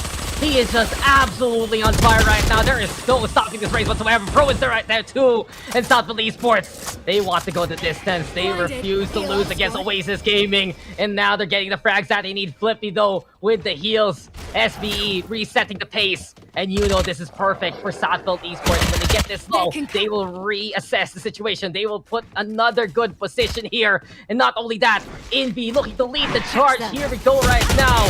Blinded. One Little bit enemy of the last, remaining. but Pro finding 3 already. Oh, that's not the Coco. But Southfield Esports, they built their empire on Split 2. And they will split the series to a 1-1 scoreline. 13-9, SBE fight back. And that is, by the way, the very first map that Southfield have won against a team that did employ Fade in the round. What a comeback here for SBE and Dax. We talked about it. We expect a full 3-map series from both of these teams, so no matter which team wins map number 1, map number 2 will continue into that third. Fracture is where we're going to be going, and we're going to be cracked and entirely at our edge of the seat, watching how this will go. South built game for them they so desperately needed, and now is the time for them to show up. They made their mark from the get-go. Stage 2, very first month in Valorant on Split. They get it done here, but nothing is over for either side. Oasis, it doesn't work out for them in the end. Historically, just like Icebox, not one of the better maps when going up against a matchup versus South Built, but Fracture is an entirely different story. They're the defending champions for good reason, and they were absolute champions on that defense. Really goes to show, though, for Southfield Esports, this time they were able to keep their collectiveness and get some really good value from the roster here all throughout. Just when Aziz got that ace, everything changed in favor of SBE. Everything changed even for him. He would just start fragging out, getting those takedowns, netting kill after kill after kill. Not only that, you're going to really see here for Southfield Esports that there is just that know-how to play so many of these interesting angles on Split as much as possible. They're willing to wait things out just to reclaim heaven on both sides. And you see it there, Papichu. That is where they really, flex their prowess on a map like this, having to go back to that comfort spot of theirs in Split, leaving it open here. Oasis did a very good showing, mind you. They're at opening half of theirs on that defense was so impervious and so difficult for Southfield to really get themselves going. But once they kind of figured out how to play the attacking side of theirs and got 5 rounds on the board, they knew all they had to do in the second half was lock things down and play and really hone back to their roots here, Dax. It's always been one of their better maps, and this time they prove exactly why. At the face of adversity, bringing this into map number 3. We had some great showings, though, from a bunch of different players, but Papi Chulo, man, a lot of his frags came in clutch when they needed it to the most. And his lurks, and not just that, not just lurking, but also countering the lurks of the opposing side. Really honing back to his roots even before Valorant, being that thorn in the side, unexpected, always in various positions to catch off Oasis here. But Wild Oreo, he had himself a hell of a game as well. Yeah, he had a monster of a time, especially just to prevent Oasis Gaming from falling apart and eco states there by Southfield Esports. But it really feels like that, okay, they're gonna run that fade again. We're gonna be seeing some of the similar things that we saw in Haven, and especially some of those Nightfall fakes that we get from Oasis Gaming. That's what's right by Southfield Esports. This is a team that can adapt. This is a team that knows how to adjust. And in all honesty, this is a team that can potentially feel a tilt on a map, but not a whole series. They will try to find a way to reclaim if you give them that chance. And you can see it here, just resetting themselves towards that second half. That rally, though, near the end of the first, giving them a position to tie it up very, very quickly. And from that point on, when it's contentious like that, against Southfield on splits, it's difficult, really, for Oasis Gaming. And I have to say, really, SBE, they know it's a do-or-die situation. And just like the lower bracket warriors they are here, Black and Blue, you put them in a very, very awkward scenario that they have to get those must-win games. That's when they actually look to be the best South build they can be when the pressure is absolutely on.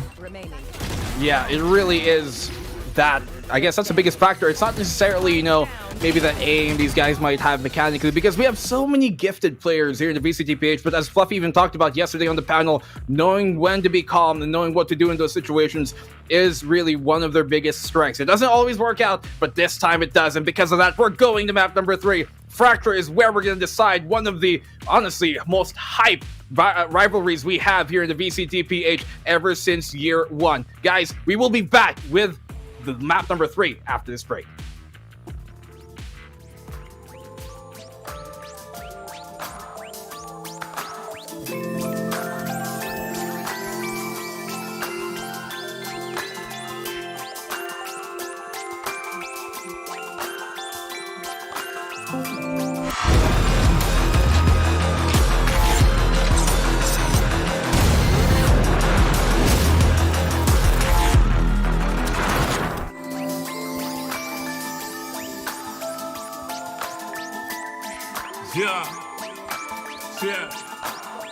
Yeah. Second verse after the first. Take control with words, roll reverse, the rebirth of verb from inside out, outside in. We control the earth frequency. The heart of the world beats to me. It beats on beats as we breathe deep. Oxygen from trees feed. Gifts in our gift. This right here, proof we exist. Mind state is gravity, the way it uplifts. Across seas swift, water quench thirst. There's a shift. Set sail like shit to find other lands. The motherland, sun is planned. With the words I'm writing, I'm fertilizing. The earth's a rising, realizing. Global warming and the sea is rising. Pollution, the planet needs metabolizing. It's full of fire like a dragon fighting. Creating hot springs when the pressure rising. It's ever rising, but I'm never frightened. Cause the days will brighten. Yeah, the blend.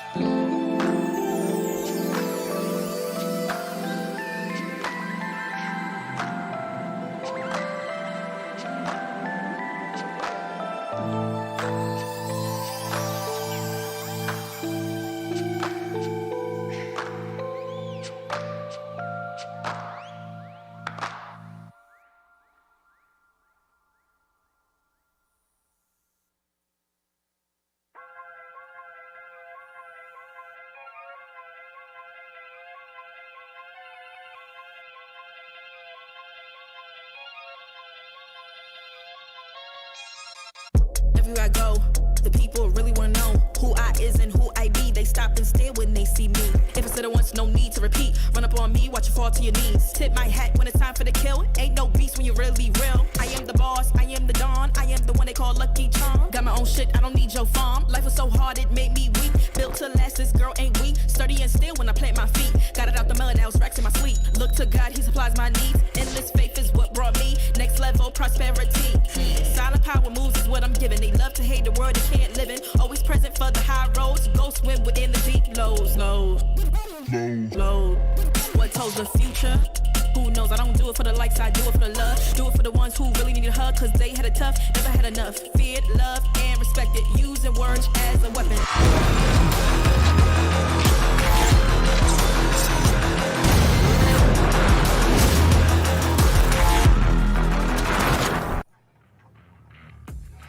A series of epic implications and epic history, and we are tied up 1-1. Welcome back, ladies and gentlemen, to another day here in the group stage, another day in VCTPH, another map to watch out for. My name's Dax here with Black and Blue, and we saw Oasis Gaming take map number 1, SBE fight back to get map number 2. Now we go to Fracture for our decider, and man, what a series it has been so far here, Black and Blue. And we've seen that Fracture map actually be a map that both of these teams have been looking proficient at. Man, scores will be settled here today. We've seen, South built get the better of Oasis last time, but Oasis looking for their revenge this time on over vengeance. At the cusp here being taken, and it's only appropriate. We're going to be having it settled here on Fracture. Map number 3 to get things going in Oasis. They looked so primed the last time we saw them on Fracture for the most part, but they did lose that bout versus Bren. Those lessons, though, are going to help them in this series because now they know what to fix. And they are one of the best teams at making those adjustments when they have that prep time. They're almost like Batman in those cases. So that is where they come in big. And I'm expecting Oasis to do once more heroic things to get themselves back into the series after giving up Split. But South Built, when they build up steam, we've seen them have their map 3 woes, but will that curse afflict them today? Yeah, that has been something really unfortunate, right, for Southfield Esports coming into best of 3 series. It hasn't been the best results for them, but at the same time, they did shed it away from Alpha Esports. So it's a new day, new tomorrow, and a new chance for SBE to get back to the standings, because we have to mention how Southfield Esports right now, they're 2-3. They need to get this win to tie up with pretty much the bulk of the PH reps we have here right now. Not only that, it will technically eliminate Naos Esports if they win this against Oasis Gaming, knowing the fact that Naos can't get more than 2 wins with their remaining schedule. So these guys, they want to make that buffer. They want to have that run yet again. Like last time, we're in week 2. They stepped on that. Week 2, that's when they would get those wins and look to vie for the crown of the true king of the Philippines yet again. But Oasis Gaming, that revenge, it's just so tasty, and you know that it's in front of them. But we've been talking about curses here, Black and Blue. I think for Oasis Gaming, again, when we get to those really close score lines, wherein it's 9-9, 10-10, that's when Oasis feels that pressure, and we've seen them crumble to that in a few of these maps and series that we've had here at VCTPH. Yeah, and Oasis, they are currently, because of the round differential and all, in second place on those leaderboards. So they're mostly safe, but things could be turned awry, going into this, especially with the seeding of how things could go. Now, Southfield, they're almost fighting for tournament point here. If they lose this series, there's a very small, slim chance that they could make things happen, especially if Bren wins their next series up tomorrow, and that's going to be definitely a case that Southfield, even though they're used to being at the cusp of elimination time and time on over, and that's where we almost see them kind of play the best than they ever do, that's not a position they want to continue to be in, and they know that they should be dominating, but it just hasn't been coming their way here so far. They have to prove it here right now, though, versus Oasis. Otherwise, Oasis are going to be firmly, I think, if they take this in that playoff slot, they're already pretty high up there, and this is just going to confirm that really, high seed that they are really rooting for here. So Oasis Gaming, great showing here on Haven. Fracture, going to be a very big difference. That was, once again, the first map we've actually seen Southbuilt beat a team that put and employed Fade in that specific map. Now we look towards Fracture. The only time we've seen Southbuilt play that was against Action. They did take that map, but they lost the series in the end. But Oasis, they have had more showings on this. They beat Action on this map. They beat Team Secret on this map on Even. And other teams like Nigma Galaxy early on in the year, but they did falter towards Bren Esports. Does give them some information to work off of, though. And so Marky, Envy, Fade coming up on here, plus that Neon, very, very potent combo they've got going. Southfield, more of the same from what we saw versus our Action matchup. Yeah, and the most interesting part is how we'll get this Neon matchup anyway.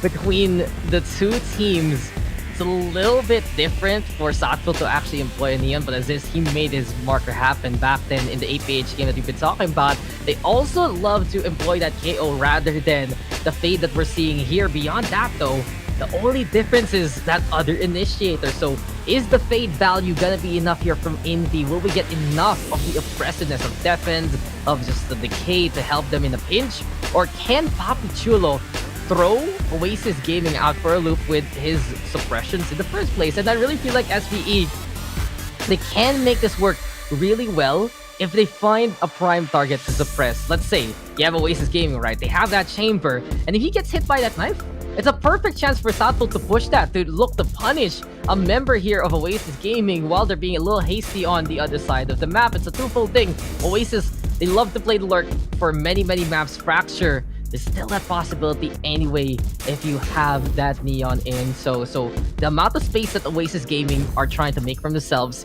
you have to look at the other side of the coin here. The amount of space that they're giving up to Southfield Esports and how SBE will use that to their advantage. Sentinels for either side here opted to go for the chamber, and Dax, there really is, that big contention between which initiator is a proper call here. Do you go for that suppression that the KO can provide, or do you stick with the oppression that Envy on, that Fade will bring? No more lurking much here for Papichulo, as he's more on a kind of frontline role as opposed to his Cypher that we've seen on the past 2 maps. So Oasis starting off on the attacking side, the side typically favored here for Fracture, but Southfield also have their own ideas to try and push here towards Arcade, really, if they continue on here. But Papichulo is going to have a lot to do. Shorty does Here we go again! Has a second one to go, but only 1 shot left in the barrel. Wild Oreo gets that kill on the Flippy. Huge kill for him to find. Wild Oreo going to be able to back off here because Assist has been taken out quite low as well. Has a classic to try and make this fight up close. DP's back out to safety, but bro, no way he doesn't win that fight. Wild Oreo, what on earth has happened? What happened to Pro there? He was watching him put his suit and tie back on. Now, everything is left to Oasis Gaming. Over that B sites, they just get the overrun anyway. And what just happened there for Southfield Esports? A few frags could have just gone so easily for them. It's 3v1 actually, and Indy up top. There we go with the fault line. Jais is completely cornered here, basically. And now Indy swinging as wide as he can, and giving Ja basically a sock to the head there with a ghost. 1-0 for Oasis Gaming. It's fun to see some cheeky things from Southfield Esports. Fully expect Papichulo to play shotgun on that tower many times with that KO. But Oasis, they get away with things that they could have. They got away with things that they shouldn't have. And in the end, it all just goes in their favor. Thing is, when he got that 1 kill and he had 1 last shell and that double-barreled shorty of his, the fact that he kind of took a few steps back really did seal in his fate. If he maybe was a bit closer to have gotten the 2-for-1 before going on down, but alas, hindsight is 2020. South built though. Right here. Not my This vision. full round. Oh. my vision is not 2020. It's pretty obvious. Well, we both got 4 eyes, so yeah, that's true. I think I worth need 8 on the panel. I think I need like 2 more, honestly, of just how blind I can be. Does You it see, go like, over your current one? Not right now, but Ripper will save the job. Not right now. That's not gonna work. You know how like Paranoia and the Fade stuff are? Kind of like my vision, basically. That's how bad it gets. That's Super how nearsighted. nearsighted I am. Super nearsighted. If I take off my glasses right now, I actually can't read the barracks here on our left and right. Not gonna Really? lie. Yeah, it's that This bad. close. But no. My goodness. This is why I am not a professional player. But we have here some real pros on the Oasis side. Looking to clean up nicely. Papichulo now goes down. Southfield Esports stuck. And, well, Marky and Waldorian looking to set up this crossfire. Coco ready to protect. We also have One Ripper enemy with remaining. Molly a while ago. And this should just be easy pickings for the Oasis banner. So, 2-0 right now. We're seeing here for Oasis, they're looking to get that initial momentum as soon as possible. And I feel like here, Southfield, now they're going to be able to contest with the guns because it seems like Oasis, they have found ways to overrun with their speed and, of course, the firepower they had there. But now, it will change a little bit since Southfield Esports can contest a bit more ambitiously with the right firepower. I'm looking for Ja and Assist to make some kind of plays with Flippy and Pro, perhaps. Later on, we'll see if SPE can get the hold to actually work out here because they tried there between the breach and the chamber, but they were just caught unaware by basically the pace that Oasis was able to make in that round. Round 3 going up here. Full bonus from Oasis. Flawless opening, second round there for them to convert. Now here comes that Neon going in tight. Does get suppressed though, so not gonna be able to sprint. No relay ball to be thrown on. Now here Pop Flash and Papichulo caught off guard. Perfect Prowler, and Coco just runs through Flippy as well. And this is why they're so deadly, because they know how to use these Spectres to its full advantage, knowing to keep on that mobile. And when they are super, fast in those rotations, it's so difficult to stop in the first place. So Pop Flash, a second too late. To get the catch off of that Java, finds Envy. Just gives them a bit more fighting power with Marky. Huge relay bolt, and they're trapped here in the underground. There's no way for them to surface. Yeah. Tremors in the underpass, but Southfield Esports, they need to rethink their defense and fast here. Oasis Gaming, prime position to get this bonus. Fault line not going to connect, but Pro still able to get the punch onto Marky anyway. Now then, 3v2, but time is running out. Aziz caught out here by Ripper. No real chance for Pro to make it to the site now. And Oasis Gaming, this is bonus won by them, 3-0. But the first thing I've noticed here for Southwood Esports, they need to reposition Papi Chulo and fast. There is no way for him to get away with his antics here with that fade in the hands of Envy, because that Prowler will check that corner for the squad, will inflict that CC. And from that point on, it's Oasis with the overrun again and again between the Neon and the rest of the roster. It's so difficult to fend him on back, and he has to be a bit earlier with those flashes if he really wants to play that tower position of his. If he lets him get too close, then he can be completely run down like we saw there. Knowing there's Spectres on the other side. Should have been the first idea put on hand, but Rifles now bound for Oasis. Should be another 4-0 start here for the Oasis squad. Man, this attacking side of theirs, they are so potent, so deadly, time on over, no matter what the map is. Their attacking side. Now South Build, go for the gamble, going for that radar push. But the Oasis is really turning things around. We've seen Oasis be very privy to using that radar, but now this time opting to always go for A main for the most part. Marky, great shutdown on Aziz and Pro, trying to jump on out idly. Gives him the 5v3 advantage. Flippy though, still on drop, and Flippy dropping too! Wild Oreo though on the board, here comes Ja right now with the response, and Southwood Esports, they're hitting their shots anyway! And through all of that, Coco will still get found. Ripper though to hold things together, and of course, if you can rip him up, you can sew Oasis back together. 4-0 now. It's Oasis Gaming still with the lead. That got a little dicey though in the end. Southwood Esports, they bring out the operator, but we're seeing shades for the past few maps here, Black and Blue. This time, can Oasis keep the ball rolling and keep getting these rounds to prevent Southwood from getting back that momentum, because that was too close for comfort. Expensive round that clutch could have gone either way. It's Oasis once again who have been winning most of these clutches on this past entire series, really.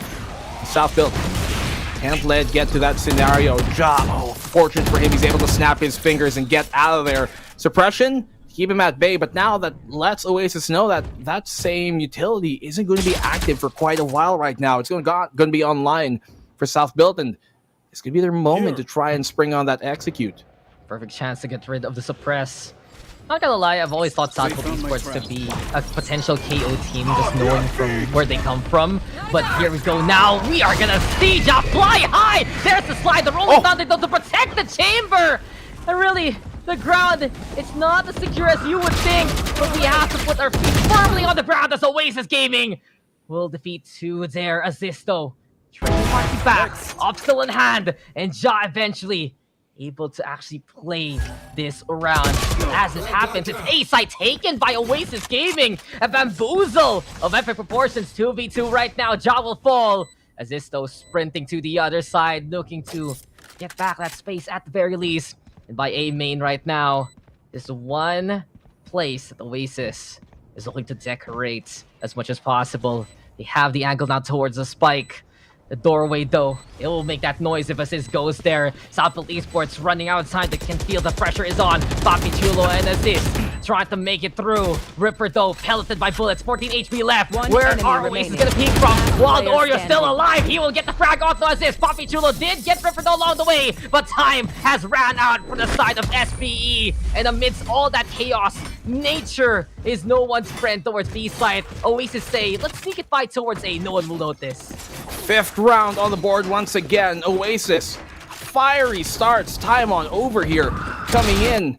And both of the maps we've seen here lately, Split and Fracture, starting the same way. Haven actually more of the same. They really have these great starts, and the time ticking on down, secured by Oasis, knowing to play that post plan to its perfection. And really, man, the hour clock, the hourglass has been the biggest enemy, biggest opponent that South Build have to deal with in this series. It really is hampering them on so many of these winnable rounds. And that's such a conundrum really for South Build Esports, right? Because they used to be the masters of time. They're the ones who would control the hourglass again and again. This time they're just getting outplayed by Oasis Gaming at the start of these games when it comes to those absolutely clinching scenarios. And it's up to Southfield to figure out exactly what to do next.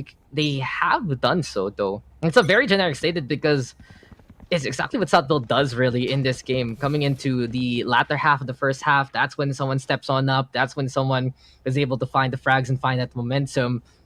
And I feel like it's only a matter of time till SBE gets a point here. I don't think they want to see another 13-0 happen in their stage 2 lifetime. But when will it happen? That's the question. How far can Oasis push this? Because we've seen this early momentum be crucial for Oasis to at least stay in the game and at most just look for the overrun and keep the pressure on. So Oasis Gaming, they come from the ditch this time, but they're gonna double back, rethinking their plan as this though. Ready for a quick contest. This is one thing SBE can do. If they find out someone is isolated, there might be a chance to get that frag if they push forward. But it's unfortunately here for Aziz. Wild Oreo will get the reinforcements. It seems like Oasis just escorted Envy there in position towards Dish, and now they're gonna come in with the Neon as the bulk. And now they have an idea that there was a player here towards that door. Aziz is gonna have to come in big. No noise being made. Doesn't find, actually no, he does find the kill. Relay bolt to keep him at bay. Does get the concuss. Oh, barely able to dodge the counter relay here coming from Marky. 4v5, but weapons still in the favor here of Oasis. If they come out at any point, they can storm this site on over. Here comes that Nightfall, gonna cut the noise, gonna make things a lot more difficult. Prowler as well. Marky finding that kill on a pro. And they don't even know where this is. What? There's a trail on him, but still they don't follow him out. Prowler does connect finally as this in a very tough position. And look at the space that Marky has taken by pushing himself so far to the spawn. Overdrive though, gonna get popped. Marky though popping the head of Flippy. And where are those lightning fingers? Marky though, even faster on the reaction. Jato does get find Envy, does get a find on the Ripper. Marky just popping off, finding these targets. Coco is there in the end. And by the site, it's Oasis who will decide to win yet again. SBE, twice now, they're trying to make this operator count. The round prior to the last one, Jawa just flying as high as he can, couldn't shoot back. This time though, he got the shots, but the pressure was on. There is nowhere safe for him to get on the way, and Oasis with the speed to get through again and again. This is just Marky on an absolute rampage here. Completely decimating them there on the hold. Great shot by Marky. And while, you know, those lightning fingers can be very hasty, just not super efficient in getting quick kills. You really have to run down the opposition, get full value of it. And so I'm really finding that here. Ja, oh, maybe a bit too ambitious. Can't snap his fingers at the moment's notice. Gets a kill. Be able to fall back, and that he does. Gives him the 5v4 advantage early on. Interesting word choice there, friend. And an even better palette, to say the least. But then again, Southfield Esports now, tour de force. Third time's the charm, perhaps. But Wild Oreo is right there with Marky. They're able to get that double swing to get one, make that two as Marky comes in to get rid of Papi Chulo too. Ultraman still suppressing the rest of Oasis. Finally, they just kick the CPU and say, okay, shut down. Time to let us play with abilities yet again. Assisto finding Envy in response. 3v3 star, low HP left here for Marky. Really both getting thrown on out. There we go with the siege on in by Aziz. Shutting down the Neon on the other side. Coco though finds Pro. 2v2 now. Tower though being contested here by Aziz. Wild Oreo right in front of him. And he mows down Wild Oreo. Coco the only one left though on the other side. But Aziz again needs no help. He goes for more. And he will give SBE the first round on the board for them. And those heroic plays are exactly what Southfield needs right now, just to be able to rally behind it. Papi Chulo really struggling to anchor down the site here. Judge, not the best weapon in that situation, and completely just caught off guard with the aggression here coming from Southfield, rather from Oasis. Ja gets shut down by the amazing double swing. Perfect play here coming from Oasis. They know that Ja likes to play up top. The generators there, and he double swing it, anticipating that exact endeavor. Aziz though, coming in big. 4 bullets in the mag, that's all he needs to work with. Last bullet connects even.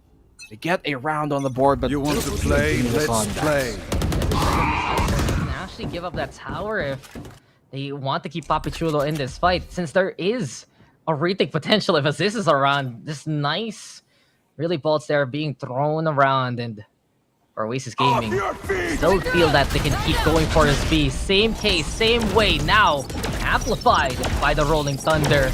But This time, Papi Chulo not going to be contesting as eagerly as he usually does. Looking on the other side, Coco though, go over to the corner. Pro gonna get demolished, and Papi Chulo trying yet again. But this is not a trick that will work here, Papi. It's Marky again with the overrun, and Oasis Gaming there on site with a man advantage. What is with that push on Pro in the breach to try and take Arcade when the sight should be set towards the actual execute, towards the site?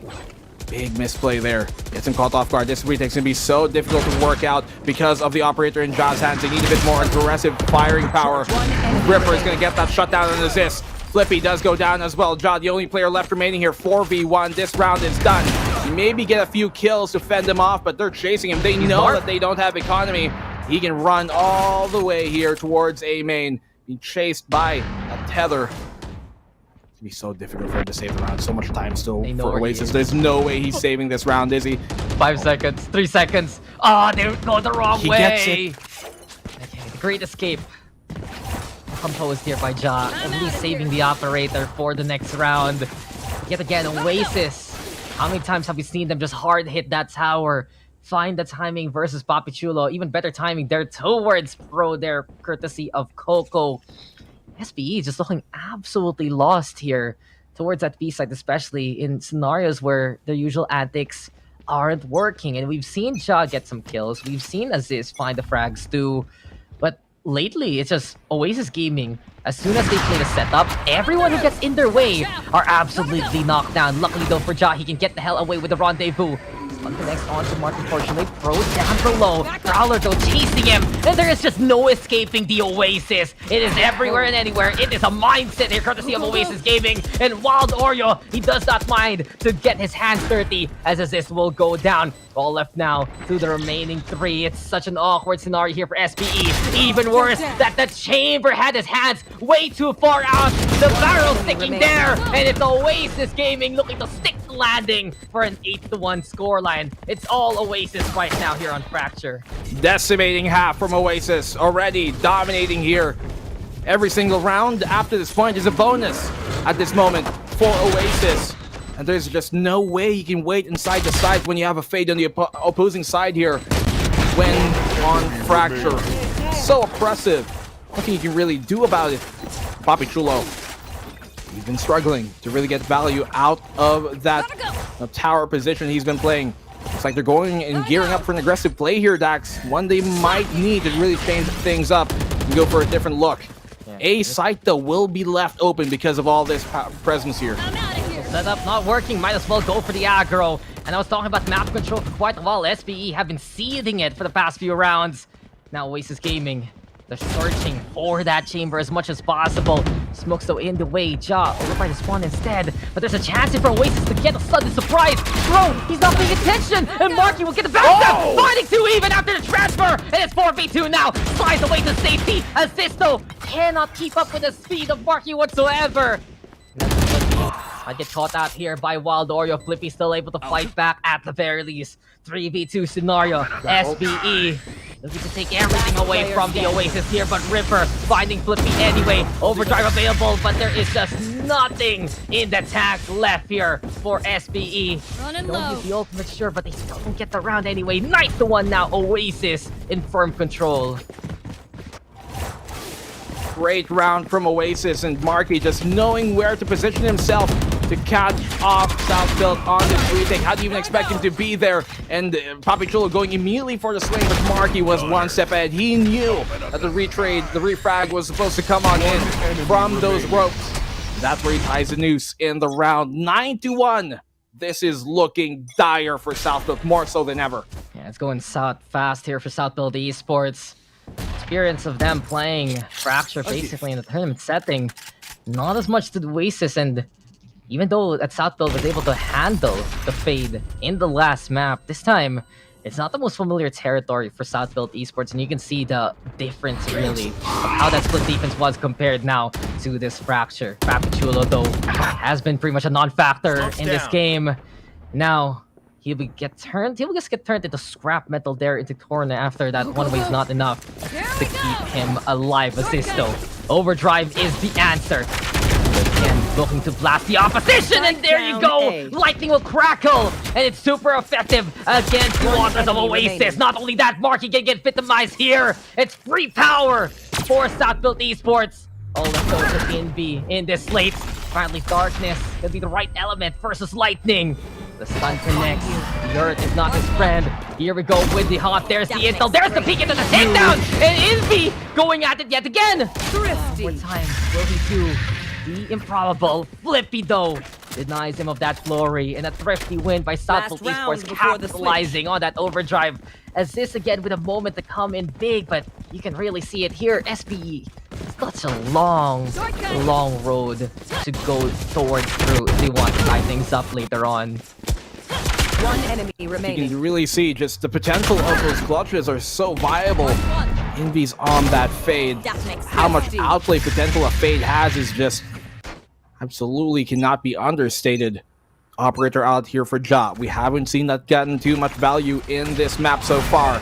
Aiming aggression to be put out here, and he's been found out. Bro, he's dead to rights, but still Aziz gets the kill on Envy, being pushed up on here. Bro, he's gonna get found. Ripper does get that trade immediately. 4v3, making a 3v3. Ja does have the operator try and fend him off, but he does get found from behind. 2v3 still here as Wild Oreo holding on to the drop. Retake has to be absolutely impervious here from South Build. Coco He's kind of lodged himself in this corner. Papi Chulo still gets the kill. Flicks on back. Now, much more doable. 2v2, but Papi Chulo has been taken very low. No ultimates for them to use. They have that Molly. Will they check the corner? Here on the swing. While Oreo gets a huge kill. Flippy 1v1 right now. Ripper, does he know where he is? And Flippy gets the round. 9-3. South Built barely edge on by.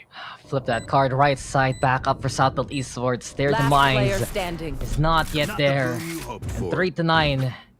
Again, I have to say it, better late than never. Switching sides. And it's getting very, very perilous here compared to the last two maps. What a way to win though. In the scrap, it's been Southfield Esports looking for more value here from the backline of the roster. And the Papi Chulo, no command, getting that value at the very end. Nice check onto the corner.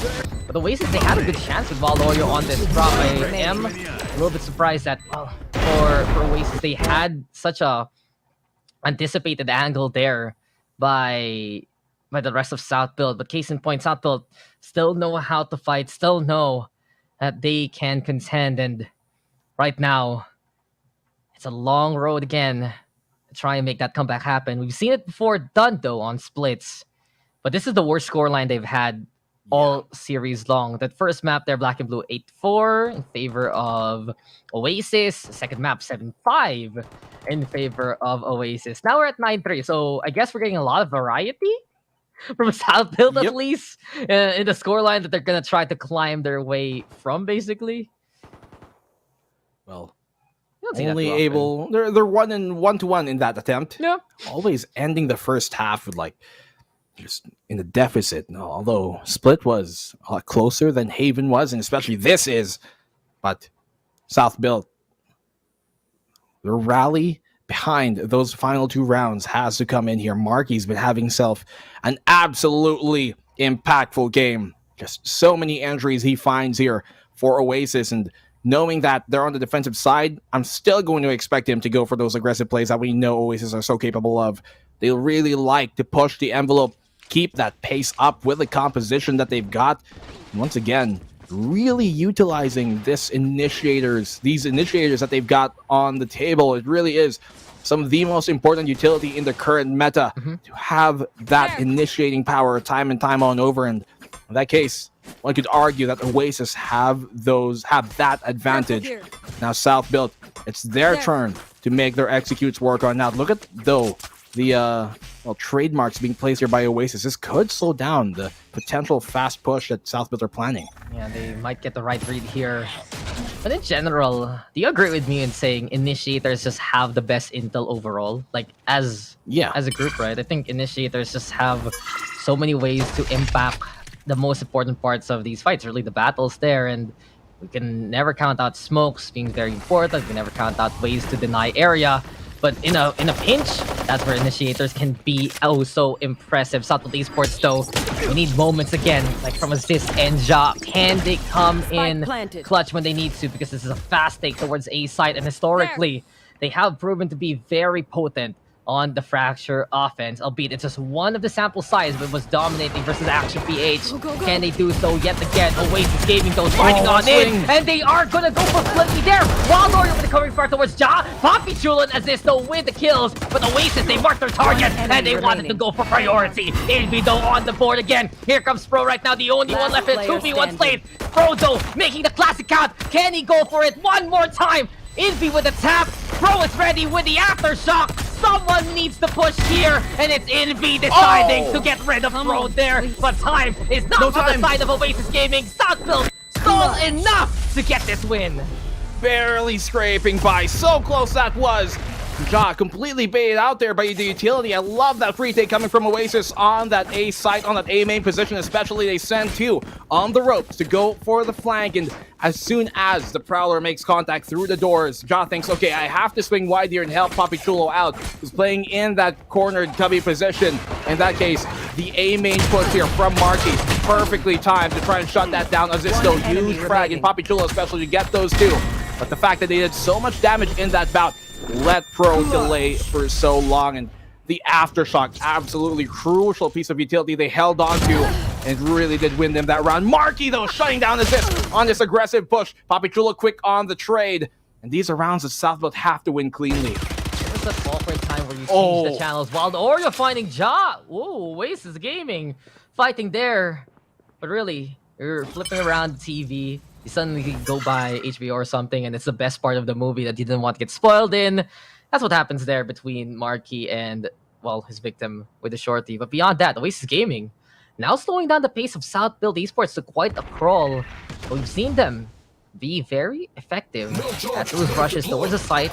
Play a solid post plant instead. Papi Chulo though looking for the drop down. Coco unaware of his position, and it's Flippy causing distraction and actually getting that kill. 3v3 for now. Flippy though with another one. Flippy reliable in these scenarios, and as we see it here for Southfield Esports, they're gonna get the plant. Envy tries to play towards the dish to contest it, maybe get a gun or two along the way, but Southfield Esports, they are prepared right now. Ripper falls apart. All left now to Envy, but it's very effective here for Southfield. Envy makes the classic count on the Pro. 12 HP though, this might lead to his demise, but you can see it, right, Black and Blue. Coming into the attacking side of Southfield Esports, they feel very confident in getting to that post plant, and as soon as that happens, I really feel like for Southfield, that's the best chance they have coming into this map. 5-9, very good eco though for Oasis Gaming after everything is said and done, but the form of Southfield a bit better now as we have swap sides. Utilizing initiating power they could have, re-hit on that B side, or that A site rather. Successful for the meantime, but very dangerous attacks. They cannot let Oasis keep on taking these man advantageous positions and scenarios, especially when they should have, you know, the upper hand with the weapons on this bonus. This has to be another one that they convert, once again, as I say, in clean fashion, because not a single round are they really comfortable with giving up here with this very hefty lead that the Oasis are going to continue to build up upon. Wild Oreo opening pick here in Assist, that is huge. Done, and Marky again looking to make case for himself, stuns him just a little bit, but doesn't matter. The slide is perfect, he's in position, and Marky showing us what he can take from SBE. Papi Chulo finding Coco, but Marky is just absolutely unrelenting. 10-5, it's Oasis who make such a quick turnaround happen there. They just run him down, Dax, don't they? Knowing that, okay, you really want to go towards A main, well, that's going to be the can. We're going to cook the tuna in. And Oasis 5-10. 3 more rounds from securing vengeance against Southfield, who commonly had their number. And Marky, look at this really aggressive play, shutting things down. Papi Chulo's like, oh my goodness, look at that fish jumping out of the water, flying in and out, and been really reaping the benefits of the comp. It's because you didn't gut the fish before you tried to cooking it. Try to hop in and out there like that. Ooh. Ooh, have you ever tried to cook something and it's suddenly actually still alive? Fortunately not. Fortunately not. I think I've seen in those places where they cook in front of you, things like lobsters are still alive. It's crazy. Oh yeah, yeah. It's crazy. I prefer myself to. I'd rather not before cooking it. I'd rather not have a guilty conscience while having my dinner there. But it's almost dinner time, and well, for Oasis Gaming, they were able to feast in that last round. This time, though, Esports was able to give them their just desserts. Brawler, though, really intel assist. Find the frag anyway onto Ripper. So less smokes now for Oasis to work with. Zapple Esports gonna be backing on away, but Coco blows up Pro anyways. Aftershock.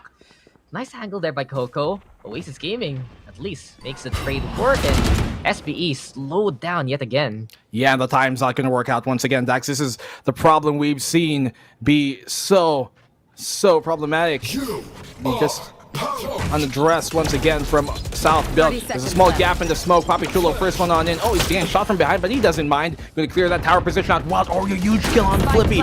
So much less, more post-line potential here on the side of South Build. They're going to have to come in big. They know where Papi Chulo is because of that radiating wave coming from his ultimate.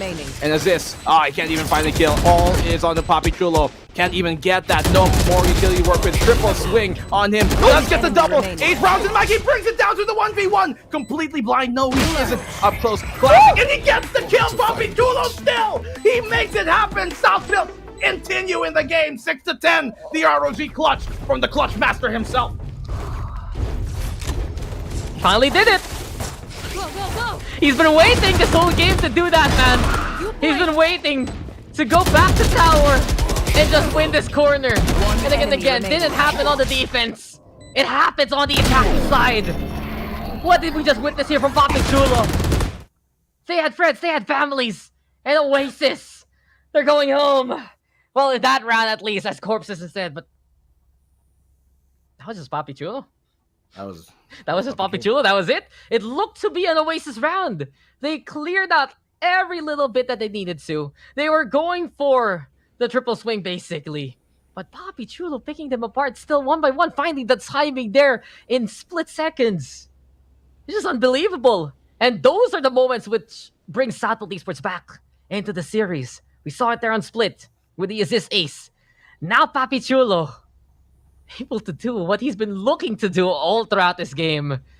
And I think for Papi Chulo, that was a more satisfying clutch than anything else he's ever accomplished, because he knows he's been shut down on the frag side this series at the starts. But now, 15 and going strong. SBE getting back again at the rhythm of things here in the second half. It took him the attacking side to get back into the tower there and be like, no, this is mine. He took him the attacking side to play his defensive position, but he will take it. Been missing that. Oh, here comes out that overdrive. Not shut down just yet. They have to be careful, Marky. So deadly with the mobility that can offer. Rolling Thunder, he dashes on in, gets a kill. Does almost find a second. Good damage done onto Ja. If he's stuck on that for longer, could have found another kill. But Wild Oreo here with the tour de force. It'll be so difficult for Southwood to try and shut down Envy. Low, but Wild Oreo going big, bro! 1v1. Envy does have his HP cut down super low. He takes that spike on back. Can retrieve a rifle here in this case. Ripper, he's got a judge. Very difficult to try and make on work out from at range, but they've also retrieved guns of their own. It's going to be so difficult for Pro to win, and he doesn't even retrieve any of the rifles while falling back. Yes, rushed it down towards that B site. Gives a chance for Oasis to enjoy the Emporium that just went into those sales before closing. Spike now planted. Interesting enough though, Ripper's still holding on to the judge. Never mind, he picks up the Vandal instead. It's Envy with the judge, so they felt like they couldn't go to the hole in time and go to B site along the way. So Pro might have a chance here. In this instance, he does have full armor. Do get the throw of the hunt for intel, but here we go again. Tower position has been the bread and butter of Southfield Esports, even though it has been a little bit stale recently. They're gonna go for it yet again. Pro right now with a spray on Envy. Rifle though on the other side. Ripper is the real challenger right now. Gets a tap. Pro though doesn't want to overcommit. Time is running out here for Oasis. And one more time and one more show. It's SBE who clutches at the same location with a different member. An ROG clutch again. Southfield now going for more. That's not the most consistent way at all to win a map, to win a series, to win a game. But what an exhilarating way for these round ends. That was huge though by Marky. He almost got the second kill on the shot. It was confirmed in the end by Wild Oreo, but who knows how things could have gone if he found that third kill right there already. The second kill rather right there. Bro, he didn't even delay time. He didn't even run away in the arcade. He just continued to fight that, but still winning it, knowing that that close range is where the Spectre can be the most effective. Gun round here for both sides. Oasis need to make their stand. And just unfortunate for Oasis because of the Marky distraction too. Could have gotten 2 kills, yes, but even better, Wild Oreo was ready to catch whoever would commit towards main. And that's why he was fragging out there with the tour de force. Now then, Wild Oreo on the board yet again. We're still not done though, because Aziz, even though he's done, Pro is right there to help him out. Aziz now getting back in the thick of things. Finding Wild Oreo along the way. Orbital strike though, gonna get used here by Flippy to buy some space for Southfield Esports. We know in these scenarios when SPE goes for real estate, we're really looking to get a better position against the opposition. Now then, Aziz finding Coco 2. Envy now, the next target here right behind the Radianite. Aziz though doesn't know he's there as of yet. Pro on the other side of him. Crossfire being set up here by Southfield Esports. Aziz getting the headshot anyway, and it's all Aziz again with the frags. 4 for the Neons, but you can see for Southfield Esports, give them a lull, and they will sing a lullaby to the opposition and say goodnight too. The deity himself has woken up. Aziz, another 4K in the round, and Southfield very close to getting themselves within that tied scoreline. They're going to need 2 more rounds to do it, though, and these ecos have been absolutely potent from Oasis. Great job, though, from Wild Ori to shut them down on that initial push, taking Ja out of the round early. But what avail? They don't get the round in there. Pro, smart idea to walk out of A main, give Aziz some bit of support because he was smoked on now, using his utility to the best extent as well. Perfect timing on those fault lines. Now the eco is forced upon Oasis once more. They do have the solo rifle though, and they've been very successful for the most part in winning these type of force buy rounds. The best part of this is just Oasis is trying to press play on the record player, but Southfield Esports, they know when to hit that pause button instead. Just the chance again to find that small bit of timing to slowly reset and then explode as soon as possible, and we're getting it here from SPE. This assault has been absolutely effective. Doesn't matter if Oasis Gaming gets the first prize because SPE can fight back. It's even worse when SPE are the ones who get the first kills, and look at Pro with the covering bar. Marky goes down. Everything left to Coco, but he's suppressed. He is just unhappy of the situation. And they have to back on away. Southfield Esports, these climbs have gotten harder and harder in the series, but they have made it work before. They're looking to do so yet again, and they're 1 round away from reaching base camps. 1 round away from tying up the game. It's about time for a timeout, I think, as well here, coming from Oasis' squad. Really have to slow down the momentum that Southfield is starting to build upon. We haven't really seen too big of a game from Ja just yet. Aziz and Papi Chulo picking up that slack. And Pro, he's found quite impactful frags, though the quantity of them just haven't been there yet. You leave Ja, try and lurk here towards Arcade. There's 2 people addressing him, though, here from Oasis' side. That's going to be Envy and Wild Oreo. Such a deadly combo to try and fight, and Ja has to make sure that he's not overcommitting here. He's going to be sandwiched. He can fall on back, taking that zip line in a safety. And this actually leaves in the B site right for the taking. But the thing is, Southfield, they're not in position to try and capitalize off of this. They can go now, but they don't know how open it actually is. Neon here on Aziz to try and give them that space early on. And Ja will be that backline to fend them off. Taken the site, yes, but can they hold on to it in the post plant? Rotating here from Southfield Esports. They were going for the underpass buy, but as soon as they noticed that rotation was there, Aziz quickly with the fast lane and giving cover for the rest of SPE to follow suit. Envy with a find on Aziz to start things off. Marky now into the backline, slides in to get rid of Ja. Pro though, ready for the trade, but Wild Orioles on site and ready to frag out. Flippy though into the corner, can't really do much there. Now the Pro though in this scenario, aftershock for the stall, but there's just no chance this time. Oasis Gaming, they went for the expedition, and even though they left behind that B side, they get back at it, and they will finally get around yet again. 9-11 now the score line, and for Oasis, this is why they build these early leads, because Southfield is just still there no matter what in this game. 2 rounds separates them. Timeout called here. Take a bit of a breather. Ja struggling in this map to get anything going, getting tagged up early. His timings being found, smothered by Oasis time and time again. Wild Oreo on the opposing end is at the top of that board, right along with Marky. Very similar scorelines they've even got going for themselves, 24 apiece. This die has been going in the fortune of Oasis, but South Built timeout. They got to rally behind this. This is their timeout for the half. This is where they need to get things done. If this goes to match point, we could be looking at Oasis securing the map here, securing the series and gaining their vengeance they have been long looking for ever since stage 1. Yeah, months and months have passed for that. So Oasis Gaming, they just can't falter the same way that's happened to them in some of the series that we've seen here. This is really going to be a testament to Oasis and their resilience if they can wrap it up neatly. The problem is, even if they get those first frags, I was talking about a while ago, South Built Esports, they're going to find the time to make the trades happen anyway. But in that last round, very convincing from Oasis compared to before. And I feel like for Oasis, if they want to play the aggression, they can actually surprise South Built here if they choose the lesser target. So South Built now, they feel like that's the plan here by Oasis. They're actually grouping up to one side. It's all of them on the south. And even if Ja is watching towards the left, the bulk of South Built anticipating the whole push from Oasis. Look at how many players here are addressing this A main push though. Oasis, 4-player stack. This could be deadly for South, but they might be walking into a trap. Too good to be true. They have to realize they burned that utility early though, and that gives them the idea that, hey, there's a lot of people here. Let's try the other way. Yeah, let's not. The thing is though, no? well, how about no?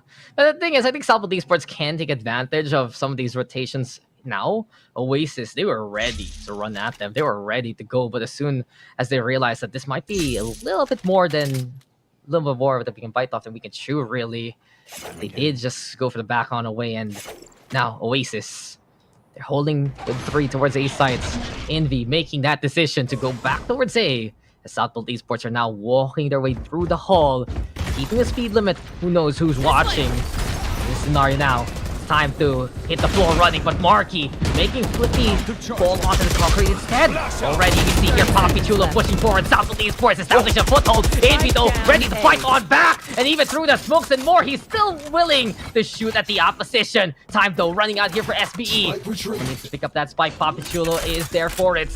Mark though now gonna get away from him. Here we go with a tour de force, but Wild Oreo does it better. Now then, it's the disadvantage to South Built Esports. They don't have the HP, they don't have the numbers, and they don't have the lives. Oasis Gaming, they'll put themselves on match point. It's time to see if the platter can be served here. Oasis, great retake, great hold, and the re-hit on the A side. Wrong call. The right moment here for Match Oasis. point. Perfectly placed to shut that down. And Ja has just been having himself a older game, not even able to find these kills. And that door going unwatched, getting punished. Pro did so much even while blind to get the kill. The rest of Oasis seemingly on point. That one round that they won 2 rounds ago on round 20 really helped get them back into this final round potentially here for South Built to make things happen. Oasis Gaming, they need to prevent the collapse from happening, and so far they made those strides. Early lead check and just recovery before South Built could really tie things up properly, and that gives a chance to Oasis right now to wrap things up. South Built are looking for the siege towards B side, but this is a retake, and Oasis is looking for Wild Oreo though with the timing onto assist. How do you even find that angle? The sprays do come through. Oh, look at Ja. The shots are there, and Ja, he's so low even. The shots right now are just looking perilous here at South Built Esports, and their odds are dwindling. Nightfall is there, and Oasis, they're trying to get into a better day. This might be their chance now. Marquito found by Flippy. Ripper on the board, and Oasis Gaming. It's time to see if the dinner bells are ringing here. Wild Oreo with another one, and here comes the flash. Frodo caught. Revenge is a dish best served cold. They've been simmering on it for months and months, and Oasis Gaming finally get back at SBE 2-1. It took all 3 maps, but for Oasis, this was a win they have been hungry for so long already. Long time coming as well from Oasis Gaming. They've been searching for this. You said Dax, they've been hunting for this win. They were prepared for this fight. Fracture goes their way, and they finally get the revenge they have been seeking. Man, it took a whole stage for them to get to this point once again. But South built so tough, so valiant in those efforts. But once again, heroics could not come in the end. Not the most consistent way to win a map. In this case, they get taken down. Finally, how the mighty have fallen here in our leaderboards. This is such a big win by Oasis Gaming. This propels them in a relatively secure slots into the playoffs alongside Team Secret. We're going to be just playing out these matches for seeding by that point. But on the flip side, South Built Esports now is a 2-4 standing. This win could be really the death sentence here for South Built Esports after everything is said and done, especially depending on how some of these brand announced games will go. And what better way for Oasis to get that revenge right if because of their victory, they're the ones who effectively eliminate South Built Esports. The mat, it'll need to check out in the next few days, but right now, it's not the best state for SPE whatsoever, our defending champions. Yet again, looking and staring at the abyss, and this time, there's just one hand left trying to stay by that cliffside. Oasis Gaming, an incredible first half, and at least a run there in the second to seal the deal, but you can really see for South Built Esports, they will always make any opponent work for it here, Black and Blue. Always not going down without a fight, and Oasis so prepared, so potent, and that fade of theirs has been really, I guess, the kryptonite that South Built struggled against. They beat them on split with it, yes, but there just isn't much left in the tank to continue on forward. All these clutches draining seemingly the energy here at the South Built, and struggling, especially on the opening halves of every single map, has been the bane of their existence. Punished for it. It's not a gambit they can continue to run, always taking the hard road here from stage 1, lower bracket run, and even in this series especially, always having to come back after such a dominating half from Oasis. Hasn't been too fortunate for them, and completely shutting down that tower take time and time on over. Only the second time we've actually seen South Built here play on Fracture this entire VCT stage. We didn't play that all during stage 1 and stage 2. It's only second time, so definitely is more experience on Oasis' side that gets them through the hump. When they got that one round back in around round 20, that signaled the begin of the ending here for South Built. The only chance they have now, Dax, in the leaderboard is if Brand Esports don't win their next upcoming match and South Built beat them on their final match of this group stage. That's a spicy one. These are very interesting implications. And in the end, it's a little interesting too that South Built Esports, they're more struggling on the Fracture defense compared to the attack, and that's rare to see from South Built, which is more of a renowned defensive team. And I think it's just because that in a map like this, it's a little bit predictable what South Built are doing. They're easily more overrun as Oasis has that speed. And I wonder how South Built are going to adjust on that side of the coin, because their attack, that was very, very stellar. They found so many ways to take that site so quickly, to put the flag of South Built towards A with Aziz leading it. But in the end, it just feels like overall in the series, there were just so many moments for South Built Esports that they couldn't string along for a complete victory. So congratulations and well done by Oasis Gaming. This was a win they have been looking for all throughout these months. And finally, they have been able to manifest that destiny. But guys, we're going for a break. We still got the interview and the panel to talk about what has happened for today. On the casting side, though, we're going to be signing on now. That's here with Black and Blue. You guys are tuning on into VCTPH. We'll see you guys in just a bit. Hurry up quick, El Jefe's coming soon. Sit up straight when she enters the room. Be enthused, but don't look too amused. This is her queendom, please respect her rule. Hurry up quick.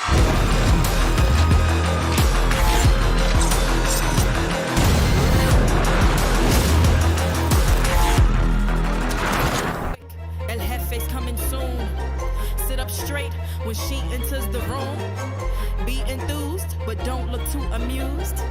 This is her queendom, please respect her rule. Smile in my face, would in my place, but act gully on cyberspace. Let's pump brakes, let's be frank. Running after him when you're the chase. You are the catch and he's the net. How quickly do we all forget to honor these small policies, my darling? You are the empress queen. Man, respect or he'll neglect. You are the wind beneath his wings.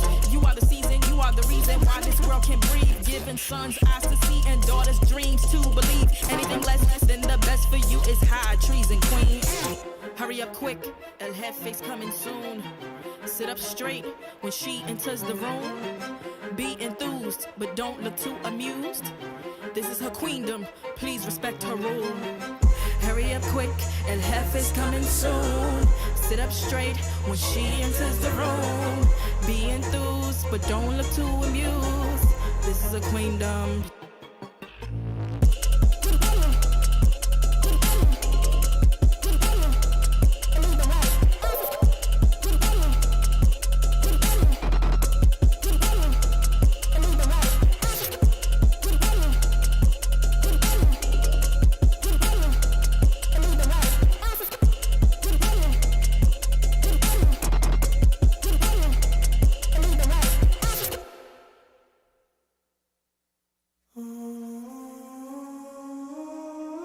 I just gotta flex, flex, flex on the lean. I just wanna rap, rap, rap to the beat. I just wanna back, cause I'm mean. I just gotta go back, I'm a freak.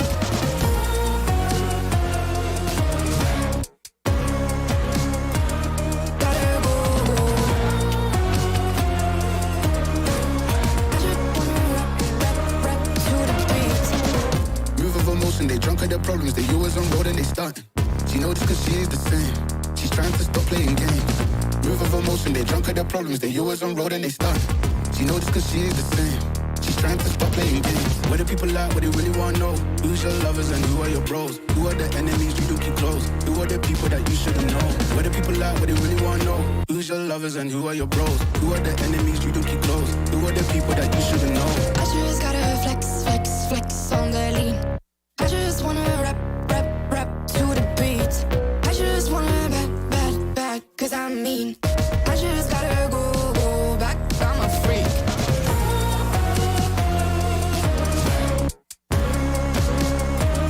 Gotta go. I just wanna rap to the beat.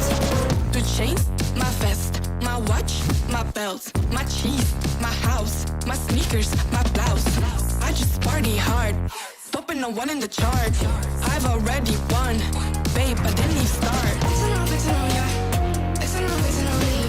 Flexing on ya, flexing on me. I just gotta go, but I wanna hold on. I can't let you go, but I gotta stay strong. Unless you heard it from me, then you ain't heard it from me. Got it from me, all the energy extra. You don't wanna see me with the hitters. Generations caught up, look how things will switch. People they're quick, now they wanna move out the bits. Boy wanna go to bitch, nah. Now I'm moving. I gotta do what I do. I'm really here on my ones now instead of 4 3s or 2s. And now it's F from Paris. I could have been effing you in Paris. I don't wait for the drop, I just flow from the pop.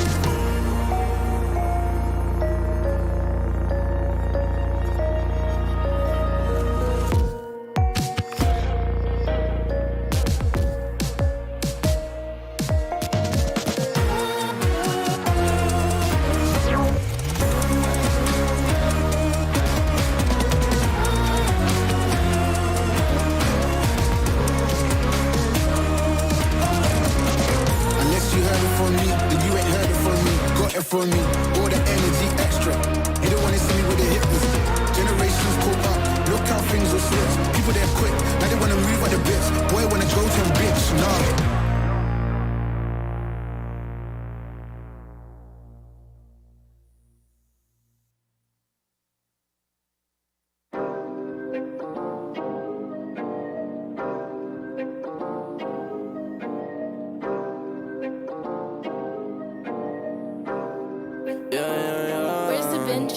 Working a 9 to 5, I had to go and feed the guys. Nobody did it right, I had to show them how to grind. I had to beat the odds, this is the life I live for God.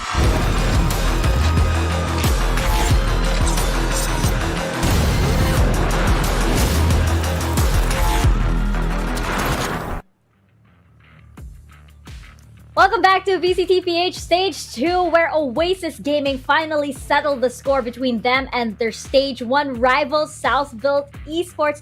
It is a 2-1 in favor of Oasis Gaming. Let's jump into our series highlights right now because that was such an intense series, and we both felt it on the sides of both of these teams that they were really fighting for something like, more than just the scoreline. There was something else on the line here, Fluffy, and of course, there was that storied history between these teams, but also for Southbuilt Esports, it was that victory.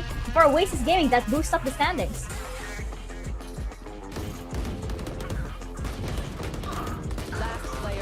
So Oasis Gaming has fallen from grace by SBE knocking them out of Stage 1. So they're coming back with a vengeance right here, taking a very grueling and close series, especially on the third map you see on the series highlights in front of you.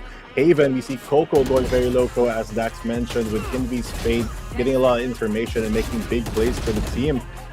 Overwhelming in a lot of ways the SBE slow playstyle, and even slower playstyle. They had this adjustment where they're running this no duelist comp, which I think favors the team a lot more, having the ability to re-hit and fake a lot more with that Astra pick as well. Moving on to the next map, we see Split, which is such a nail-biting match as well. Ending it a 7-5 isn't the greatest, considering that they were on the defending half, and SBE really showing their mettle, showing the veterancy and resiliency of that team comp, basically securing the win for them. Although we know that Wild Oreo and Aziz in that map going so big. Papi Chulo, especially the gatekeeper for Oasis, he's gonna be getting a lot of 1v4s on that Split map on the Cypher. And lastly, we have the Fracture map, which I think is a small adaptation from Oasis. They previously ran the Cypher, I believe, and they swapped it off to Wild Oreo playing the Chamber instead, losing out on the Trap, but gaining a bit more firepower in the team. But I would like to highlight on the Fracture map that also SBE, once they got their momentum rolling, it was a nail-biter till the end, because I wasn't even sure who was going to win at that point. A lot of clutches, multiple 1v3, 1v4 situations coming out of those veterans in themselves, but at the end of it, Oasis Gaming does reign, at least for this series, moving and securing their place for the playoffs. Yeah, and G10, SBE, this is heartbreaking for them, especially since, like Fluffy mentioned, there were some amazing, just like this one from Papi Chulo. There were some amazing rounds on Fracture, and this could have easily gone to them too. Yeah, I mean, honestly, SBE, they had a lot of clutches here. On Fracture, we did see quite a few clutches, but in my opinion, it is a symptom of a bigger problem, and that problem is that it always felt like they were on the back foot in the latter half of Fracture, even though they did put up quite the fight. This was one of the closest series I have seen so far, and man, the MVP definitely deserving it right here. Wild Oreo had such an amazing performance for all three maps, and in the game they were there to help out, but really Wild Oreo stayed really stalwart and really was a huge roadblock in whatever SBE had planned in either side, whether attacker or defender side. Yeah, speaking more of Wild Oreo, bringing out his dance moves to the stage for the first time. One of the few players in itself that has played across multiple roles in this series alone. We see him play Initiator on the first map on that Sky, and of course his signature Raise on the second map Split, yet moving still onto the Sentinel role for Fracture. So such a very important and impactful, flexible player in Wild Oreo. Yeah, and there's so few that can actually do this, like in one series alone. So it's definitely a treat to watch him, and definitely a treat for him to cap off the series as the MVP. We definitely love the various players here at the VCT. It makes it so exciting, and definitely for Oasis Gaming, he is definitely one of the aces, because now it's like you go up against Oasis Gaming, you are not sure what to expect with a player like this. And we can actually ask Oasis Gaming themselves how they feel about Wild Oreo and his diversity, especially since we finally have the coach on the line. We have Coach Wacky on the line for a quick interview. Hello. Welcome to our panel, Coach Wacky. Hello po. Congratulations on your win with Oasis Gaming. Now, you guys have such a storied history with Southbuilt Esports. How do you guys feel that the team has evolved since Stage 1? How have you been that impactful role in making sure that they innovate specifically for this match? Yeah, so since I'm just a new addition, I don't really know the history of SB and Oasis, but at least from the win right now, I got to see that the boys really enjoyed the series and they were really happy about the win. And when it comes to the innovation, I think we just really focus on our game rather than like anti-stratting and all that. We tried to see what we could do with double inish, what we could do with fade. So as you've seen the past few matches, we've been more experimental with our team comps. Now, that's probably an advantage in itself because you aren't, say, tainted with what happened in the past, and you're very, very much free to innovate and introduce new concepts. So, we heard from a very reliable and 511 Lasallian source that this is your first official VCT experience. So, how has that been for you so far?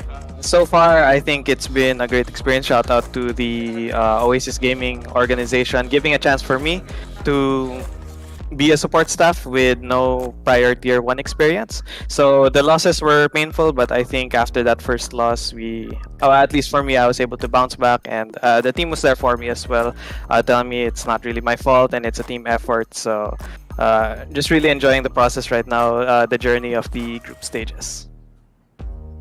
That really speaks a lot to how Oasis has such a great support system and is very much willing to give opportunities to talent. No matter, you don't need the experience, you don't need the pedigree, so to say, because great ideas can come from anywhere. Now, you guys will be up against RRQ tomorrow in, I believe, your final series of the group stages. How is the team feeling about that? I think we're kind of excited because I think we're kind of comfortable. We think we're already in the playoffs. We haven't really double checked on the math right there, but for RQ, I think we'll make the most of the last series, try out new stuff maybe, and hopefully it's gonna be surprising and exciting for RQ themselves and the audience. That might be a little thing as well. Like, don't look at the results and then just trust in the process and play the best game possible. Now, Coach Wacky, do you have any shoutouts that you'd like to give, especially to all of the supporters of Oasis Gaming watching right now? So, I would like to shout out to the fans, to our supporters, to the individual supporters of the players, such as their families. Shout out to Tatay ni Bri, watching from Saudi. Also to my family, and keep supporting us. Hopefully, you'll enjoy our games tomorrow. And also shout out to Fluffy02 for the lineups over there in Fracture and also on Haven. It really helped out us a lot. So yeah, thank you. All right, thank you so much. Congratulations on the win, Coach Wacky, and we are very excited to see your matches tomorrow. Oh, there you go. Oh, look at that. Keep crying, Fluff. No laughing. You got a shout out. I mean, the casters pointed it out, right? They're like, hey, those lineups, they look like they come from a very, very good source over there. So I think even the casters recognize the intelligence behind the lineups, and that is right here on the paddle. But yes, that is Oasis Gaming ending our series for today with that win. Let's actually take a look at the results for today. I believe we will see them up on your screens. Just to recap, we had, of course, Team Secret, no surprises there. But then, big surprise for RRQ today was a surprise G10. And I think, of course, everybody here was pretty much astounded by what they saw from RRQ. Yeah, RRQ, nobody expected them to come out the gate swinging that hard, getting that quick 2-0 against what looked to be one of the more consistent teams in the series, man. AE Pro has been insane with GN and Jin, but somehow RRQ, they found something in themselves. They dug down deep and really made AE Pro guess where they were going to be. They absolutely leveraged their aggression to get that 2-0. Now, SBE as well losing against Oasis, I think is a huge blow, because now SBE is in the elimination zone with now Esports.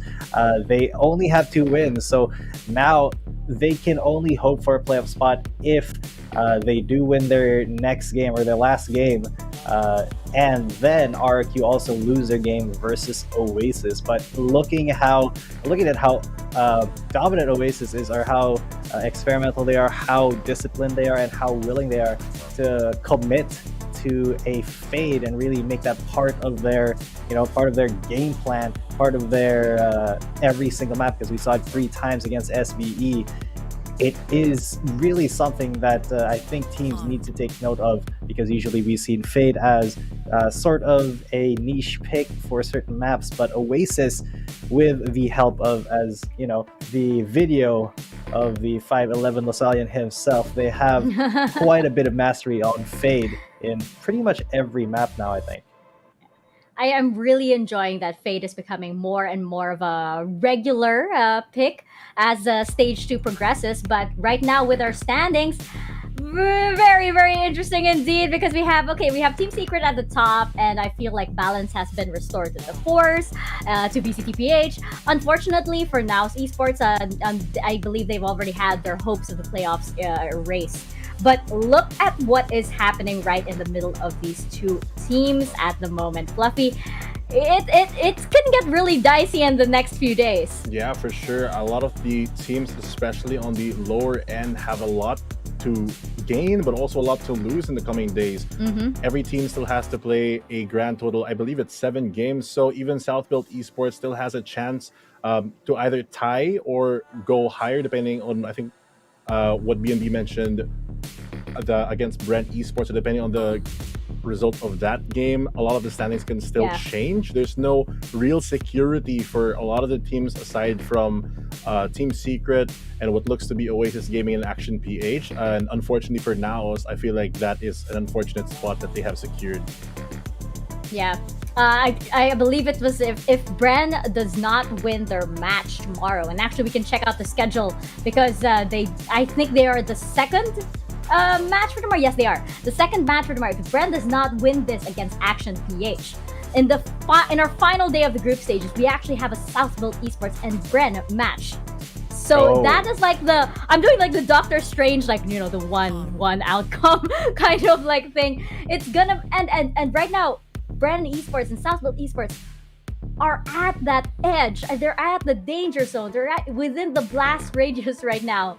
So that is probably going to be the most, intense match that day. So it's gonna run Bren Esports right now. But Action PH, as we can see, they can be a powerhouse indeed. We also have Now's Esports versus Team Secret. Can possibly play spoiler just a little bit for Team Secret to try and slow them down, and RRQ versus Oasis Gaming. Those are our matches for tomorrow, and of course that last match of the day. By the way, those I believe are the last matches for RRQ and Oasis. So that's right. Time is running out, and we can definitely feel it. Oh wow, I didn't think that everything, like, you know, from second place all the way to 7th would actually be able to change within a few days. Yeah, it's gonna be really interesting. I agree. I think just because we're close to the end doesn't mean it's the final positions for any of the teams or for the end of anyone in particular. The next 2 days really will show which teams really want it and will adapt faster to the ever-changing meta, because as we've seen in this game and other series, as a lot of teams are trying a lot of new stuff mid-tournament. So, you know, there could be anything really. Yeah. And as we have seen, you know, just one series can change the standings just like that. Suddenly, who is nearer the top comes crashing all the way down, and vice versa. So stay tuned, ladies and gentlemen. We're in for a bumpy ride as we wrap up the group stages. But of course, thank you so much to all of our sponsors for making the ride a little bit more bearable. Thank you so much to PPGL, the largest multi-game esports league in the country, together with Riot Games, for bringing the Valorant Champions Tour here in the Philippines. The VCT Challengers PH Stage 2 tournament is also sanctioned and overseen by the Games and Amusement Board. We would also like to thank our official sponsors. VCT Stage 2 Philippines Challengers is organized by Globe at Home. Fiber strong, family strong with the new G Fiber, only $29.99 on Globe at Home. Came with speeds to up to 150 Mbps, mabilis na, unlimited internet pa. To learn more, go to shop.globe.com.ph/broadband. And finally, VCT 2022 is brought to you by Asus Republic of Gamers. Get the powerful ROG Strix Scar series powered by up to the latest 12th generation Intel Core i9 processor to help you unleash the legend inside. No holds barred performance with a crisp QHD 240Hz esports ready display and improved intelligent cooling design with liquid metal. The ROG Strix Scar is the only choice for the best competitive advantage in any esports title. Go to ph.rog.gg/RGXVCT 2022 for more information about the ROG Strix Scar series. That is our show, ladies and gentlemen. On behalf of the prod team, the casters, my co-panelists Fluffy and G10, thank you guys so much for tuning in once again. We have got the final 2 days of the group stages coming up over the weekend, so don't you miss it. I've been Mika Fab. Stay safe, stay healthy, and we will see you guys tomorrow right here for VCTPH Stage 2. We going up, we headed to Mars. Taking them chances, making decisions, you know I'm never gonna lie. Till you let go, I'm copying all of who you gon' be inside. I cannot fake it, I gotta face it, I gotta do the time. You gotta wait, mate, for a great pay, make sure you're doing your job. Gotta deal with the patience, 200 every occasion. Going to different locations, how they got when I need some direction. Me and Vinci go up every session. Cook it up, yeah, you know it's no pressure. Yeah, you know how we do it, we all in. We can slow up and you never catch us. Working at 9 to 5, I had to go and feed the guys. Nobody did it right, I had to show them how to grind. I had to beat the odds, this is the life I live for God. Taking a step at a time, we going up, we headed to Mars. You know my slimes, they came from the bottom to top. They can define us, they tryna find us, boy, I know you with the ops. We're not the same, no, you can't compare me, I don't belong in the box. Don't try to play me, no, I'm not friendly, this is everything I got. Ain't no playing around, this is no playground. It no matter, I do what I say now. I'ma go give them something to say now. Got them stuck on my back like a spray ground. See, don't gotta complain. I'm a shooter, got eyes in my vein. They said that I would never make it, they thought I was crazy, they said I'm insane. Working at 9 to 5, I had to go and feed the guys. Nobody did it right, I had to show them how to grind. I had to beat the odds, this is the life I live for God. Taking a step at a time, we going up, we headed to Mars.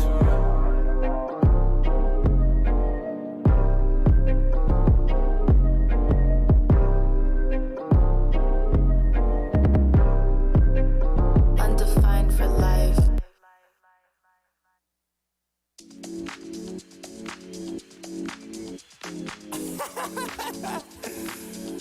Oh man, what you talking about, man? What? You so crazy, bruh. Wasn't too long before I realized a whole lot of truth just realized. Two groups faking the real guys, and both of them plotting on your meal size. Gotta be more, is this real life? Got a bad hand, but I still try. Try and knock me down and I still climb. I can see the promised land right over the hill line. And when I get there, yeah, we all gon' party. Learn how to surf cause the waves is gnarly. Gotta make the bread, gotta bake the barley. But it take a little time, be patient, darling. Working for the people, gotta rake them all in. But sometimes people make you hate your calling.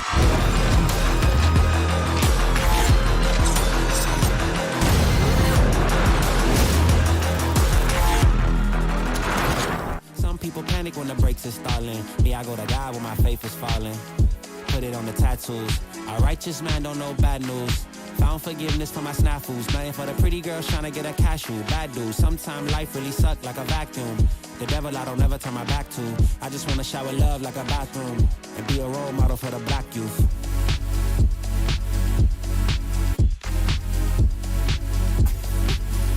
Here you go. Here you go again. Talking all that. What? What are you talking about, man? Wasn't too long before I realized a whole lot of truth just realized. Two groups faking the real guys, and both of them plotting on your meal size. Gotta be more, is this real life? Got a bad hand, but I still try. Trying to knock me down and I still climb. I can see the promised land right over the hill line. And I broke a lot of hearts in my lifetime, thinking that their heart wasn't like mine. Finally got through a lifeline, and I stumbled upon a right mind. Love showed up at the right time. Put her in a white dress, get the white wine.